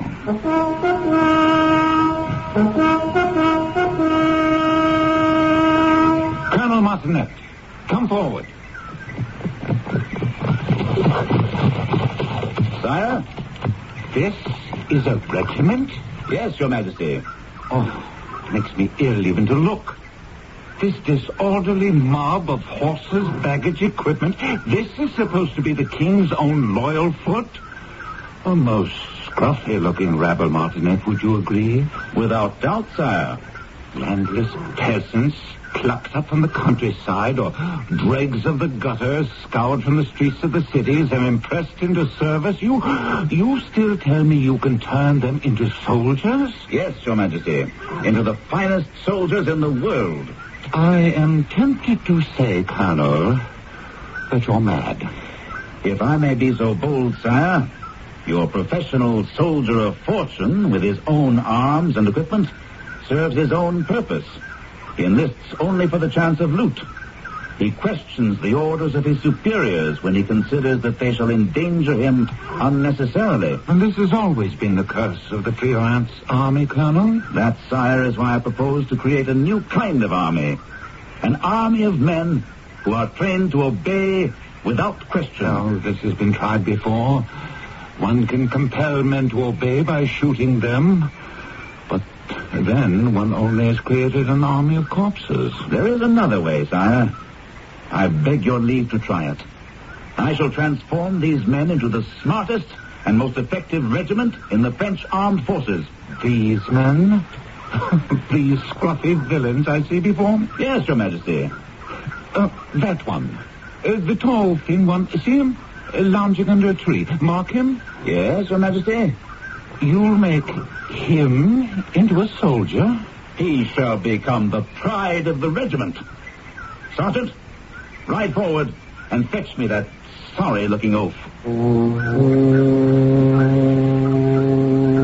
Your name, swine? My name is Etienne. Etienne, is it? Your Majesty, he shall be our benchmark. From this dirt, from this miserable clay, we shall mold the most magnificent soldier in the army of France.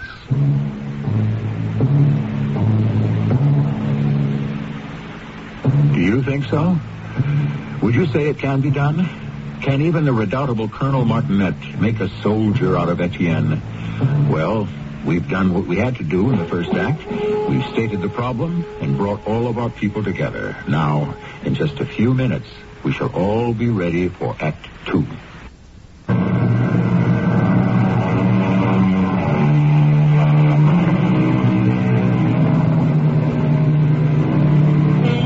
According to the time-honored army ballad, old soldiers never die. That may be true enough. However, young soldiers certainly do. But that's the way of the world. In our story about soldiers, we don't happen to have any old ones, but we do have a middle-aged commanding officer and a rather young recruit. Stand at attention.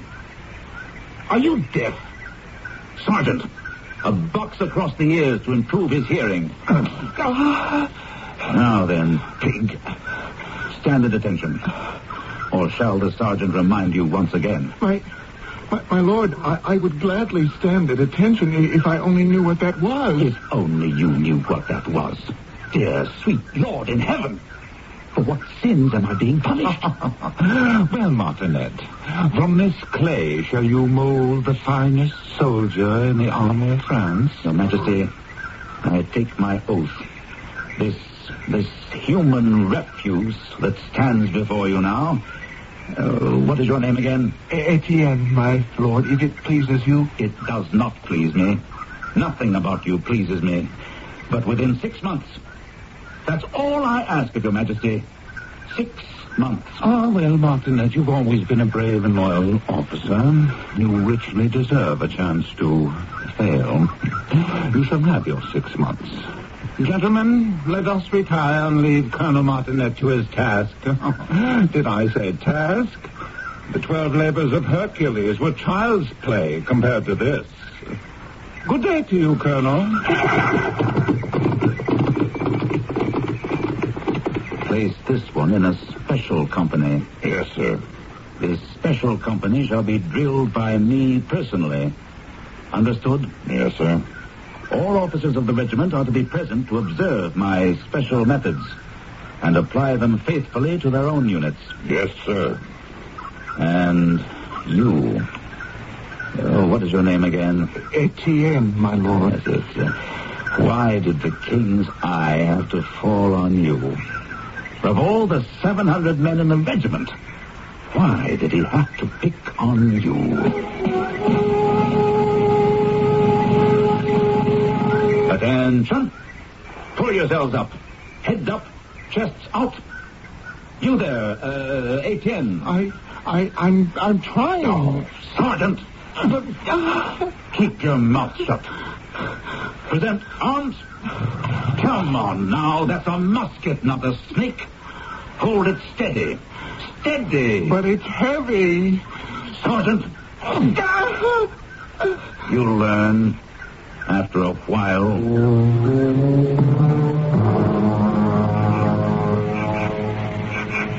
Etienne, you must eat something. I'm not hungry. But you haven't eaten all day.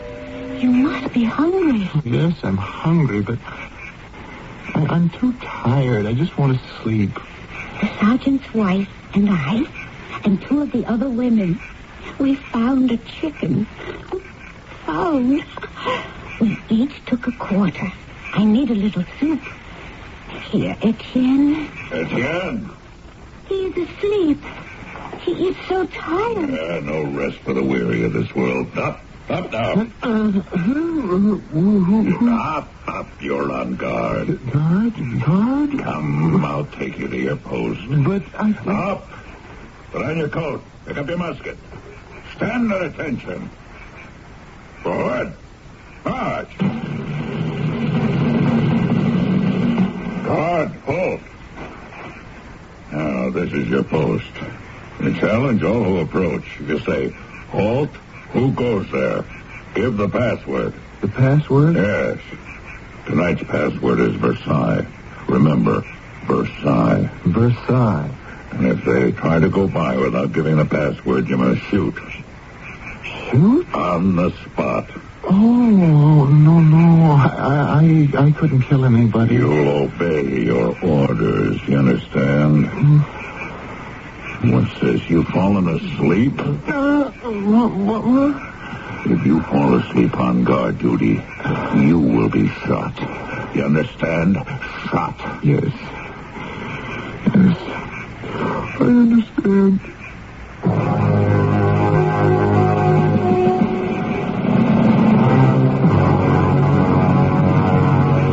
Where is the guard post, Sergeant? Just over the rise, Your Honor. Yes, I see. But where is the sentry? Have you neglected to post one? No, Colonel. I remember. I see. There, on the ground. That man is asleep. Yes, Colonel. I believe he is. Wake him up. Up. On your feet. You were asleep on duty. I was so tired. Tomorrow morning, you will be shot in front of the entire regiment. Me? As a lesson. Colonel. Yes, Sergeant. With the Colonel's permission, maybe we'd better not shoot him. Nonsense, Sergeant.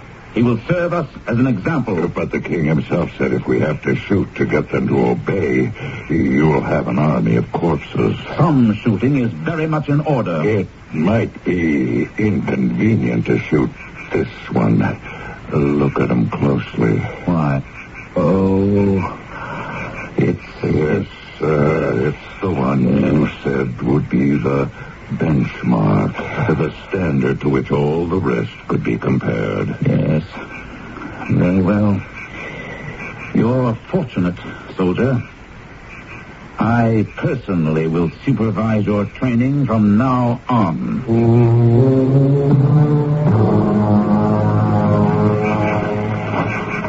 Soldier. Sir? Why didn't you challenge me? Challenge you, sir? When you see someone coming, what are your orders? Well, I'm to say, halt, who goes there, and ask for the password. Well, why didn't you?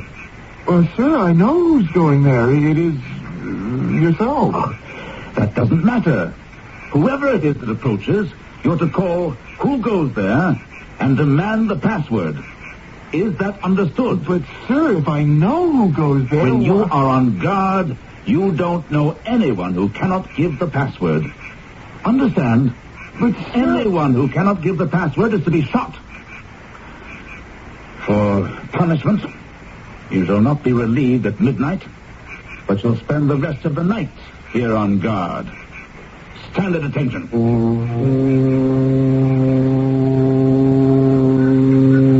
Forward! March! Company! Halt! Oh, who is that man in the rear ranks?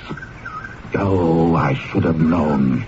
Sergeant, mark him for extra punishment. Fix bayonets. On guard. Now, lunge. Withdraw. You have the bullet and the bayonet. If you cannot get your man with lead, you must get him with steel. Now, that's the enemy in front of you. Kill him. Lunge. Oh. Who's the man that fell down? It's Etienne, sir. He's fainted. Throw a bucket of water over him.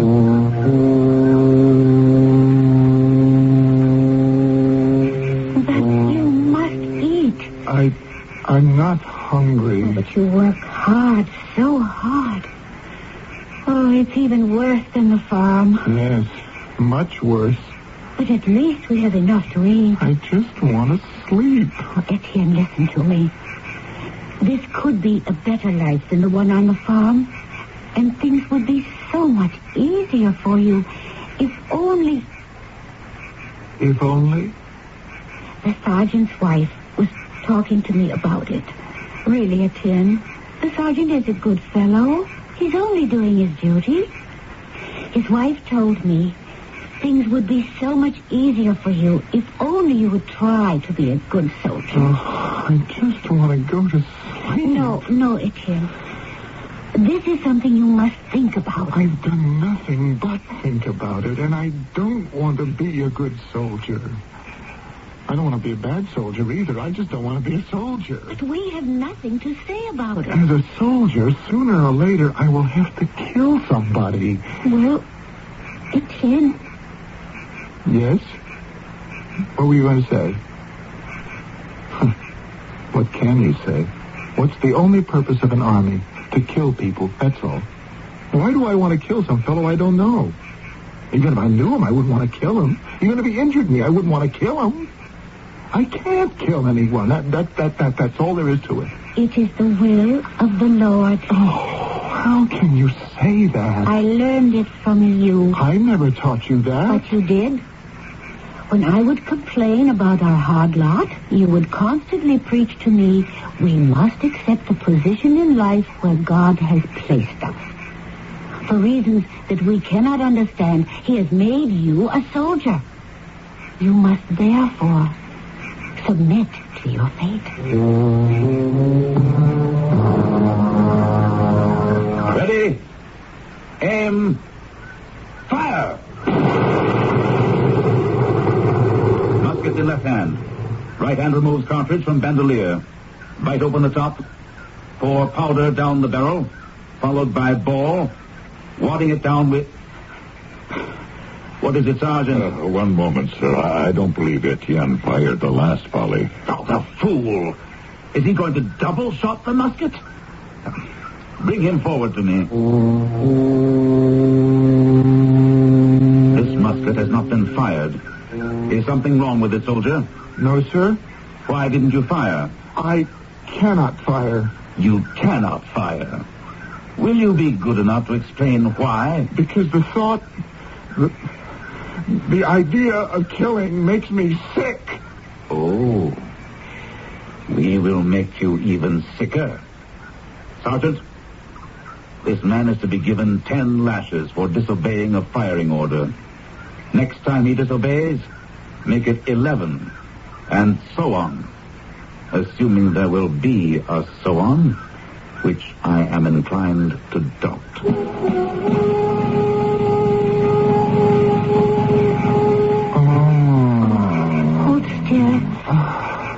I made a poultice from these leaves. It is supposed to be very good. The sergeant's wife told me about it. Is it better? I think so. Now, lie quietly. Just let me do the talking. Etienne, you simply will have to obey orders. You will have to become a soldier. But I can't. Oh, please. Do it of your own free will. No. Then they'll break you, and that will be worse. I just want to go to sleep. You can't escape by going to sleep. The sun will rise tomorrow morning, and you will have to wake up.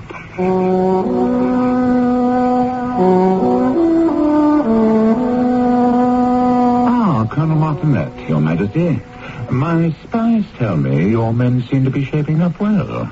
Uncommonly well. I thank Your Majesty. Tell me, what are your methods? Sire, I take a recruit, one who has absolutely no desire to serve as a soldier. Indeed, why should he? Food is bad, discipline severe. He can only look forward to death or disease. And slowly, I replace his will with mine. Yes? There is some corporal punishment, yes. But mostly it is repetition. Repetition.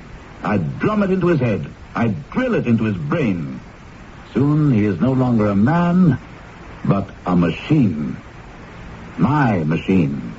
Ever ready to do my bidding. By the way, the one who you said would be the benchmark of your progress? Oh, that one. Sire, I will make him into a soldier if it kills me.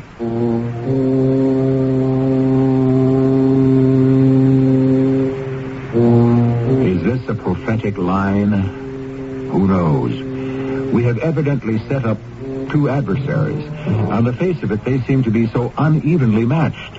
Colonel Martinet has the force, the power of the mighty kingdom of France on his side, while poor Etienne, he has what? The human spirit? My heart is with Etienne, but if I were a betting man, my money would be on, well, why not wait just a few minutes for Act 3?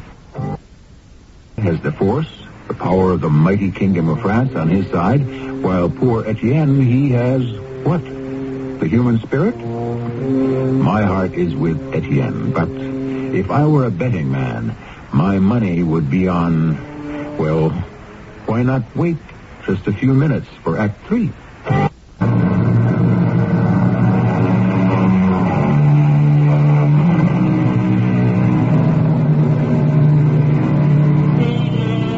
Soldiers are dreamers, said an English poet.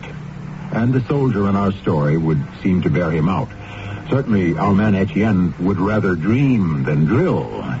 He doesn't seem to be a very teachable recruit. But victorious armies have been hammered out of raw material that seemed even less promising. Sentry? Yes, sir? Oh, it's you. I should have known. Who else? You didn't challenge me. Why? Because I know you, sir. Your orders are to challenge all who approach and to demand the password. Well, yes, sir, but how can I say who goes there when I know who goes there? How can I ask you for the password when you're the one who made it up? Evidently, you have not yet learned your lesson. Hold still. I'll put the... Oh. It serves you right. I don't want to be a soldier. But I want you to be a soldier. You want me to be a soldier? Why? Because it is your fate, and you cannot fight it any longer. We should at least try to get a little bit of enjoyment out of life. You and I, we should be like everyone else in the camp. You want me to be like everyone else? You want me to get roaring drunk and beat you just like the other soldiers beat their wives? If it will make our lives easier. I am tired. And my back hurts, and I just want to go to sleep.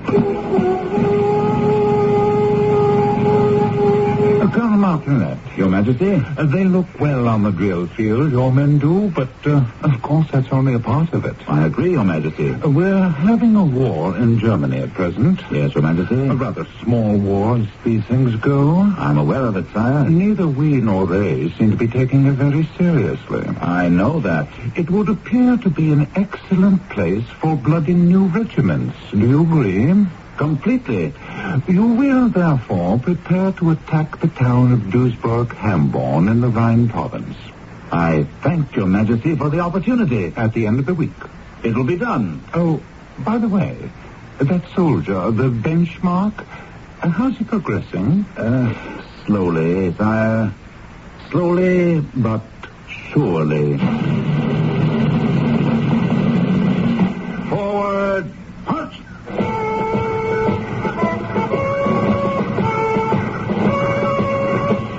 Keep in line, Etienne. Keep in line. My wife. Where's my wife? Well, now, where do you suppose she is? At the end of the column where the other camp followers are. Where she belongs. Will she be all right? She'd be better off back there than up here. Where are we going? Germany. Well, what's Germany? It's another country. Where is it? Oh, I guess it's east of here. Who lives there? Well, who do you think lives there? Germans. Oh, what kind of people are they? Have you ever seen any? I should think I have. I've fought there before. Well, then what are they like? They're like everybody else, I suppose. Except for one thing. What's that? They don't speak French. French? This language we speak in our country, France. It's called French. Well, what do they speak? Well, now, I would imagine they speak German. Why are we going to Germany? Because those are our orders. Well, what are we going to do there? We're going to kill some of them. And they're going to kill some of us. But why? Why? Because that's the way it is. And then what's going to happen? Then we'll go back home. Those of us who are still alive. Sergeant. What are we going to do? I told you. We're going to fight. Yes. I mean, how does that work? We'll come up to the field of battle. The field of battle? It's always fought on the big field. They'll be there, waiting.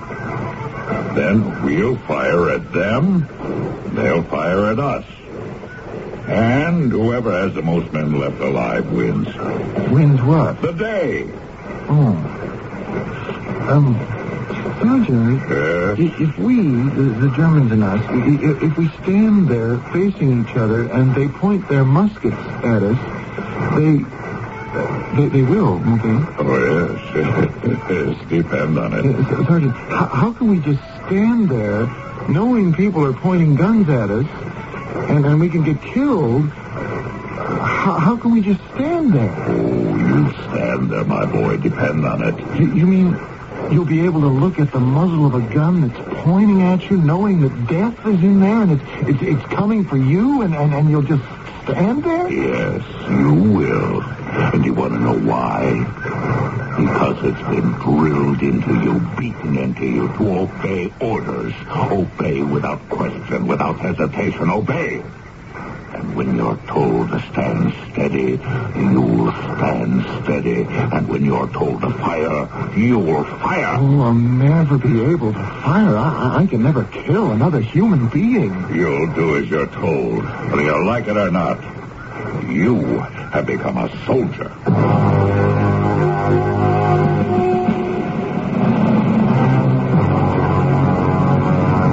Officers, form the regimental front. Sergeant, that's the enemy in front of us. The enemy. Yes, it's the enemy. Stand steady. Steady in the lines. Ready. Aim. Fire.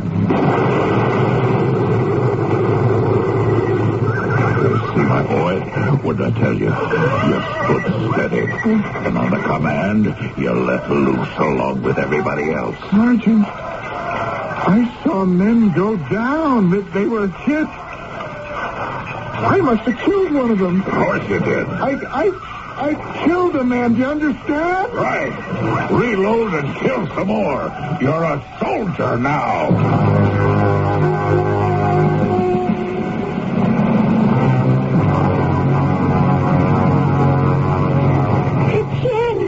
It's you. You are alive. Yes. It's me. Where have you been? When the battle was over and you didn't come back here, I was afraid. I ran out to the field to look, to see. Oh, but you're alive. You're all right. I killed a man. Maybe more. But you had to. It's God's law that says thou shalt not kill. You had no choice. I have broken God's law. I'm damned forever. No. No longer matters what I do. I've murdered my brother. There's the mark of Cain on my forehead. Listen to me. What are you standing there whining and sniveling for? Aren't you supposed to have something prepared for me to eat? Get moving!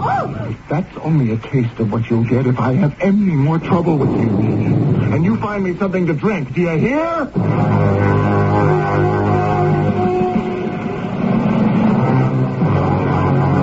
Sergeant? Yes, sir? It looks as if we're in for a long siege. Yes, sir. It should be quiet here for a bit, don't you think? Looks that way.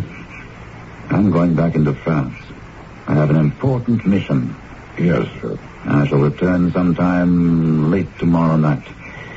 Make sure there is no slackening of discipline among the men. You can rely on me, sir.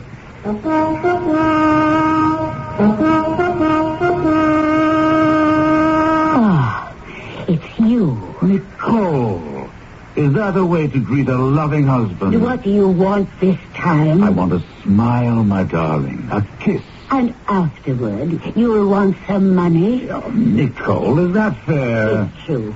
You married me for my money. Well, how much this time? Oh, Nicole, my men have fought valiantly in front of Duisburg. I can have not only the finest-looking unit in the army, I can have the best fighting regiment as well. Oh, please. No, this is all part of it. Don't you see? The king is watching us closely, carefully. I will be promoted. And then we shall become people of importance. People of influence. I don't care anymore. There is a new musket. Well, it's the same as the old one, except it has a new lock. Please. A flint lock. Now, let me explain. I am not interested. At present, we are armed with wheel locks. Now, for these, you need a key to wind up the spring. I said I was not interested. It's almost impossible to get off more than one round per minute. Whereas with not the new... one sou. Whereas with a flint lock, You can get off 2 and perhaps even 3. Oh, go back to your precious army. Oh, Nicole, please, don't send me away. I only need 2,000 livres. 2,000? Don't deny me, my darling. I love you. I adore you. No, don't touch me. I can't help it, my darling. Please, Jean. Oh, I love you. No, Jean, you mustn't. You shouldn't. Oh, Jean.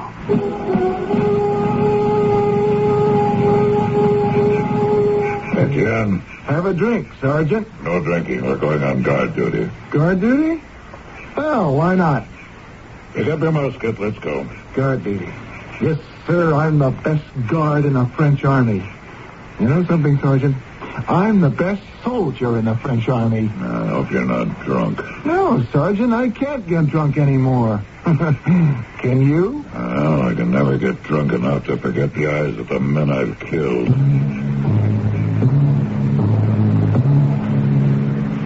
Guard, halt.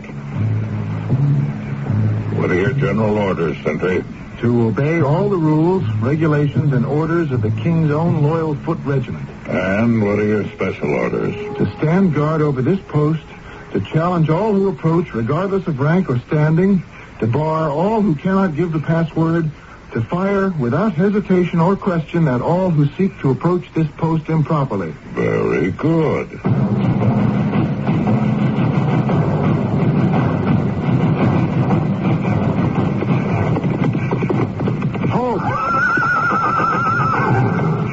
There. Your commanding officer, Colonel Martinet. Give the password. The password? The password. Soldier, I have just returned from France. I don't know the password for tonight. Now, allow me to go by. The password. You fool. Can't you see I'm Colonel Martinet? The password. But you know me. You know who I am. My special orders are to bar all who cannot give the password. I am your colonel. Regardless of rank or standing. I order you to let me pass. To fire without hesitation at all who approach improperly. Stand aside, fool. I'll have you flogged. The password. I said stand aside. I'll ride you down.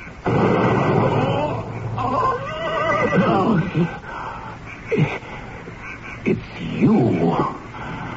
Yes, you. I said I would make you into a soldier. Even if it would kill me.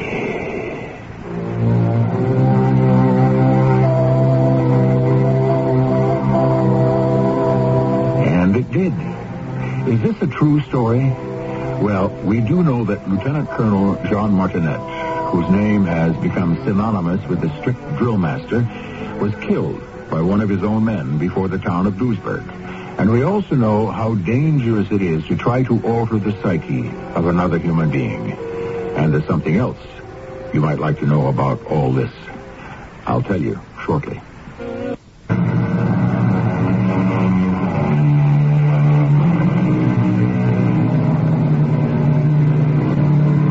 Almost an hour ago, I told you about some people whose names survived, although they themselves have been forgotten. I happen to mention Lord Cardigan, who gave his name to a sweater. I should also list Lord Raglan, who gave his name to a sleeve. Since our story has dealt with soldiers, by an odd coincidence, both Lords Cardigan and Raglan were generals in the British Army. Radio Mystery Theater presents...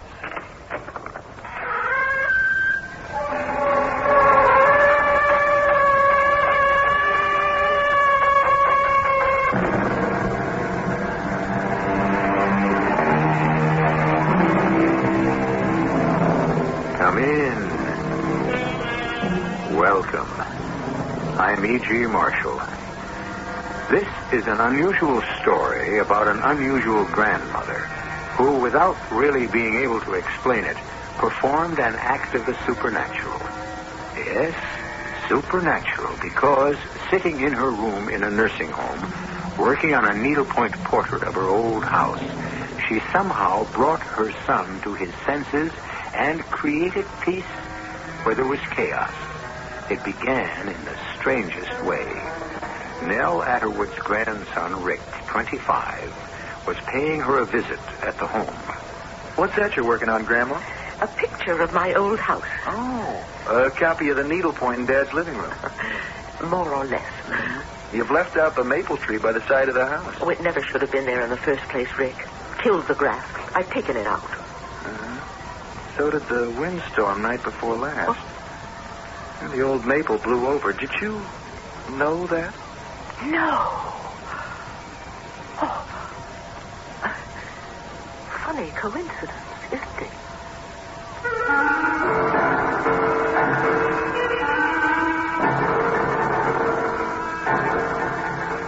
Our mystery drama, Wishes Can Be Fatal, was written especially for the Mystery Theater by Roy Windsor and stars Carmen Matthews.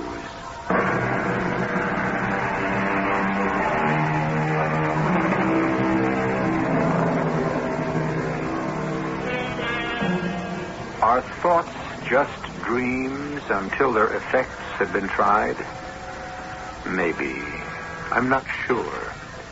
If you have a thought and act on it, you'll find out if it's useful or foolish. But what about thoughts you don't act on? Is any one of them strong enough to affect someone else? Extrasensory perception, for instance. Some psychologists use that phrase to explain clairvoyance and telepathy. Can we deny them? And can a thought, not acted on, act of itself? Evening, darling. Well, why are you home so early? It's only 5:30. The buyer canceled the appointment. I'm afraid he's decided on some other house. And there goes your commission. Well, that's the way it goes in real estate. We could have used that money. I know it. We're overspent. We'll have to cut down, Elsa. Cut down where? We didn't need the new car. Not right after you had the kitchen redone. I just can't afford... The old car was 6 years old and falling apart. It made me feel creepy driving it. You know, you don't know what it's like for a new wife to move into a house where you lived with her and 2 children and your mother. Ghosts in every room.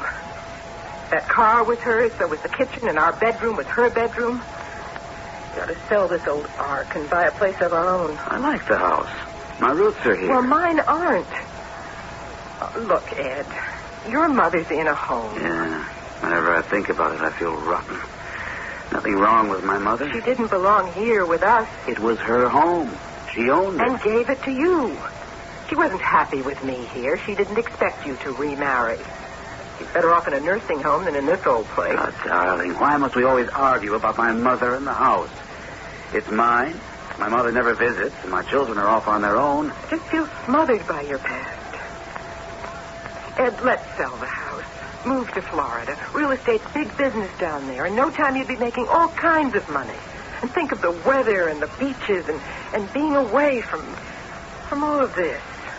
Is that what you really want? Yes, Ed. I'm just stifled here. And it's what I'm going to have one way or the other. Let me think about it. What's there to think about? Well, for one thing, money. Well, this house is worth something. Not too much after I pay back the mortgage. But the money you borrowed can be added to the sales price. A lot of it went into repairs. And the new car, and the new kitchen, and into redecorating. And into my mink coat. Okay, say it. You're thinking it. Am I supposed to run around in rags? Oh, I don't begrudge you any of these things, Elsa.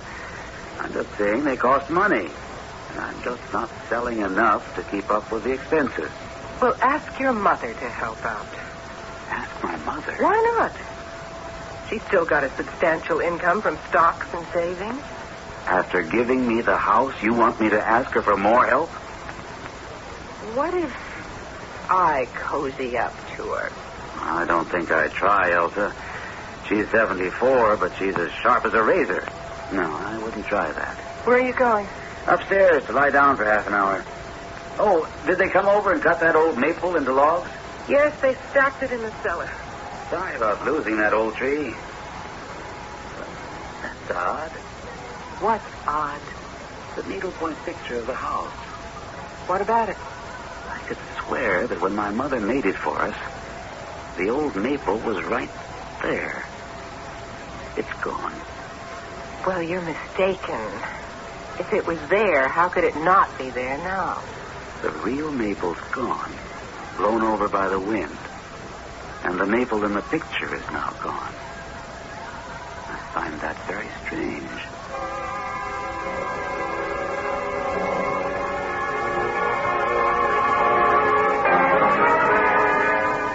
Hey, Paul, how's my favorite sister? Oh, fine.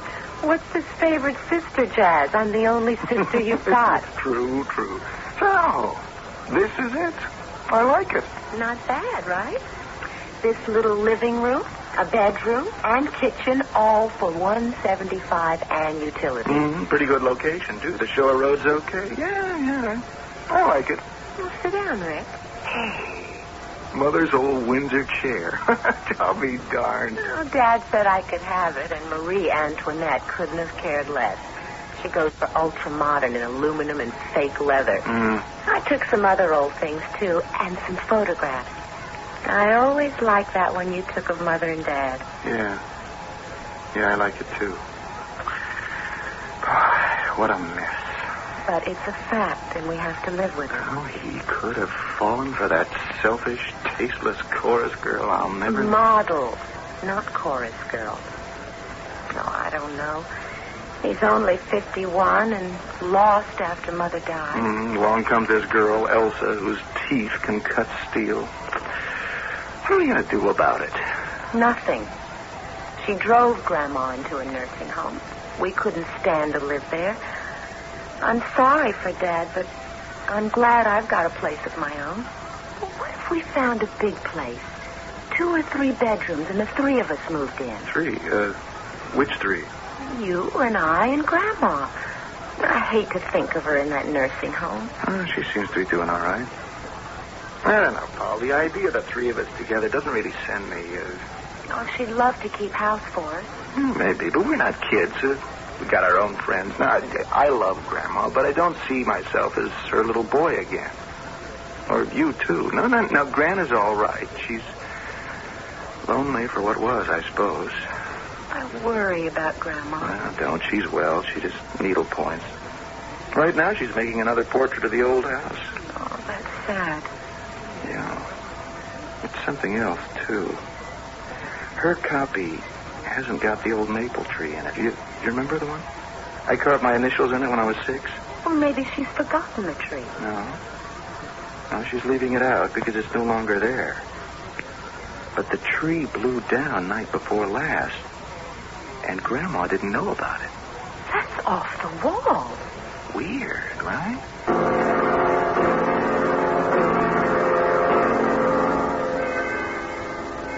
How are you, Mother Atterwood? Elsa, what an unexpected surprise. Do sit down. Oh, thank you. How are you, my dear? Quite well, thank you. Ed sends his regards. Well, that's very nice of my son. And how are you? No complaints.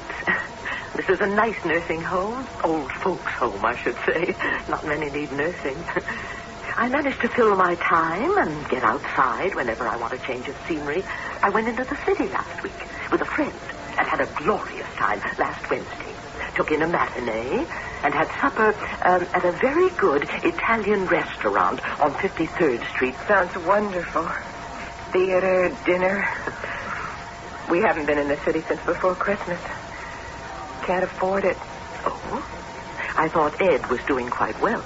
Not well enough to keep up with expenses, and we've had a lot of them lately. I even suggested he sell the house when we moved to Florida.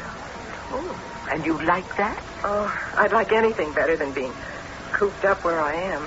Then I think that that's what you ought to do. Sell and move. You mean that? Of course. I don't say what I don't mean, Elsa. You know that. Well, Ed's reluctant to be so far away from you and his children. Oh, I'm content. And the children are hardly children.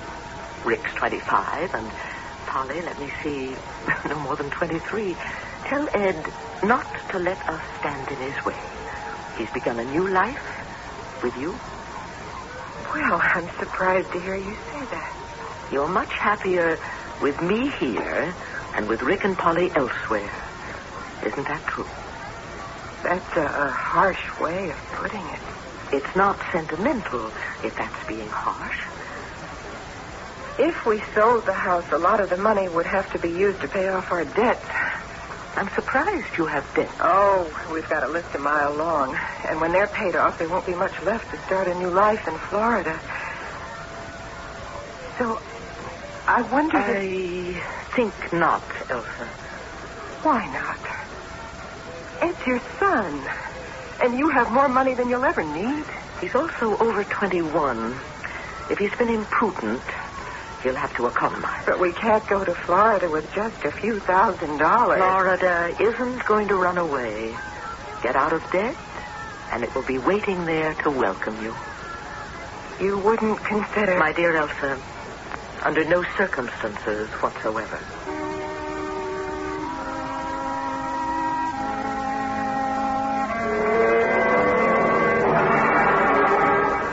What? Oh, no. Poor Chin Chin, that poor little dog. Who ran over him? What? Left him to die in the street. That's horrible. He's where? My husband will come get him. Oh, poor Chin. Hey, what's the matter, darling? Here, hang up the telephone. Oh, Ed, someone ran over Chin Chin and killed him and left him to die in the street. Oh, I'm so sorry, darling. I really am. Please don't cry. You hated Chin Chin. Now, how can you say that? You called him a nasty little mop. I liked him. Where is he now? This is the Humane Society. I don't want him destroyed. We'll bury him in the backyard. All right.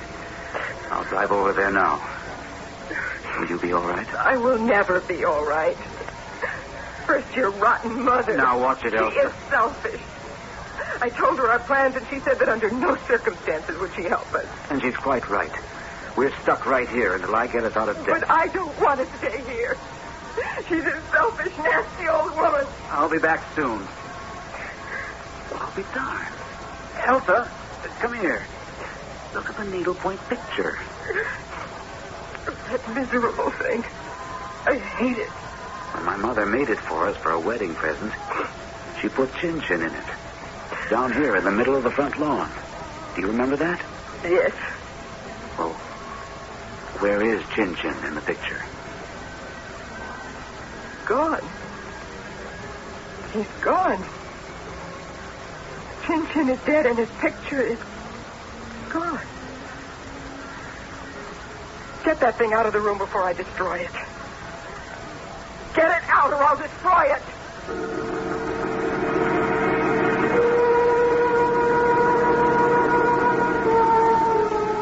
Remarkable. Can a wish become an act? In what other way can we explain that as old Mrs. Atwood makes a copy of her original needlepoint portrait of her former house, omitting certain items from the copy, those same items disappear from the original? Even more remarkable is the terrifying disappearance of the real items, the tree and the Pekingese dog. More when we continue with Act 2.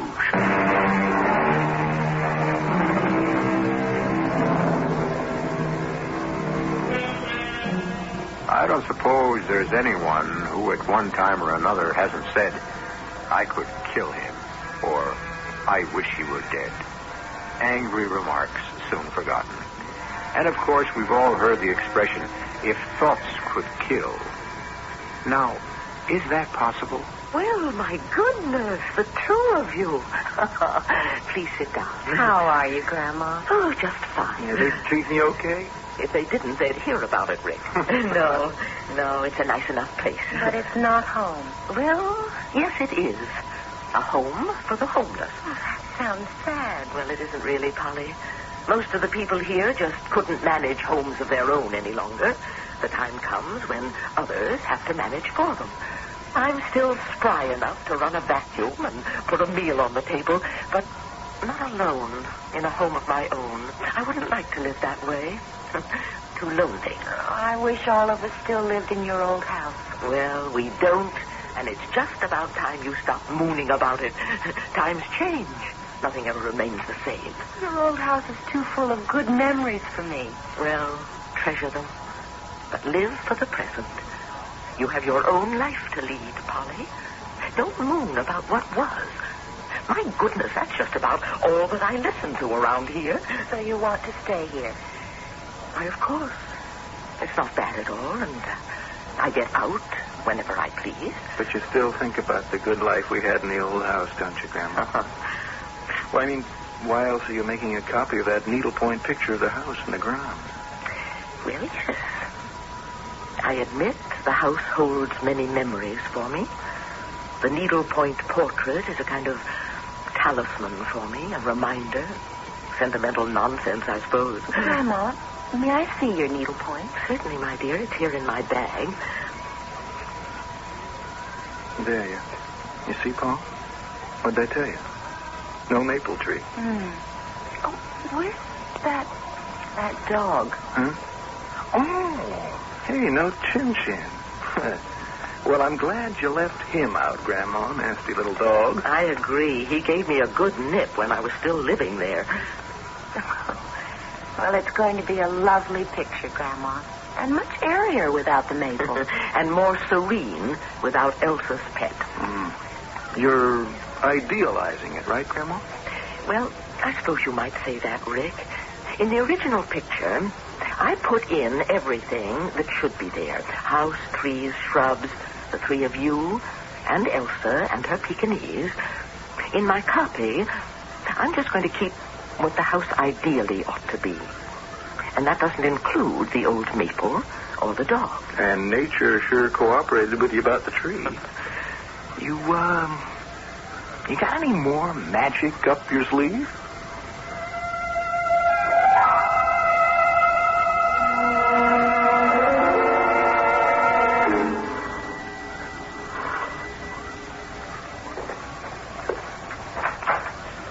Rick, well, nice to see you. Hi, Dad.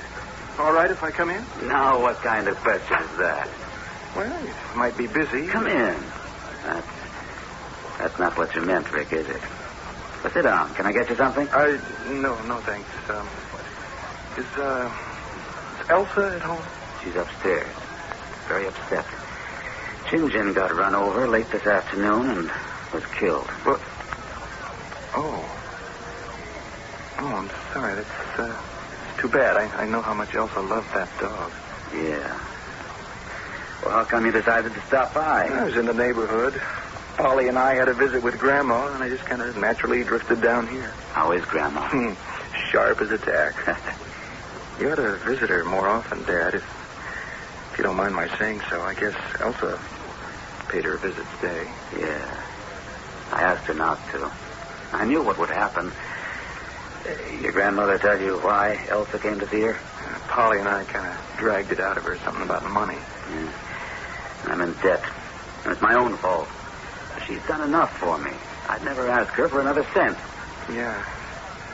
I see the old maple's gone. Yeah, we had it cut into logs and stored in the cellar. And Chin-Chin's dead. That's right. What's that about Chin-Chin? Oh, hi, Elsa. Darling, you ought to be resting. How can I sleep when all I can think about is that poor little dog? He was killed this afternoon, Rick. Yeah, so Dad just told me. Sorry, Elsa. Thank you. But you didn't like him. Nobody liked him except me. And your grandmother hated him. I know. That's what's funny. What's funny? Well, the old maple blows down, then the dog dies. Have you had a careful look at the needlepoint picture of the old house? We're going to destroy it. The tree and the dog both are gone from it, as if somebody had just picked out the stitches. Have you gotten rid of it, Ed? It's in the cellar. I want it burned before something else happens. Darling, what has the picture got to do with what's happened? Everything. There is something evil about it. Can you explain how you can take a tree out of a picture and then the real tree blows over? I'm going down in the cellar and cut the thing to pieces. Don't do that, Elsa. No, I can't explain how the picture changes and predicts the future. But don't destroy the picture. It might tell us what will happen next.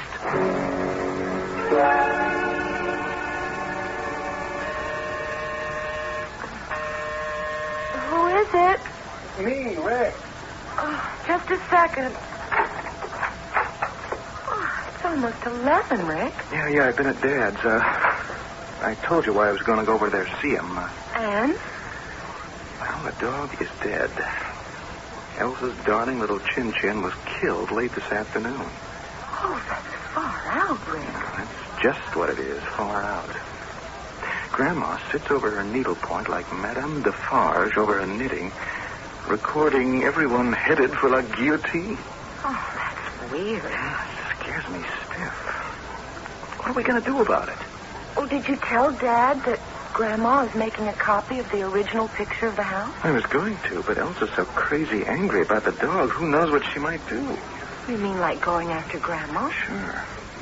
That doesn't make sense. A tree can blow over, a dog can die, but who's got the power to make these things happen by changing a picture? Well, we're in the original picture, Rick. So is Dad. And Elsa. Yes. We have to tell him. Him or Grandma. Maybe we should ask her what she's up to. Well, I thought you did. Didn't you ask her how come she took out the tree and it blew over? Didn't she say coincidence? That's what she said. But I don't believe it. Well, you think she's flipped out? No, but she's found some crazy power that's made her deadly. What power? Who knows? Maybe some kind of voodoo, needles stuck into a doll. Oh, you don't believe that kind of stuff, do you? I'm ready to believe just about anything. What time is it? It's too late. I can't visit her now. Well, what about Dad? Well, if Elsa's asleep, I'll speak to him. Not if she's awake. If she suspected the truth, she'd be dangerous.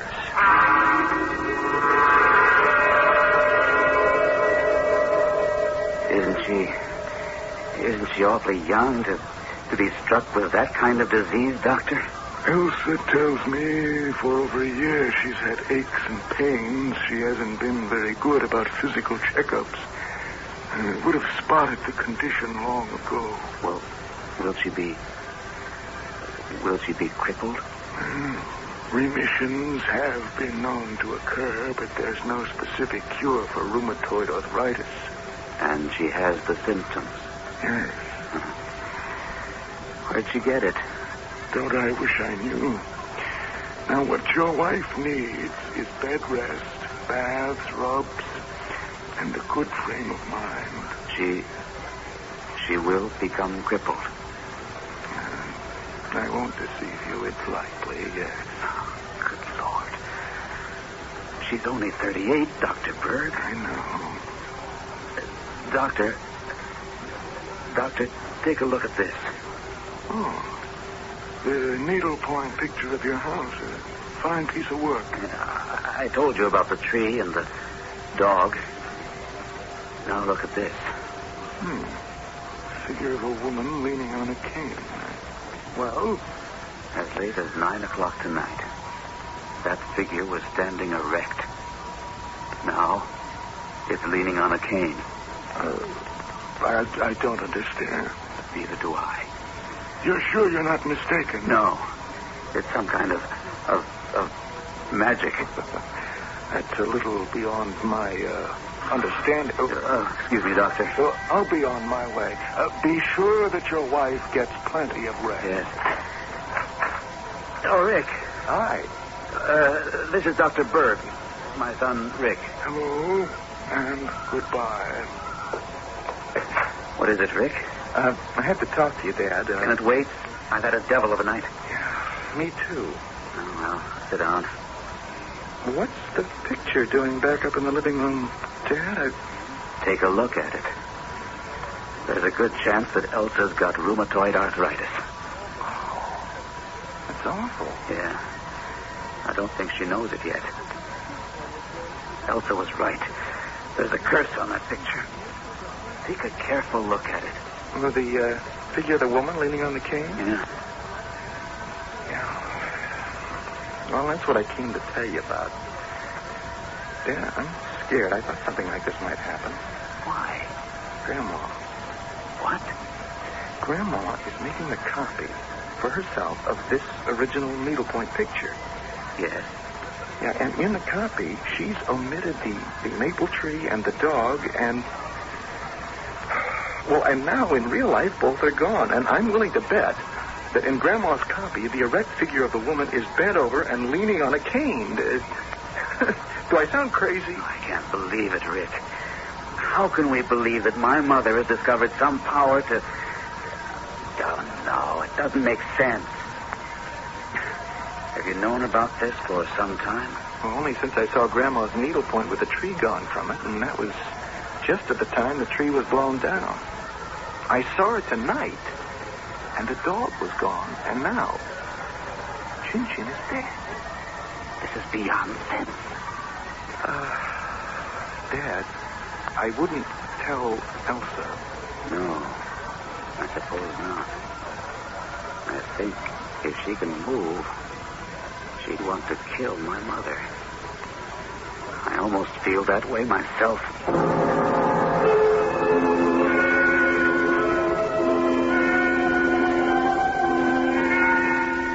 The question is this. Is old Nell Atterwood a force for good or for evil? And there's another question. Does she know she seems to possess thoughts that can kill? As distinguished a philosopher as Santayana once wrote, that there is nothing impossible in the existence of the supernatural.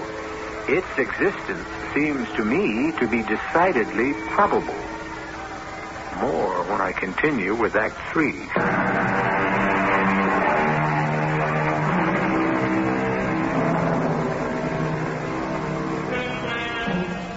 Dreams are trips into limbo. Many are fantastic, but most of them are remembrances of highlights in our lives, of narrow escapes, of triumphs, of pleasures that are still vivid in our minds. And the good dreams are a storehouse in each of us, which is a safeguard and guide in our daily living. But is the strength of any remembrance strong enough to be lethal? Is Grandmother Atterwood a killer? What have you been doing, Mother? Good morning, Ed. Rick? Hi, Grandma. I don't see you for months, and you greet me with, what have I been doing? Well, what I've been doing is living here at the home, minding my own business. You've been needle-pointing a copy of the picture of the house you gave me and Elsa for our wedding present. Along with the house, let's not forget that, Ed. Yes, I have been making a copy of the old house. And killing a tree and a dog, and inflicting rheumatoid arthritis on my wife. You sound addled. I kill a tree and a dog and injure Elsa. That's preposterous. May I see the needlepoint? I think not. Are you afraid to show it to me? Not for myself, no. But I don't want it damaged, and in your mood, you might try to rip it to pieces. Because you've taken out the tree and the dog, and you've made the figure of the woman on the front lawn a cripple. And everything you've done on that canvas has come true in real life. What happened was bound to happen. I had nothing whatever to do with it. Those things were determined in the nature of things. The maple was rotten. Chin Chin always chased cars. And as for Elsa, arthritis is no great surprise in a person who's had gout. Now, just what are you accusing me of? Hatred. You hate Elsa. You hate me for marrying her. You hate being here instead of in your own house. And somehow you've destroyed a tree and a dog.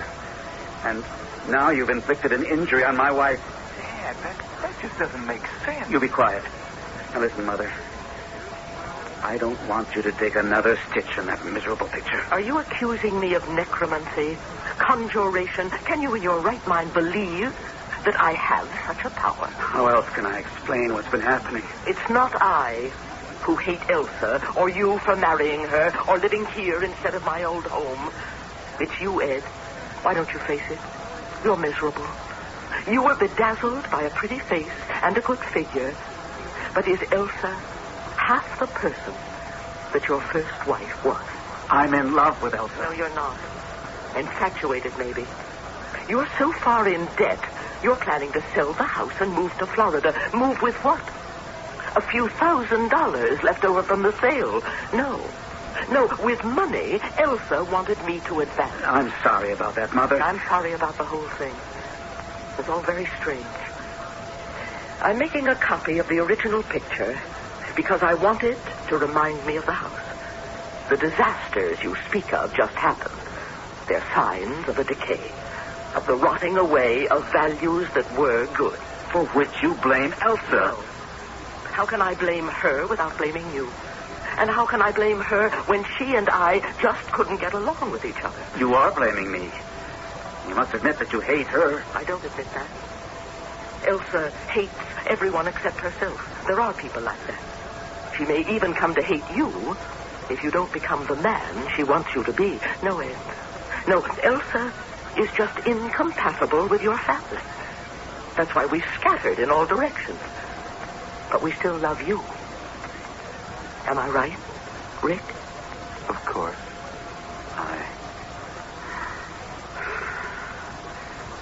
I'll be going along to work. I'm sorry about the things I said. Ed, let me explain something. You know that figure leaning on the cane? Yes. I am that figure. No. Are you crippled with arthritis? I will be. Now, here's what I intend to do. I'll take out that figure and stitch in a new one of a person who is erect and without a cane. Let's see what happens next.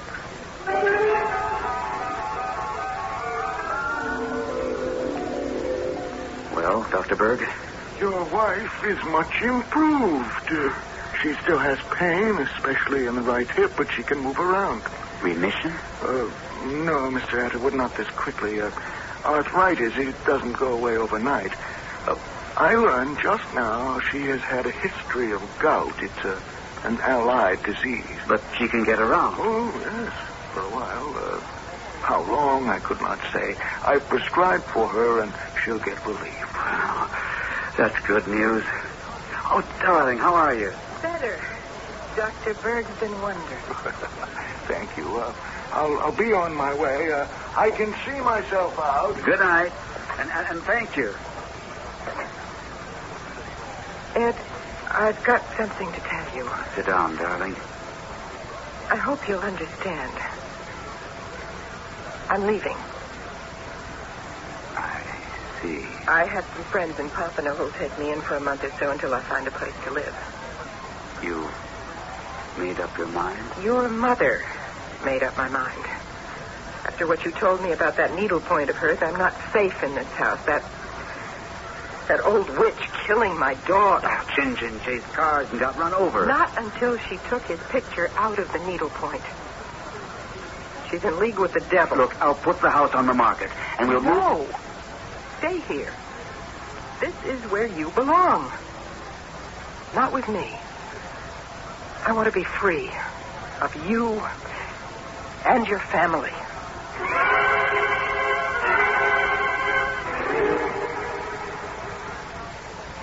You, too, are becoming regular visitors. Yeah.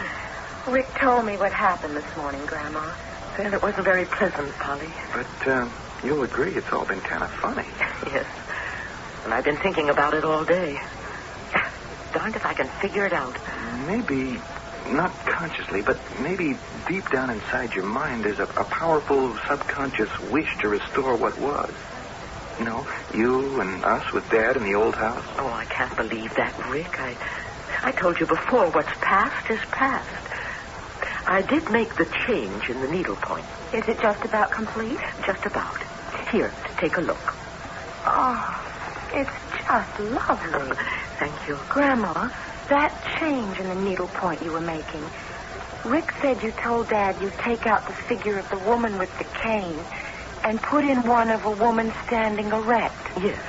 Substituting Elsa for me. Elsa upright. I was the figure with the cane. Well, where is the figure? Pardon? There's no figure of the woman in the picture at all. Just Dad and Polly and me. Let me see that. Oh, saints above. You did sew in the new figure. As I sit here before you, I picked out the stitches of the other figure and... well, this is incredible.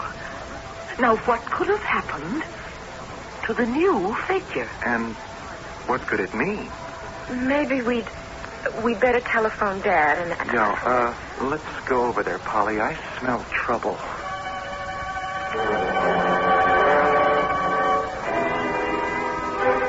That's all I can tell you, kids. I carried her bags down to the car, and she drove off. I'm sorry, Dad. I'm sorry, too. It's weird about the needle point. When we looked at Grandma's copy and the figure was gone, we thought Elsa had died. What is the explanation? Don't ask me. I really began to think that my mother was practicing some kind of magic.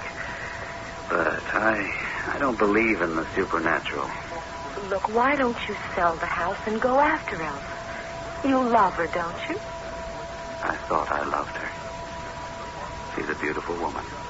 But she's been slipping away from me for the last couple of years. What did your grandmother say when she saw the figure missing from her copy of the picture? She was bowled over. I wish I could explain it. None of this makes sense. Unless you believe in some superpower that decreed these things should happen. And that's beyond me. When I mentioned them to Dr. Berg and showed him the needlepoint, he gave me a very funny look. Said I'd imagined all of it. I wish I had. Have you destroyed the original picture? No. And now I'm not going to. It's leaning against the wall behind the sofa. I'd like to take a look at it. Dad, now what are you going to do about dinner? Why don't the three of us go out? I don't like to think of you here alone. That's thoughtful of you, Paul. But I'd like to be alone. I've got a lot to think through. You are not going to believe this. Either of you. Take a look at the original picture. The dog has been restored. And so has the figure of a woman. I give up. I really do. What does this mean? I think I know. If you come with me, we'll find out.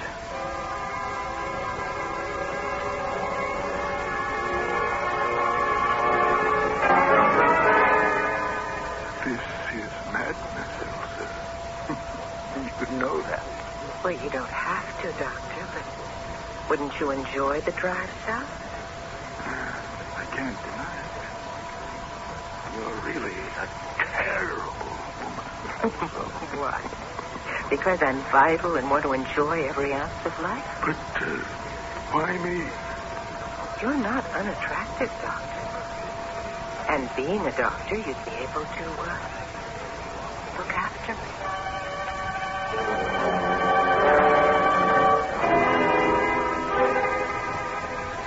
Here it is. With 4 figures in the foreground and a dog. When did you do this, Mother? Well, I worked on it all day, but I don't think that will restore Elsa to you, Ed. You say she's left. Yeah. Just about the time her figure disappeared from this copy of the picture of the house. Explain the dog, Grandma. Well, as I told you, the house was to be an ideal house. It needs a good dog. And then there you are, Ed, and here are Polly and Rick, with your wife dead and with Elsa having run away. The place needed an older woman to kind of hold it together. So that's you in the picture, right? Yes. It doesn't mean I'm back there in the house any more than you or Polly are, Rick. It's just a picture of a reasonably happy group, and it gives me pleasure to look at it, that's all. No magic. No. All the magic went out of it when Elsa moved in. She wasn't entirely to blame. She wanted things her way. You made it possible for her. and drove you into this place, and Polly and Rick out on their own, and me into debt. Regret is a hiding place, not a sanctuary. What happened to you is regrettable because you say it is. But if you don't put your regrets aside, you won't have a tomorrow, Ed. And what I want for tomorrow is to have you move back into the house with me, Mother. And Polly and Rick, too. Is that what you really want? Now? Yes. And I'll tell you something. It will hurt, but you'll find it out sometime. So you may as well hear it from me.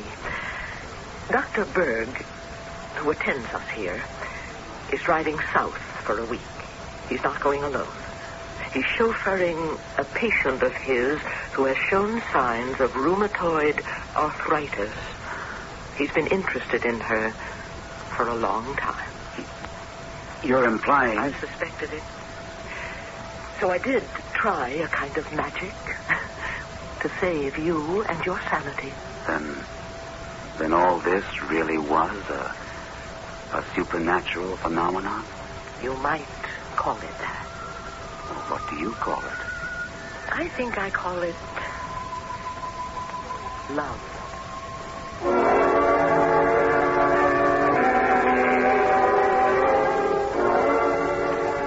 It began with a needlepoint picture of an old house that first showed signs of decay when a man's second wife methodically emptied it of his mother and his 2 grown children. It was restored when love, apparently helped by some strange magic, made an ideal copy of the picture, and events followed that restored the impetuous man to his senses. Did Nell Atterwood possess supernatural powers? She denied it. But will her happily restored family ever really know? I'll be back shortly.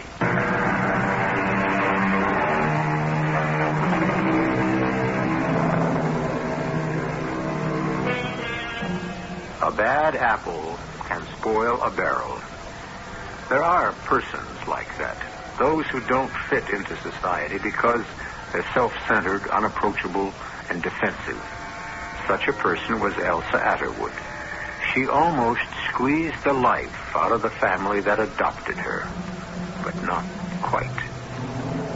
Our cast included Carmen Matthews, Terry Keane, Gordon Gould, Jennifer Harmon, and Russell Horton. The entire production was under the direction of Himan Brown. And now, a preview of our next tale. Well, the words were, "Don't worry, Nan, I'm all right. Don't worry. Love, Jim." And those sentences ran across the bottom of the screen. Yes, time after time, half the evening long. I telephoned the TV station, but they thought I was some kind of a nut. Did your daughter see the sentences? No. And she was watching with you and she can read? Yes. I know it sounds incredible, Major Wayne. I have no reason to disbelieve you, Mrs. Archer. Well, what the devil do you make of it? I don't know quite what to say. I don't want to give you hope, but I think that James Archer, voluntarily or by force, has been transported from the Earth to some planet beyond sight and comprehension. Radio. This is E.G. Marshall inviting you to return to our Mystery Theater for another adventure in the macabre. Until next time, pleasant dreams.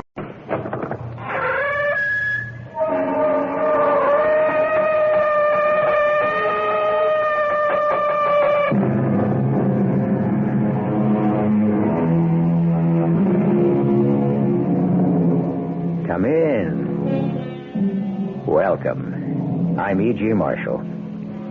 The greatest poet-dramatist in the English-speaking theater, or perhaps in any language, is William Shakespeare, whose body was laid to rest 360 years ago, but whose spirit is as alive today as it will be in another 70 years or millennia. This begins our salute to the master, not in the soaring poetry of his words, which would be presumptuous for this series, but to the enduring excitement, suspense, and mystery of his tragedies, adapted especially for our audience today.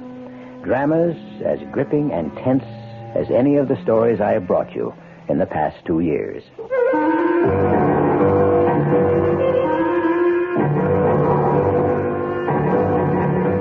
Our mystery drama, Murder Most Foul, was especially adapted from William Shakespeare's classic tragedy, Macbeth, for the Mystery Theater by Ian Martin and stars Kevin McCarthy. It is sponsored in part by Greyhound Package Express and Buick Motor Division. I'll be back shortly with Act One.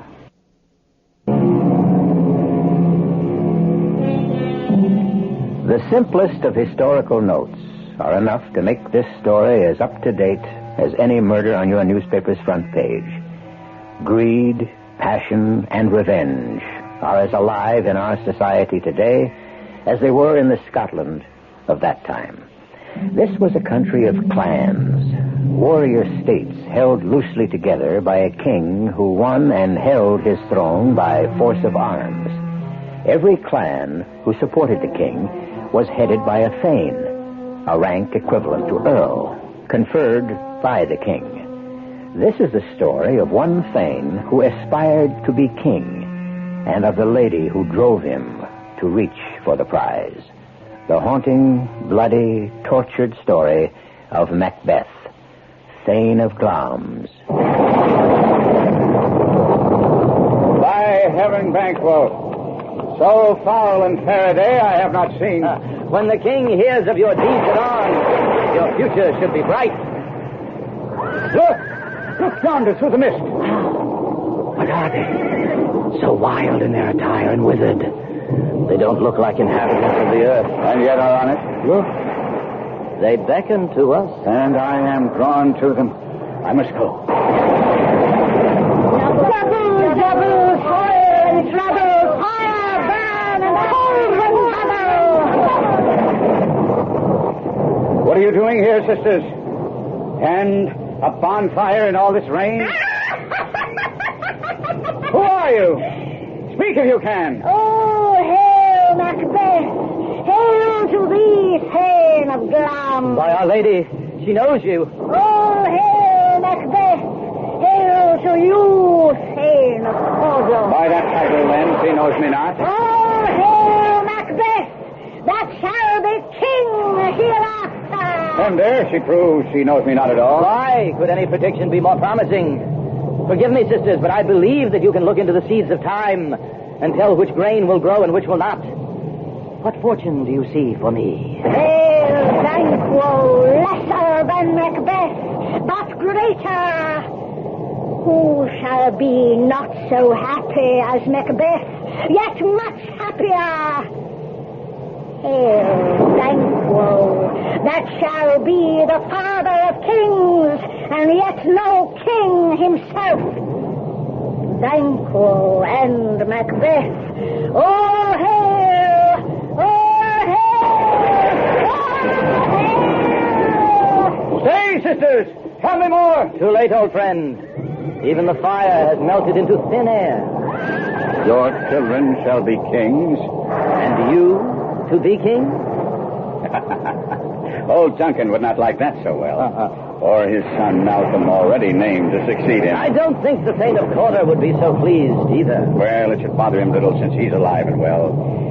Yeah, I am anxious to get home to my lady. Come, to the castle, and let's leave this melancholy heath behind us.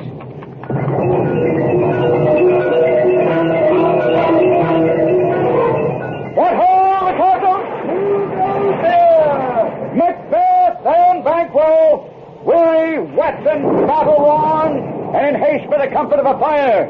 Let down the drawbridge. Let down the drawbridge. The Thane of Glamis has come home. Who answered? What can he be doing at my castle? No doubt to bring honors and greetings from Duncan, our grateful king. But we shall soon find out, for he is waiting to greet us. Well, I'll spend little time on him.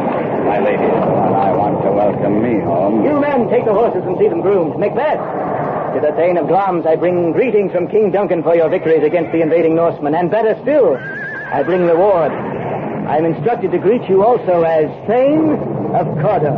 Oh? Can the devil speak true? How can I be dressed in Carter's robes? I've just left him alive and well. And I have left him more recently very dead. Dead? How? Treason. Confessed and proved. The penalty? Death. A traitor. That sniveling coward. Oh, no good, Banquo. I saw him die. And nothing he ever did in life became him like the way he left it. But let us spend no further time on him, Macbeth, and old friend and Victor. Go, take the spoils of battle. Your lady knows of your honors and waits for you. Great Glamis, worthy Cawdor, my husband and my darling. I am so proud of you, my new Thane of Cawdor. Did Macduff's news surprise you? No. Oh, you know how pleased you are. Pleased, yes, at the king's generosity. Surprised? No. Who else could have told you? Another woman. Than me. I'd cut her heart out and yours. Bloodthirsty little eagle. But you would have had a hard time finding this one's heart. What are you talking about? Banquo and I were returning across the moor when suddenly we spied the fabled three. The weird sisters? Aye. They hailed me as Glamis and Thane of Cawdor and more than that. What? I was also hailed as king hereafter. Oh, no. Yes. No, indeed. Duncan is king. And I am not in succession. And yet, they say the sisters are possessed of more than mortal knowledge. I have some further proof. What? Did not Macduff tell you? The king comes here tonight. Tonight? Huh? How long will he stay? He plans to leave tomorrow. If he sees the sun tomorrow. What? What does that mean, my lady? Oh, my dear husband, your face is a book which is too easily read. What both of us are thinking. No. It's beyond thought. We cannot do this thing. Glamis, you are. Cawdor you have become, and you shall be the third that was promised. Yet I am afraid you are too full of the milk of human kindness to seize the opportunity when it is offered you. Here comes the king now. I must go. The king must be provided for. He will be provided for. I did not Do mean... not lie to yourself or me. Only to the others. Look innocent as a lamb, but hold the serpent under. Go quickly, my Lord Macbeth. Leave all the rest to me. The raven himself will be hoarse who croaks the fatal entrance of Duncan as I watch him here from the battlement. If there are spirits that can read a mortal's thoughts, come and unsex me here. Fill me from crown to toe with blackest cruelty, thicken my blood, drown all remorse. Come to my woman's breasts and turn my milk to gall. Bring down a night as black as all the smoke of hell. Hide me from seeing the wounds my keen knife makes, and allow no pang of conscience to see through the blanket of the night that might cry, hold, hold! This castle lies upon such pleasant land. The air is soft and gentle. I shall find a long rest here tonight, my Lord Macbeth. I pray it may be the rest you seek. I have no doubt. My dear cousin, I owe you much. My loyalty alone pays for whatever I and Banquo have accomplished. God save the king. May I have your Majesty's permission to withdraw a moment? We must all soon. The day has been long. If it were done, when 'tis done, then it were done quickly. If only the assassination were the be-all and end-all. How to jump the life to come when conscience shall turn the instrument of death back at me. He's here in double trust. First as I am his kinsman and his subject, then as his host. It is I who should bar the door against his murderer, not bear the knife myself.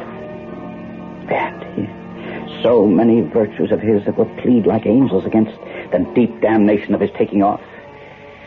I have no spur to prick my ambition, which overleaps itself. Who's there? Oh, no, my lady. What news? The king has finished supper. Why have you stayed so long away from the chamber? Has he asked for me? You know he has. We will proceed no further with this plan. I've won too much esteem to throw it all aside. Oh, what of your own esteem? Would you live a coward, letting I dare not wait upon I would, like the cat in the old adage? Peace, I dare do all that may become a man. When you broached this venture to me, then you were a man. And suppose we fail? Why, then we fail. But screw your courage to the sticking point, and we will not fail. Listen to me. Duncan is old and tired, and will sleep sound. I will so drug his 2 bodyguards with wine and wassail that neither sense nor memory will remain with them. While they lie drugged, you and I will finish the unguarded Duncan, and his officers shall bear the guilt. Bring forth men, children, only. Your undaunted mettle should compose nothing but males. We shall mark with blood the sleeping guards. And who can question that their stained and drawn daggers have done the deed? Who dares receive it any other way, torn and grief-stricken as we shall be at our benefactor's death? I am settled. So, away. And make all merry. False face must hide what our false hearts know.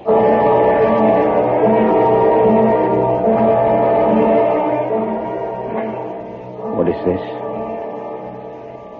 Is this a dagger I see before me?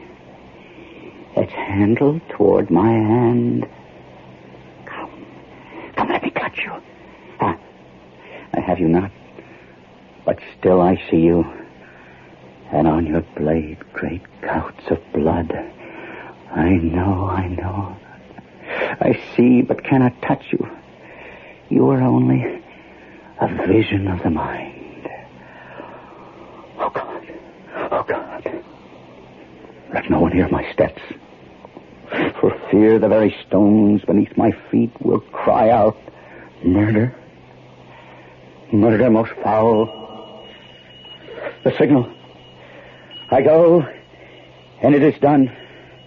Hear it not, Duncan, for it's a knell that summons you to heaven or hell.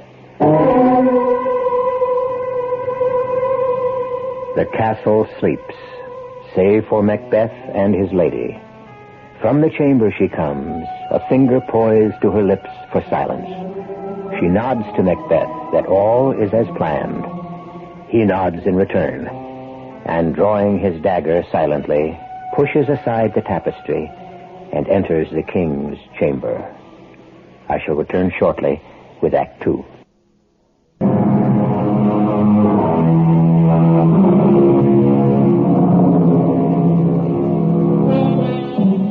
The night seems suspended in a vacuum, while a driven Lady Macbeth paces her chamber in the silent castle, waiting for her husband to carry out the bloody murder, which, without her purpose and drive, he might have shrunk from. There is a brooding and unnatural quiet, and the seconds seem endless to the waiting woman. The drink which lulled the watching guard to sleep has served to make me bold. What quenched them has set me on fire. What's that? Nothing but an owl shrieking. Had Duncan not resembled my father as he slept, I would have done it myself. He's coming. Well, my husband... I have done the deed. Did you not hear a noise? Only the owl's scream. And it was you who spoke. When? Now. Is I to send? Yes. No. This is a sorry sight. What? Look on my hands. One of the bodyguards cried out in his sleep, God bless us, and the other, amen. not say amen. I had the most need of blessing, but it's stuck in my throat. You must not dwell on what is done. It could make us mad. I thought I heard a voice cry, "Sleep no more. Macbeth has murdered sleep." Innocent sleep that knits up the raveled sleeve of care. The death of each day's life. The balm of hurt minds. Macbeth has murdered sleep. Give me the daggers. The sleeping and the dead can bring no harm.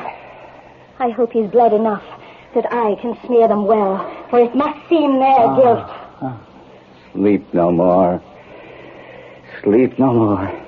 Could all the great oceans of the world wash this blood clean from my hands? No.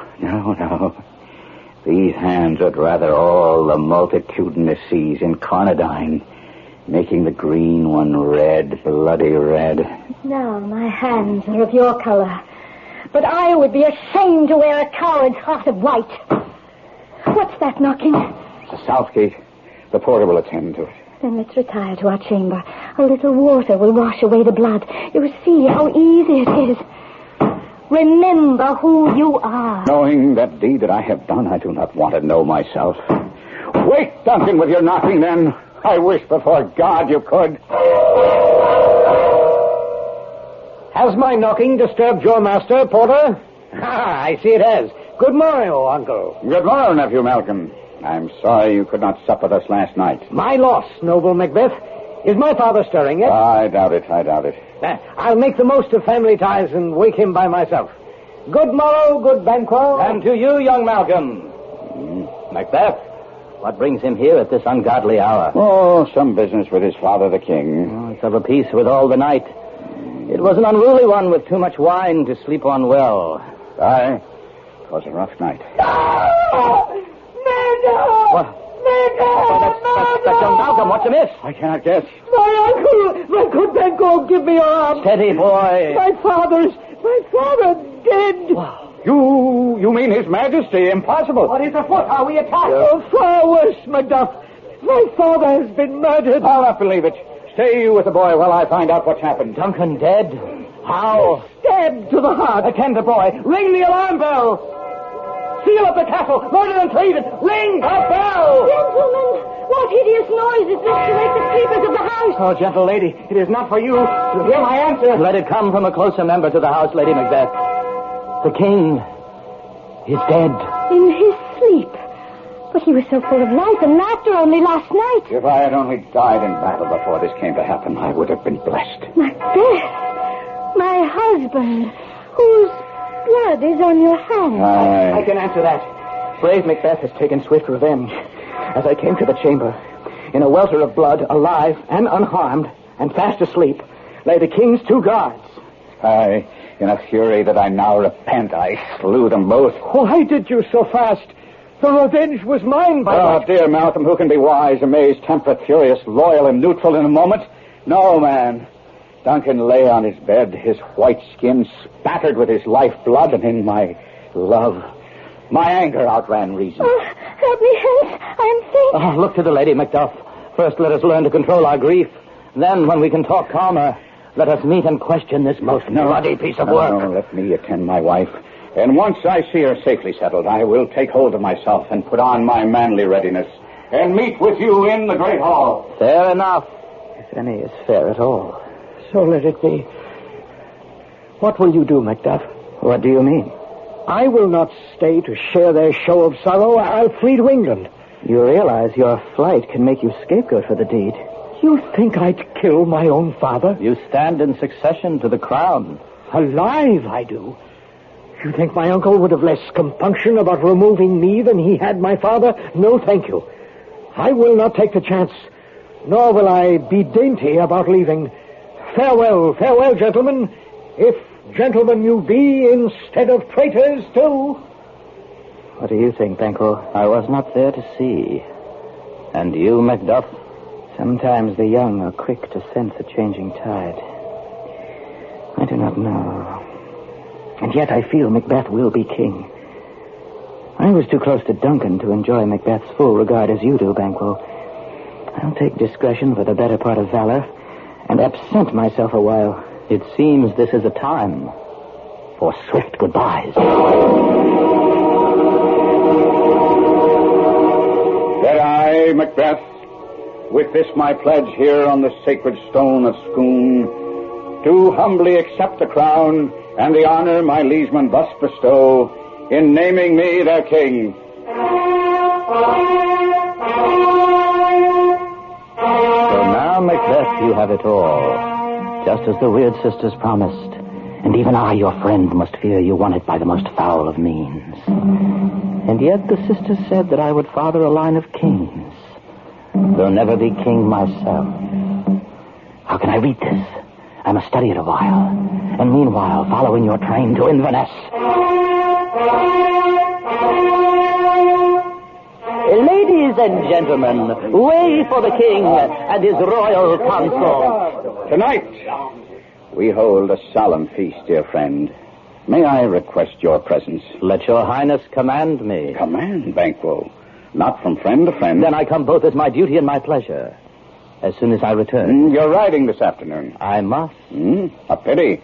I'd hoped for your good advice at the council table, but that can wait for tomorrow if you fail not our feast tonight. My lord, fear not. Does your son ride with you? Fleance? Yes. To horse with you then, and ride swift and safe. Till we shall meet again.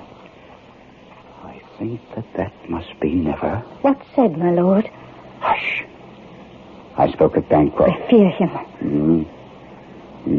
So do I. A king overshadowed by a subject. A king, but no father to kings, as the sisters promised him.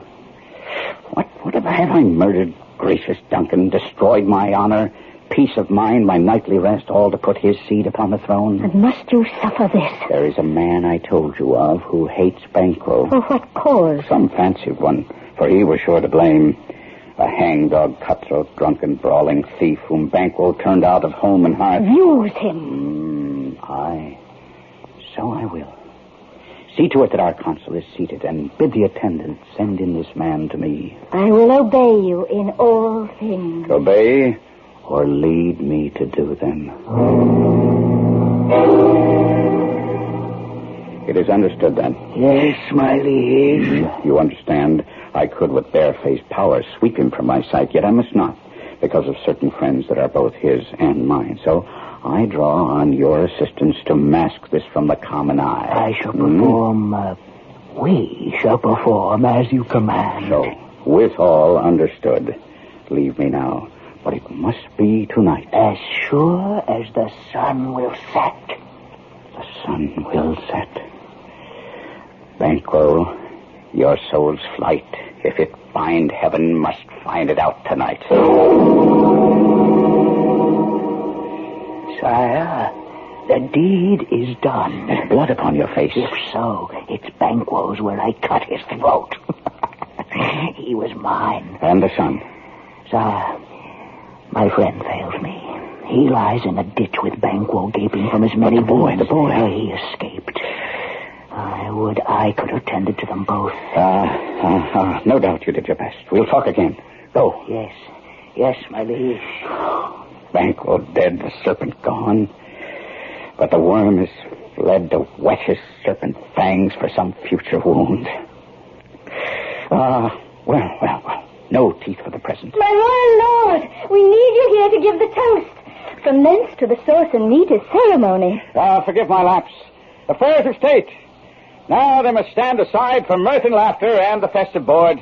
First, as my sweet conscience has reminded me, the toast.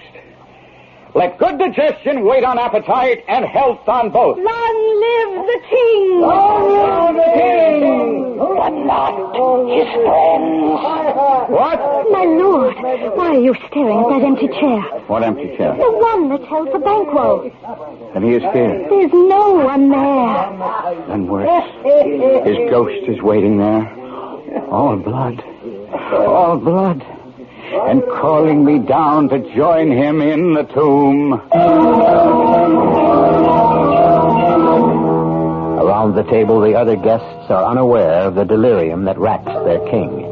In quiet desperation, Lady Macbeth tries to hold her husband from disintegrating at the vision which stares across the table at him. His closest friend, Banquo, bleeding freely from a dozen wounds, his eyes fixed and haunting on the man who lulled him to his violent death, a ghastly specter at the feast. I shall return shortly with Act 3.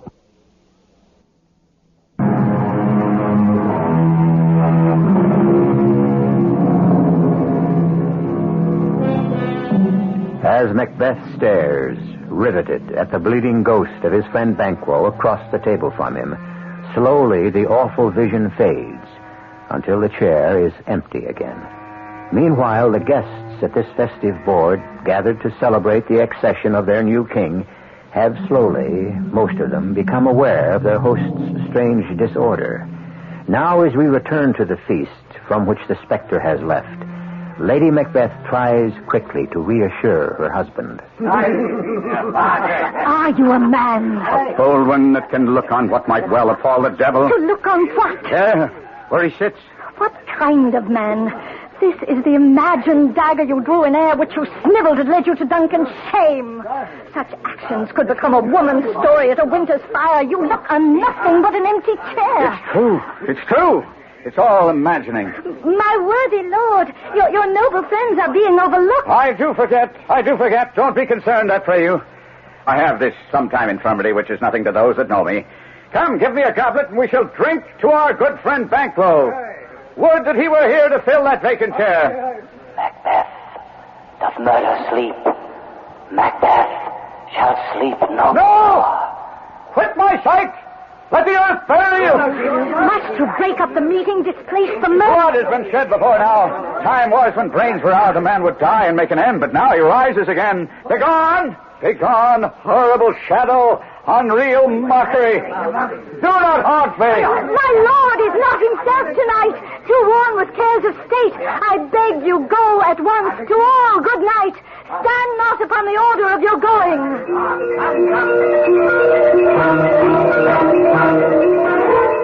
My lord, why keep these thoughts which should have died? What's done is done. Ah, no, my lady. We have scotched the snake, not killed it. Banquo is in his grave. All is safe at last. All is safe, while Banquo's son lives to steal the throne from our children, while Macduff plans to join dead Duncan's son Malcolm to raise armies against us in England. I thought you sent for him in Fife. So I did, but has he come? I'll send for him again. But by the Lord, if he has fled or plans to, I'll have his castle seized and put them all to the sword. Wife, babes, and every unfortunate soul that traces him in his line. Meanwhile, before I sleep tonight, I'll ride to the moors and find those sisters to forecast me better times. I must have peace. Peace at any price.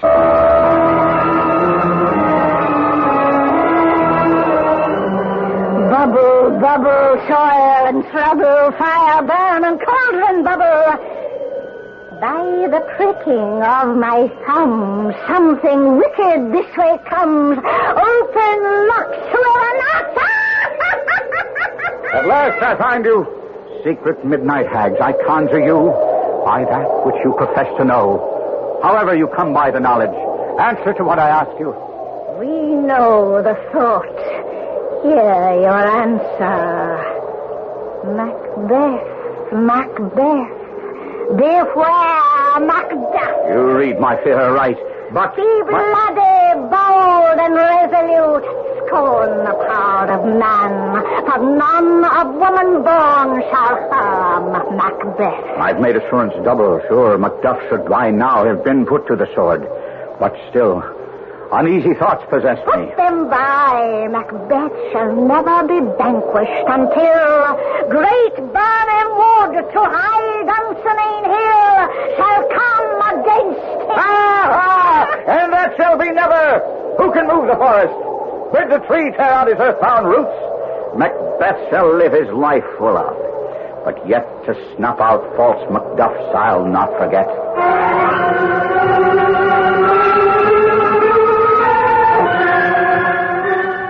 Macduff, what brought you here to England? I hear you think to raise an army to invade our unhappy land. What you want to know, believe.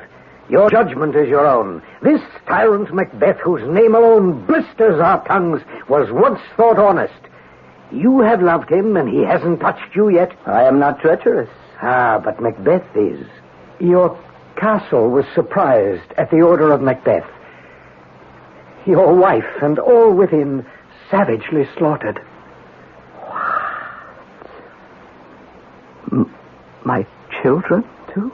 Wife, children, servants, all that could be found. Merciful heavens. Oh, my pretty one, did you say? All? Hell tried all. Dispute it like a man. I shall do so, but first I must feel it as a man. Let it be the whetstone of your sword to strike your anger into glowing sparks. Oh, I could play the woman with my eyes and wail my sorrow with my tongue. But not for now. For now, bring me this fiend of Scotland front to front within the length of my sword! What is it, Seymour? Your Majesty, forgive me. While you have been in the field with preparations for the English invasion, I have tried to keep all safe at home. But your poor lady... My lady, yes? Though closely in the doctor's care, her gentlewomen have reported to me disturbing signs... Well, speak, man, speak. That they have seen her rise nightly from her bed, clad only in her gown, and taking paper from her closet, write, fold it, write again, read it, seal it, return to bed, and all the while fast asleep. Hush. My liege may see for himself, for here she comes. Her eyes are open. Look closely. You will see that their sense is shut. Ah, look how she rubs her hands. For often at least a quarter by the hour. Here's a spot still. She speaks. Out, damned spot. Out, I say. Fie, my lord, fie. A soldier and afraid? What need have we to fear anything? No one can call us to account. We are too powerful to be questioned. Yet who would have thought the old man would have had so much blood in him? Marked you that, my lord? Be still. Will these hands never be clean? They carry the smell of blood still. Oh, God. Oh, sweet, forgiving God. All the perfumes of Arabia will not sweeten this little hand. No. She should not bear the cross as heavy as I do. Wash your hands, put on your nightgown. Banquo is buried. He cannot rise from his grave. To bed. Come. Give me your hand. What's done cannot be undone. To bed. I should follow her. If you will, your Majesty, but her gentlewomen await to see her back there safely. And God forgive us all. Are there no doctors to minister to her, to cleanse her of the poison that weighs so perilously on her heart? The doctors say, as we must know, my liege, that where the mind is poisoned, the patient must minister to herself. Give me no more reports. Let them fly to the winds. They are less than an old hag's gossip till Burnham Wood shall come to Dunsinane. And that even the English cannot accomplish. What, I should cower before this boy Malcolm, Duncan's son? Was he still not born of woman? I'll scour these English from our Scottish land. I will not be afraid of bane till Burnham Forest come to Dunsinane. What wood is this before us? The wood of Burnham. Where we can gather an army unseen and prepare our attack on Macbeth's castle. But how to come across the valley in between? I have a thought. Suppose each soldier should hew down a bough and then, holding it before him, advance slowly so that the castle under siege could not be sure of our numbers, or where the main attack lay. By God, of all men, you may have fixed the course that will undo Macbeth. Hang all our banners on the castle walls. The cry is still, they come. But our castle strength will lay a siege to storm. What is that cry? I had thought I had forgotten the taste of fear. That I had supped full of horrors and nothing else could make me start. Who cried out? Seymour! Yes, Macbeth. What was that cry? The Queen, my lord, is dead. Aha! No! No. She should not have died now. But when there was time to mourn her, what's left for me? Tomorrow, and tomorrow, and tomorrow creeps in this petty pace from day to day, and all our yesterdays only serve to light fools the dusty way to death. Out, brief candle. Life's but a walking shadow. No more than an actor who struts and frets his hour upon the stage, and with the curtain down is heard no more. No. Life is a tale told by an idiot, full of sound and fury, but signifying nothing. Now, Seymour, what is it? That I should have to bring this knowledge. Speak out, man. Though you may doubt my wits, sir, as I stood watch upon the turrets, I and others with me could swear that looking out to Burnham, the wood began to move. Liar and slave! I would to God I were. If you speak false, I'll hang you alive on the next tree. But still, I will take no chance. Ring the alarm bell! Ring out! Ring out! Let all prepare for siege! Blow in, Carmack! At least we'll die with harness on our back.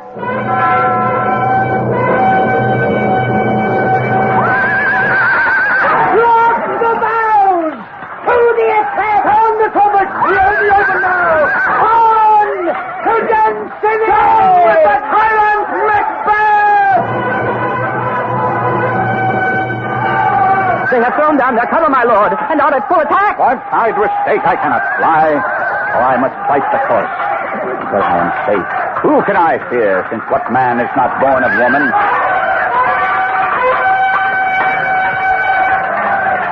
Macbeth! Macbeth! Who calls me? Macbeth! Of all the men I have tried to avoid thee. Get back from me.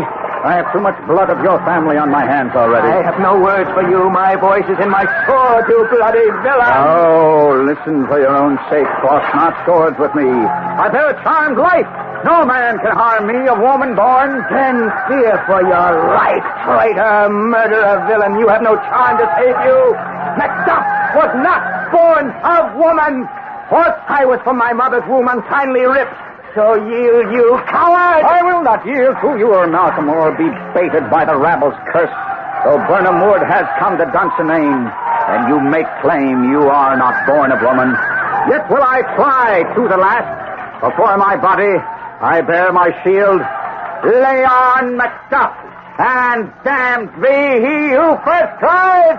Hold out!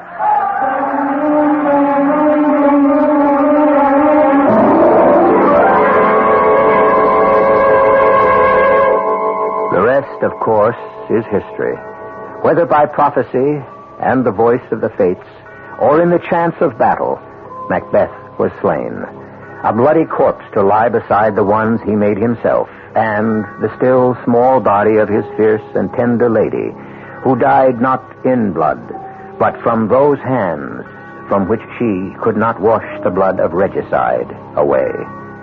That is the story of Macbeth. When you...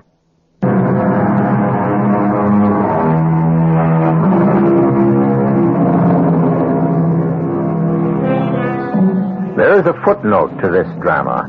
Within the body of our story, all the forecasts of those strange three sisters who haunted the barren Scottish moors came true, save only one, which history had to wait to document. From the family of the murdered Banquo, 8 kings ruled Scotland in succession, as foretold, while the royal family of Macbeth began and died in that one wicked, misled, tortured, tragic king. Our cast included Kevin McCarthy, Carol Teitel, William Redfield, Court Benson, and Russell Horton. The entire production was under the direction of Himan Brown. Radio Mystery Theater was sponsored in part by Allied Van Lines. This is E.G. Marshall inviting you to return to our Mystery Theater for another adventure in the macabre. Until next time, pleasant dreams.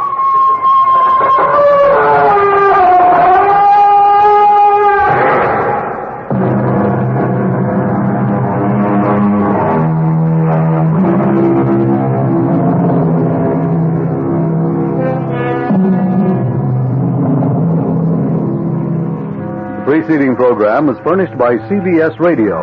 This is WOR New York, an RKO General Station.